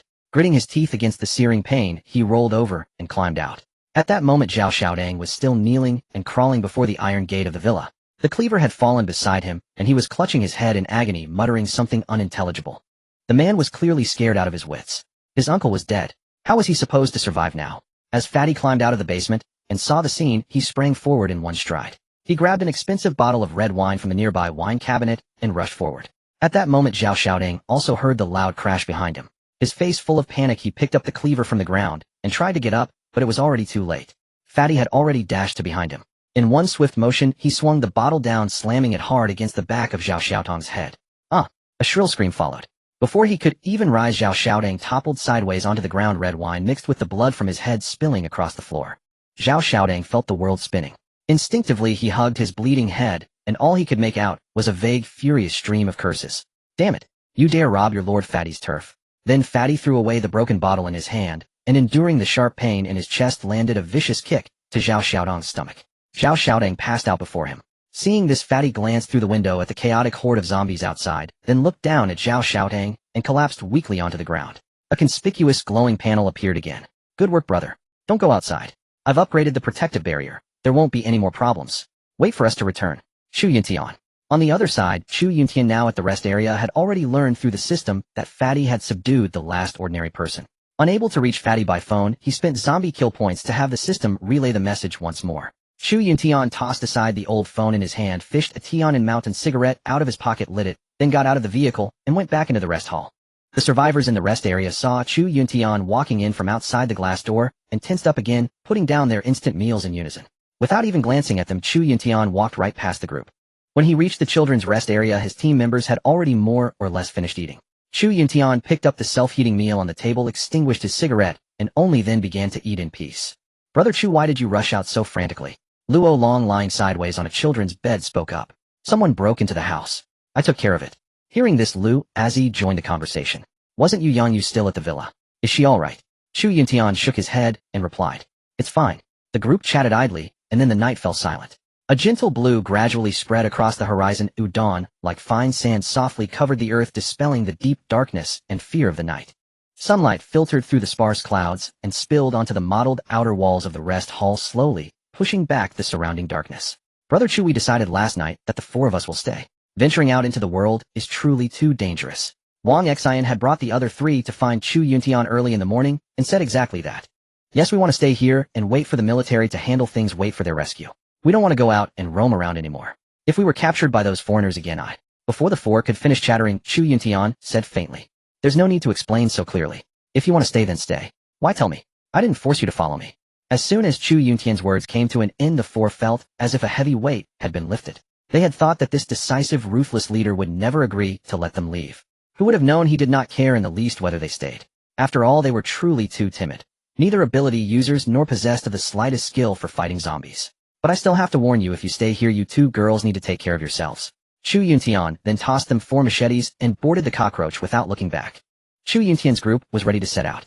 By the time he started the cockroach, the survivors who had originally been in the rest area had disappeared, as if deliberately avoiding them. Only after the roar of the cockroach faded into the distance did those few emerge from the shadows. The tall, thin, leading man stared fiercely at the departing group and said in a hate-laden tone, "Damn it. If not for their numbers, I'd have finished them off yesterday." As his words ended, the old man behind him pushed past the 2 men in front, walked to the tall, thin man's side, and spoke. "Save yourself the worry. They didn't cause us any trouble, and they even fed us. Why are you saying all this?" Hearing this, the tall, thin man flew into a rage, spun around, and snapped. "You old piece of trash. Get lost. If your daughter weren't still useful, I'd have thrown you out to feed the zombies long ago." The old man did not dare say another word, and quietly retreated to the back. Wang Xin and his group saw the original occupants of the rest area emerge from the nearby bushes and ran over with smiles. Seeing Chu Yuntian's people running toward them, the group couldn't help but tense up. Why are there still a few who haven't left? The tall, thin man in the lead thought to himself. Then, wearing a fake smile, he went up to meet them. After confirming that Chu Yuntian was gone, the tall, thin man grew much bolder and no longer spoke to them with any deference. "Since you want to stay, you have to follow the rules here. Hand over your weapons first and obey my arrangements." He paused for a moment, then continued to probe. "Your boss wouldn't have abandoned you, would he?" As soon as he finished, Wang Xin signaled the others to hand over their weapons and spoke. "No, we chose to stay voluntarily.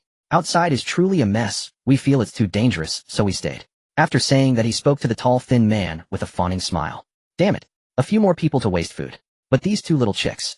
Inside the rest area, the atmosphere suddenly grew tense.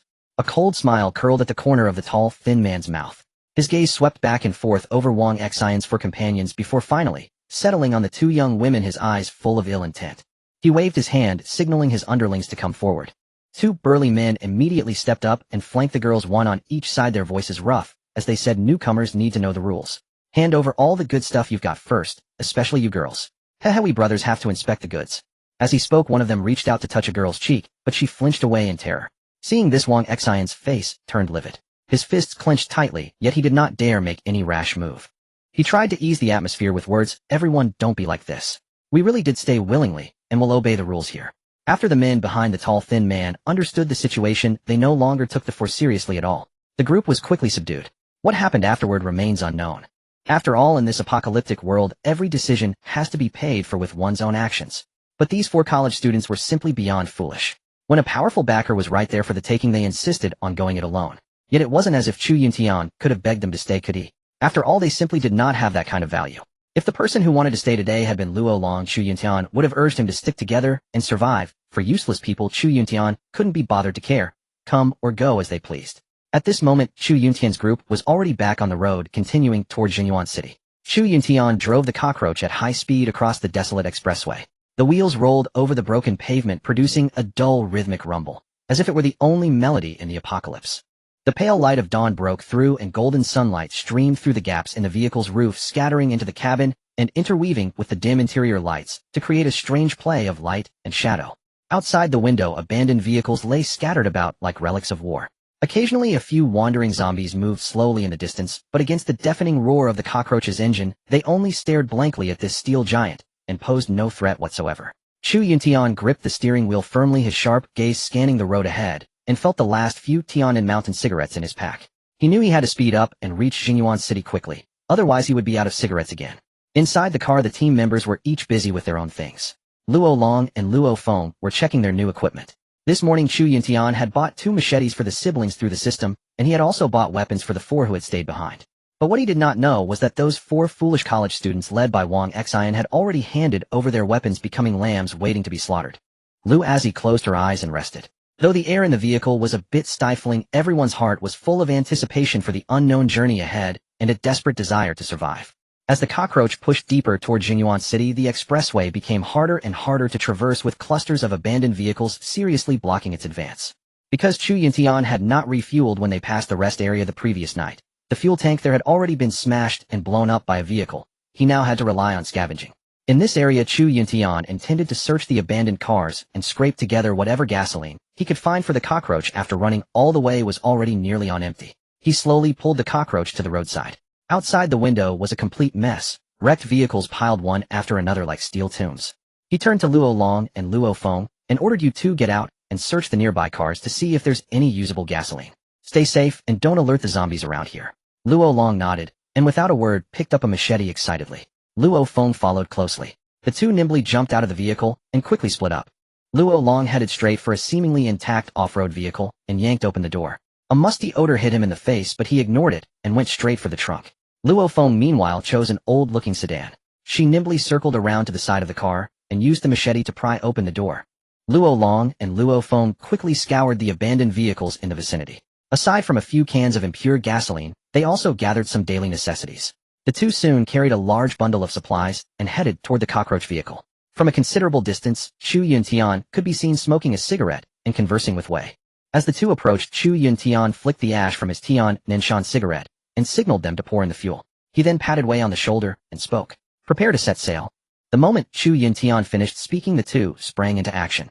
Luo Long and Luo Feng worked together to carefully pour the collected gasoline into the weathered fuel tank of the cockroach vehicle, the pungent stench of fuel rising into the air.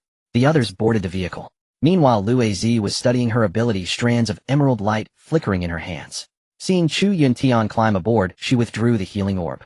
The cockroach vehicle roared to life once more. Its thunderous engine drew the attention of the zombies in the forest below. With a guttural screech, it surged forward, bulldozing through abandoned cars as it sped ahead. Zhengyuan City was not far now. A mining district located south of Tiannan City, 3 times its size, and equally vast in population, with countless migrant workers flooding in from outside.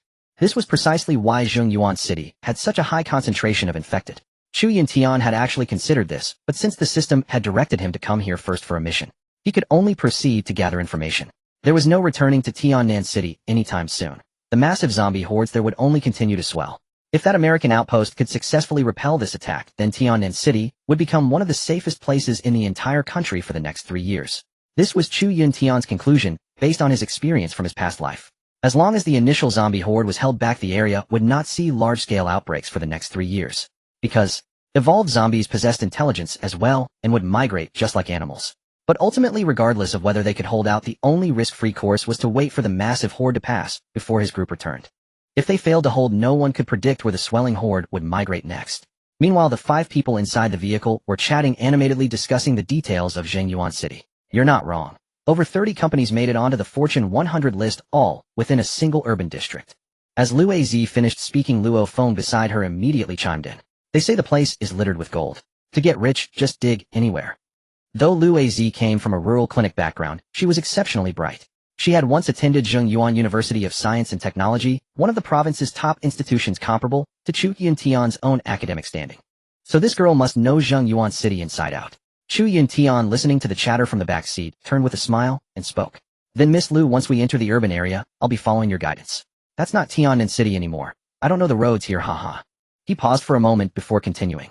And regarding that city, yes, it's wealthy, but what good does money do in times like these? Besides, with so many people there could be even more mutants, which means it's more dangerous. Wei, sitting in the passenger seat, unusually broke into agree. According to my brain database, Zhengyuan City has a floating population of 4 million, 4 times that of Tiannan City. Hearing these key details from the two, the atmosphere in the back seat grew tense. The others exchanged glances, waiting for someone to speak. Hey, weren't you going at it hot and heavy just now? What happened? Luo Long said, excitedly looking at his sister beside him. If I wasn't. Just don't steal my zombie heads when the time comes.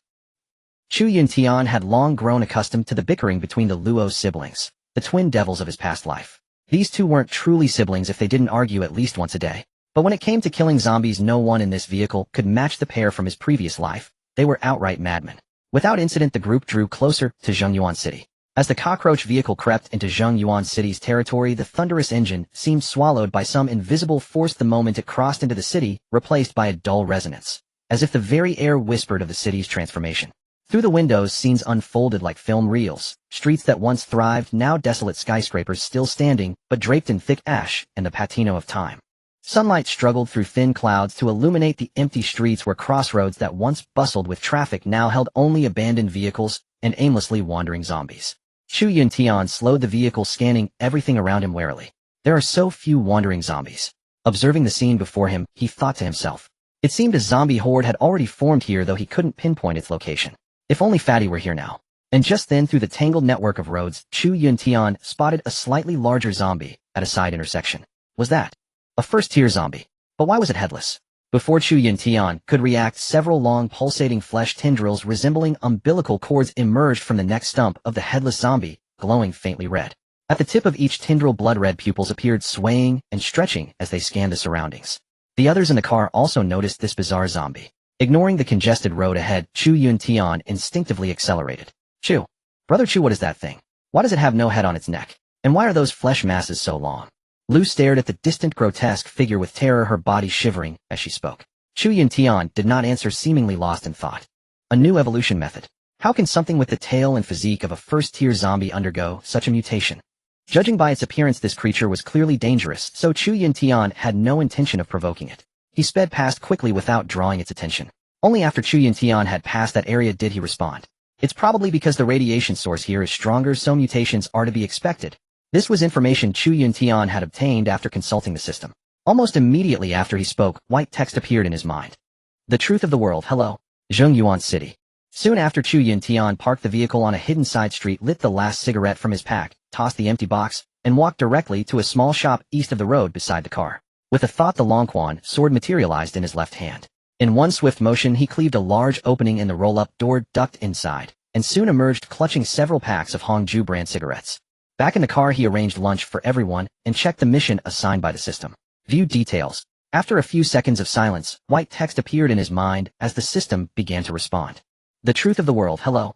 Zhengyuan City. The zombies here seem very wrong. Why do their bodies appear pieced together? As the text filled the screen and the previous words faded, new lines appeared. Why would a file folder grow on the head of an overworked infected? Why can a searchlight become a zombie's head? Has everything gone chaotic here? Why would anomalous objects affect these things to become part of the X virus infection? At this moment, Chu Yuntian recalled the first-tier zombie he had seen earlier, the one with fleshy tendrils and blood-red eyes. In his previous life, he had survived as a scavenger for over a decade, yet he had never even heard of such bizarre creatures. A chill ran down Chu Yuntian's spine. It seemed that in this rebirth the developments were far more extraordinary than he had ever imagined. Before Chu Yuntian could properly ponder the information the system had provided, the reward interface appeared immediately. Congratulations, host, on penetrating deep into Zhengyuan City's urban area. Now cashing in your reward: 1 dose of Tier 2 Esper Basic Ability Serum. Please inject it as soon as possible to become a true Esper, so you may explore the secrets of Zhengyuan City. After delivering this message, the system fell silent. Chu Yuntian sat in the driver's seat, a syringe filled with blue glowing liquid materializing in his hand. Chu Yuntian discarded the cigarette, but from his hand, and without hesitation injected the serum. As the pale blue liquid flowed into his body, Chu Yuntian slowly pushed the plunger. In that moment, an indescribable coldness surged from the needle tip like the sharpest winter wind, yet carrying electric jolts that spread instantaneously throughout his entire body. Beneath his skin, it felt as though thousands of tiny rivers were surging. What pulsed through his veins was not merely blood, but energy imbued with life itself. His eyes snapped open, a strange light flashing through his pupils before fading back to normal. Yet his gaze grew deeper, gradually tinged with a faint crimson glow. Chu Yuntian's body trembled involuntarily, a transformation from within outward. Muscles subtly swelled beneath his clothes, their lines becoming smoother and more powerful. At that moment, Chu Yuntian felt as though he had grown taller again. Layers of dense muscle swelled along his legs and chest, his fists brimming with power as he uncontrollably pushed open the car door. He leaped down and slammed his fist into the utility pole before him. With a thunderous crack, the pole toppled along with his strike, the concrete beneath shattering instantly. Chu Yuntian examined his fists with satisfaction, nodded approvingly, then returned to the car to heat up his self-heating meal. Mr. Chu, I think your stress levels are really high. You need to vent by smashing utility poles. Wei remarked as Chu Yuntian got back in the car while eating his self-heating food. I suppose so. Under the terrified gazes of those in the back seat, Chu Yuntian locked the car doors, rolled down the window, lit a freshly acquired Hongju cigarette, took a deep drag, then picked up his bowl of duck noodles. Meanwhile, not far away, ordinary zombies drawn by the tremendous noise were shuffling toward them. Hello, hello, hello, oh. As the eerie sounds outside the vehicle drew closer, Chu Yuntian realized that his impulsive actions had attracted a handful of ordinary zombies wandering alone. Chu Yuntian put down the self-heating duck noodles and turned around to signal Luo Long to take his sister down for practice. After all, the small fry near the cockroach vehicle were only ordinary infected. It wasn't hard for the siblings at all. Upon receiving his boss's order, Luo Long snatched up the butcher knife at his feet and leaped out of the cockroach vehicle in one bound. Luo Feng refused to be outdone. Closely following her brother, she raised the huge cleaver that was several times heavier than herself and charged straight at the zombies. Swish, swish, swish. Shoulder to shoulder, they took down one ordinary zombie with each swing. First cleaving the waist, then slashing the neck, denying any zombie that came near the slightest chance to close in. In a place beyond, Chu Yuntian and the other side Luo Long had already gone kill crazy. No truly red-eyed, his scarlet eyeballs were matched by an exaggeratedly twisted facial expression. Killing zombies was pure pleasure to him, the elixir that sent him into a maddened state. Luo Long shielded his sister as he hacked wildly forward. The sister behind him could only pick off the leftovers and finish the fallen zombies for him, or as gamers would say, secure the kill count. Gradually calming down, Chu Yuntian opened the car door and leaned against the seat, watching the two siblings with an appreciative gaze. Swish. With Luo Long's final stroke, every zombie before them had been wiped out. After the last one fell, the surroundings fell into dead silence, with only the siblings' heavy breathing echoing through the empty street. A dark, thick liquid on the ravaged ground began spreading in all directions. Severed limbs and torn clothes were strewn everywhere, while the pungent smell of blood mixed with dust slowly wafted through the air. Luo Long stood where he was, a few drops of blood still clinging to the butcher knife in his hand. He breathed heavily, his eyes gradually shifting from frenzy back to clarity, yet still shimmering with unsated intent. Luo Feng stood to the side, both hands firmly gripping the huge cleaver. Though her face was weary, she couldn't hide the pride and excitement of victory. She nudged aside a zombie head near her foot, swept her gaze around, and warily studied the path around the distant corner from which the zombies had arrived. Good work. Luo Long heard Chu Yuntian's voice from behind. Turning around, he saw his boss holding a cigarette in his mouth, looking at the scene with delight. Luo Long instinctively flicked the foul blood from the cleaver and answered with a grin. Huh, a pack of rabble. Send more? I'll slaughter them all the same. Before Chu Yuntian could even praise him, Luo Feng squeezed in and said, what about me? I killed more. Oh, come on. You were just following behind me. Just like that, the two little ones started bickering again. Chu Yuntian, used to this, pulled the two little babies into the cockroach vehicle. Brother Chu, so who's actually better? After getting into the cockroach vehicle, Luo Feng, unable to out-argue her brother, turned red in the face and asked Chu Yuntian, who was just about to start the vehicle from the front seat. Of course you're better. I'm telling you, Xiao Long is a big guy, can't you just let your sister? Before Chu Yuntian could finish, Luo Long hurriedly changed his tune. Right. My sister is better after all. Luo Long was the type to obey his boss's every word to the letter, which was exactly why Chu Yuntian liked him so much. Meanwhile, at the villa stronghold in Tian'an City, Fatty tied up the unconscious Zhao Xiaodong, threw her into the bathroom shower, and cleaned up the bloodstains on the floor. The zombies outside had gradually dispersed, yet Zhao Gang's mangled nod remained still lay in the same spot. Faint dawn light barely pierced the heavy clouds and fell upon the shattered body. Zhao Gang, once an ability user, had now become the leftover remains of a zombie feast. His clothes had been ripped to shreds, exposing pale, twisted remnants of flesh. An arm, eaten down to the bone, lay stiffly against the ground. The blood had long dried into dark, clotted patches, mingling with the soil of the small garden in front of the villa and giving off a suffocating stench. Zhao Gang's eyes were wide open, hollow and lifeless, shot with blood, as if still holding the terror and despair of his final moments. His limbs were twisted in unnatural angles. His fingernails had snapped off from struggling, revealing pink flesh, a stark contrast to the horror around him. The clearly visible intestines had been torn and dragged until only a strip of skin hung beneath the body. Just then, as Fatty watched the distant grove through the window, the Zhao Gang before him seemed to move. The originally bent arms suddenly straightened and shot upward, startling Fatty into instinctively stepping back a couple of paces. He rubbed his eyes, then stared wide-eyed at Zhao Gang's corpse again. At that very moment, Zhao Gang's lower body also moved. As his body rose to stand, the severed intestines began swaying rhythmically beneath him. Standing up, Zhao Gang stared blankly around, turning his head, attached only by the spine, to survey his surroundings. Watching Zhao Gang come back to life before him, Fatty got over his shock and took it in stride. After all, this was just a normal X-virus infection. What baffled Fatty, however, was why this guy hadn't simply died after being gnawed so thoroughly. Even in that pathetic state, he could still mutate again. While Fatty was studying the zombie skeleton before him, a strange hoarse roar came from outside the door. Meat. I want meat. Oh, this time Fatty was truly terrified. After confirming that the voice had come from the zombie Zhao Gang's mouth, he quickly crouched down, not daring to look at that neither human nor ghost thing again. Damn it. Even as a zombie, it can still talk. What the hell is this thing? Fatty leaned against the solid wall beneath the floor-to-ceiling window and cursed under his breath. Just then Zhao Gang moved. His twisted body, as if pulled by an invisible force, staggered slowly toward the villa's front door. Every step was accompanied by the creaking of fractured bones and the eerie sloshing of the remaining organs inside his body, like a ghost climbing out of hell. In his hollow eye sockets, strange flames seemed to flicker faintly, an endless craving for flesh and blood. As he drew nearer, the energy barrier outside the villa's gate rippled slightly, and a pale green light began to glow. Meanwhile, on the other side, Chu Yuntian was about to start the cockroach vehicle when he received another system prompt. Ding. An ability zombie has been detected approaching the host's safe house. The barrier has automatically switched to defense mode. Ability zombie. After reading the white text sent by the system, Chu Yuntian instinctively stopped the cockroach vehicle and began communicating with the system. An infected ability user. What kind of species is that? Chu Yuntian was confused. He had never heard that term in his past life. After an ability user was infected by a zombie, they actually inherited the ability and evolved in an entirely different direction from ordinary zombies. It was only after seeing the system's explanation that Chu Yuntian came to understand. Ordinary zombies were classified by stages, something Chu Yuntian had known in his previous life and was universally recognized. But this ability user mutation really was. Yet the immediate priority was Fatty's safety, so Chu Yuntian sent Fatty a message through the system's white screen. Just hide in the basement. That thing outside isn't an ordinary zombie. It's an ability zombie. It should be that ability user risen from the dead. I think my energy shield can hold it off. Don't worry. Chu Yuntian. Fatty, curled up under the floor-to-ceiling window, felt greatly comforted when he saw the message on the white screen. He slowly got up and moved toward the basement. From outside, the crackling sound of the protective barrier could already be heard. Crackle. Crackle. The thing outside seemed to be clawing at the pale green barrier. By this time, Fatty had already pushed open the heavy basement door. As the medicine took effect, his body slowly recovered. Fatty was now able to use his ability to sense the aura of the ability user outside the barrier. Damn it, what is this thing doing?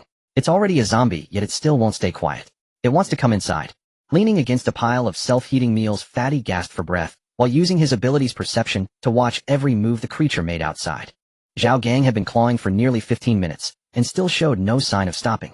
At the same time, his body was visibly recovering at a remarkable speed. The flesh that had been devoured was slowly replaced by a layer of black membrane. His exposed white bones were now wrapped in eerie ripples of deep blue electrical currents. Spikes grew out of his hands, radiating a bitter cold gleam in the sunlight. Roar! Roar! Outside the barrier, the zombie Zhao Gang howled, endlessly shaking the entire barrier. Bang!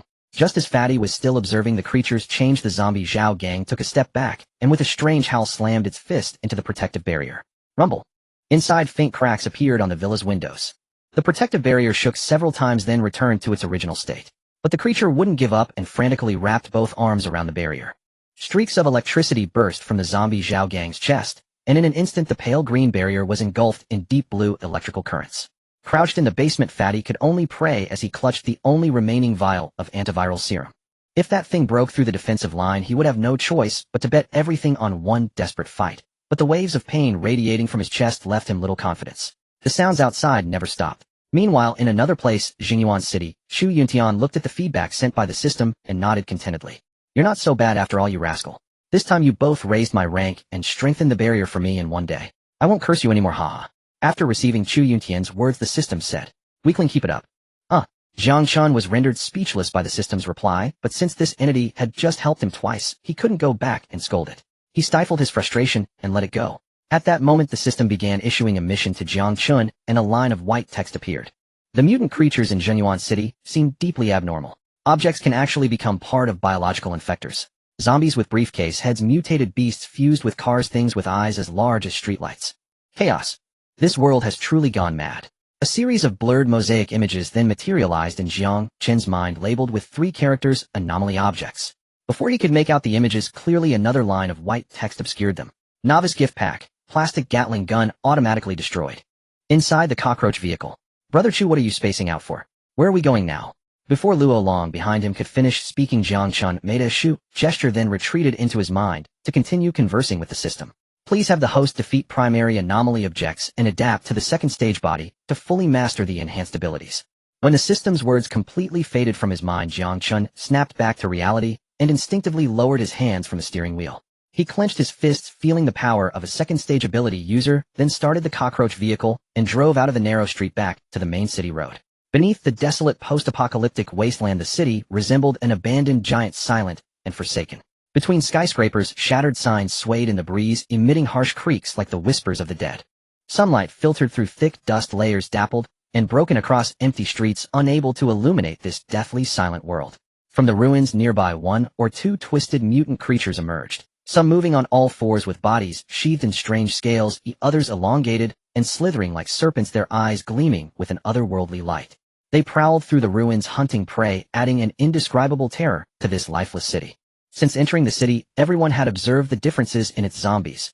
Ordinary ones were truly rare. Moreover, the mutants here bore no resemblance to the standard zombies in Tiannan City. Just then, as Jiang Chen's group moved forward, an oddly shaped zombie appeared at the end of the street, no longer a conventional rotting walker, but seemingly reshaped by some force, with fluorescent green blood flowing beneath its cracked skin. Its head was grotesquely swollen, features so distorted they were nearly unrecognizable, eyes like burning coal emitting crimson beams that stood out sharply in the dim street. Most striking were its arms, transformed into two sharp bone blades that carved deep grooves into the ground, with each step producing a sickening grinding sound. Though its gait was staggered, it carried an undeniable power, as if every movement coiled with predatory intent, ready to rend any creature blocking its path. Third stage zombie was Jiang Chen's first thought upon seeing it, but something felt off. After all, one could no longer simply define creatures as zombies here. They were anomalies, possibly third stage anomalies, making their mutations even more incomprehensible. After all, third stage zombies typically led hordes and gathered ordinary zombies into waves, yet this creature stood alone.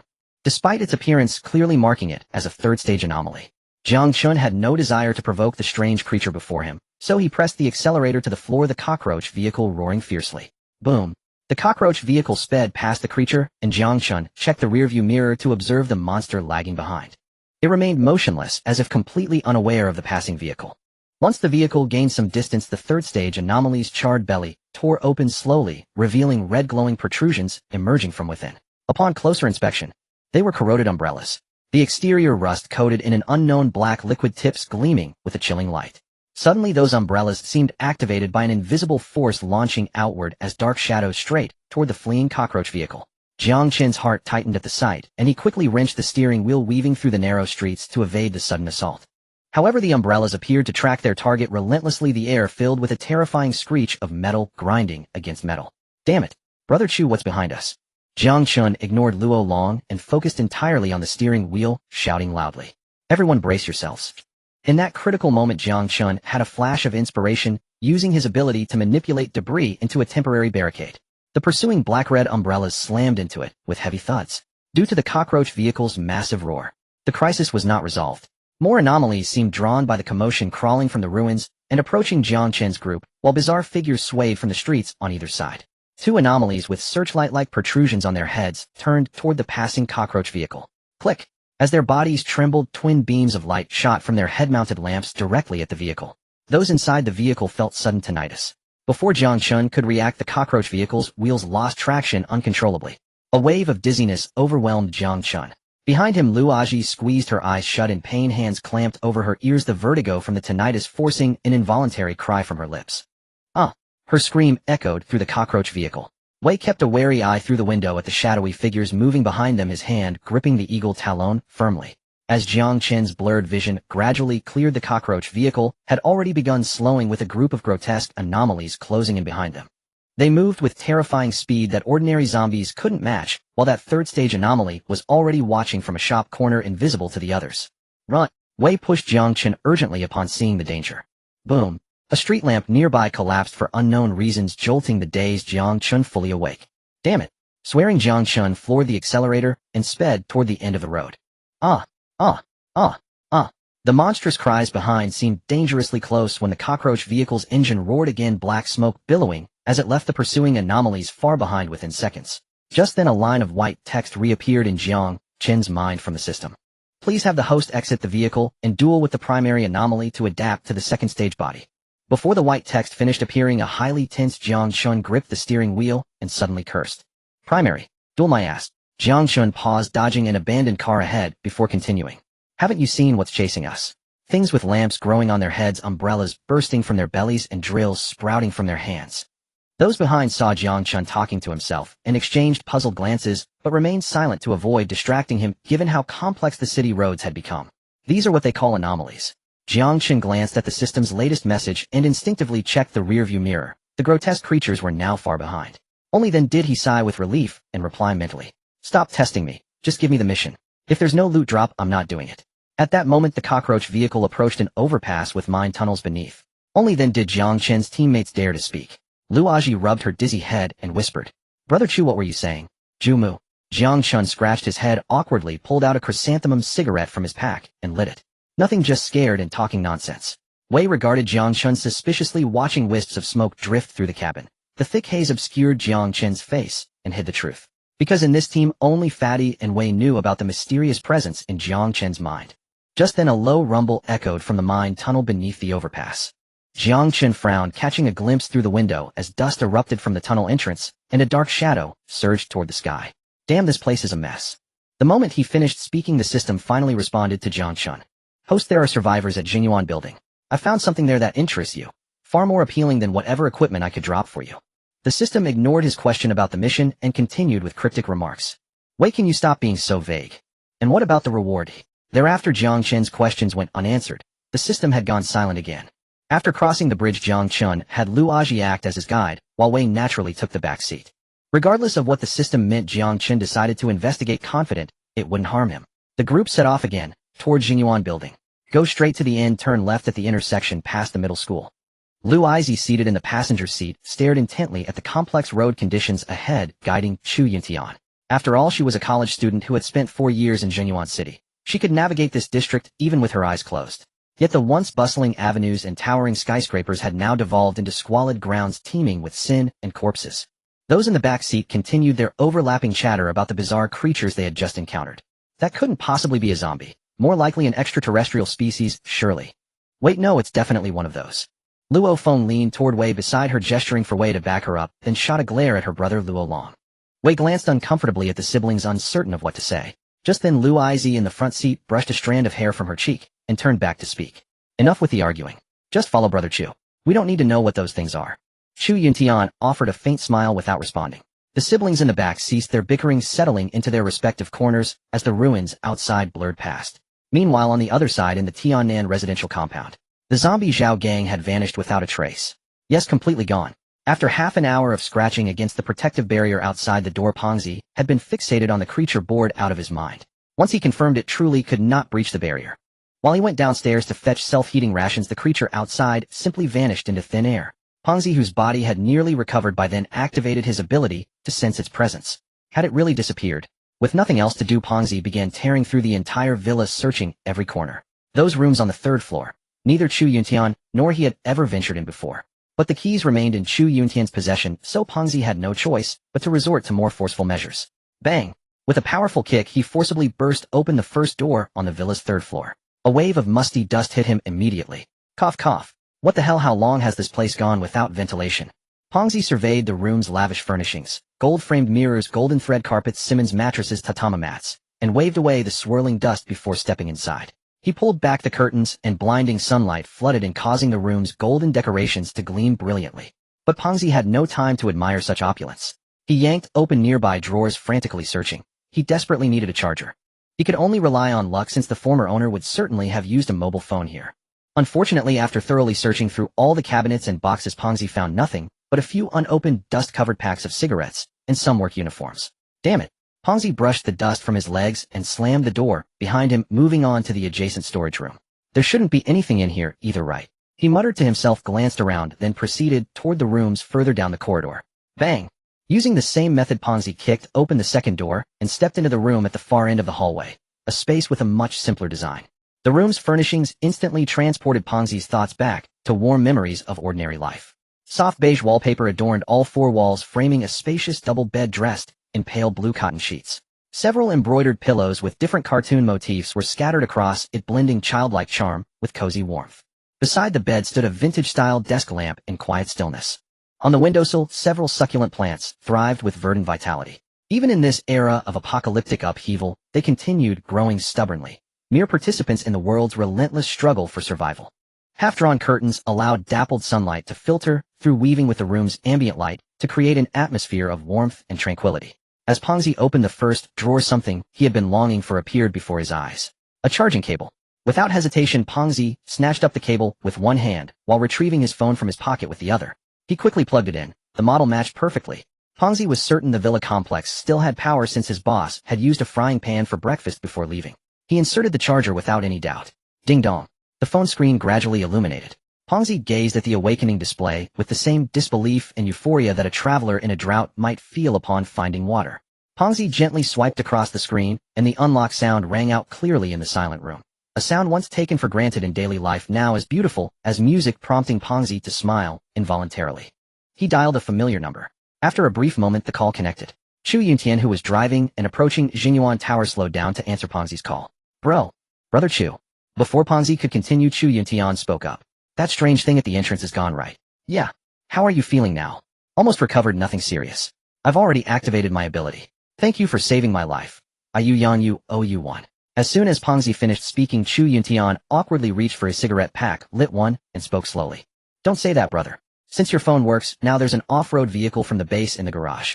Chu Yuntian took a deep drag, rolled down the window, and exhaled a thick cloud of smoke, before continuing. I need you to help me with a task. Hearing this, Pongzi on the other end instinctively rubbed his face. However, this time you'll need to go alone, to the Megwa base. Help me gather intel on the zombie horde's movements, and see if that damned group has been breached yet. Chu Yuntian paused, then went on. Only then can we reunite sooner. If their base falls, the horde will shift en masse. If it hasn't, the chances are slim, but I think. Can you handle this? Before Chu Yuntian could finish, Pongzi quickly agreed. No problem, leave it to me. Stay safe yourself, brother Chu. The two exchanged a few brief words before hanging up, since the area Chu Yuntian was in was extremely dangerous, and he could not afford further distractions. The surrounding ordinary zombies and anomalies were growing in number as the cockroach vehicle headed toward the city center. Chu Yuntian had Pongzi do this partly to gather information, but also because he was an ability user who needed to train and face challenges outside. The longer he stayed under Chu Yuntian's protection, the less likely he'd ever become the powerhouse he had been in his past life. This was Chu Yuntian's spontaneous decision, recognizing that Pongzi wasn't actually weak. He was just timid. This mission served as a perfect opportunity to build his courage. Meanwhile, Pongzi placed his phone on the bedside table to charge, then descended to begin his preparations, starting with a proper meal.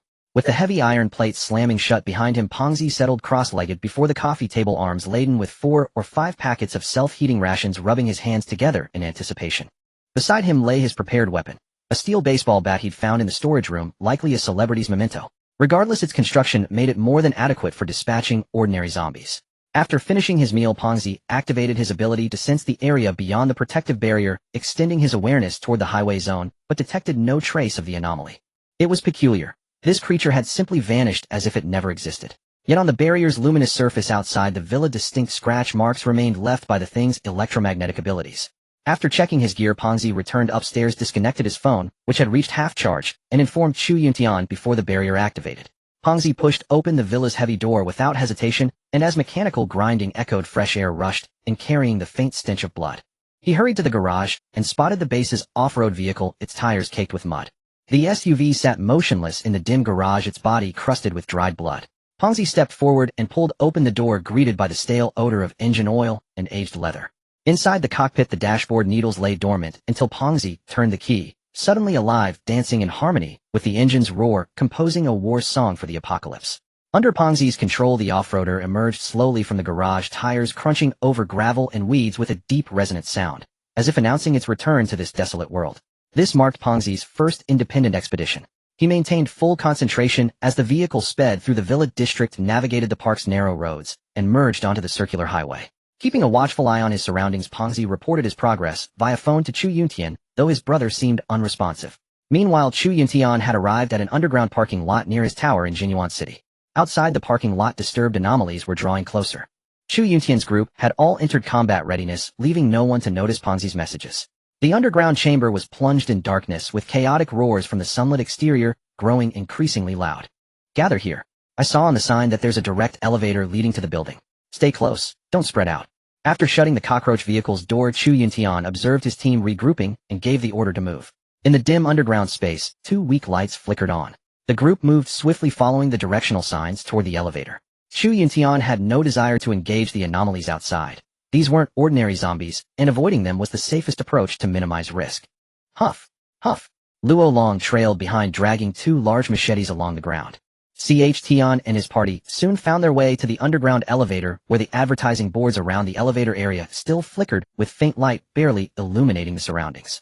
The growls of zombies behind them continued to draw nearer. Brother Chu, it still works. Lu Azzi led the way, pressing the elevator button and turning to address the group behind her. Chu Yuntian glanced at the floor indicator. The 12th floor. There was no escaping the horde pursuing them. During this brief wait, his group would inevitably confront those grotesque creatures. Prepare for battle. With no refuge left, Chu Yuntian issued the command.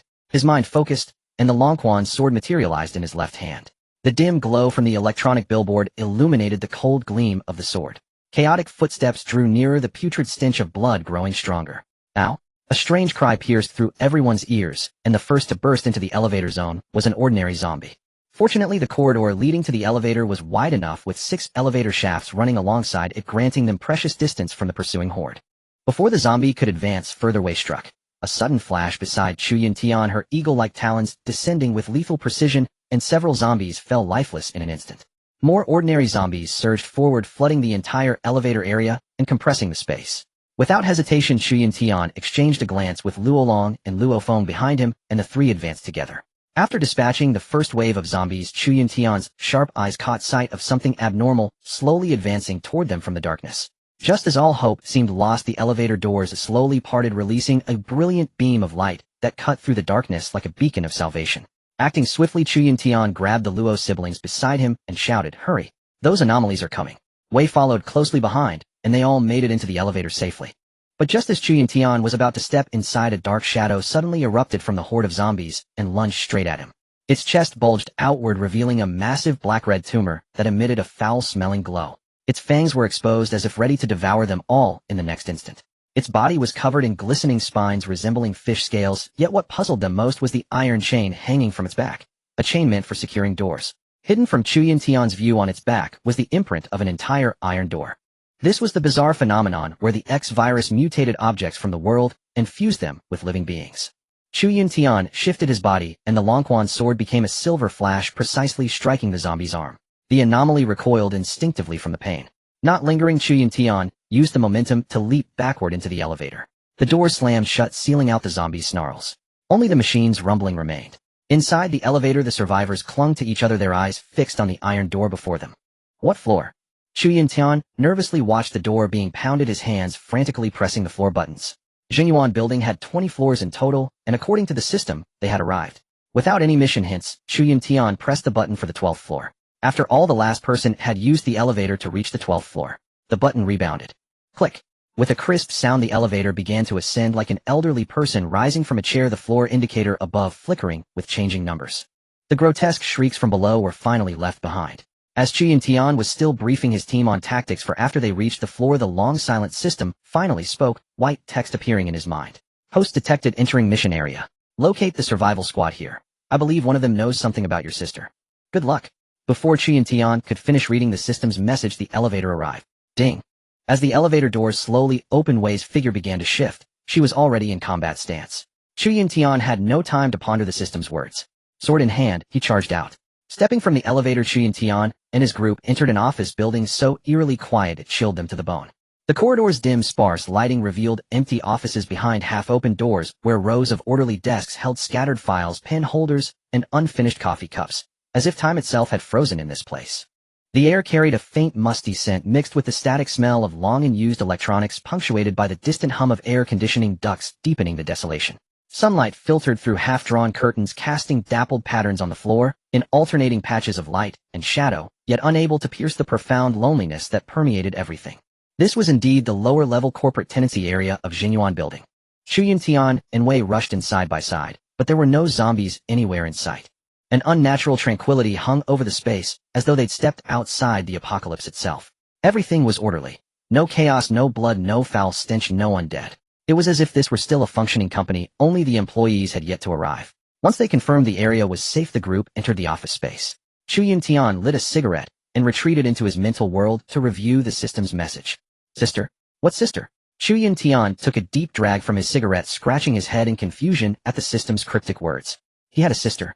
Clearly, whatever memories he'd possessed of his sister from his past life had been completely erased. Just then, Lu Azhi raised her right hand toward the sky, and a green light flashed, enveloping the group. As the green orb gradually faded, the zombie blood splattered on them was cleansed away. Their nervous tension eased, and the fatigue from their journey vanished instantly. Lu Azhi had used her special ability. Meanwhile, Chu Yuntian was still racked his brains trying to understand why a sister had suddenly appeared out of nowhere. The moment Chu Yuntian tried to communicate with the system again, it went silent, refusing to respond. Just as he was deep in thought, a faint collision sound suddenly came from a storage room near the restroom ahead, shattering the quiet. The sound was barely audible, yet perfectly clear. Chu Yuntian immediately went on alert, signaling the others to stay quiet, as he rose and moved stealthily toward the source. He and Wei had thoroughly scouted this area already, yet they'd somehow missed the restroom. After all, if there were any zombies inside, the noise they'd made should have drawn them out by now. Luolong and Wei followed closely behind Chu Yuntian as they approached the sound. He stood before the men's restroom door, giving the Longquan sort of practice shake before stepping back. Boom. He kicked the storage room door open with force. Oh, don't kill me, I'm not infected. Before the man's desperate pleas could finish echoing from the darkness, the Longquan sword was already pressed against his throat. The man's screams died in his throat as terror gripped him and a stream of urine began to spread beneath him. Indeed, he'd scared himself into losing control. His gaunt, hollow-cheeked face had gone pale. A clearly ordinary, harmless man. Chu Yuntian withdrew his sword and spoke. Any accomplices? Answer me truthfully, and I'll let you keep your head. Say one lie and you're dead. Chu Yuntian glared at the half-dead man, trembling before him. The man trembled violently, his hands shaking uncontrollably. After a long pause, he managed a weak reply.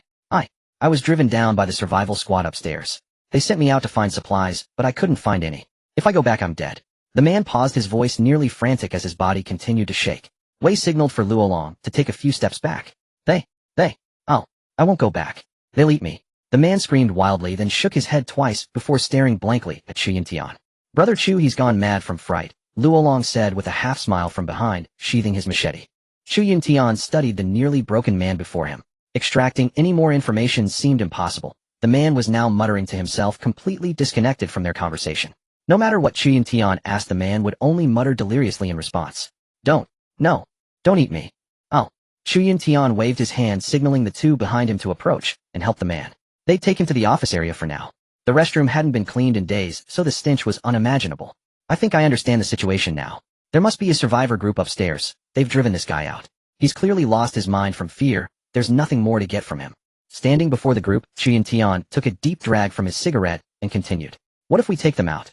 Chu Yuntian glanced at the man still muttering to himself beside him, then addressed his teammates seated in the office area. Luolong was the first to speak up. Let's do it. Whatever you say, Brother Chu. The others quickly agreed. Chu Yuntian exchanged a glance with Luazi. She understood immediately, rising to stand beside the raving man on the floor as a green orb of light flickered in her hand once more. Chu Yuntian intended to use him to wipe out the survivor base upstairs.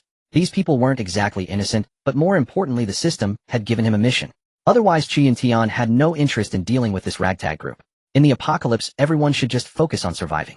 But with interests involved, conflicts were inevitable. As the pale green orb faded, the man lying on the ground gradually regained his composure. The man who had appeared nearly idiotic in everyone's eyes gradually regained his composure. As the green orb completely dissipated, he rose blearily and surveyed his surroundings. He warily scrutinized the group before him while muttering under his breath, strange. Why am I here? Before he could recover his bearings, Chu Yuntian lit a cigarette and spoke.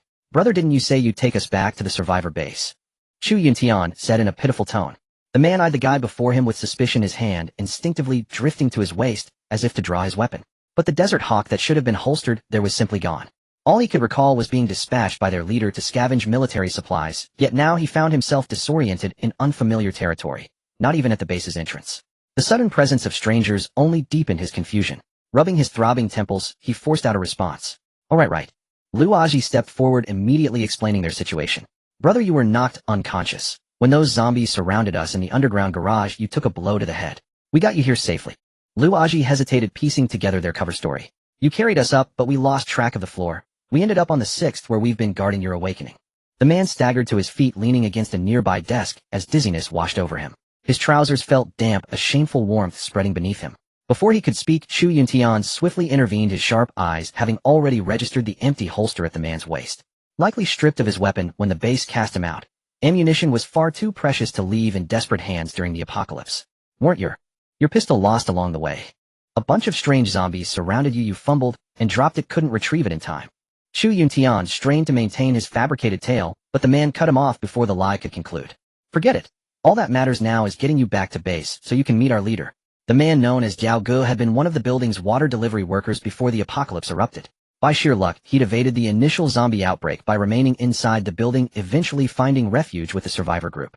Days prior, he'd been tasked with locating military airdrop supplies. Having barely survived, he returned to the tower empty-handed.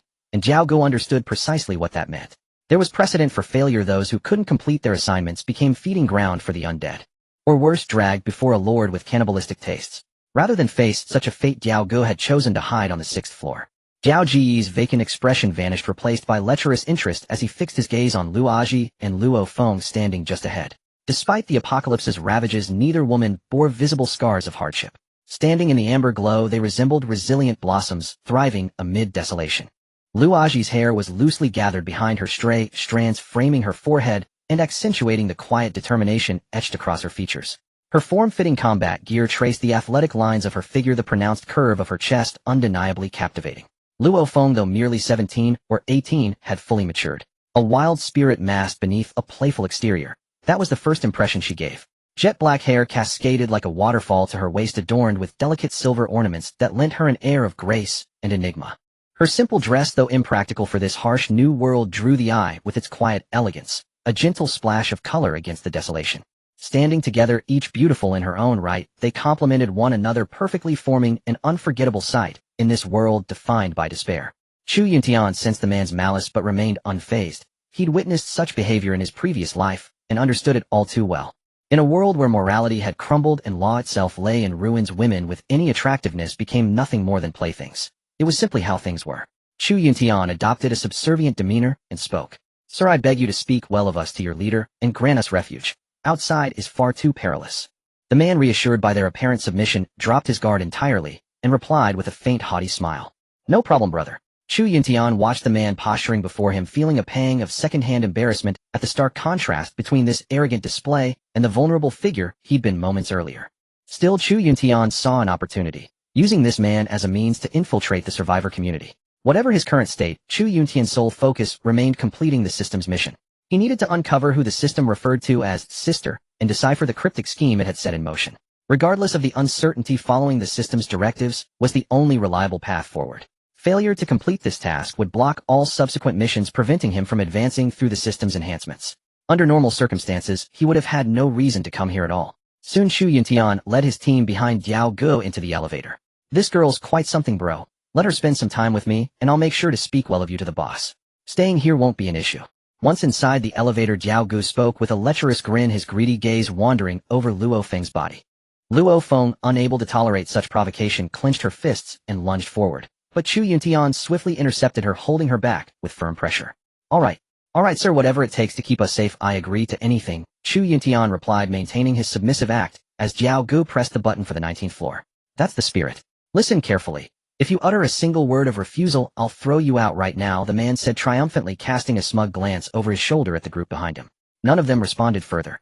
As the elevator ascended slowly, emitting a low rhythmic hum, the mechanical heartbeat of this ruined world, the last remnant of order, holding firm amidst the chaos.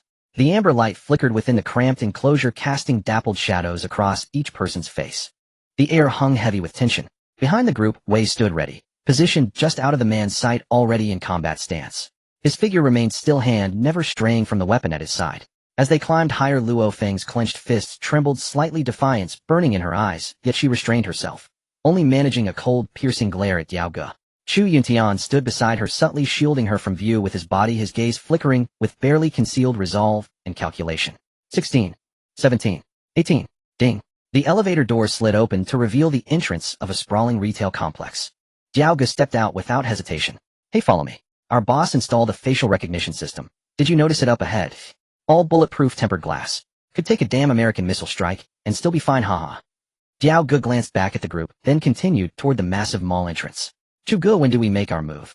Luaji whispered urgently in his ear, scanning their surroundings with visible tension as she trailed behind. Chu Yuntian ignored her, instead slowly drawing out a chrysanthemum brand cigarette. As the lighter flickered out, a thick plume of smoke curled upward and dissipated. Diao Ge, standing just ahead, turned as if summoned by the scent, catching Chu Yuntian mid-drag. "Damn, you've got that good stuff and didn't share it sooner." Chu Yuntian tossed him one.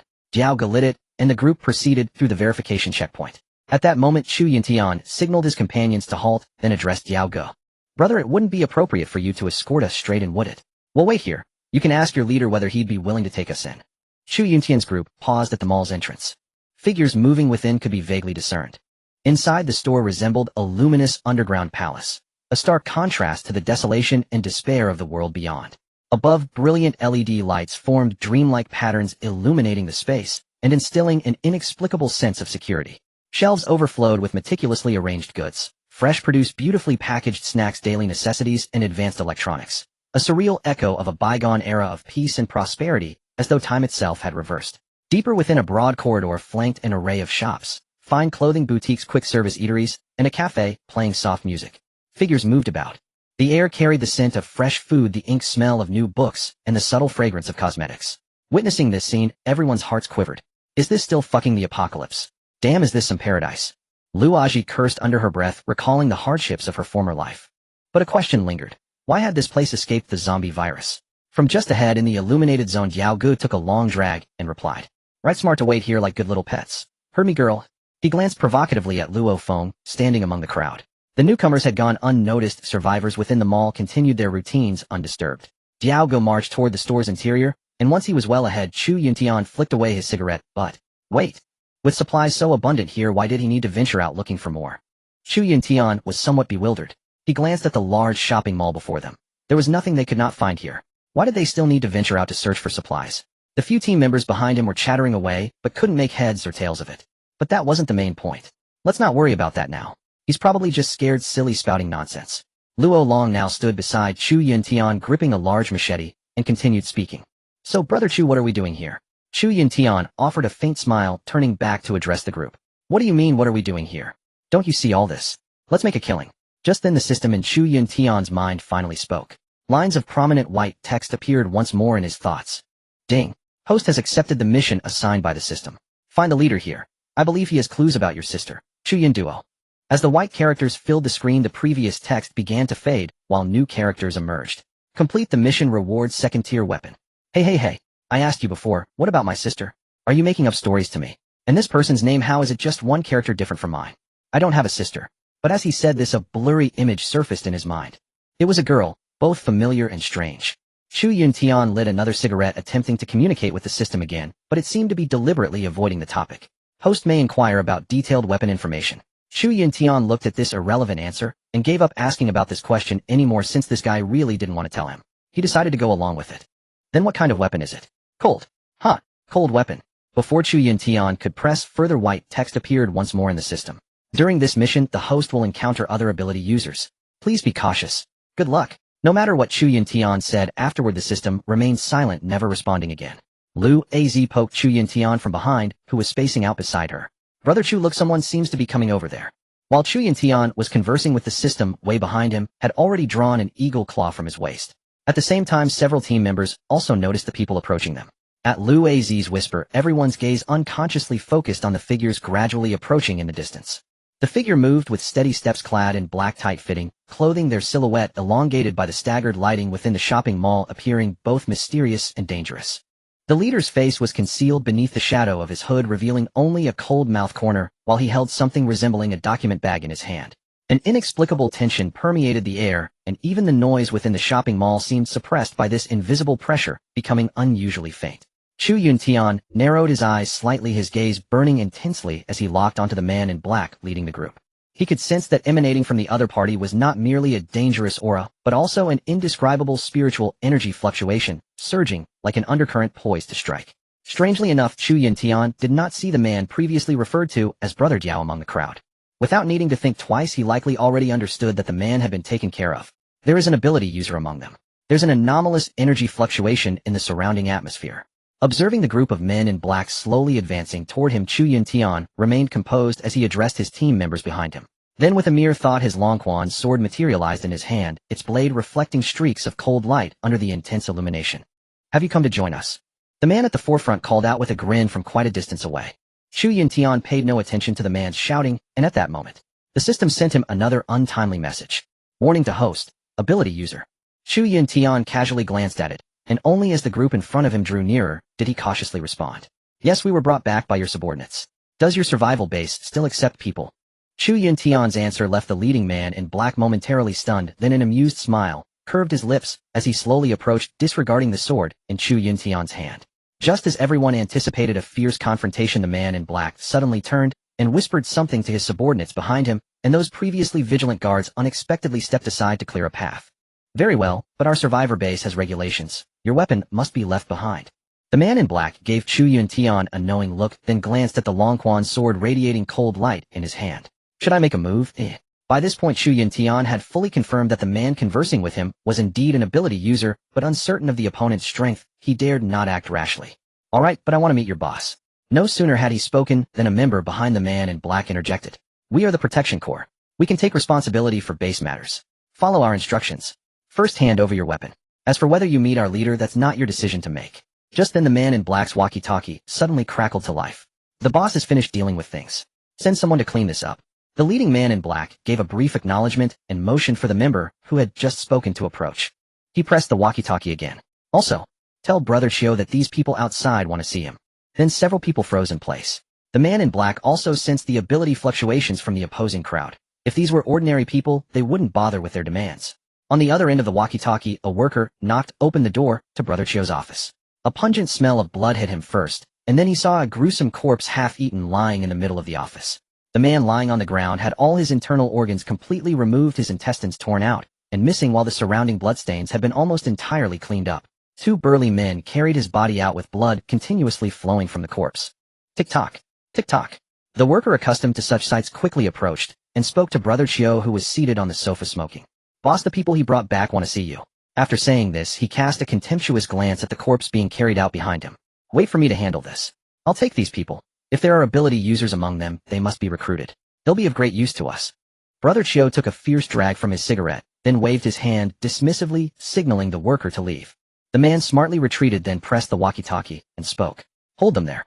Among them is an ability user. The boss's instruction is to persuade them to join us whenever possible. On the other side, the black-clad protector commander put down his walkie-talkie and began a brief conversation with Chu Yuntian and his people. Meanwhile, over on another front, Pongzi had already driven into the desert area not far from the American outpost. Vast stretches of sand and dust filled the sky, seemingly trying to deter every traveler, but Pongzi pressed the accelerator hard at that moment. As Pongzi drove through the desert nearing the American outpost, the sky suddenly shifted dramatically. The raging sandstorm inexplicably ceased, replaced by an eerie stillness. Sunlight pierced through the clouds, illuminating the desert and forming columns of light in the distance. Within those columns, several glaring golden marks became visible to the naked eye. Ability users. This was Pongzi's first reaction upon seeing the scene before him, but upon further thought, he found it somewhat unbelievable. What ability user would have such an exaggerated build-up when making a move? However, if it was some secret weapon of the American outpost, that would make sense. But Pongzi couldn't afford to dwell on such thoughts at the moment. He could only press forward quickly. After all, he didn't need to fight the zombies directly, nor did he need to infiltrate the outpost to investigate. The task was simply to sense the zombie horde from the periphery. Before long, Pongzi drove slowly up a prominent hill, the wheels carving deep tracks into the soft sandy soil. He brought the vehicle to a halt, quickly exited, and squinting his eyes, used a telescope retrieved from inside the car to focus on the distant American outpost. What unfolded before him was a chaotic yet tragic scene along the perimeter of the base. The zombie hordes surged like tidal waves, some shuffling forward with difficulty, others leaping and roaring in their attempt to breach the temporary defenses constructed from barbed wire and sandbags. Under the sunlight, the pale skin of the zombies gleamed with an uncanny luster, their hollow eye sockets seeming to burn with an unextinguishable flame of madness. Behind the defensive line, the American soldiers moved with tense urgency, wielding firearms and firing precise shots. Yet the zombies seemed endless, each repulsion merely offering temporary respite. Occasionally, the thunderous boom of artillery would split the sky, sending fragments of flesh and blood flying in all directions. But even so, the horde would only momentarily falter before surging forward with renewed frenzy. Chaos reigned supreme. The American outpost and the massive zombie horde were locked in a stalemate, with an endless stream of zombies charging toward the base, while outside the perimeter a mountain of corpses had already formed, visible to the naked eye. Spit. They can't even break through. Pongzi spat onto the sandy ground, then raised both hands and activated his ability. As the surrounding aura fluctuated, a detailed thermal imaging map materialized in his mind. Pongzi clearly observed that among the zombie tied, a third-level zombie accompanied by several smaller second-level zombies was directing the horde. Upon closer inspection, he couldn't help but notice a few crystal core zombies lurking at the rear of the formation, slipping through unnoticed. It seemed the path here remained impassable. As the peculiar light columns dissipated, the winds and sands around them swept in once more. At that very moment, several visible light waves shot out from within the American outpost. As the light waves swept through the zombie horde, the ordinary zombies at the forefront instantly vaporized, dissipating without a trace, leaving not even a single carcass behind. Pongzi watched the scene unfold before him, still somewhat stunned. After all, when his group had been here before, they hadn't discovered that the American outpost possessed such powerful weaponry. He then climbed into the off-road vehicle, reported the situation to Chu Yuntian, and drove back along the route they had come. The standoff between Chu Yuntian and the masked man continued. The masked man seemed somewhat taken aback by Chu Yuntian's demands, but quickly composed himself. See, our boss. That's not something just anyone can do. The masked man sneered, a hint of disdain flashing in his eyes, and subconsciously flicked the documents in his hand. Chu Yuntian remained unmoved. He knew that at such a moment any sign of weakness could become an opening for his opponent to exploit. He gripped his Longquan's sword tightly, the sword tip trembling slightly as cold light emanated from its blade. After all, the mission given by the system this time was to find the leader here and then gather information about his sister. I don't care about your rules. I came here to find clues about my sister. If your boss can provide help, then I am willing to abide by your rules. Chu Yuntian's voice was firm and resolute. The masked man fell silent for a moment, as if contemplating Chu Yuntian's words. Your sister? Alright, I can take you to see the boss, but your weapon must be left behind. That's the rule, otherwise there's nothing to discuss. The masked man pointed at the sword in Chu Yuntian's hand. Then Chu Yuntian paid him no mind. With a mere thought, the Longquan's sword in his hand vanished into thin air. Meanwhile, Wei silently returned his eagle claw into his tactical pants. The lead masked man said nothing more upon seeing this, for the guy in front of him was also an ability user. Perhaps this sword was his special ability. Anyway, as long as these things were not exposed, he wouldn't need to bear any responsibility. Chu Yuntian and the group followed the masked man into the convenience store. The surrounding shelves were filled with a dazzling array of goods and household appliances, and daily necessities were countless. More so for food. The shelves were so fully stocked that it was impossible to count the varieties. Survivors could occasionally be seen strolling in groups through the aisles, chatting and laughing. Surrounding the area stood armed base defenders dressed similarly to the masked men before him. However, what surprised Chu Yuntian was how a civilian group possessed so many weapons. Moreover, didn't they actually take in ordinary survivors here and provide them with free lodging and food? Chu Yuntian could not fathom it. The followers behind him also stared around in confusion, glancing left and right, everyone's eyes filled with shock. In this way, the group arrived at the management room inside the convenience store. This place was completely different from the outside environment, with all the ceiling lights extinguished. After entering the internal management corridor, the surroundings fell into darkness. The masked man led Chu Yuntian, and the group stopped at an office door. Knock, knock, knock. The masked man stepped forward and rapped on the office door, then stepped back one pace and glanced at Chu Yuntian beside him. Chu Yuntian took a deep breath and pushed open the door. Inside the room, a burly man sat behind a massive office desk. Before Chu Yuntian could get a clear look at the person in front of him, a pungent smell of blood wafted through. Welcome, welcome, haha. The man in the office known as Brother Chiu rose from his seat, a cigar between his lips, and walked toward Chu Yuntian with a smile. Chu Yuntian nodded. He didn't waste words and got straight to the point. I want to see Chu Yuntian. When the man heard this name, the next moment, he froze on the spot. Although Chu Yuntian also felt somewhat bewildered, running to someone else's survival base to look for someone. But this system was truly incomprehensible. However, thinking about the second-tier weapon reward mentioned by the system. Chu Yun Duo. How do you know her? But why should I help you? That's none of your concern. There are 2 ability users in our team who can join your survival base and serve you, but I need to find this person. Hey, ability users. Let me see your worth first. I'll reluctantly accept your conditions, but you must help me with something first. Brother Chiu took a hard pull on his cigar, flicked the ash, and teasingly looked at Chu Yuntian before him. At the same time, Chu Yuntian also sensed that this guy in front of him was an ability user as well. It seemed there were no fewer than 3 ability users in this den of thieves. Although he had learned from that earlier person that there was a phenomenon of eating living people here. But as far as Chu Yuntian could see now, the area outside the convenience store looked peaceful and harmonious, and didn't resemble at all what Brother Diao had described. However, Chu Yuntian didn't care whether they ate people or not. Completing the mission was his top priority for coming here. The atmosphere around them instantly grew tense. Chu Yuntian did not immediately answer his question. Instead, he looked at the smoke-filled room before him, and slowly took out his own cigarette from his pocket. He lit it up. You speak first, what is it? Chu Yuntian glanced at his team members behind him, and spoke slowly. Upon hearing this, a subtle smile appeared at the corner of Brother Chiu's mouth. The person who previously brought you to the base. Unfortunately, he did not complete my mission. Brother Chiu stared into Chu Yuntian's eyes, then walked up to him, and continued speaking. It's simple, just help me retrieve something. Then I'll make this brief. Brother Chiu discarded the cigar in his hand, and continued. Our base hunted down 2 zombies with crystal cores in the suburbs, but our team members were attacked by an unknown creature, and 2 ability users were killed. Brother Chiu paused as if organizing his thoughts. Their positioning devices are still there, haven't moved. If you can help us retrieve those 2 crystals, not only will we take you in, I know the woman you mentioned. Never mind, that's all. If you can complete my commission, everything can be discussed. Just then, as Chu Yuntian was about to speak, his phone rang an opportune ly. Hello, speak quickly, what is it? On the other end of the line, the fat man who was driving the off-road vehicle, having dialed nearly 10 times before getting through, quickly spoke. The base hasn't been breached yet. The zombie horde basically covers the entire desert area. It's chaotic over there. I'll head back to the base first. Alright, stay safe. After Chu Yuntian's brief reply, he hung up the phone. I accept. Chu Yuntian's voice echoed through the dim office. His eyes were resolute with no hint of hesitation. Brother Chiu looked at the young man before him, the smile on his lips deepening. Excellent, I appreciate your decisiveness. Brother Chiu clapped his hands, seemingly very satisfied with Chu Yuntian's response. The crystal cores from those two zombies are in an abandoned factory in the Dongqing district on the outskirts of Jinyuan City. It was a coal mine, and that's where our team members were attacked. Then while speaking he waved his hand. The masked man behind Chu Yuntian's group walked in carrying a satellite locator and handed it to Chu Yuntian. Chu Yuntian took it looking at the exquisite satellite locator in his hand and spoke. I need to prepare. We'll set out tomorrow morning. My team members need to rest. Brother Chiu nodded. No problem, we'll provide all the equipment and supplies you need. Before Brother Chiu could finish speaking.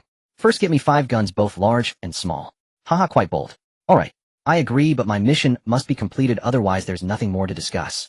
Then Brother Chiu waved his hand, signaling for them to leave. Arrange accommodations for them. Soon after, a group of masked men entered the office, leading Chu Yuntian and the group toward the exit of the convenience store's office area. As soon as Lu Azi exited the office area, she nervously hurried forward and walked beside Chu Yuntian. I sensed the smell of raw meat and uninfected human blood in that room. My ability tells me someone died there recently. Chu Yuntian lit another cigarette, smiling unhurriedly as he looked at Lu Azi before him. Didn't you hear what that scared witless fellow said earlier? That pervert eats people, ha. Perhaps the coward who brought us up was the one who got eaten. Upon hearing this, Lu Azi fell silent. Her body instinctively pressed closer to Chu Yuntian, and she subconsciously glanced toward the dark corridor behind her. Chu Yuntian took the last cigarette from his pack, looking at the now empty box. First, arrange accommodations for my team members. Can your convenience store restock? Chu Yuntian stopped and spoke to several masked men ahead. Then turning his head slightly, he gave a meaningful glance toward the shopping area nearby. Help yourselves. Then without hesitation, Chu Yuntian called out to Luo Long, who was bringing up the rear. Let's go, kid. Time to stock up. The two headed straight for the side shopping area, while Lu Azi and Wei were taken to arrange their rooms. As soon as they stepped into that side shopping area, Chu Yuntian and Luo Long felt as though they had traveled back to the bustling days before the apocalypse.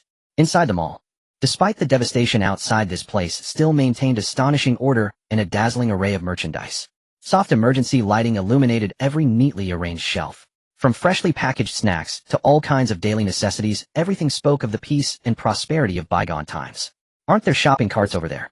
Take whatever you need. Let's have a proper feast today.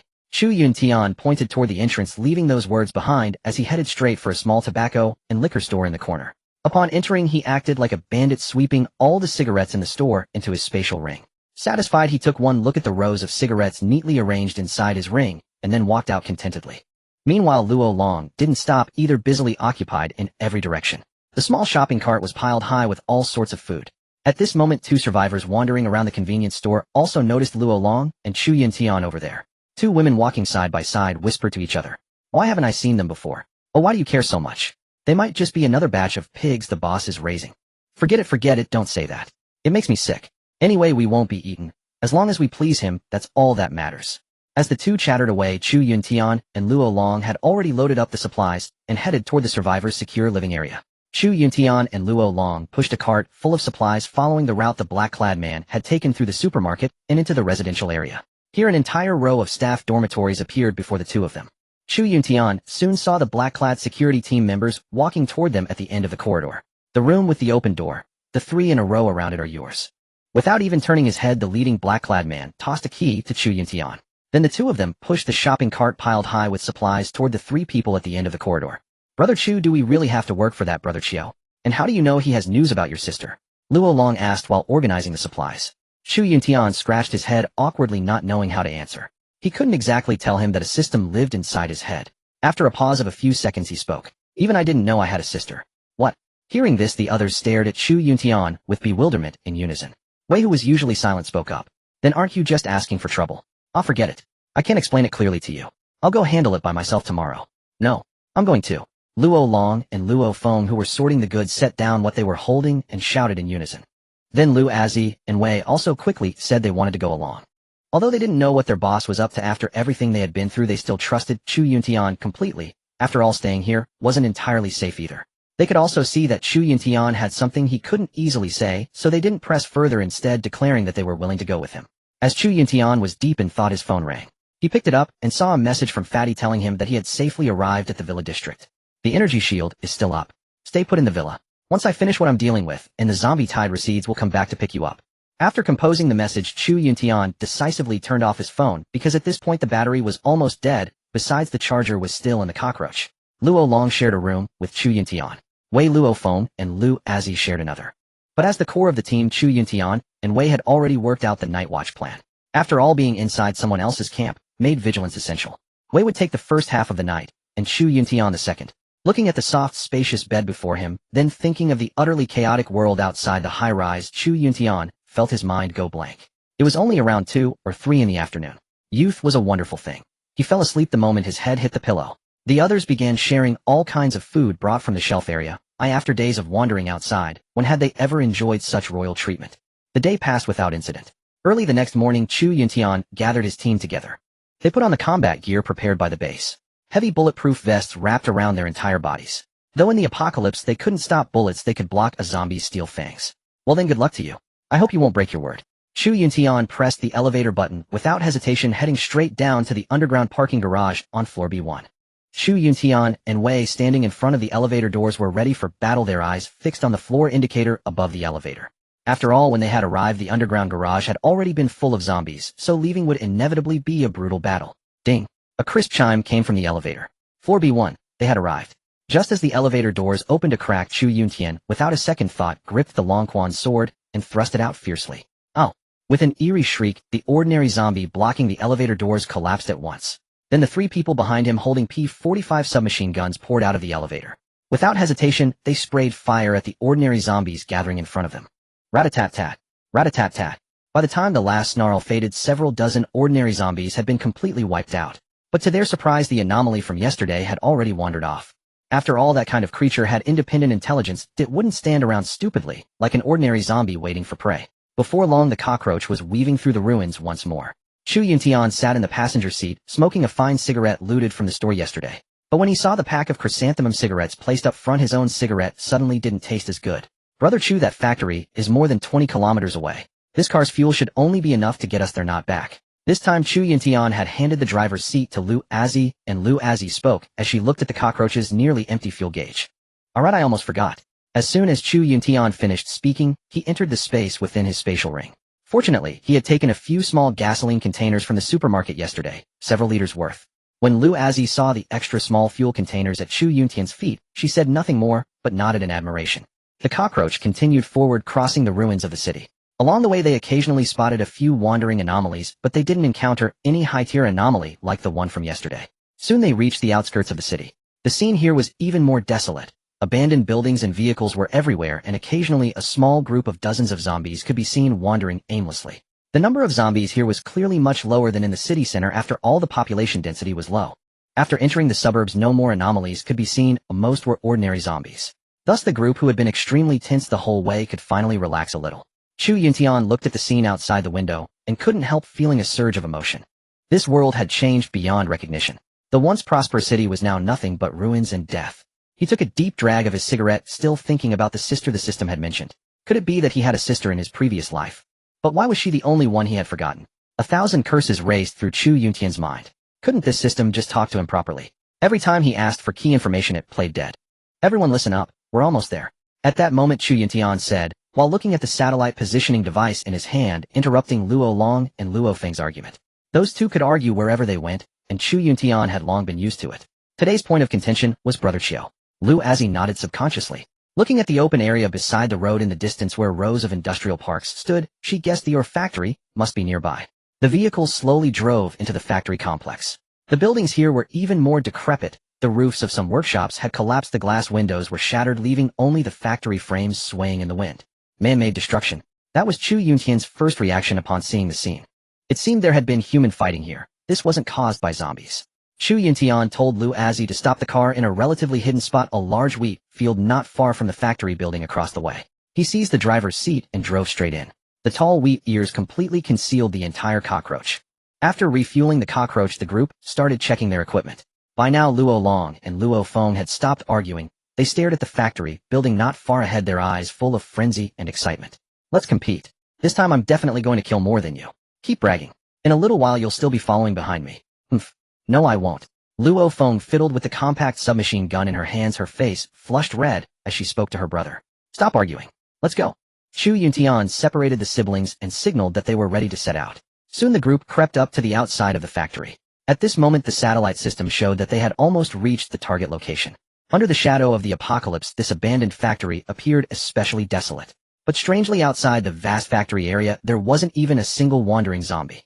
The factory's outer walls eroded by time and weather were mottled and faded, the once bright colors had long been replaced by gray and rust. Prominent bloodstains remained on the walls, and looking farther away one could occasionally spot a few weathered rotting corpses. Part of the factory roof had collapsed, exposing the interior structure. Steel bars and concrete slabs were twisted and distorted as if torn apart by some enormous force. Thus, Chu Yuntian judged that this had to be man-made. Even a high-tier zombie couldn't have caused such damage to a building. The ground around was scattered with broken stones and rubble, and in some places weeds had even grown. The sheet metal gate in front of them was half open, swaying precariously and creaking in the wind, as if it might fall off completely at any moment. Just as Chu Yuntian was about to lead the team inside, the system, which had been playing dead all day, finally spoke. A line of white text appeared in Chu Yuntian's mind. He motioned for the people behind him to stop, and was about to curse at the system, but only after seeing clearly the words it had sent did he hold back. They were a cluster of strange runes that Chu Yuntian could not understand at all. But the moment he caught sight of the runes, a flood of entirely new memories surged into his mind. Sister, Chu Yuntian muttered softly. After they had reached the mission area, the system had completely transmitted all of Chu Yuntian's previous life memories regarding Chu Yunduo to him. At this moment, Chu Yuntian felt a wave of dizziness as a massive amount of new memories flooded in. Before he could react, bang, bang, bang. Beside him, Luo Long had opened fire. 2 or 3 zombies wearing hard hats were walking toward them from around the corner. As the gunshots faded, the zombies collapsed and twitched on the ground. Let's go, boss, stop spacing out. Urged on by Lu Azhi beside him, Chu Yuntian had no time to think further. With a thought, he grabbed the Longquan's sword and side by side with Wei charged into the vast factory complex. The surroundings were terrifyingly silent, only the group's chaotic footsteps echoed through the entire factory building. They had to cross through here to find the ore mining area within the factory complex. That was where the signal source was located. Chu Yuntian and his party cautiously made their way through the factory area. The silence there filled them with unease. Chu Yuntian knew in his heart that this kind of quiet often heralded far greater danger. The factory interior was dim, and a few slivers of sunlight filtered through the shattered windows, casting dappled patterns of light and shadow. Everyone be careful. Something feels very wrong here. Chu Yuntian carefully warned the team members following behind him, warily surveying the surroundings. They passed through a narrow passage and finally reached the central area of the factory. This was an open clearing with abandoned machines and equipment piled around.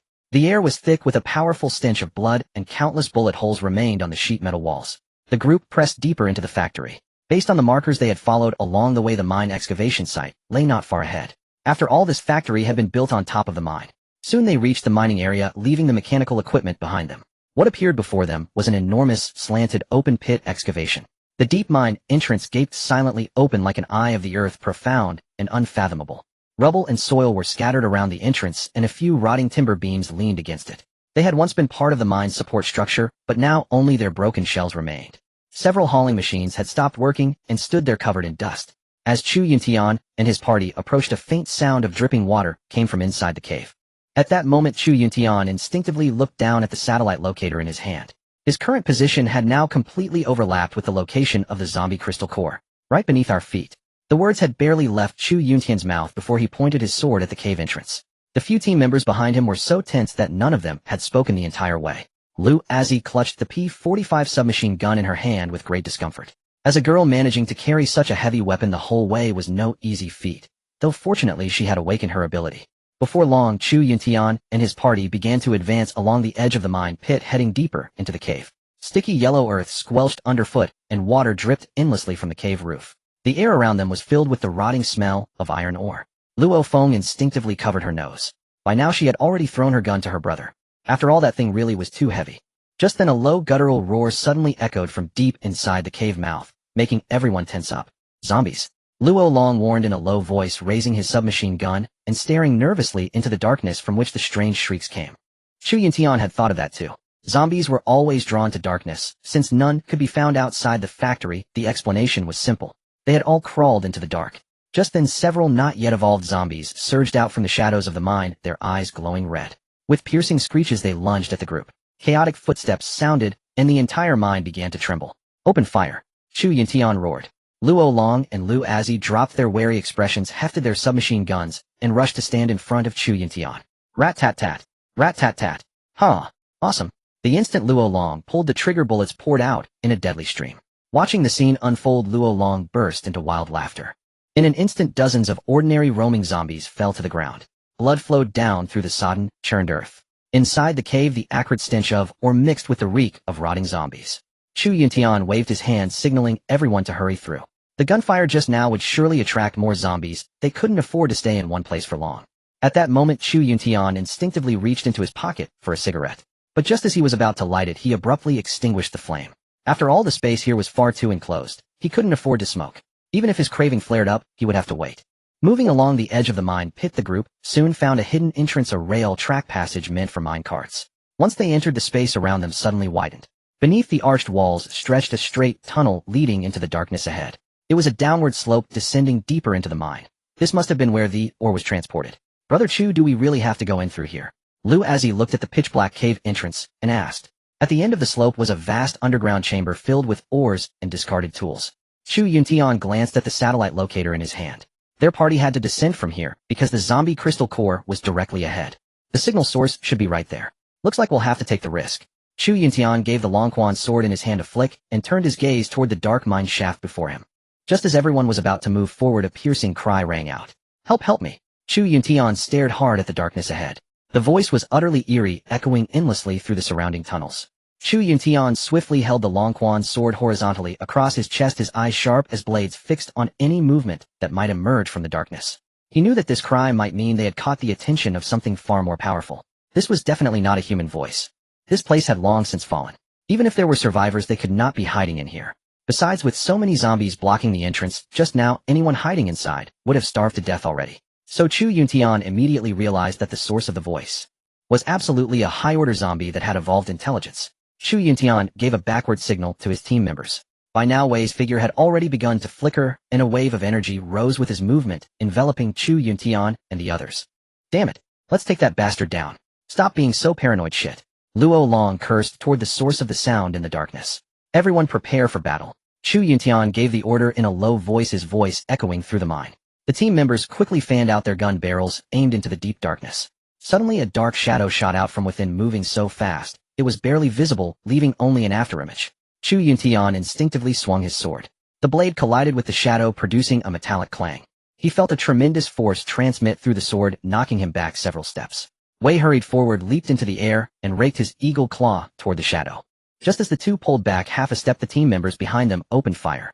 Luo Long and Lu Azhi had already raised their submachine guns, spraying wildly toward where the shadow had appeared. Bullets carved streaks of fire through the darkness, but they seemed to miss the target. The shadow was far too fast. It darted through the mine like a ghost gliding past them. After the first exchange, the group finally saw the true face of the first-order zombie. It was tall and powerfully built, its skin a sickly grayish white, its eyes blood red. 3 tumors dripping with gore grew across its chest.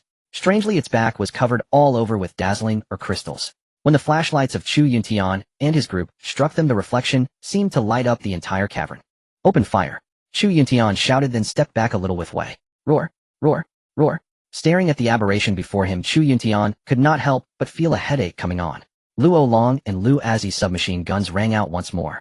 Bullets hammered into the first-order zombie like rain, but the powerful creature seemed to pay them no mind. Its body was exceptionally tough. The bullets left only shallow wounds. Chu Yuntian knew well that ordinary bullets posed no real threat to such a zombie. Even a newly evolved first-order zombie could not be dealt with by ordinary firearms, let alone the aberration in front of them. As the two emptied a full magazine, the aberration before them prepared to retaliate. Without time to overthink, Chu Yuntian exchanged a glance with Wei, gripped the Longquan sword, and leaped into the air. The blade aimed squarely at the tumor on the first-order aberration's chest. Chu Yuntian also wanted to see whether the second-order physique granted by the system could truly clash head-on with this thing. Brother Chu, Lu Azhi cried out in shock. A ball of eerie green light visible to the naked eye instantly condensed in her hand, and she raised it into the air.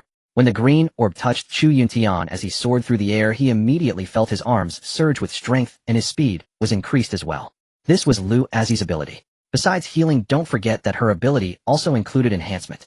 Chu Yuntian moved at extreme speed, leaping toward the first-order aberration like a bolt of lightning, the Longquan sword thrusting straight at the tumor on its chest. The first-order aberration reacted swiftly. It swung its huge arm, trying to block Chu Yuntian's attack. Bang! With a deafening crash, the Longquan sword slashed across the first-order aberration's arm, deflecting the zombie's swinging punch, and struck directly into the tumor's seeping thick fluid. Squelch! Kill it! Chu Yuntian bellowed. After delivering a slash, he quickly retreated.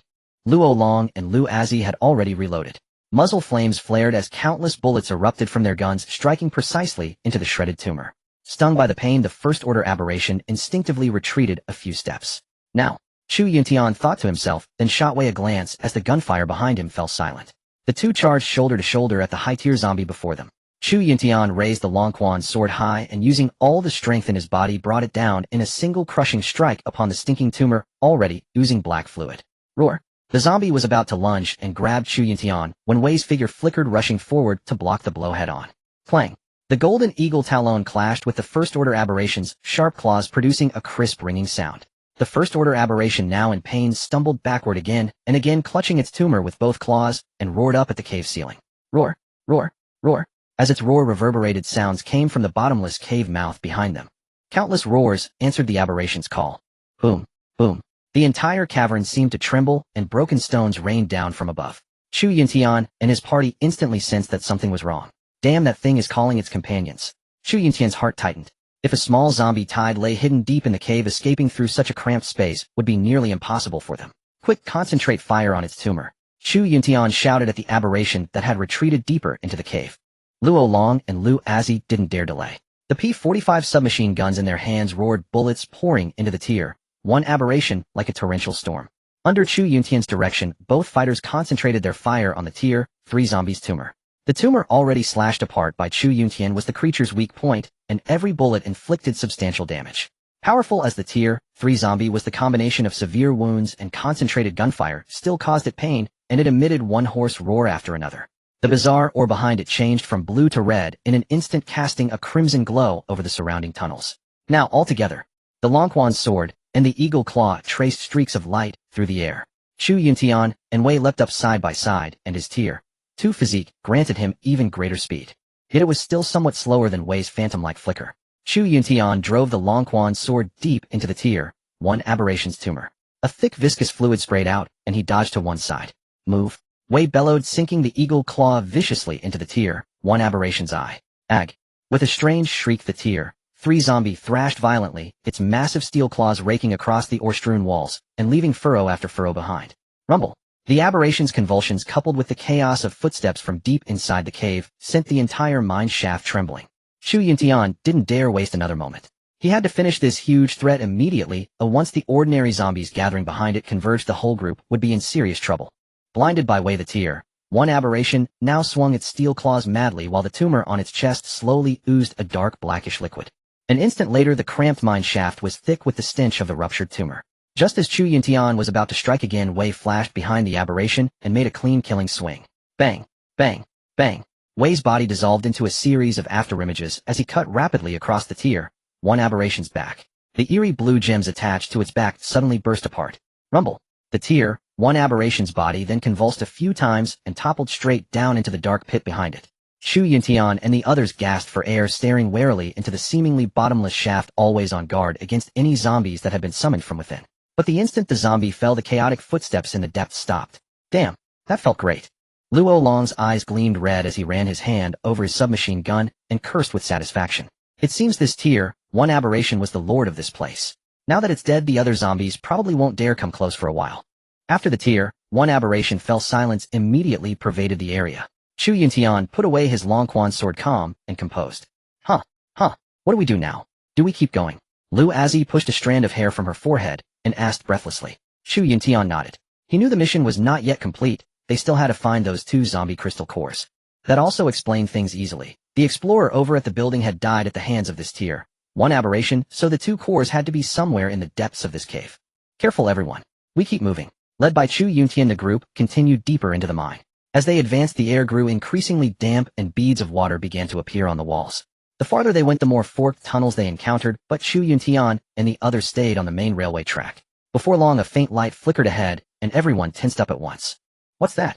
Luo Long murmured, then warily raised his P-45 compact submachine gun. Chu Yuntian said nothing. With a thought, he tightened his grip on the Long Quan's sword and crept forward cautiously. As they drew nearer, they saw the light coming from a colossal piece of ore. It radiated a soft blue glow, illuminating the space around them. Is this the zombie crystal core? Lu Azi asked in astonishment. Yes, it is. Chu Yuntian looked at the stone radiating an eerie light and answered. Chu Yuntian stepped forward without hesitation, intending to store the crystal core in his mental space. But the moment his hand made contact, a mighty torrent of energy erupted from the core and blasted him back. Watch out. Wei dashed over and caught Chu Yuntian, who was about to slam into the wall. What the hell is this? Can't even store it. Chu Yuntian straightened up and eyed the crystal core with suspicion. He had been able to store such things directly before, so why not this time? The energy contained in this core is too immense, he told the others. Then with no choice but to use his power, he reached for the core once more. This time he was even more careful, slowly prying it free from the scattered ore. As the core was removed, the entire mine suddenly shook and rocks began to fall all around. Not good. This place is caving in. Chu Yuntian immediately sensed the danger. He swiftly stored the crystal core in his spatial ring and led everyone in a desperate retreat from the mine. Since his mental space could not contain it, stuffing it into the spatial ring was the only option. During their retreat, ordinary zombies continuously surged out of the side tunnels from every direction. Somehow drawn by the energy of the crystal core, the zombies attacked Chu Yuntian's group in a frenzy. Open fire! Chu Yuntian shouted as he sprinted back along the path they had taken. Chu Yuntian and Wei broke the path ahead, while Luo Long, Luo Feng, and Lu Azi never stopped firing their P-45s. Rat-a-tat-tat. The tunnel flashed with gunfire, blood, and flesh flying in all directions. In the ferocious battle, the group relied on tacit coordination and overwhelming firepower to repel wave after wave of zombies. Quick, get out! Chu Yuntian roared, charging out of the mine at the lead. In the instant, the others rushed through the entrance. Rumble! The mine entrance behind them could no longer withstand the violent tremors and collapsed completely. Chu Yuntian and his companions gasped for breath, gazing back at the caved-in mine with the joy of having survived a brush with death. That was close. Lu Azi wiped the nervous sweat from her cheeks and spoke in a trembling voice. Chu Yuntian looked back at the collapsed entrance. With a thought, he dismissed the Longquan sword, pulled a pack of cigarettes from his pants pocket, stained with zombie blood, lit one, and took a deep drag. SSS. We need to get out of here. With such a commotion, more zombies will likely be attracted. Wei silently checked his gear. His golden eagle claw had already begun to decay. It was clearly made of adamantine, yet after touching the aberration's blood, it was now rusting and rotting away.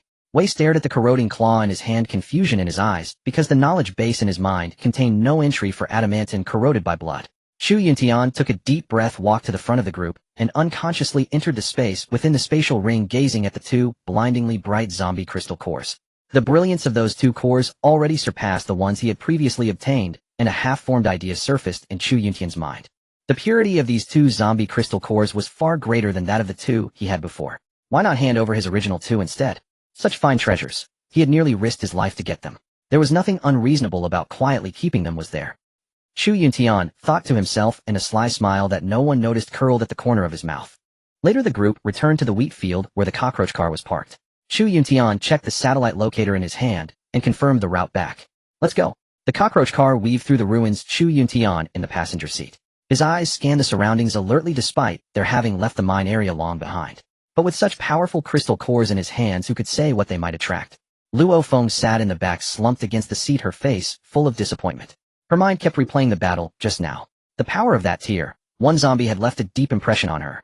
Her gun had been snatched away by her brother, and she had spent the entire journey as the one being protected.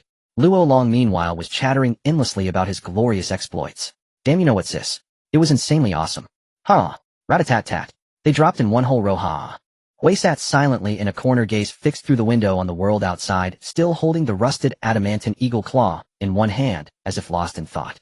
Chu Yuntian gave Luo Long a meaningful look. When will this guy ever awaken his ability? He's already this crazy. Chu Yuntian thought to himself as he lowered the window and lit another cigarette.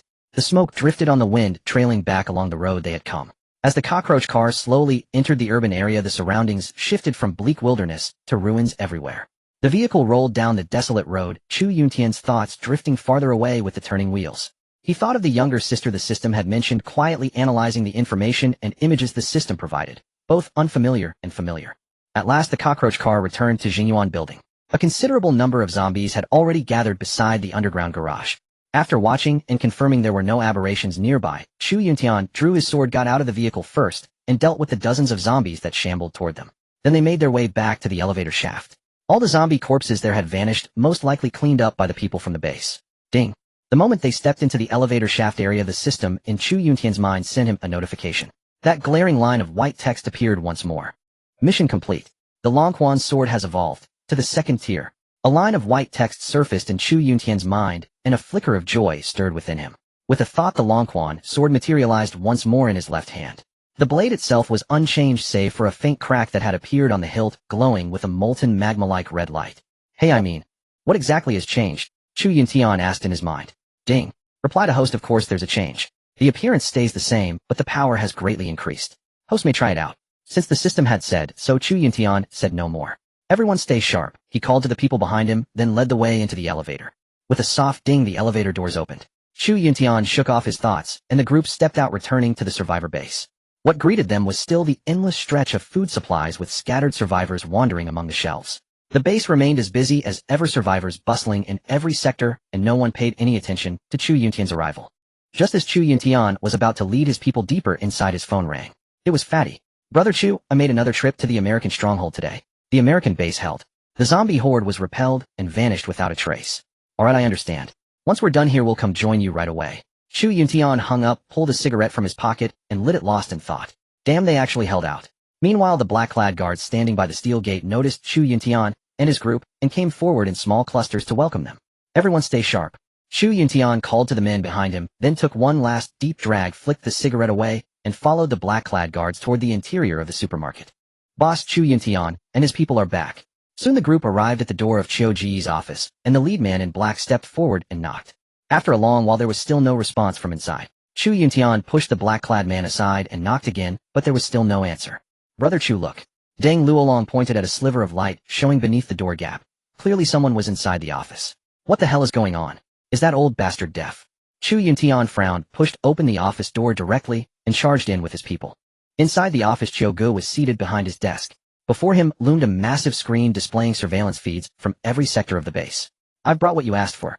Now tell me where my sister is. The moment Chu Yuntian finished speaking, two dim blue crystal cores appeared in his hand. These were the poorer quality ones he had acquired previously.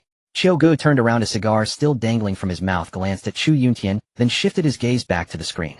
Chiu Gu smiled faintly and pressed the remote control. The image on the screen switched, and a woman's figure appeared. Chu Yunduo. This is the person you're looking for. Chu Yuntian stared at the woman on the screen, a strange emotion surging in his chest. Her eyes, her smile. Everything about her felt both familiar and alien. The figure on the screen was his own sister. The system had already returned all memories of her to Chu Yuntian, yet these recovered memories still felt strangely unfamiliar to him. Where is she? Chu Yuntian said coolly. Chiu Gu smiled, and instead of answering, he rose from his seat and walked over to stand before Chu Yuntian. Chu Yuntian, you're quite capable. I admire that. But, Chiu Gu took a drag from his cigar, then continued. But someone wants me to kill you. It seems your head is worth more than those 2 zombie crystal cores. A chill ran down Chu Yuntian's spine the moment he heard those words. Instinctively, he leaped backward, and with a thought, the Long Quan's sword appeared in his hand. The hell is this supposed to mean? Chiu Gu smiled, and before Chu Yuntian and the others could react, an invisible wave of psionic energy erupted around him as he threw a punch straight at Chu Yuntian. By then, the black-clad man behind them had already retreated, leaving only Chu Yuntian's group and Chiu Gu in the entire office and corridor. Chu Yuntian reacted swiftly, sidestepping to dodge Chiu Ji's attack. Damn it, let's get him. Luolong cursed and was about to charge in with his fists, but their firearms had already been confiscated. Before Luolong could take 2 steps, Chiu Gu swung his fist, and a palm imprint materialized out of thin air, slamming hard into Luolong's chest and sending him flying backward. Boom! Luolong crashed heavily into the corridor wall behind them. The others quickly retreated into the corridor. The corridor wall behind them cracked under the immense impact, and Luolong, a trickle of blood seeping from the corner of his mouth, fell unconscious. All of you get out. I only want him. Anyone who comes near dies. Chiu Gu bellowed, then cast a mocking smile at Chu Yuntian before him. Chu Yuntian shot Lu Azzi a look, and the men behind him hurriedly withdrew from the room, leaving only Wei standing behind Chu Yuntian. Ding! Sacred Fist Psionic User. The system etched that line of white text into his mind, but Chu Yuntian merely glanced at it and paid it no mind. Interesting. You want to kill your young master? Chu Yuntian said coldly. Chiu Gu rolled his fists, a red gleam flashing in his eyes, then launched another attack at Chu Yuntian. Chiu Ji's entire arm swelled and enlarged, surrounded by a dazzling golden radiance with strange runes covering the whole limb. The next moment, with a thunderous boom, the Long Quan sword struck Chiu Ji's swinging arm, producing a deafening crash. Chu Yuntian felt an immense recoil force surge through him, forcing him several steps back. Chiu Gu was no better off. His psionic power had been shattered by Chu Yuntian's strike. His hands were wounded by the sword chi, and the golden light gradually faded. Chu Yuntian, you're indeed formidable, but you're still far from defeating me. Chiu Gu roared and attacked Chu Yuntian once more. Their battle grew increasingly fierce. The items inside the office were caught in the crossfire, turning everything into chaos. Meanwhile, the door behind them had been slammed shut by the shockwaves. With a mighty shout, the Long Quan sword erupted in even more dazzling light as Chu Yuntian slashed at Chiu Gu. A resolute gleam flashed in Chiu Ji's eyes. He knew he could no longer hold back. He let out a furious roar, his entire body bursting with powerful energy fluctuations, and met Chu Yuntian's blade with a punch. Boom. Sword and fist collided, producing an earth-shattering explosion. The entire room shook violently, and a toppling bookshelf crashed straight toward Wei, who stood by the door. Wei flickered and reappeared on the other side. Both Chu Yuntian and Xiao Gu were blasted backward by each other's attacks, grim expressions spreading across their faces. Not bad, but you won't leave this place alive. Xiao Gu roared, his energy fluctuations surging even more fiercely. Even now Chu Yuntian had no idea why this madman had suddenly attacked him. But then again, this was the apocalypse, kill or be killed, no reason needed. Still, judging by his words, someone wanted him dead. At this point, though, Chu Yuntian couldn't afford to think about it. The light on the Longquan sword grew ever more blinding. Damn it! Chu Yuntian roared, channeling his psionic power to its absolute limit. The sword's radiance blazed even brighter, as if about to illuminate the entire room. Xiao Gu sneered, his body radiating an even more intense golden light. The whole office was flooded with that radiance, forming a small psionic magnetic field. Someone has paid for your life. Today you die. Xiao Gu roared, and a massive golden orb of light condensed around his fist. Sacred Fist Annihilation. Xiao Gu bellowed, hurling the golden orb of light straight at Chu Yuntian. Longquan sword dance of 9 heavens. Chu Yuntian shouted, the Longquan sword carving streak after streak of sword shadows through the air. The shadows interwove into a colossal sword net that formed a barrier before him.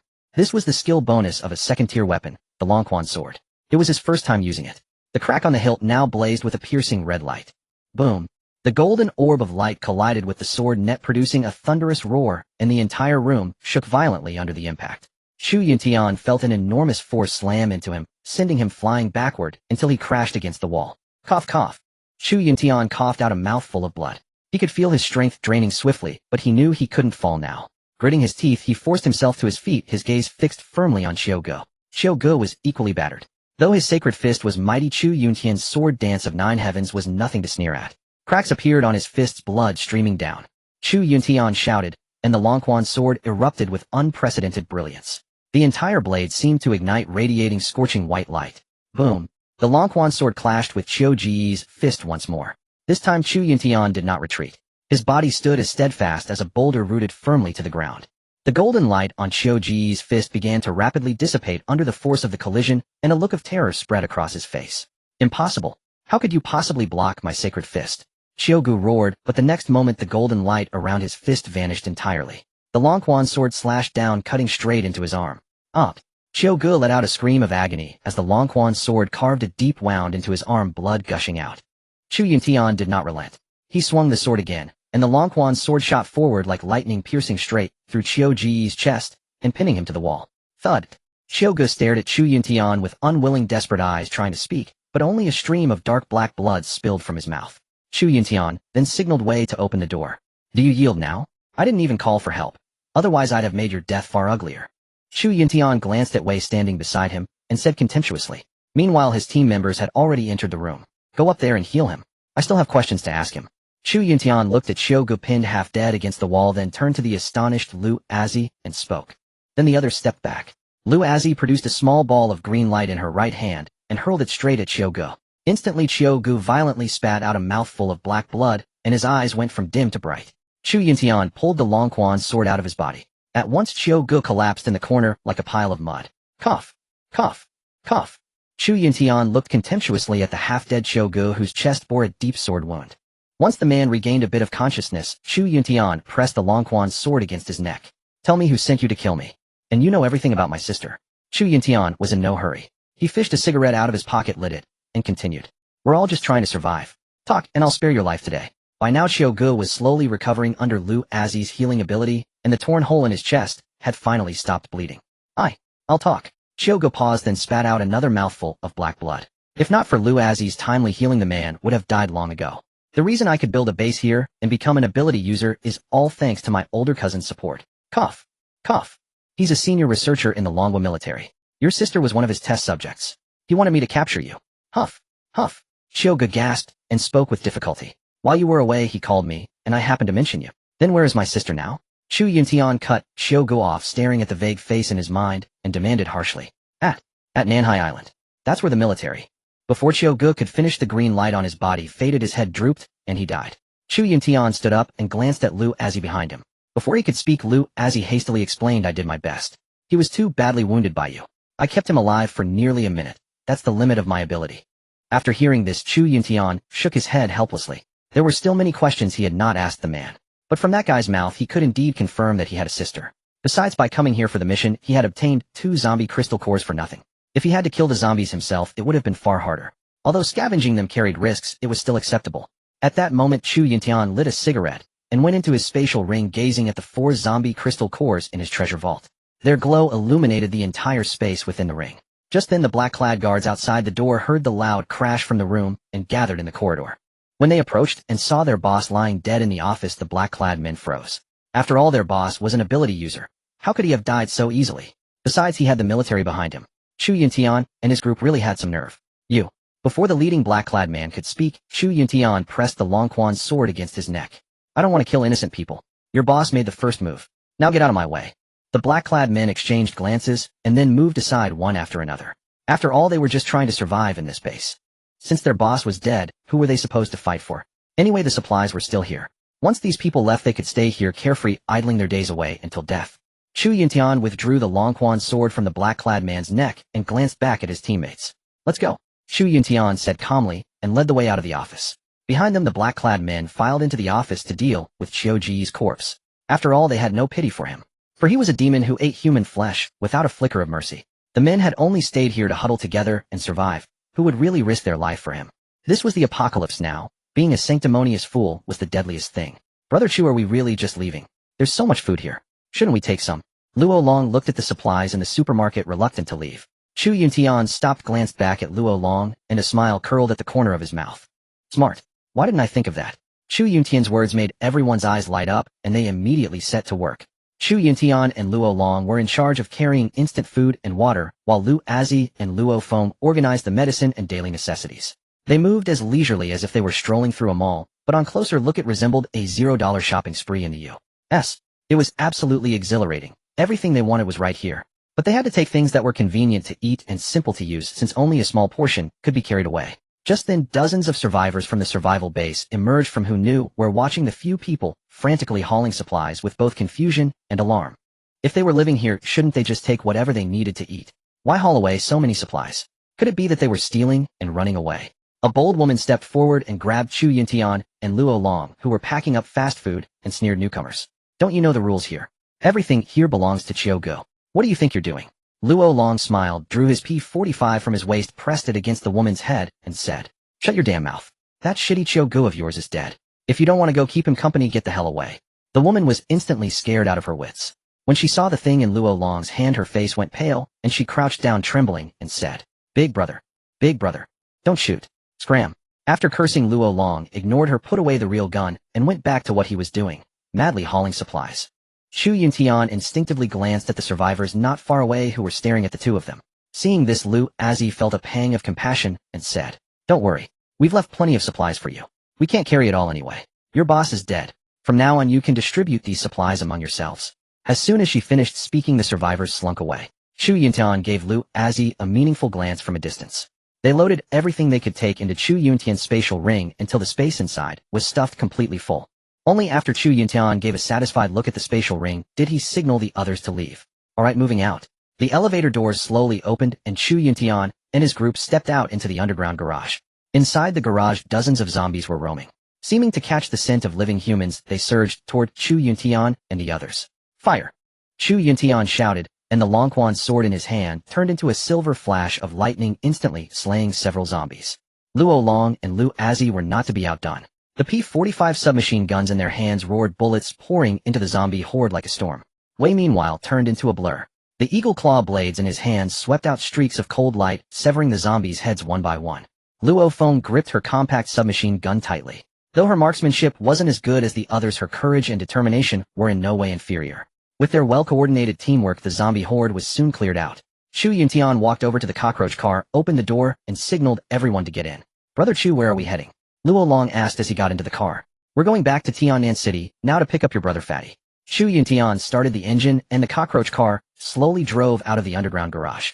This trip's gains were really substantial. Not only had they obtained 2 high-purity zombie crystal cores, but they had also gotten 2 P-45s for free. Before leaving, Chu Yuntian hauled away both cases of ammunition from the place. That would be enough for Luo Long, Luo Feng, and Lu Azi to use for quite a while. Meanwhile, Chu Yuntian's weapon had successfully advanced to the second tier, and the Longquan's sword gained a skill. Its name wasn't worth mentioning. Even Chu Yuntian himself couldn't remember it. With a single thought, Chu Yuntian could unleash an entire rectangular net of sword energy that flew before him, which proved highly effective against zombie hordes in close quarters. Brother Chu, do you believe that guy? He said your sister is there. As the cockroach car drove out of the dark garage, Lu Azi lowered the P-45 in her hand and spoke. A dying man has no reason to lie. Besides, even I didn't know I had this sister.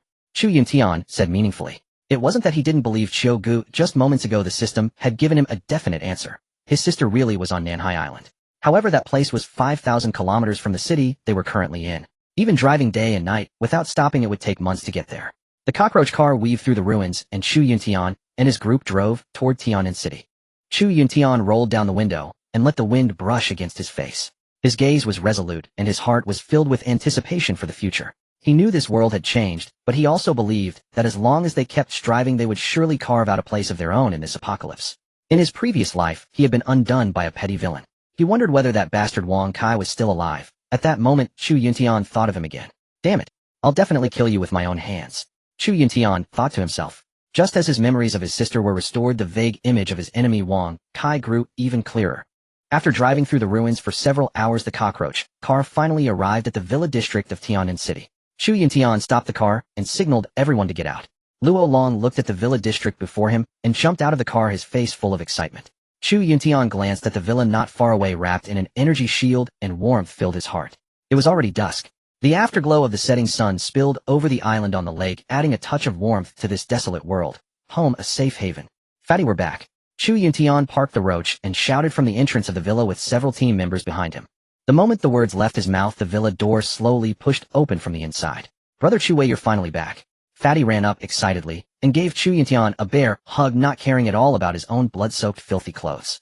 Chu Yuntian smiled and patted Fatty on the back, then gestured for everyone to go inside. The villa looked just as before, only a little lonelier. The group was exhausted after the long journey. Chu Yuntian sat on the sofa, lit a cigarette, and took a deep drag. Fatty, has anything happened these past few days? He had noticed countless scratch marks on the protective barrier outside. Fatty put down the self-heating food and shook his head. Nothing much. It's just that there are more and more zombies. But with the energy shield around us, they can't get in. Still, it's strange that that mutant zombie vanished into thin air. Chu Yuntian listened and spoke with a faint, ambiguous smile. Who cares about that? If it comes, I'll take care of it just the same. Ha ha, good. By then, Fatty had already prepared self-heating food for everyone. Time to eat their fill. But, Brother Chu, the food in the basement is almost gone. Fatty looked at the people about to start eating and said awkwardly, then cast a guilty glance at Chu Yuntian. Chu Yuntian looked at the chubby guy and said nothing. Instead, he closed his eyes and entered the ring space. With a flicker of thought, he moved out all the food he had brought from the supermarket. We stared blankly at the big pile of all kinds of food in front of us. No way. Brother Chu, the outside world has gone to hell. Where did you get all this? Chu Yuntian smiled mysteriously. He picked up his self-heating food, and the steam rising from it veiled his face. Found it. Then they ate the self-heating food, chatting and laughing. At that same moment, in the Jinyuan building on the other side, the man in black, who had just finished disposing of Brother Chiu's body, noticed a phone on the table whose screen was still lit. Several missed calls. The leading man in black stepped forward, picked up the phone, and looked at the caller's note. It was none other than Brother Chiu's older cousin Dr. Jiang, the senior military research officer. The man in black's heart skipped a beat. How could he have forgotten this? Ring, ring, ring. Just as the man in black put the phone down, it rang again. Hello. Dr. Jiang was taken aback when he heard the unfamiliar voice. He paused instinctively and asked, who is this? I'm a member of the Jinyuan building guard team. Your younger cousin was killed by Chu Yuntian. The man in black did not go into a long explanation, he answered plainly. The other end of the line fell silent for a few seconds. I know. The ability chip implanted in his body is already dead. Stay there and wait for orders. I'll send people to take over the building. Dr. Jiang, on the other end, did not seem to care at all that his younger cousin had died. After he finished speaking, he hung up directly. Meanwhile, deep inside a laboratory on Nanhai Island under dim light, a researcher in a white protective suit set down his communications device. Around him were test tubes and all kinds of experimental equipment. The air was thick with the smell of disinfectant, tinged with a faint, almost imperceptible stench of decay. In the huge culture vessel at the center of the laboratory, a strange mass of green liquid writhed slowly. It was enclosed by tempered glass. The researcher's eyes moved back and forth between the microscope and the culture vessel, while fine beads of sweat on his forehead glistened under the dim light. I think his elder brother is more valuable for research. He is not from our parallel world, don't you think? Dr. Jiang said to his assistant. The assistant nodded meaningfully and handed him a copy of the experimental data that had just been printed. Then the two looked at the large biochemical glass tank in front of them and fell into silence. After finishing the self-heating food, Chu Yuntian and his group began to plan their next move. After discussion, Chu Yuntian intended to lead the group south because the islands there were humanity's last refuge. Chu Yuntian had known this in his previous life, and it was also easy to obtain this information through various channels. Besides, according to the information provided by the system, his younger sister was also on Nanhai Island, so there was no reason for him not to go there. But before leaving, they needed to gather enough supplies for emergencies. Tiannan City had already become a city of the dead, and the radiation zone from the mountains had reached the city. There were very few zombies left in the city. Most had gathered into a zombie tide and migrated elsewhere in search of flesh and blood. We need to scavenge supplies, especially food and water. Chu Yuntian, who had already packed up everything in the villa, said, leaving the villa here will still be useful, even though we're about to travel far. Brother Chu, where do we look? Luo Long rubbed his stomach. The self-heating food he had just eaten had nearly stuffed him to bursting. Chu Yuntian stood up, walked over to the window, and looked out at the ruins. Ask Fatty. That's right. Chu Yuntian planned to use Fatty's perception ability to search. After all, if Fatty could predict the movement tracks of zombies, finding food shouldn't be too hard either. You've all had a hard day. Get some rest, and we'll set out tomorrow morning. Chu Yuntian arranged rooms for everyone, and in the end, he had to sleep on the sofa. After all, his squad now had 6 members: Chu Yuntian, Yang Yu Wei, Luo Long, Luo Feng, and Lu Azi. The next day, just as dawn was breaking, Chu Yuntian's group was ready. The roach drove recklessly through the city of the dead, over ruined roads, and roared past. Before long, they stopped on the shopping street in the new district. It was the street with the richest supplies, lined with convenience stores on both sides. Although Chu Yuntian's spatial ring could not hold anything else, the huge roach still had plenty of space. Luo Long and Luo Feng were responsible for collecting food and water, while Lu Azi and Wei stood guard. Chu Yuntian made straight for a pharmacy. Food was mostly sufficient now, and he simply wanted to stock up on medicine. Even if his own people didn't need it later, it would make a good bargaining chip for trade. After all, in the apocalypse, medicine was sometimes even more precious than food. Most refugees would only grab food, so these medicines had naturally been left behind. Just as they were busy, a burst of snarling suddenly came from the other end of the street. Chu Yuntian instantly became alert. With a thought, the Longquan sword appeared in his hand, and he hurried over to the others. Zombies are coming. Luo Long warned in a low voice, then raised the P45 in his hand, and stared nervously at the startled zombies at the other end of the street. Prepare for battle. Chu Yuntian bellowed. Fatty, what's wrong with you? They were so close, and you didn't detect them. Fatty, hearing this, put on an innocent face and began to explain. Brother Chu, I can't keep using that ability. I can't withstand the side effects.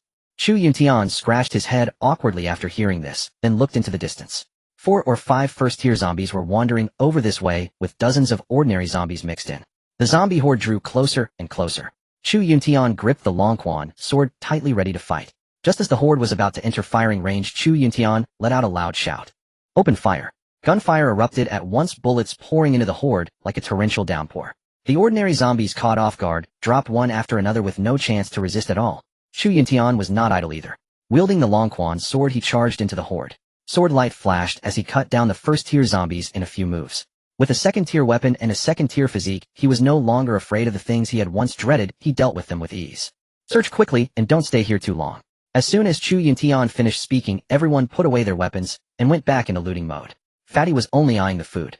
The task Chu Yuntian assigned to Luo Long and Luo Feng was to collect as much water as possible, since such a resource was also very precious in the apocalypse.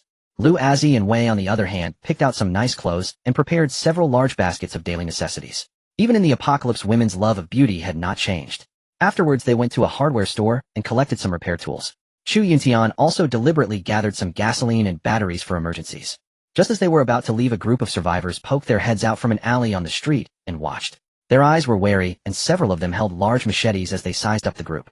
These people had clearly been attracted by the noise just now. Chu Yuntian also noticed them.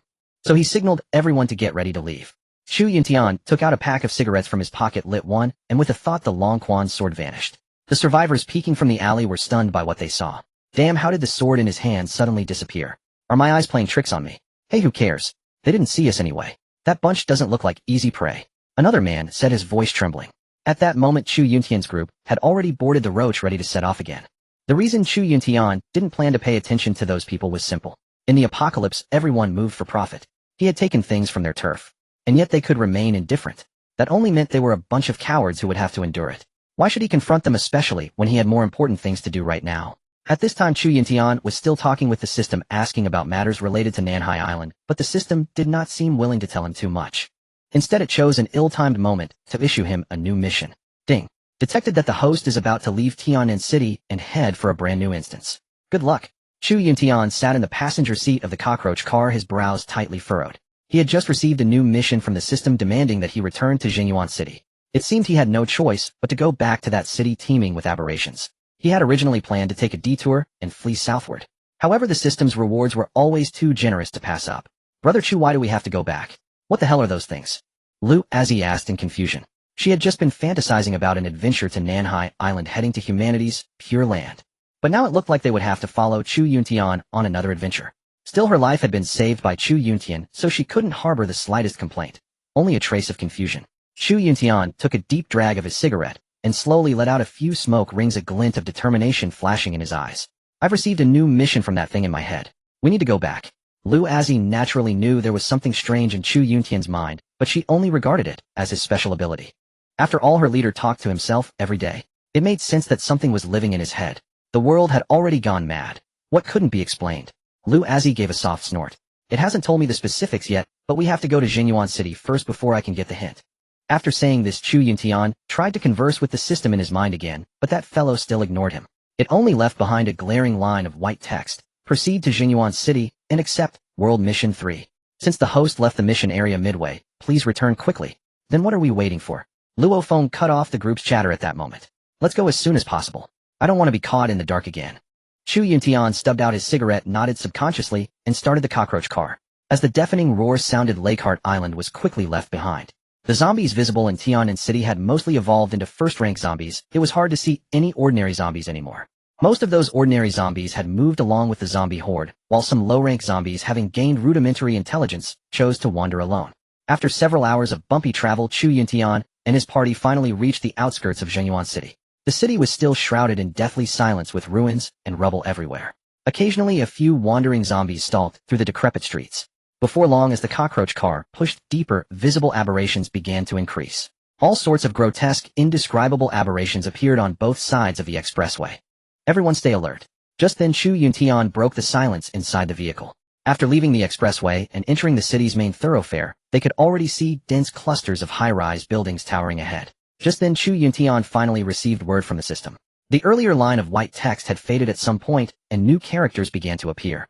Ding. Detected that the host has returned to the mission point. Continue the Jinyuan City mission. The Truth of the World 3. Please proceed to the Jinyuan City Central Library. Jinyuan City Central Library. Chu Yuntian thought to himself as he observed the road ahead. Could it be that this system was actually sending him to study? What was there to do at a library? Supplies or no supplies, they might run into other survivors. What for? It's a secret. You'll know when you and your team arrive. Oh, by the way, I can give you a little hint. This time it's about your teammate Luo Long. The system said mockingly in Chu Yuntian's mind, then fell silent after its words faded. Chu Yuntian knew that once this fellow had issued the mission, no matter how many times he asked, the system would never tell him what it didn't want to reveal. At that moment, Chu Yuntian slowed down, steered onto an emergency access road, and after coming to a stop, swapped driving positions with Lu Azhi. After all, she could be considered half a local. Head to the city's central library. Having said that, Chu Yuntian looked at Lu Azhi, who was adjusting her seat, rolled down the passenger window, and lit a cigarette. You're letting her drive? Brother Chu, if you're tired, let me take over. Pongzi, leaning over the passenger seat, spoke up. Chu Yuntian pursed his lips and smiled. Let you drive? You failed the written test 5 times. Give you the wheel for a while, and we'd be in a ditch. Azhi knows the roads, don't worry. Pongzi, somewhat unconvinced, leaned back in the rear seat and scratched his head, unable to think of a rebuttal. Jinyuan City Central Library, let's go.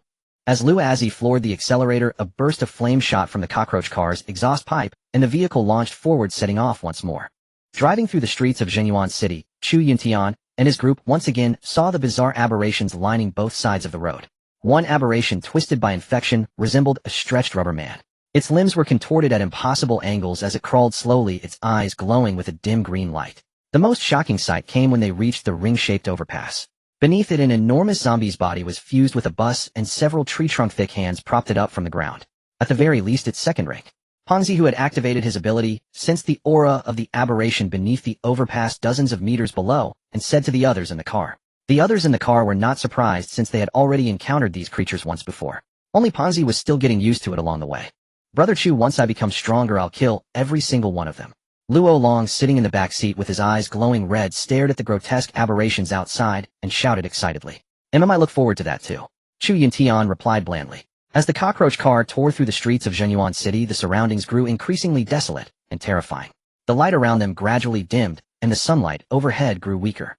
A breath of death filled the air between the city's high-rises. Abandoned vehicles could be seen everywhere on the streets, their bodies corroded into mottled ruins. Chu Yuntian and his companions were constantly drawn to those bizarre aberrations. In front of a half-collapsed convenience store, a zombie's body seemed to have merged with the structure's steel frame. Its head would occasionally poke out from the steel bars and pipes, letting out blood-curdling howls. On another street, a group of zombies, as if pulled by some force, moved forward in a single file, slowly and orderly. Their steps were perfectly synchronized, as though they were performing some eerie ritual.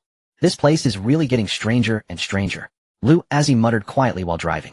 These aberrations were truly hard to fathom. Chu Yuntian remained silent, his gaze locked on the surroundings, his long quan sword ready to be drawn at any moment. The Zhenyuan building they had encountered earlier was a large building in the urban area, not close to the city center, so the infection level there might have been relatively low. But this library was located almost at the very center of the city, right next to the provincial gymnasium. As the vehicle went deeper, more and more aberrations appeared on the streets. Some prowled among the ruins, while others looked down from the tall buildings above, as if searching for prey. Chu Yuntian noticed that these aberrations seemed to have some connection with one another. Their behavior was not entirely haphazard, rather they appeared to follow some unknown rules. "Everyone get ready. We might be attacked at any moment."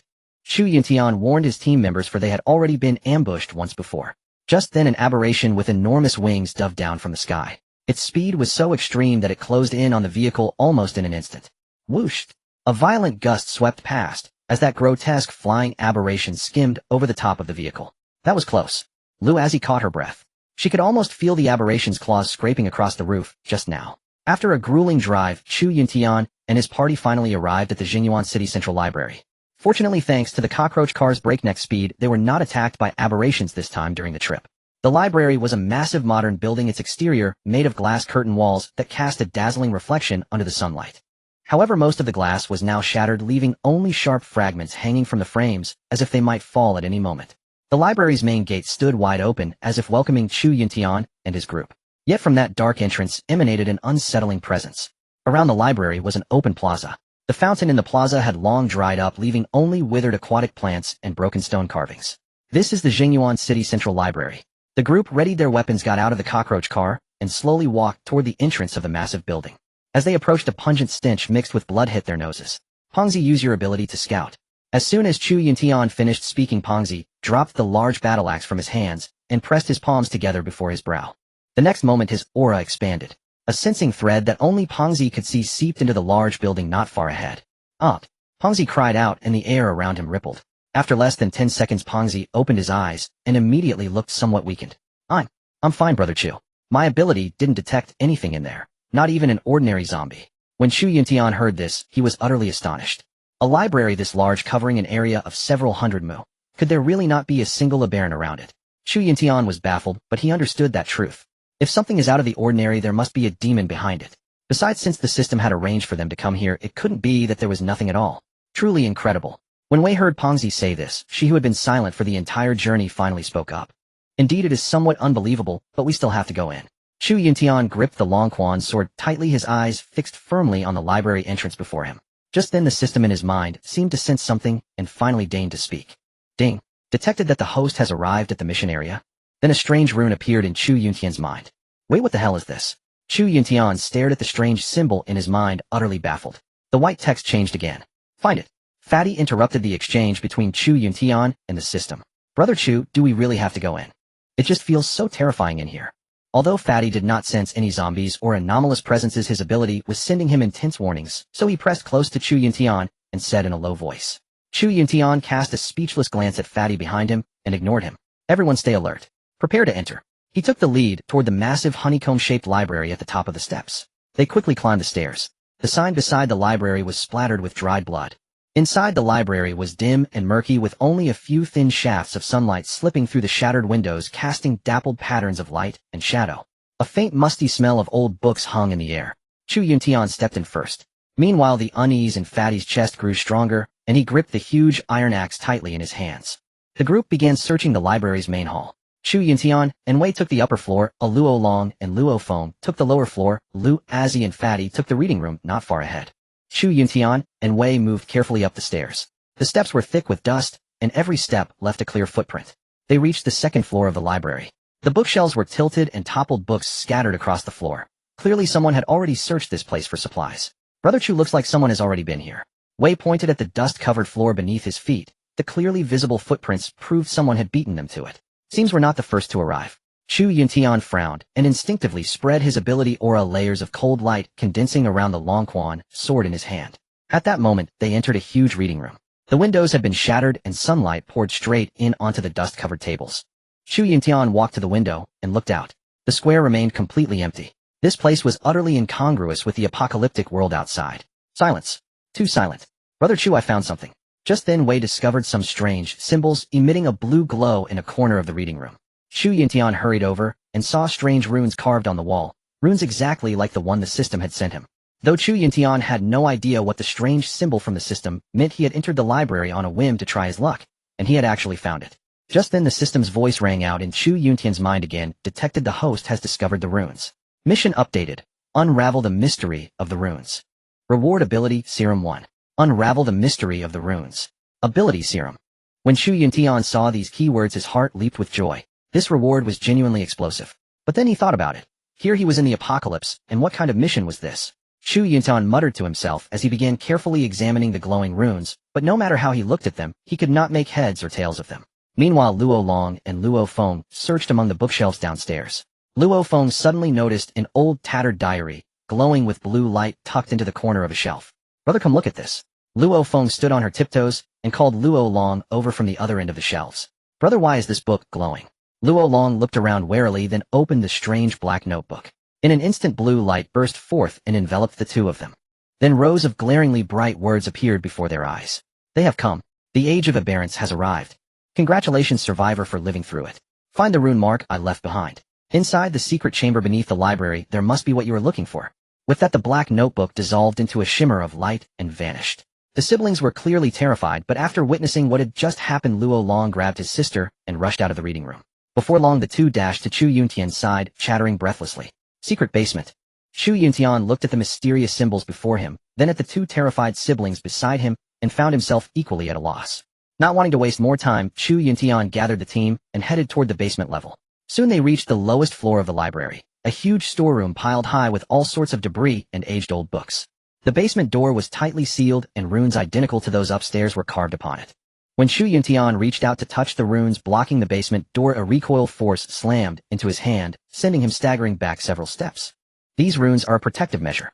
Chu Yuntian shook his slightly numb hand. Then how do we get in? Lu Azzi also stared at the scene, completely at a loss. Damn it, everyone move. Let me take a crack at it. Fatty stepped forward, raised the huge iron axe above his head, and smashed it down with all his strength. Boom. A powerful force erupted from the door, sending Fatty flying backward, and the huge iron axe was knocked out of his hand. Fatty. Chu Yuntian rushed forward and helped him up. Brother Chu, I'm fine. Fatty shook his head and climbed back to his feet. These things can't be cracked by brute force. They need brains. Chu Yuntian looked teasingly at the dim-witted Fatty. Rumble. Just then the library's main door suddenly slammed shut. Hearing the tremendous noise from above, the group instantly became extremely tense. What's going on? Luo Feng shouted in panic, raising her P-45 toward the stairwell. Looks like we've triggered some kind of mechanism. Chu Yuntian remained relatively calm. Frowning, he tried to communicate with the system in his mind. But that thing had started playing dead again. The group quickly left the basement.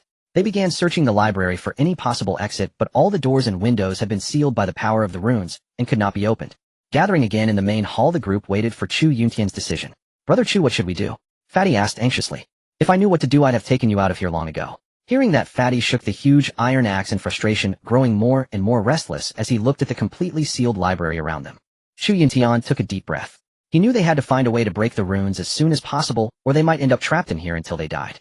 This was clearly some ability user's masterpiece. The pressure on Chu Yuntian mounted. He fished a cigarette from his pocket and lit it. Under his leadership, they returned to the reading room upstairs. Chu Yuntian stood in the middle of the reading room, scanning his surroundings, trying to find any possible clue.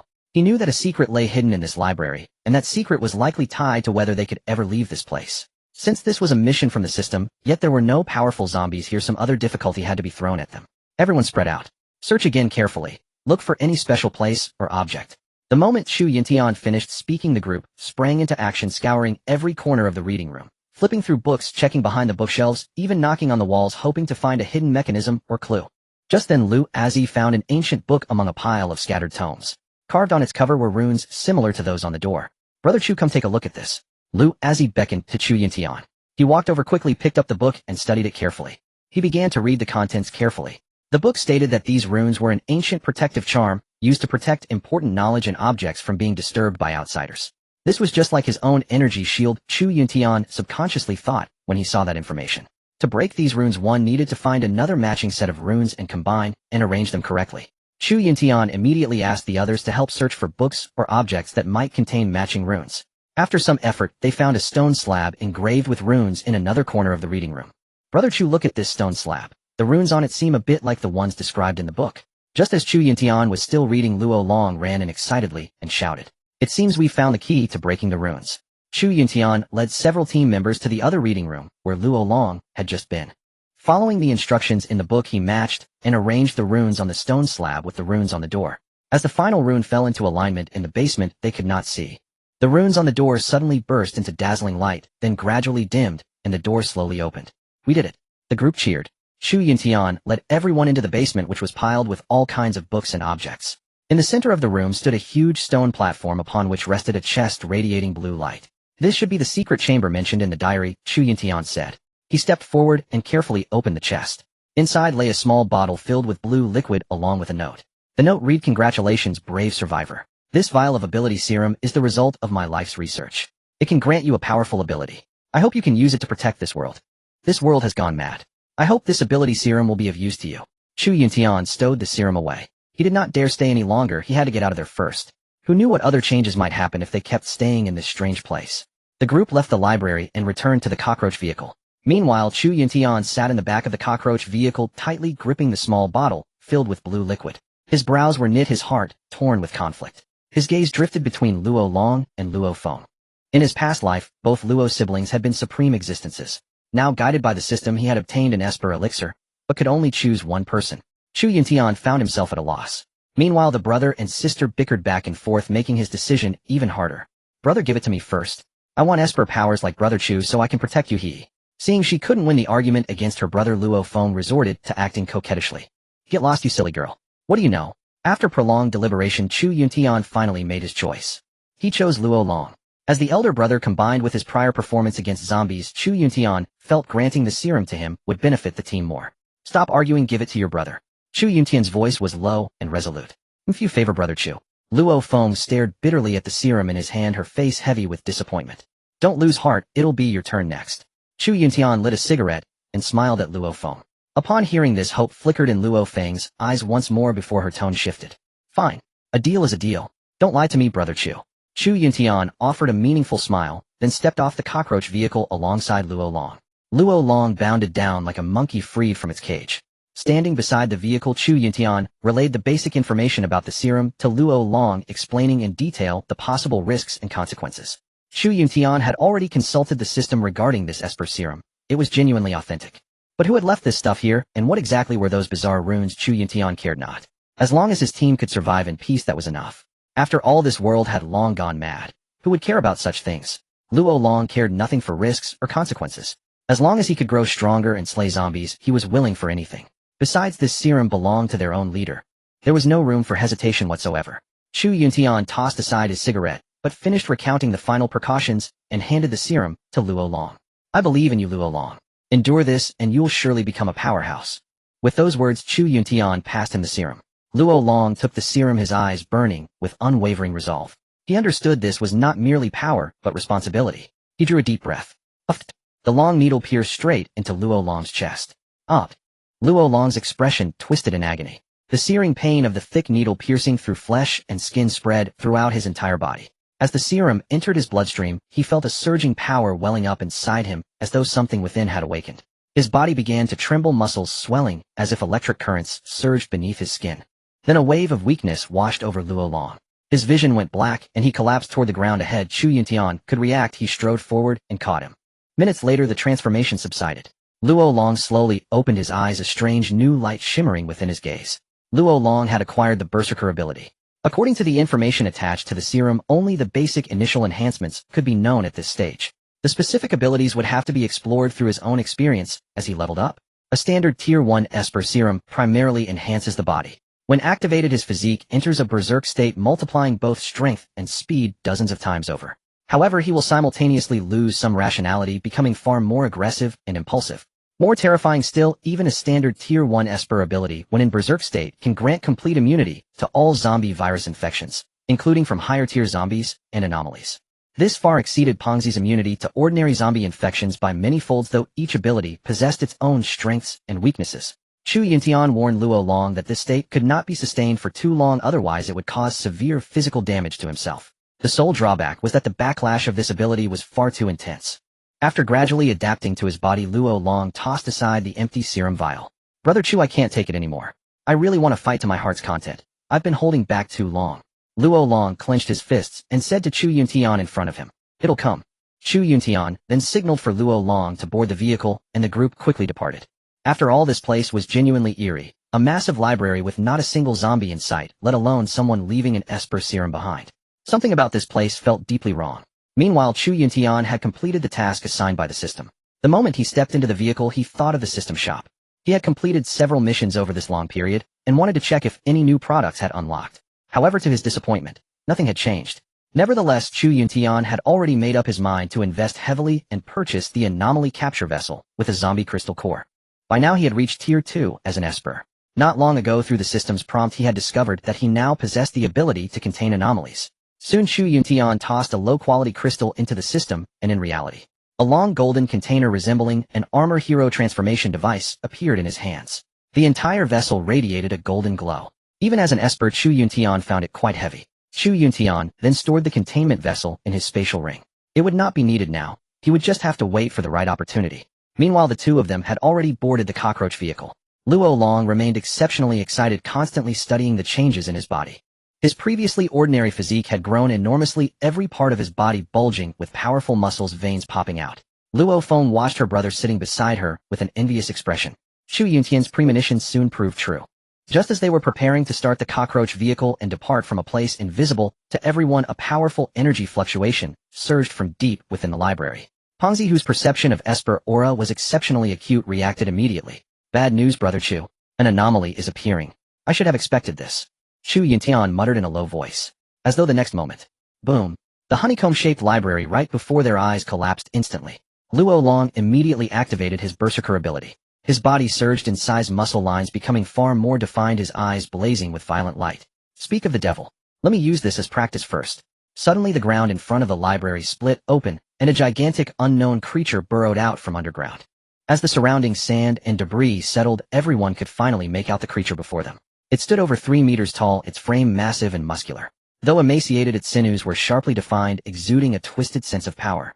Its skin was a sickly grayish-white, covered in cracks and scars. The facial skin was pulled taut, with sunken eyes glowing an eerie green, pupils non-existent, replaced by 2 pitch-black voids. Its nose and mouth had atrophied, leaving only several sharp teeth protruding from the corners of its jaws. The zombie's arms were unusually long, nearly reaching its knees. Its fingers were slender and razor-sharp nails like daggers stained with dried blood.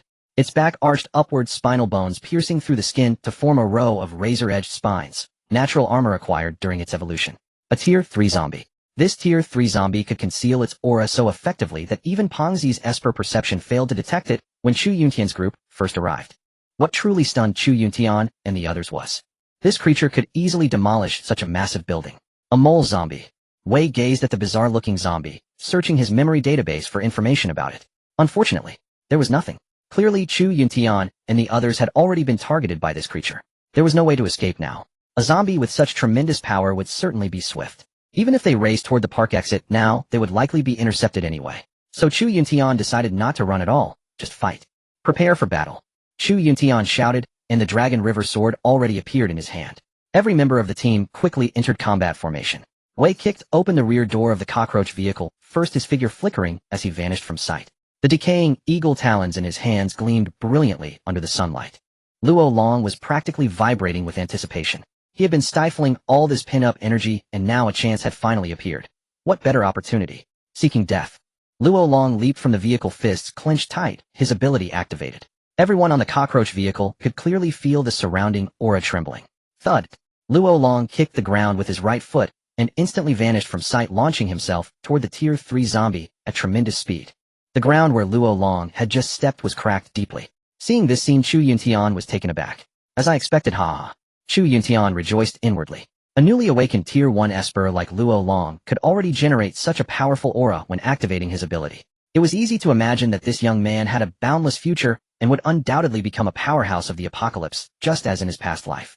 Meanwhile, Pengzi Luozi and Chu Yuntian, still aboard the vehicle, disembarked and turned their gaze toward the pair approaching the Tier 3 zombie. Luo Long moved with astonishing speed, reaching the Tier 3 zombie almost in an instant. In his berserk state, both his strength and speed had been immensely amplified. Luo Long had already soared into midair, and his fist slammed down toward the Tier 3 zombie's head. The Tier 3 zombie reacted with lightning swiftness, blocking Luo Long's punch with its rotting arm wreathed in black chi, while at the same instant, its other claw raked toward Luo Long.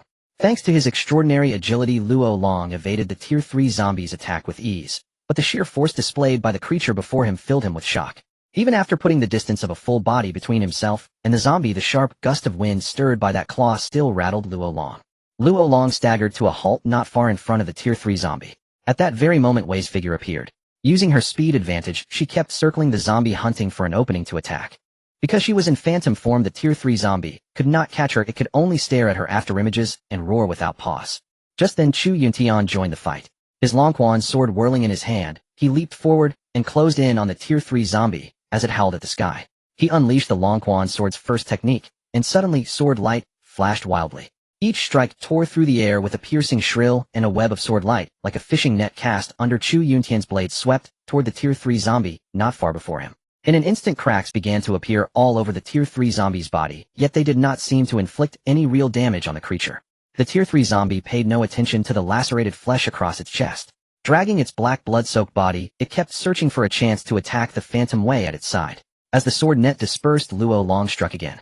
Energy condensed in both hands, and his ability reignited once more. His face flushed crimson, his pitch-black eyes suddenly turned a vicious blood red, as if blood would spill from them at any moment. "Oh!" Luo Long bellowed as he shot into the air once again. His frame swelled visibly, and the instant he leaped, his clothes burst apart from his explosively expanding body. Boom! Luo Long's massive fist met the Tier 3 zombie's razor claws. The entire library plaza shook, and the ground beneath their feet split open in every direction. Before Luo Long could retract his fist, the zombie's other steel claw came slashing toward him. Because his punch had been thrown with such tremendous force, inertia left him no time to dodge. He watched helplessly as the steel claw flew at him, and in that instant, Wei made her move. Rip! Her phantom form shot straight up from below, and the eagle claw in her hand collided violently with the zombie's sharp talons. Wei's eagle claws were too short. They soon gave way under that iron-hard talon. Then with a flicker she vanished, buying Luo Long the chance to escape. The two withdrew from the Tier 3 zombie at the same time. "At this rate, we'll never make it. We have to find its weakness," Chu Yuntian shouted, staring at the Tier 3 zombie. Unlike Tier 1 and Tier 2 zombies, this creature had no tumors growing on its body. That made things extremely difficult. Pure frontal attacks would never harm this thing. And incredibly, the skin that Chu Yuntian had just sliced open with his sword net had already fully recovered. Meanwhile, Fatty was watching the battlefield from behind. His ability allowed him to sense the presence of zombies. He also detected that the Tier 3 zombie's back was guarded by bone spikes, but between the spinal spikes there appeared to be a relatively vulnerable spot. "Brother Chu hit its back. That's its weak spot," Fatty shouted, then raised his massive iron axe and started forward to help. Hearing Fatty's words, Chu Yuntian immediately changed his attack plan. He exchanged a glance with Wei. Luo Long drew the zombie's attention from the front, while Chu Yuntian and Wei sprinted around to its rear at astonishing speed. The Tier 3 zombie let out a series of harrowing roars, then lurched forward to attack Luo Long. Luo Long held the zombie's attention from the front, making it impossible for the creature to turn around easily, while Fatty stepped up to fight shoulder to shoulder with him. At that moment, the Tier 3 zombie lunged. The ground beneath it instantly caved in, and its landing point was exactly where Luo Long and Fatty stood. "Damn it! I'll chop you to pieces today," Fatty bellowed, swinging his massive iron axe as he shielded Luo Long. Luo Long's condition was already on the decline. After all, he had been drawing on his ability for so long that the enhancement could not last forever. Bang!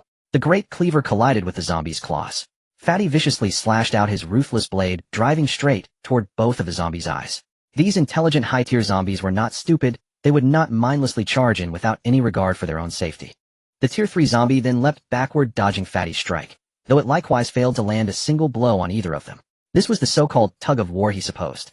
But Chu Yuntian and Wei, now behind the Tier 3 zombie, had no intention of playing tug-of-war. The pair leaped forward, blade gleam and sword shadow interweaving. With clear purpose, the two struck at the zombie's spine. Deep wounds split open across its back beneath the Longquan's sword, and the eagle claws and black blood began to flow. The Tier 3 zombie let out a furious roar and spun around, clawing savagely at the two behind it. But it was too late. Having completed their ambush, the pair had already pulled away. Just then Luo Long saw his opportunity. Activating his berserker ability once more, his strength and speed soared to their absolute limits in an instant. He leaped onto the zombie's back, seized the bone spikes with both hands, and wrenched hard. A huge wound was torn open in the zombie's back, black blood gushing out. The Tier 3 zombie cried out in agony and began to thrash violently, trying to throw Luo Long off. But Luo Long clung desperately to the bone spikes and kept striking at the wound. The creature was clearly at its limit. With an enraged roar, it whipped its body around frantically. The next moment, Luo Long lost his grip and was hurled through the air. Thud! Luo Long slammed into the ground.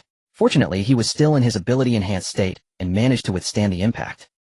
Luo Long spat out a mouthful of black blood and finally sat up in defiance. Damn it! He cursed in pain, then was helped by Luo Feng and Lu Azi from behind to the cockroach car. The Tier 3 zombie's power was beginning to wane, and its attacks grew wilder and more disordered. In its agony, it abruptly exploded with force, flinging Chu Yuntian and Wei, who had been clinging tightly to its back, away. It let out a deafening roar. As it turned, its colossal body moved with unbelievable agility, leaping violently toward the yawning chasm in the ground. Amid the billowing dust, its figure grew smaller and smaller, as if suddenly devoured by gravity itself. In the blink of an eye, it vanished into the darkness beyond everyone's sight, leaving only trails of rumbling echoes and tremors in the air along with the gradually dissolving black mist. Only the pools of stinking black blood on the ground proved it had ever been there. As the tremors faded, Chu Yuntian and Wei supported each other and walked back. Meanwhile, Lu Azi had already begun treating Luo Long. A shimmering green orb materialized in her right hand. With a wave of Lu Azi's right hand, the green orb flew toward Luo Long, who was lying in Luo Feng's arms. In an instant, Luo Long's entire body took on a green glow, and the black blood at the corners of his mouth gradually faded. Cough! Cough! Cough! Luo Long coughed weakly. Get in the car. We have to get out of here now. Chu Yuntian and Wei pulled the others up and hurried into the car, then started the engine of the cockroach car. Rumble! With a burst of flame from the rear of the cockroach car, the behemoth shot out of the plaza with a whoosh. The ruined library behind them grew increasingly distant, and only then did Chu Yuntian finally relax his taut nerves. That was close, Lu Azi said, watching the roads on both sides recede behind them. Good thing it didn't want to prolong the fight. If it had dragged on any longer, none of us would have survived. Chu Yuntian said, still feeling the dread of it. Subconsciously, he reached into his pocket for a pack of Huasha cigarettes. Luo Long, by now utterly drained, had fallen straight into unconsciousness. Luo Feng looked at her brother in her arms at a loss. Chu Yuntian's heart tightened as he looked at Luo Long, who had fallen asleep in the back seat. Only after hearing Lu Azi say that Luo Long was out of danger did he feel somewhat relieved. He knew that Luo Long had just awakened his superpower and then been attacked by such a powerful opponent. His mind and body had both suffered a heavy blow. As he take good care of Luo Long.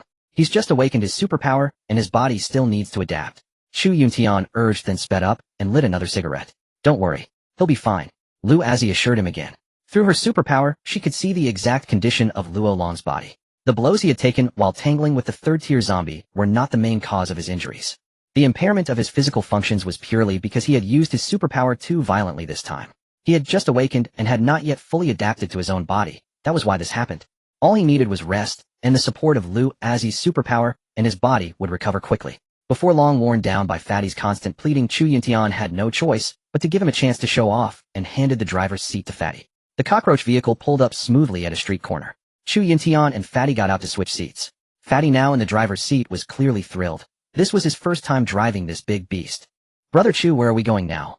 Fatty gripped the steering wheel and turned around excitedly. Chu Yuntian thought for a moment. He knew the team urgently needed to find a safe place to recover and at the same time to plan their next moves in detail. Besides, Chu Yuntian had already completed the system mission in Jinyuan City. Not only had he obtained 2 crystal cores for free, but he had also helped his teammates awaken their superpowers. It was a complete grand slam, a huge win. Because not long ago they had already reached a consensus their survival team needed to head all the way south to the Pure Islands. Although this was the Apocalypse communication equipment had not been destroyed. Accurate information could still be obtained through broadcast stations and mobile phones. On the Pacific Ocean south of Longwa, there were hundreds of islands. Though very small in area, none of them had been afflicted by the zombie virus. Thus the south had become a place longed for by all inland survivors.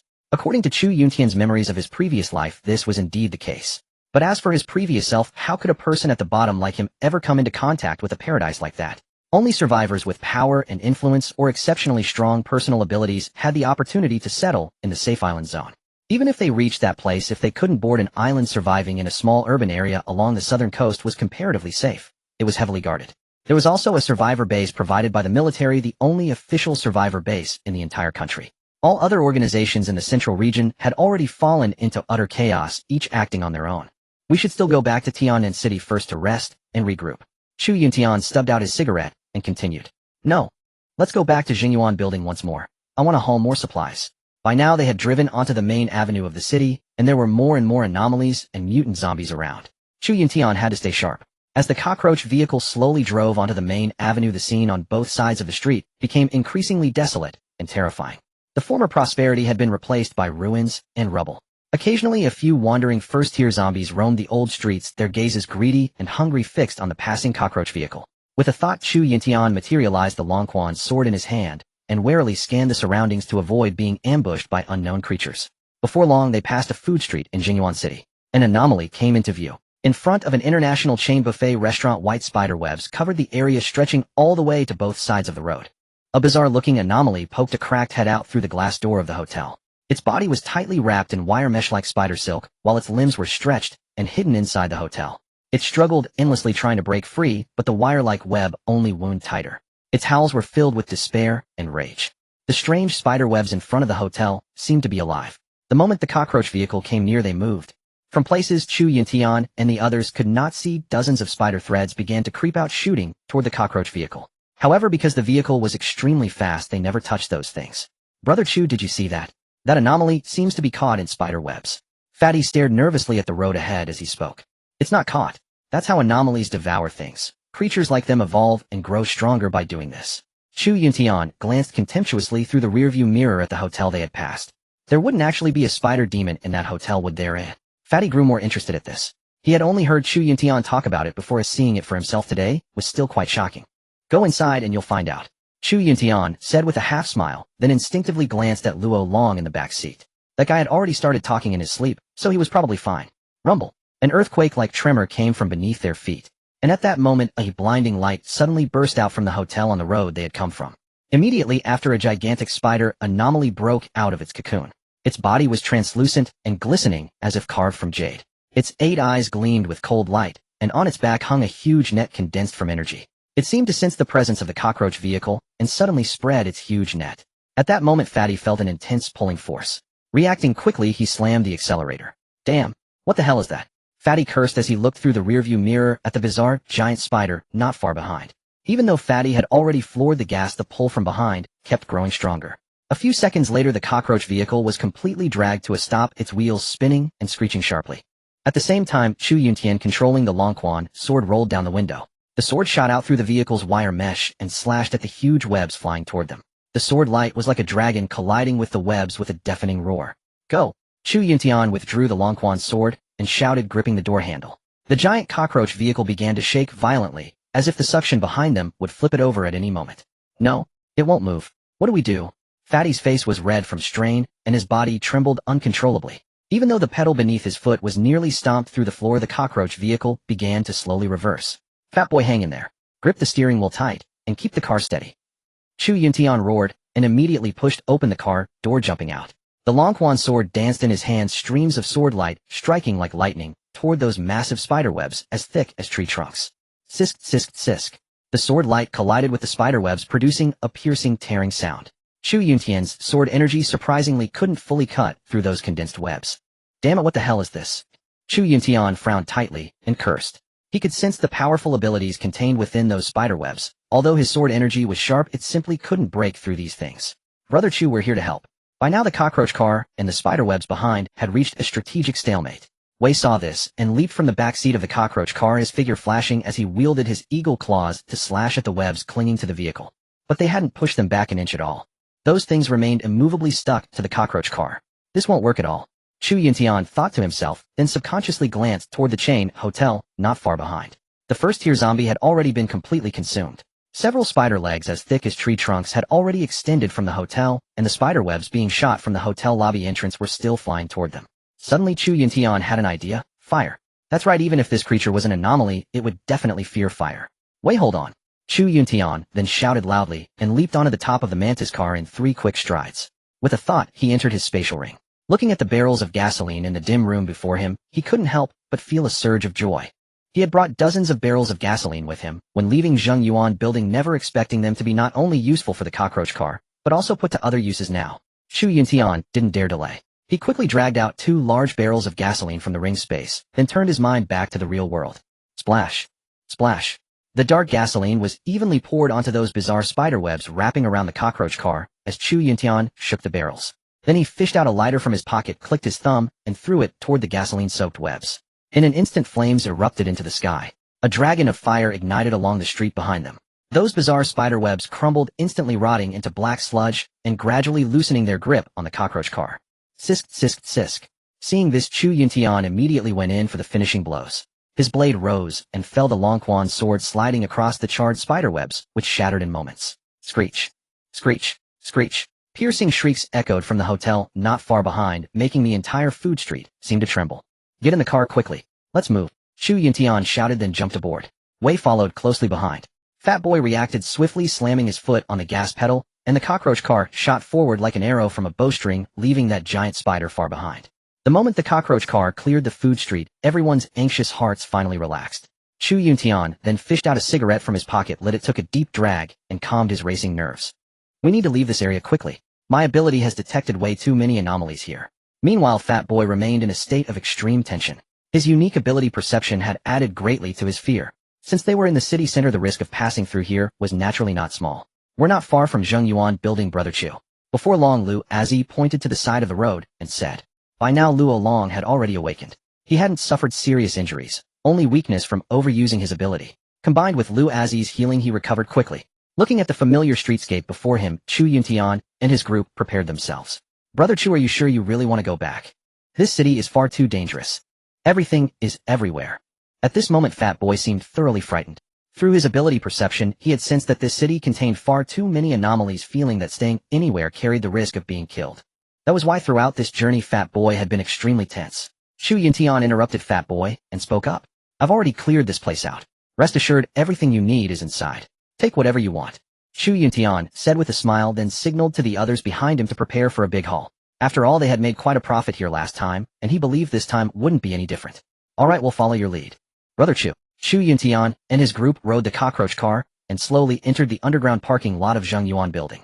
The lighting here was dim, and the air was thick with a damp, musty odor.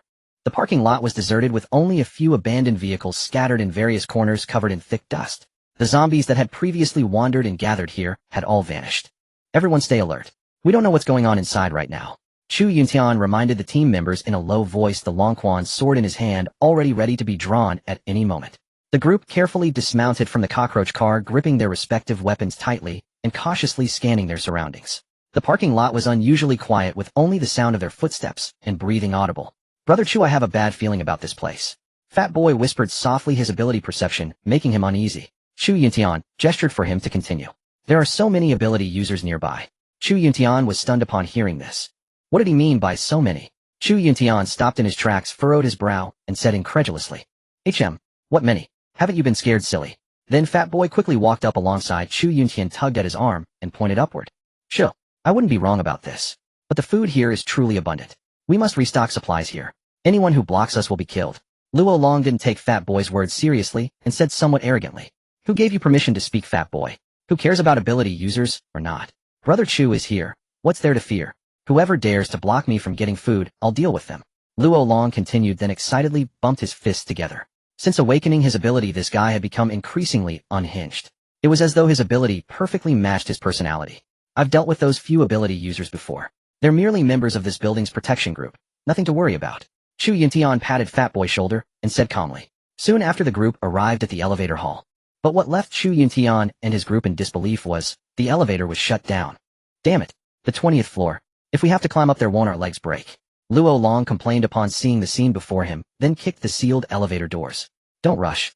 Let's first see if there's another passage, Chu Yuntian said calmly, then gestured for everyone to exit the elevator shaft, as the surrounding darkness was too thick without the emergency light. Brother Chu, look at this sign over here. It says there are stairs as well, Lu Azhi said, pointing to a marker not far away. They had no choice but to ascend via the stairwell.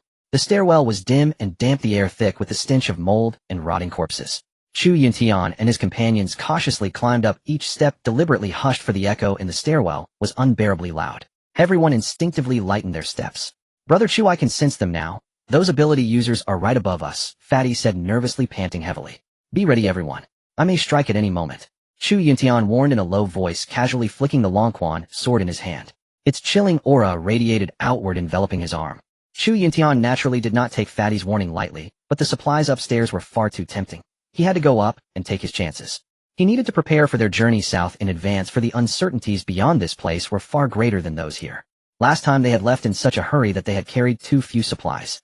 Chu Yuntian had no intention of leaving these things behind for someone else to claim. This was the apocalypse after all, and he was no self-righteous saint. His own survival with a full belly and a safe life was the only true priority. As they climbed, Chu Yuntian and his group reached the 16th floor. Fatty sensed increasingly intense fluctuations of ability energy, and his heart grew ever more vigilant. He kept instinctively looking up at the endless staircase stretching above. Brother Chu, I feel them. They're very close right above us. Just then Fatty issued the warning in a low voice. Hearing this, Luo Long immediately sidled up to Chu Yuntian. The mere prospect of a fight sent a surge of excitement through him. At that very moment, as they turned a corner on the stairwell, several men in black were standing at the landing, weapons in hand, scanning the surroundings warily. Just then the black-clad men at the landing seemed to sense something. They began advancing toward Chu Yuntian's group. We've been spotted. Attack! Chu Yuntian bellowed, his body shooting forward like an arrow released from a bow. The Longquan sword carved streaks of sword shadows in the air, thrusting straight for the black-clad men's heads. The black-clad men reacted swiftly, raising their weapons to counterattack. In an instant the stairwell erupted with the fierce clamor of battle. Chu Yuntian's Longquan sword lashed like lightning, every stroke splitting the air with a piercing whistle. The black-clad men simply could not withstand his onslaught, for against an ability user ordinary humans stood no chance. Yet, just as Chu Yuntian was locked in fierce combat with the men before him, a powerful surge of ability energy came rumbling from the floors above, causing the entire stairwell to tremble. Not good. There's an ability user. Chu Yuntian's heart tightened. He thought of the black-clad man with ability powers he had encountered before, the leader of the security corps here. Before anyone could react, a figure flashed down from above. Chu Yuntian, you dare show your face again? The man said coldly. Beneath his pitch-black cloak his eyes glinted with icy malice. What? I'm just here to shop. Aren't I welcome? Chu Yuntian sneered dismissively. Whether or not he could defeat this man, his pride would never allow him to back down. Dr.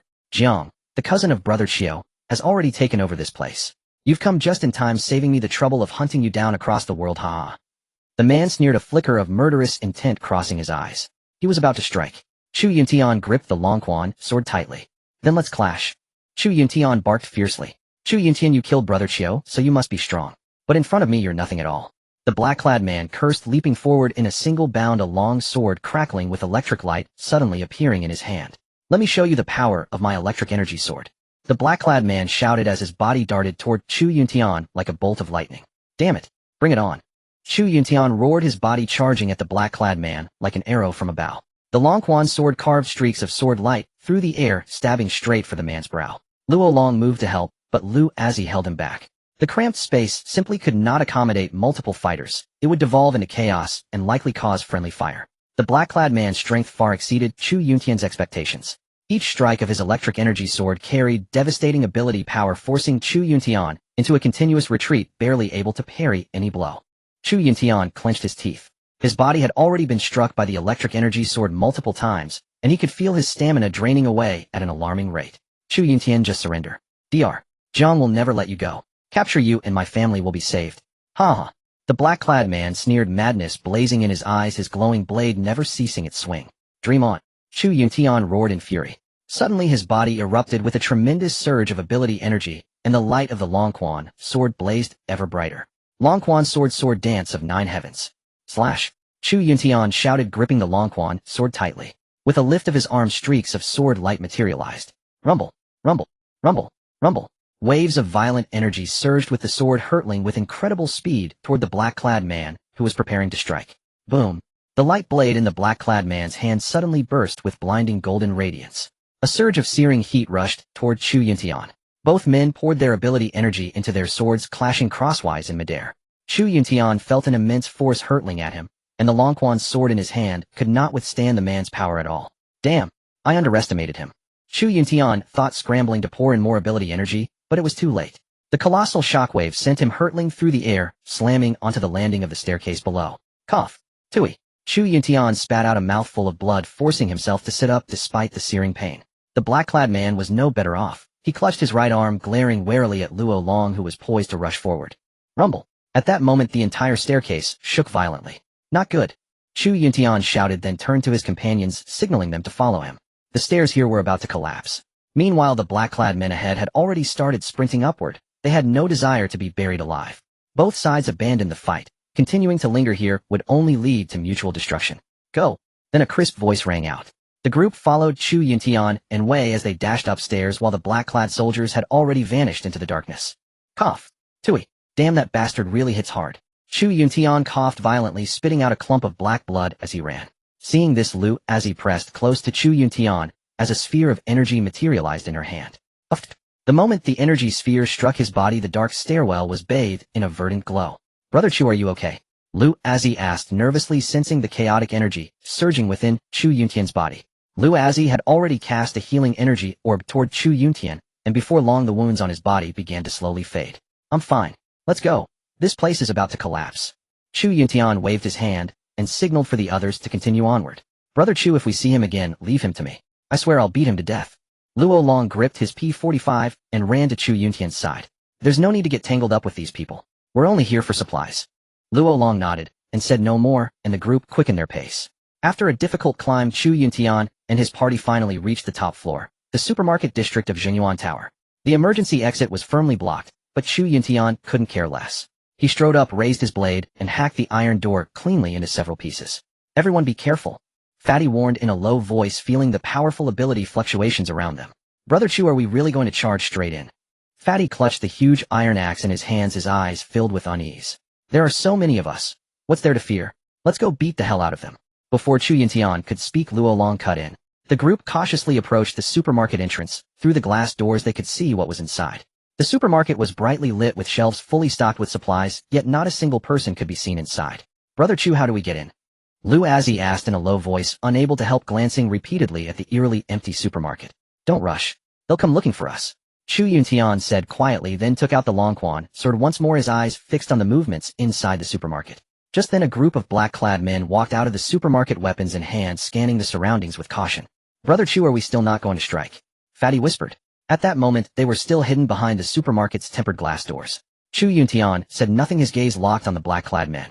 The black-clad men began patrolling around the supermarket, their eyes vigilant. Clearly they had already taken precautions against Chu Yuntian and his group. Just then a middle-aged man in a white coat walked out of the supermarket. Behind him several black-clad men closed in around him, making it impossible to make out the man's features clearly. Chu Yuntian, come out. Since you're on my turf, stop sneaking around like a rat. Get out here. The middle-aged man shouted in a cold, harsh voice, then fixed his gaze on the hiding spot behind the tempered glass doors, where Chu Yuntian and the others lay concealed. Brother Chu, what do we do?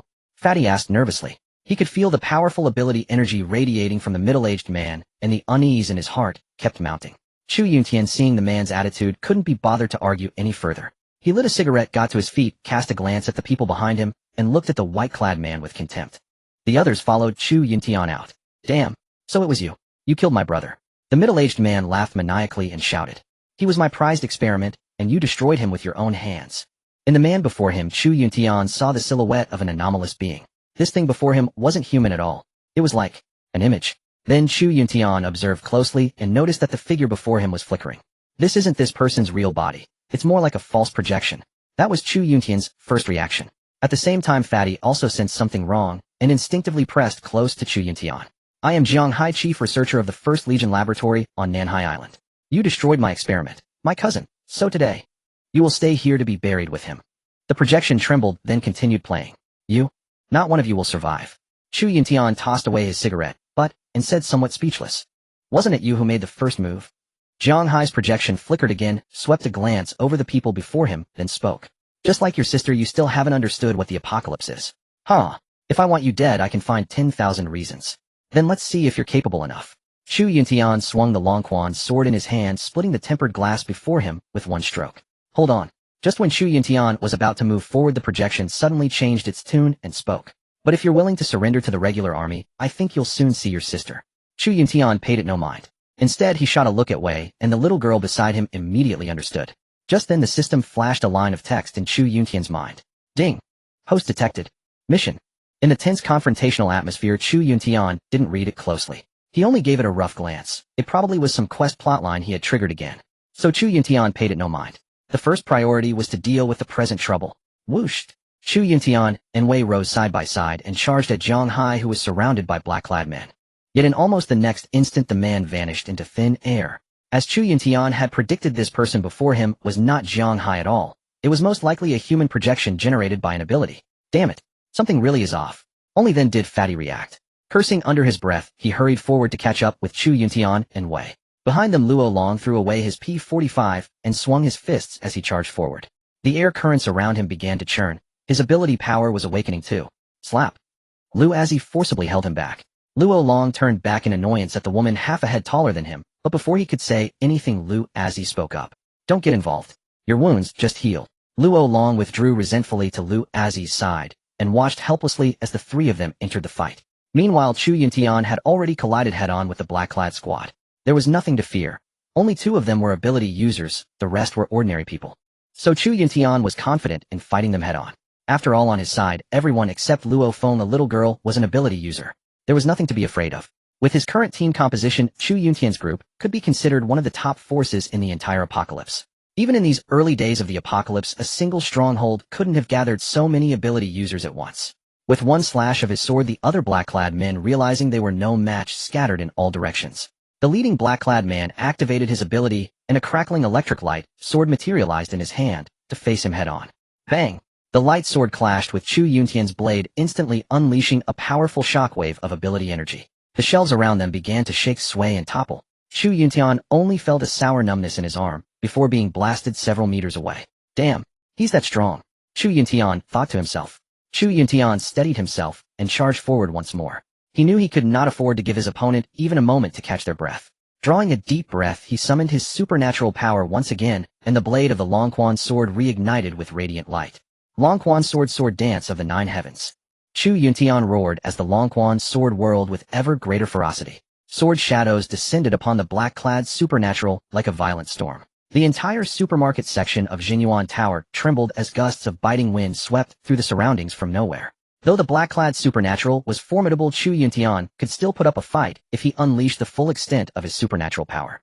Boom! Another violent collision sent the black-clad supernatural staggering back from Chu Yuntian's sword aura. Under the relentless assault of the Longquan's sword, his lightning blade had grown dim and lifeless. Wish, wish, wish. Sword shadows flickered past in rapid succession. The black-clad man could barely parry, retreating step by step until he was on the brink of crashing into the shelving area behind him. You've lost. The next moment, Chu Yuntian said coldly, the Longquan sword pointed directly at the black-clad supernatural's throat. By now, Chu Yuntian had driven him into a corner of the chaotic shopping district. A trace of unwillingness flickered across the black-clad supernatural's eyes, but he knew he no longer had the strength to fight. He simply tossed aside the light blade in his hand, and the supernatural aura around him gradually dissipated. Brother, don't kill me. They've taken my family hostage. If I hadn't fought you, my whole family would be dead. Before the man could continue, Chu Yuntian cut him off with a fierce shout. And what about our lives? Don't our lives count? The black-clad man was rendered speechless. His flushed face drooped instantly, and he muttered under his breath. Last time I didn't even fight you. I let you pick out whatever food you wanted. Bah? Shut up. If I didn't have the strength, I'd let you kill me. Kneel down and stop the nonsense. Everything in here is mine now. Chu Yuntian paid no attention to whatever the man was about to say, pressing the Longquan sword firmly against his throat. Having just unleashed such overwhelming supernatural power, he had to subdue the supernatural before him quickly. Chu Yuntian knew well that he couldn't hold out much longer himself. The explosive use of his ability was rapidly draining his consciousness and stamina. But right now, even if he had to fake it, he had to keep up the act. The black-clad man obediently crouched down against the iron shelf railing his light, sword now completely dim, lying on the ground like a pile of scrap metal.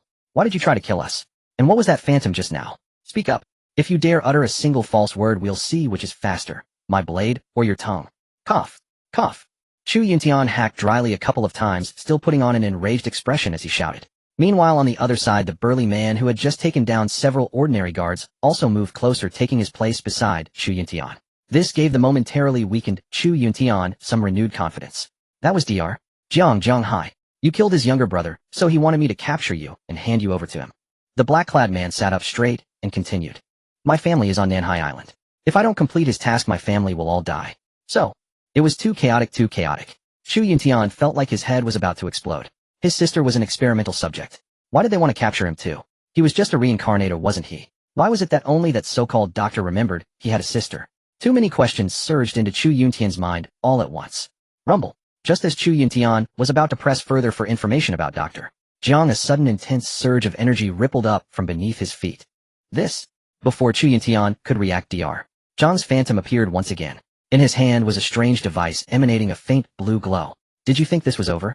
Chu Yuntian, you're too naive. You can't escape. Huh? And you, utter trash. Dr. Jiang's phantom let out a cold laugh, sweeping his gaze over Chu Yuntian with his sword, and the black-clad man slumped on the ground. Then with a flicker the phantom vanished from where it stood. Outside the building. In a place unseen by Chu Yuntian and the others, one talisman after another materialized out of thin air around the tower. At that moment the burly man sensed a formidable energy gathering. Thanks to his perception ability, he immediately understood what that man was up to. Brother Chu. He's summoning a zombie horde. Meanwhile, from the unseen darkness outside the building, a terrifying aura surged in from every direction. Streets, buildings, underground. Countless zombies began converging on Jinyuan Tower. Their eyes glowed red and guttural roars tore from their throats as if driven by some command, flooding in like a tide. Brother Chu, what do we do now? At that moment Lu Azhi also came up behind Chu Yuntian. Raising her hand, she activated her power. A flash of green light streaked through the air and pierced straight into Chu Yuntian's body. But this time the effect seemed rather poor. As a first-rank supernatural, Lu Azhi was utterly unable to heal Chu Yuntian, who had already reached second-rank ability. The orb of light struck his body, yet appeared to have no effect at all. It only slightly eased the pain. They seem to want to use you for an experiment. The black-clad man sat up, coughed up a mouthful of black blood, and spoke tremblingly. I was used by them too. You won't be able to walk out of here alive either. Jiang Hai has already. Before the black-clad man could finish, the enraged Luo Long sidestepped closer and slammed his fist into the man's head. Instantly the back of the black-clad man's head whipped backward into the iron shelf behind him. Bam! With a deafening crash, the man no longer had any breath left in him. Chu Yuntian looked at him with a hint of regret. He had still had so many questions to ask him. Luo Long, how could this kid just kill him all of a sudden like that? Still, he couldn't really say much about it. Subconsciously he looked back at Lu Azhi, but she only gave a helpless shake of her head. You really messed things up for me. Chu Yuntian lit a cigarette, casting a reproachful glance at Luo Long beside him, then walked toward the team members in the rear. Chu. Brother Chu. He was cursing that we'd die. I couldn't just let that slide, Brother Chu. Luo Long explained with some shame, but Chu Yuntian didn't bother to respond. Because of this guy's impulsiveness, a vital lead had been ruined. There was still so much information he had planned to pry out of that man. Damn it. Chu Yuntian cursed silently, in his heart utterly speechless. But there was no fixing it now. The biggest problem at hand was facing the zombie horde Dr. Jiang had summoned. By now the burly man had already made his way to the floor-to-ceiling window, staring grimly at the dark energy gathering below. Brother Chu, the situation seems serious. My ability is telling me that a massive number of zombies and abnormal creatures are closing in. Chu Yuntian stood beside the burly man with a faint smile, then turned his head toward the black-clad man's corpse, and said, let's see who won't be walking out of here now.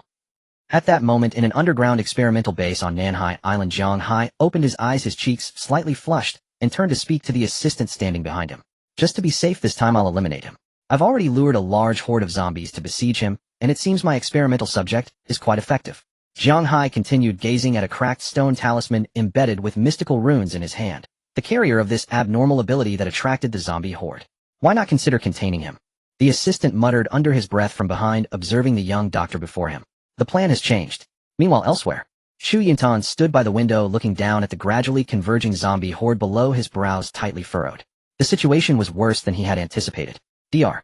Jiang's apparition clearly regarded them as prey. Though he did not know what power this man had employed to summon the zombie horde, the fact remained that they were truly surrounded. Below the building, ordinary zombies had already gathered in droves. In no time, a few high-tier zombies and anomalous entities could be spotted among them. And that was not all. Further in the distance, even more zombies were converging toward their position. Brother Chu, what should we do now? There are so many zombies, we can't possibly break through. Hongzi's voice carried a hint of tremor. Though he possessed an abnormal ability, facing such an overwhelming quantity of zombies, he still felt an unprecedented fear. The sense of crisis fed back by Pongzi's ability would only intensify the psychological pressure on him. It was so far a side effect of his power. Chu Yuntian lit a Huaxiao cigarette, took a deep drag, and watched the smoke curl before his eyes. He remained silent, lost in hesitant contemplation. We can't just sit here and wait for death, Brother Chu. Let me go first. Upon learning they were surrounded by the zombie horde, Luo Long appeared noticeably excited. But with so many zombies, how can we break through? Lu Azix's voice also carried evident worry. She then quietly crept behind Chu Yuntian and fired another energy recovery sphere at his back. It's useless. I temporarily cannot activate my ability. The last strike already pushed me beyond my limit. My current condition is like a candle in the wind. Chu Yuntian did not continue, instead turning to Luo Long and saying meaningfully, "This time you really need to take on the main role." Upon hearing this, Luo Long tightened his fists and looked toward Wei, who was still observing outside the window. Just then Chu Yuntian suddenly recalled the message the system had sent him earlier. He had not examined it closely yet. Now that the brief crisis with the man in black had passed, he thought of it. Ding, detecting an imminent first encounter with Dr. Jiang. He will become your greatest enemy on your escape journey. Perhaps through him, you can obtain news of your sister, but you must first survive and exit the building alive. Chu Yuntian stared at the white text displayed by the system, utterly bewildered and somewhat speechless. Did this count as a mission? What do you mean escape? What journey? Besides, I have no grievance with this guy. Why is he after me? Chu Yuntian complained in his mind, but this time remarkably the system responded. Previously, whenever Chu Yuntian complained or pressed for answers, the system would simply play dead. Ding. Now answering the host query, you are a test subject, and so is your sister. Only within your bodies lies the key to unlocking the X virus.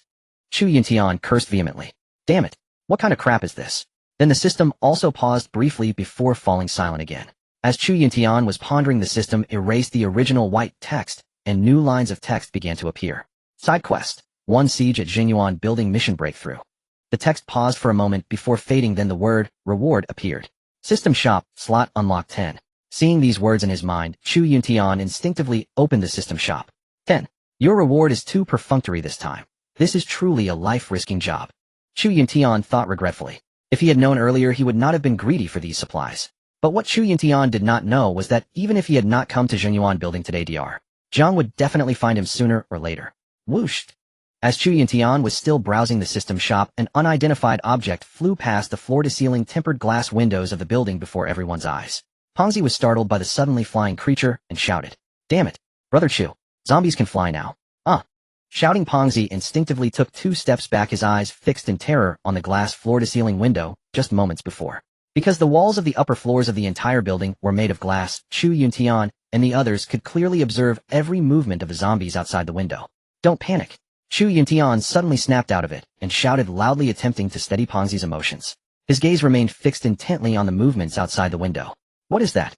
Lu Azix's voice carried a trace of tremor. Witnessing the scene before her, she gripped her P45 tightly, but facing such a massive horde of zombies, she knew her weapon would prove largely ineffective. A mutant, an infected creature of some animal. Chu Yuntian's voice was low, and the Longquan sword had already materialized in his hand.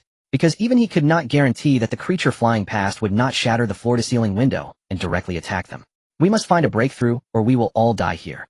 Chu Yuntian said this while casually glancing toward the elevator. Although he spoke thus, given the current situation, even going downstairs to retrieve the car was a major problem as the number of zombies continued to increase. The streets surrounding Jinyuan Building were already swarming with dense masses of zombies. Viewed from above, they appeared as countless black dots, the zombie horde surging. Pongzi, can you use your ability to detect the weak points of the zombie horde? Chu Yuntian turned to Pongzi. He knew that Pongzi's ability was about to play its most crucial role this time. Upon hearing this, Pongzi stepped forward, pressed his palms together before his chest, closed his eyes, and began to focus his mind. Once again his ability activated. The surrounding aura began to ripple the air, gradually growing thinner, and Chu Yuntian suddenly felt time itself slowing down. Let me try.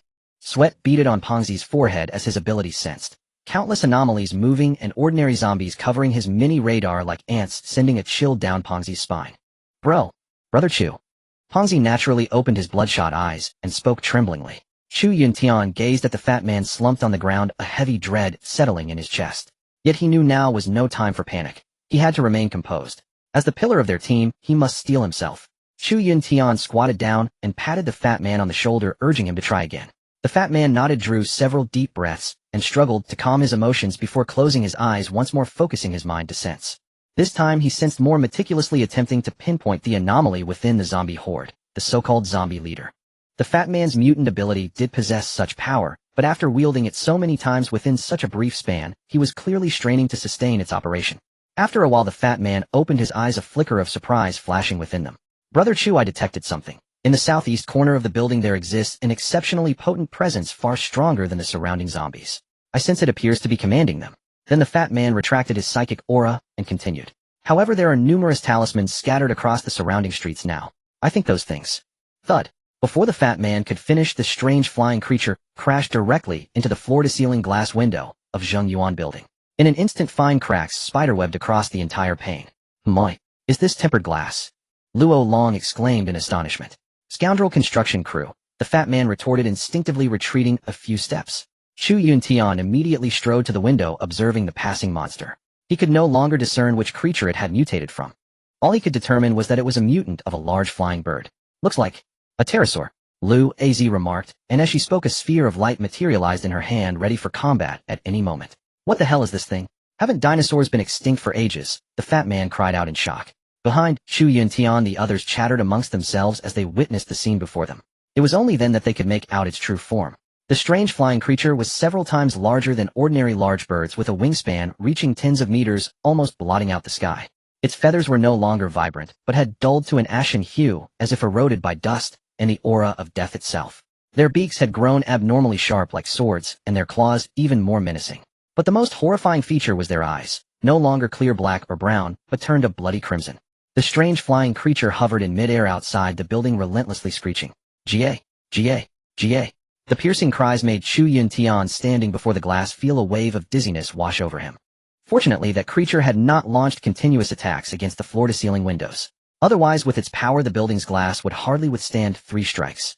At least the group still had time to relocate, or they would certainly have to confront this monstrous creature head-on. Moved! Chu Yuntian shouted loudly, and sprinted toward the stairwell behind him. At that very moment, Chu Yuntian spotted dozens of similarly sized flying monsters circling in the sky, casting predatory glances at the group within the building. Clearly that creature had called for reinforcements. Ga, Ga, Ga. Chaotic and ear-piercing howls echoed from outside the window. The group, just about to evacuate, froze instantly in their tracks. Luo Feng, lacking any mutant physique, even rolled her eyes back. Chu Yuntian suddenly felt as though he were lying on a plush Simmons bed in a villa, his mind blank, a gentle smile gracing his lips. My. Wait, that's impossible. Aren't I in Zhengyuan building? How? Chu Yuntian felt overwhelmed by dizziness, attempting to rise from the soft bed, but finding himself utterly unable to move. Oh no, could I have been ensnared by some enchantment? Chu Yuntian thought to himself. Before long, a piercing vibration sound reached his ears, and the tranquil, idyllic scene around him began to blur and eventually shatter. Odd! Chu Yuntian cried out.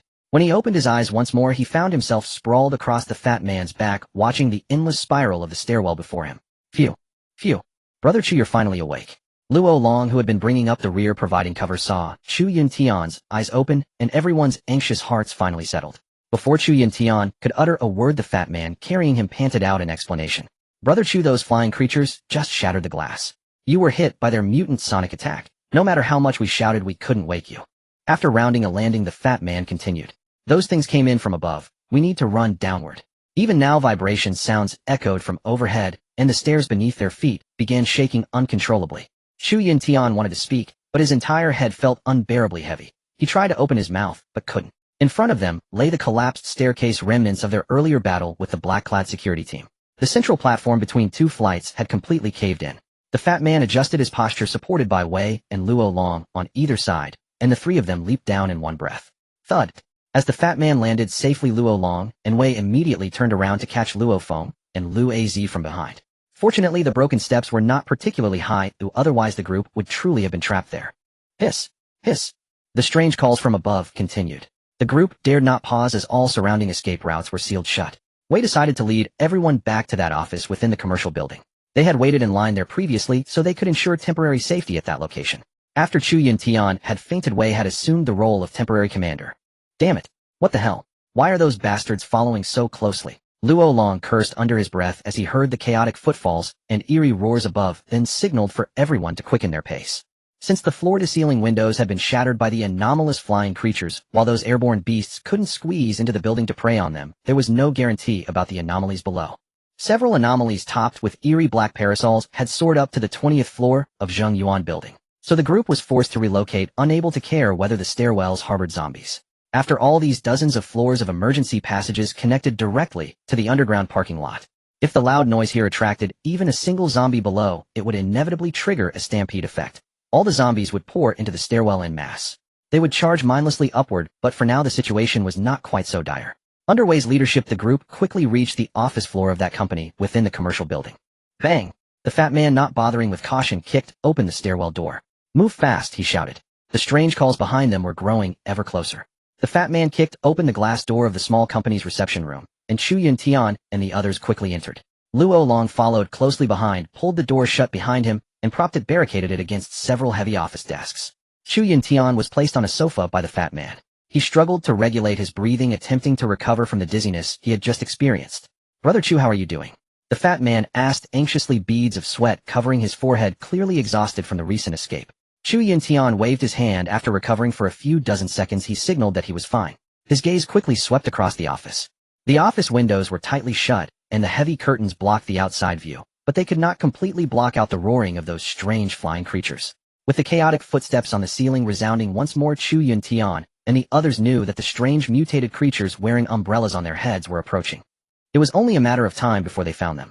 If they truly encountered them face to face, it would certainly be another fierce battle. Those anomalies were not to be underestimated in strength. "We have to leave this place quickly, or we will really be trapped here to death." Although Chu Yuntian's voice was hoarse, and he spoke weakly, while sitting up he felt a wave of dizziness and could not move his limbs. Only he standing closest to the window had been the target of the concentrated attacks from those strange flying creatures.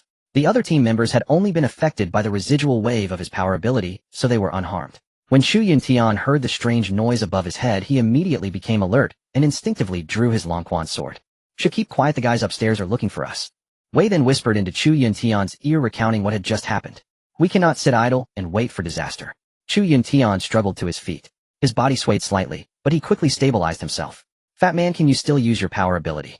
Perceive the attack method of those creatures outside the window. As for the umbrella-wearing strange people you mentioned, don't worry about them." The fat man nodded, closed his eyes, took a deep breath, and concentrated his spirit once again. His power ability began to fluctuate, and the air in the office seemed to tremble along with it. After a moment, "Brother Chu, I sense those flying monsters. They are emitting sound waves toward the building." "Sound waves? As the fat man spoke, he sketched out what he had perceived for Chu Yuntian to see. Lu Az walked to the window and carefully lifted a corner of the curtain, gazing downward. The street was filled with a dense crowd of zombies, like a black tide constantly surging against the base of the building, as if guided by some unseen force. This was the masterpiece of high-level intelligent zombies within the zombie horde. Almost immediately, Chu Yuntian seemed to have thought of something. Enduring the paralysis and pain throughout his body, he rose and began searching around the office. "Everyone come help. We need to create some noise to interfere with their soundwave attacks. I suspect these creatures lack real combat strength. They rely on sound waves to pinpoint our location, and those sound waves also have a hallucinogenic effect." Exactly. Just now through the system, Chu Yuntian learned the basic information about those flying anomalies. As he spoke, Chu Yuntian picked up an old speaker and some wires, quickly assembling them together. Luo Long and the fat man joined in. They found some metal pipes and glass bottles, preparing to make a simple noise generator. Lu Az was responsible for guarding her gaze, constantly watching the movements outside the window. Time ticked by minute after minute, and beads of sweat covered the foreheads of Chu Yuntian and the others. Their heartbeats accelerated along with the roaring of those strange flying creatures, but their hands never stopped moving. Done. Chu Yuntian finally finished assembling the last speaker. He connected the wires together, forming a simple circuit. "Everyone get ready. We only have one chance." Chu Yuntian took a deep breath, his gaze firm and sharp. Just then the roaring of those strange flying creatures suddenly stopped.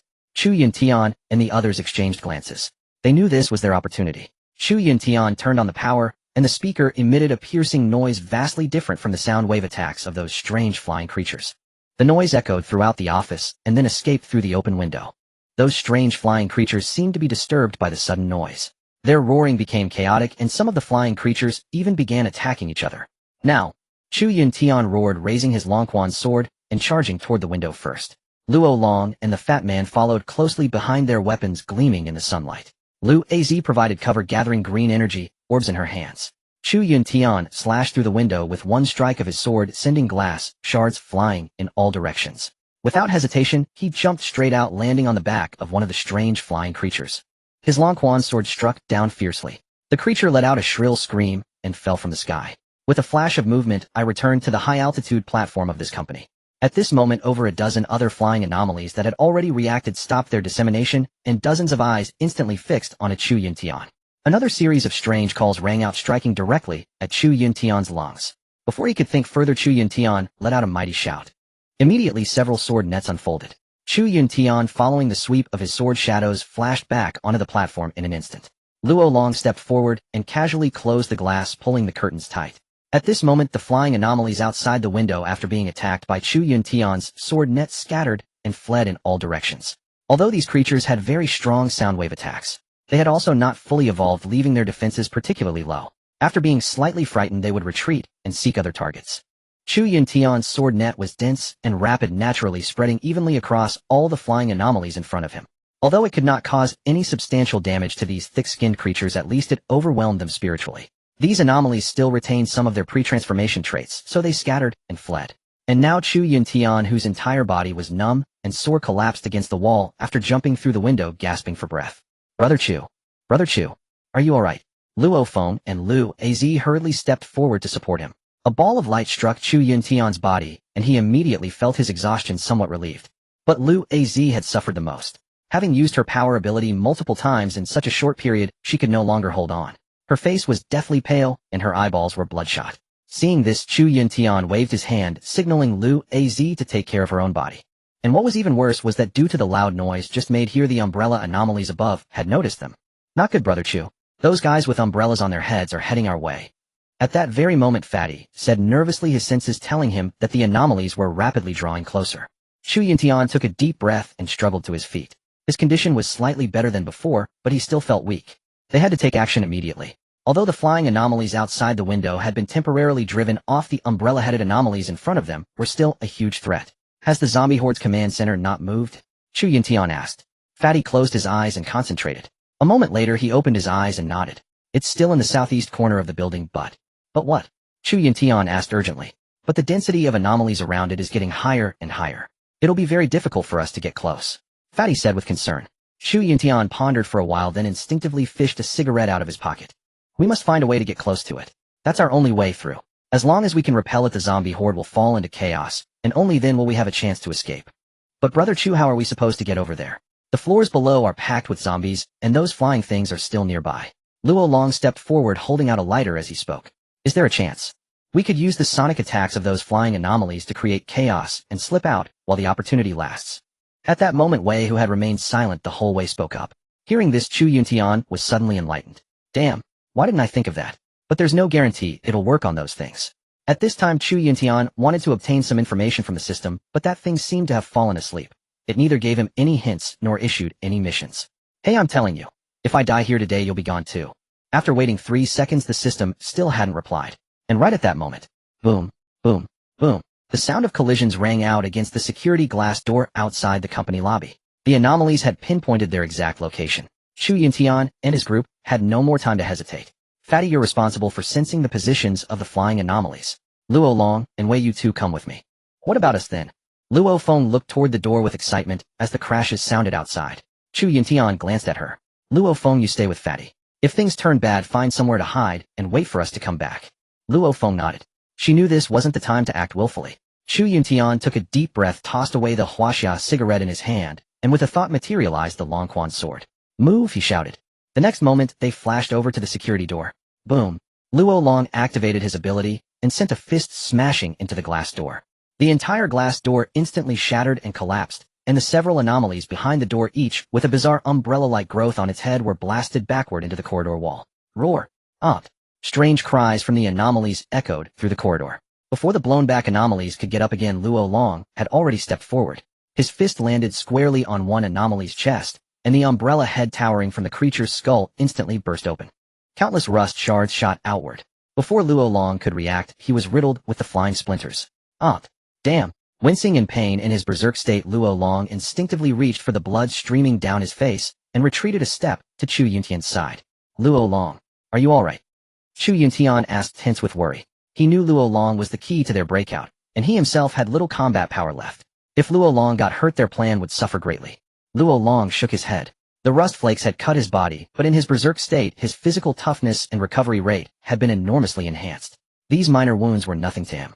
Moreover, even if he were attacked by these anomalies, there was no risk of zombie virus infection. I'm fine, Brother Chu. Let's keep going. As he spoke, Luo Long took the Longquan sword from Chu Yuntian and moved forward again to face the other two anomalies which had already risen to their feet. The two umbrella-headed anomalies reacted at once, and both lunged at Luo Long. Luo Long tightened his grip on the Longquan sword, a hint of ruthlessness flashing in his eyes. Instead of retreating against the incoming pair, he advanced, his body flickering as he charged to meet them. The Longquan sword cut a cold arc through the air, aiming straight at one anomaly's vital spot. The anomaly seemed to sense the danger and tried to block with its rust-laden arm. But the Longquan sword was far sharper than it could have imagined. With a flash of sword light, the arm was severed cleanly and black blood sprayed out. Seeing this, the other anomaly let out a sharp screech and lunged at Luo Long from the side. Luo Long spun around, sweeping the Longquan's sword horizontally, its blade slicing through the anomaly's waist and cutting it in half. The anomaly's upper half crashed to the floor, twisting in agony. Luo Long planted a foot on its head and twisted hard, putting an end to its suffering. "Well done," Chu Yuntian said flatly as he watched. Meanwhile, Fatty's ability kept scanning the area to make sure no anomalies were approaching from below. Luo Feng and Lu Azzi followed close behind, Chu Yuntian gripping their P-45s tightly. "Brother Chu, we need to speed up. The smell of blood from these things will draw more zombies," Fatty warned. Not long after, chaotic footsteps sounded again from above. The umbrella-headed anomalies were entering the building through the shattered glass on the 20th floor. Chu Yuntian and the others did not want a drawn-out fight. If they were delayed here too long, they could easily end up caught in a pincer attack. They still had more than 10 floors to descend. If the zombies groped their way along the stairwell following the sound and heading upward, none of them would stand a chance. At this point, Chu Yuntian took the Longquan sword Luo Long handed him and stepped forward to deliver the finishing blows because he wanted to build up his zombie kill count. According to the system's notification, one anomaly counted as 100 zombie kills. That was why Chu Yuntian insisted on finishing them off. "Let's go," Chu Yuntian said as he handed the Longquan's sword back to Luo Long, signaling him to take the lead. Lu Azzi stepped forward and pressed a healing ability orb against Luo Long's back. In an instant, Luo Long felt his whole body restored to the optimal state before he had activated his ability. "Hell yeah. Damn it, come at me. No matter how many come, I'll kill them," Luo Long shouted excitedly. Then, not daring to stay any longer, they all dashed downstairs. Meanwhile, in the zombie horde below, Jinyuan, building a third-rank zombie, was staring fixedly at the floor where Chu Yuntian stood. Chu Yuntian and his companions hastily descended the staircase. With each floor they passed, Luo Long would carve a deep mark upon the stairwell wall with his Longquan sword, serving as a marker of their descent. The stairwell reverberated with their frantic footfalls, the air thick with the putrid stench of rotting zombies. "Brother Chu, those flying creatures are back." Just then the fat man suddenly halted, closed his eyes, and pressed his palms together in concentration, sensing the situation around them. Luo Long stopped upon seeing this, gripping his Longquan sword tightly. He warily gazed upward as his supernatural energy continuously surged into the blade, transforming its originally frosty gleam into a blazing magma red. "There are already some zombies flooding into the lower floors. We must accelerate." The fat man opened his eyes and spoke with a grave expression. "We must speed up. We cannot allow them to track our whereabouts," Chu Yuntian said, deeply instinctively glancing back at their path. Currently the group was on the 13th floor. If the elevator were still operational, there would be far less trouble. They could have taken the elevator directly to the first floor, and while the zombie concentration in the basement was still minimal, easily carved a bloody path through. But using the stairs would waste considerable time, giving the zombie horde ample opportunity to surround them. Luo Long nodded. His body swelled once more, his musculature becoming more pronounced as his berserker ability fully activated. "Move out." Chu Yuntian waved his hand, and the group continued their desperate charge downward. Their speed was extreme, the echoes in the stairwell growing increasingly loud. Those creatures overhead seemed to have lost their target and were no longer pursuing Chu Yuntian. "Brother Chu, there are even more zombies downstairs." The running fat man panted loudly, his voice laced with a hint of terror. Chu Yuntian furrowed his brows. He knew time was running out. They needed to find a breakthrough as soon as possible. If they had a chance to fight their way out from the basement, everything would be fine. But if they were trapped and blocked in the basement, all would be in vain. Meanwhile, the group had reached the 5th floor of the building after their relentless sprint. The stairwell was already piled high with zombie corpses, and the overwhelming stench of blood assaulted their nostrils.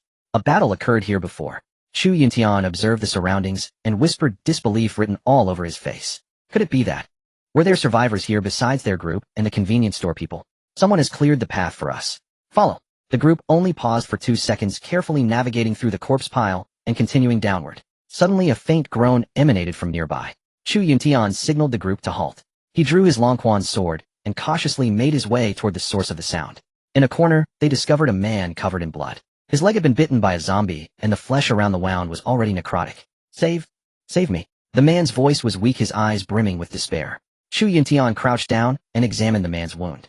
"He's infected." Chu Yuntian rose to his feet and addressed his team members behind him, a trace of coldness flashing in his eyes. "Brother Chu, Luo Long's words were cut off by Chu Yuntian. "Kill him." Luo Long was clearly troubled. He had only slain zombies before, and now facing an infected survivor right before his eyes, he truly couldn't bring himself to strike. Don't kill me, please. Please save me. I was infected while clearing the path for my team. They've already abandoned me. I beg you." The man's eyes radiated an intense will to live as he fixed his gaze upon Chu Yuntian, standing among the group. Chu Yuntian felt a wave of dizziness wash over him. Wasn't this precisely what had happened to him in his past life? He had been infected while covering his team's retreat, and was then callously abandoned.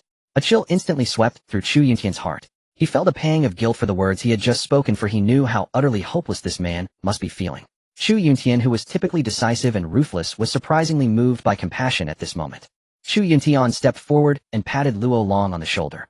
With a mere thought, he entered the system shop and purchased a first-tier antiviral serum, the very same one the fat man had used previously. When Chu Yuntian opened his eyes, an antiviral serum now rested in his hand. He patted the hesitant Luo Long and signaled him to step aside. Luo Long reluctantly turned his head away, for the man before them was still desperately pleading. He assumed Chu Yuntian was about to put this man out of his misery. What no one could have anticipated was that Chu Yuntian slowly crouched down, his eyes revealing a tangle of complex emotions. Chu Yuntian dared not delay either, for as time slipped away, once the zombie virus invaded the brain, this man would be completely beyond saving. And he certainly wouldn't be as fortunate as Chu Yuntian to be reborn once more. As the needle was inserted, the man gradually calmed down. Before he could utter a word, he heard words of hope. "Fat man, carry him on your back, and let's move." The fat man was somewhat bewildered upon hearing this, and shot Chu Yuntian a look of utter incomprehension. "Follow me." Chu Yuntian had no intention of wasting any more time. He threw out one final command and sprinted downstairs, for this was the optimal moment to break through. If the zombie's attention shifted back to the stairwell in a moment, he would have to intervene again. Right now Chu Yuntian was in a severely weakened state and had absolutely no desire to engage in protracted battles with ordinary zombies. Seeing Chu Yuntian ignoring him, the fat man glanced disdainfully at the man lying on his side on the platform, grabbed him, and hoisted him onto his shoulder. "Hey, don't you dare bite me, or I'll twist your head off." The fat man scolded sharply. The man nodded vehemently on the fat man's back, and the very next moment, under the influence of the serum's effects, he slipped into unconsciousness. The fat man could only obey Chu Yuntian and carry him, although he was extremely reluctant to bear a half-human, half-zombie. At this moment, Luo Long and Wei served as the primary combat forces charging at the vanguard. Chu Yuntian closely followed the two, with the fat man Lu Azzi Luo Feng and that survivor bringing up the rear. Wei wielded sharp eagle claws, her figure gliding like a phantom through the narrow stairwell. Upon reaching the third floor, several more ordinary zombies had gathered, their heads bowed as they fed upon the corpses of their kind. With a blur of motion, Wei lunged forward, swinging her eagle claws. Each strike was accompanied by the sickening thud of zombie skulls shattering, blood spraying in all directions. Her movements were swift and precise, leaving no room for error. She could always deliver a fatal blow with a single strike. Luo Long followed closely behind, his entire frame bulging with muscle. His fists, empowered by his supernatural ability, were wreathed in a faint blue light as he smashed into the ordinary zombies. In the air, the sound of bones cracking was distinctly audible, and the atmosphere was thick with a suffocating stench of blood and the breathtaking impact of violent aesthetics. By the time the fat man who had been bringing up the rear arrived at this location, the zombies on the third floor had already been completely eliminated. And at this moment, Luo Long had already fought his way all the way down to the second floor. The number of zombies congregated on the second floor was even greater, and they were slowly lumbering upward. Chu Yuntian and his companions moved at incredible speed, reaching the stairwell on the second floor. The number of zombies here was noticeably higher than on the upper levels. As if they had received some kind of signal, they swarmed toward Chu Yuntian and his group. "Prepare for battle." Chu Yuntian roared, the Longquan sword already in his hand, a determined light shining in his gaze. Luo Long and Wei charged into the horde first. Luo Long's fists were like massive hammers, crushing zombies into paste with every swing. Wei's phantom form darted through the zombie swarm like a specter, and with each flash of dim light, zombie heads fell cleanly from their necks. Chu Yuntian followed closely behind, wielding the Longquan sword to eliminate stragglers.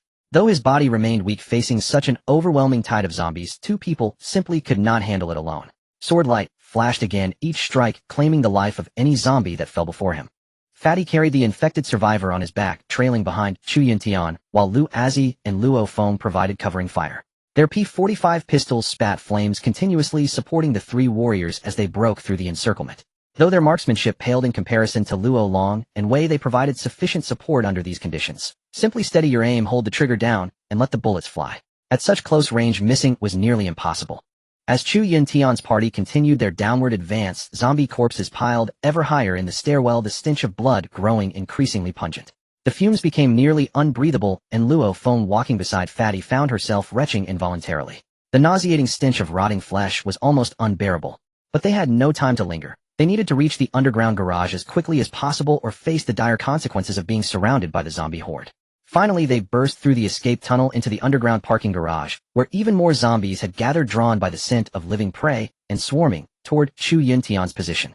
But fortunately for them, apart from Umbrella Head, they had not encountered any of those exceptionally powerful anomalies like they had on the way down. This was easy to explain. Zombies and anomalies existed in a relationship of mutual enmity, consuming one another. Everyone stay alert, we charge through together. Chu Yuntian shouted, knowing there was no time for hesitation now. They needed to press forward with full momentum toward the cockroach vehicle. At that moment, Chu Yuntian and the others found themselves trapped at the elevator shaft exit, blocked by an endless wave of ordinary zombies pouring in blindly. There was no way they could kill them all. Luo Long charged headfirst into the horde, his superpower erupting violently.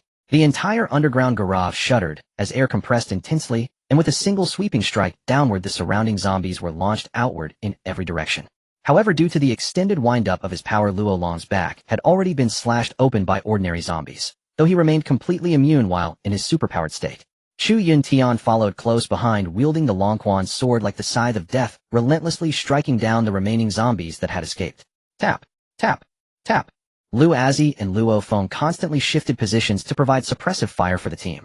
Bullets proved highly effective against these ordinary zombies. As long as they hit the head, a single shot was usually lethal. After an intense battle, Chu Yuntian and his companions finally carved a bloody path through the horde and reached the cockroach vehicle. Roar! Chu Yuntian slashed down a zombie that had closed and then took a great stride into the driver's seat. Go, go, go! Chu Yuntian barked, and the others, not daring to linger in combat, pushed back the zombies before them and scrambled into the vehicle. Huff, huff! Fatty gasped out after squeezing into the car. Brother Chu, we need to move. Several anomalies have gathered outside the garage. They're tearing into the zombies right now. This is our chance. Chu Yuntian said, nothing, slamming the accelerator. The cockroach vehicle roared to life. Boom. It surged forward with explosive acceleration, crushing the surrounding zombies into paste. The cockroach vehicle sped toward the exit of the underground garage, plowing through the ordinary zombies that blocked their path. They stood no chance against the massive machine barreling forward.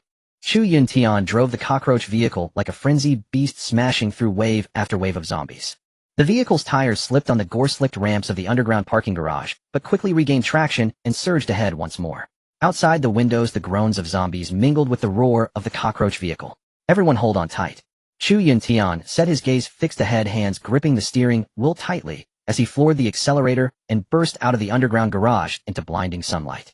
At that moment, a high-tier zombie suddenly appeared beside the highway just ahead, fixating on the cockroach vehicle with intense focus. When Chu Yuntian saw what lay before him, a chill ran down his spine. A third-tier zombie. Its skin had taken on a sickly grayish-green hue with patches of decay, revealing muscle and bone beneath. Its eyes lacked pupils entirely, emitting an eerie red glow, and the distinctive third eye on its forehead was all it took for Chu Yuntian to recognize its tier. Trouble. It's a high-tier zombie. Fatty exclaimed in panic, his voice filled with dread. He could sense the creature's overwhelming power. It was nothing like an ordinary zombie. It's focusing on us, Chu Yuntian declared, scanning their surroundings. All the ordinary zombies had retreated to the sides, clearing the road entirely, leaving only the third-tier zombie standing in their path. Go on without me. I'll hold it off. Wei's phantom flickered and leaped from the vehicle. Chu Yuntian did not break. He knew that once stopped, more zombies would close in from behind. Once Wei exited, Chu Yuntian accelerated the cockroach vehicle, trying to buy time for her since she had drawn the high-tier zombies' attention. Lu Azzi and Luo Feng remained busy leaning out their windows to spray bullets at the zombies lining the road.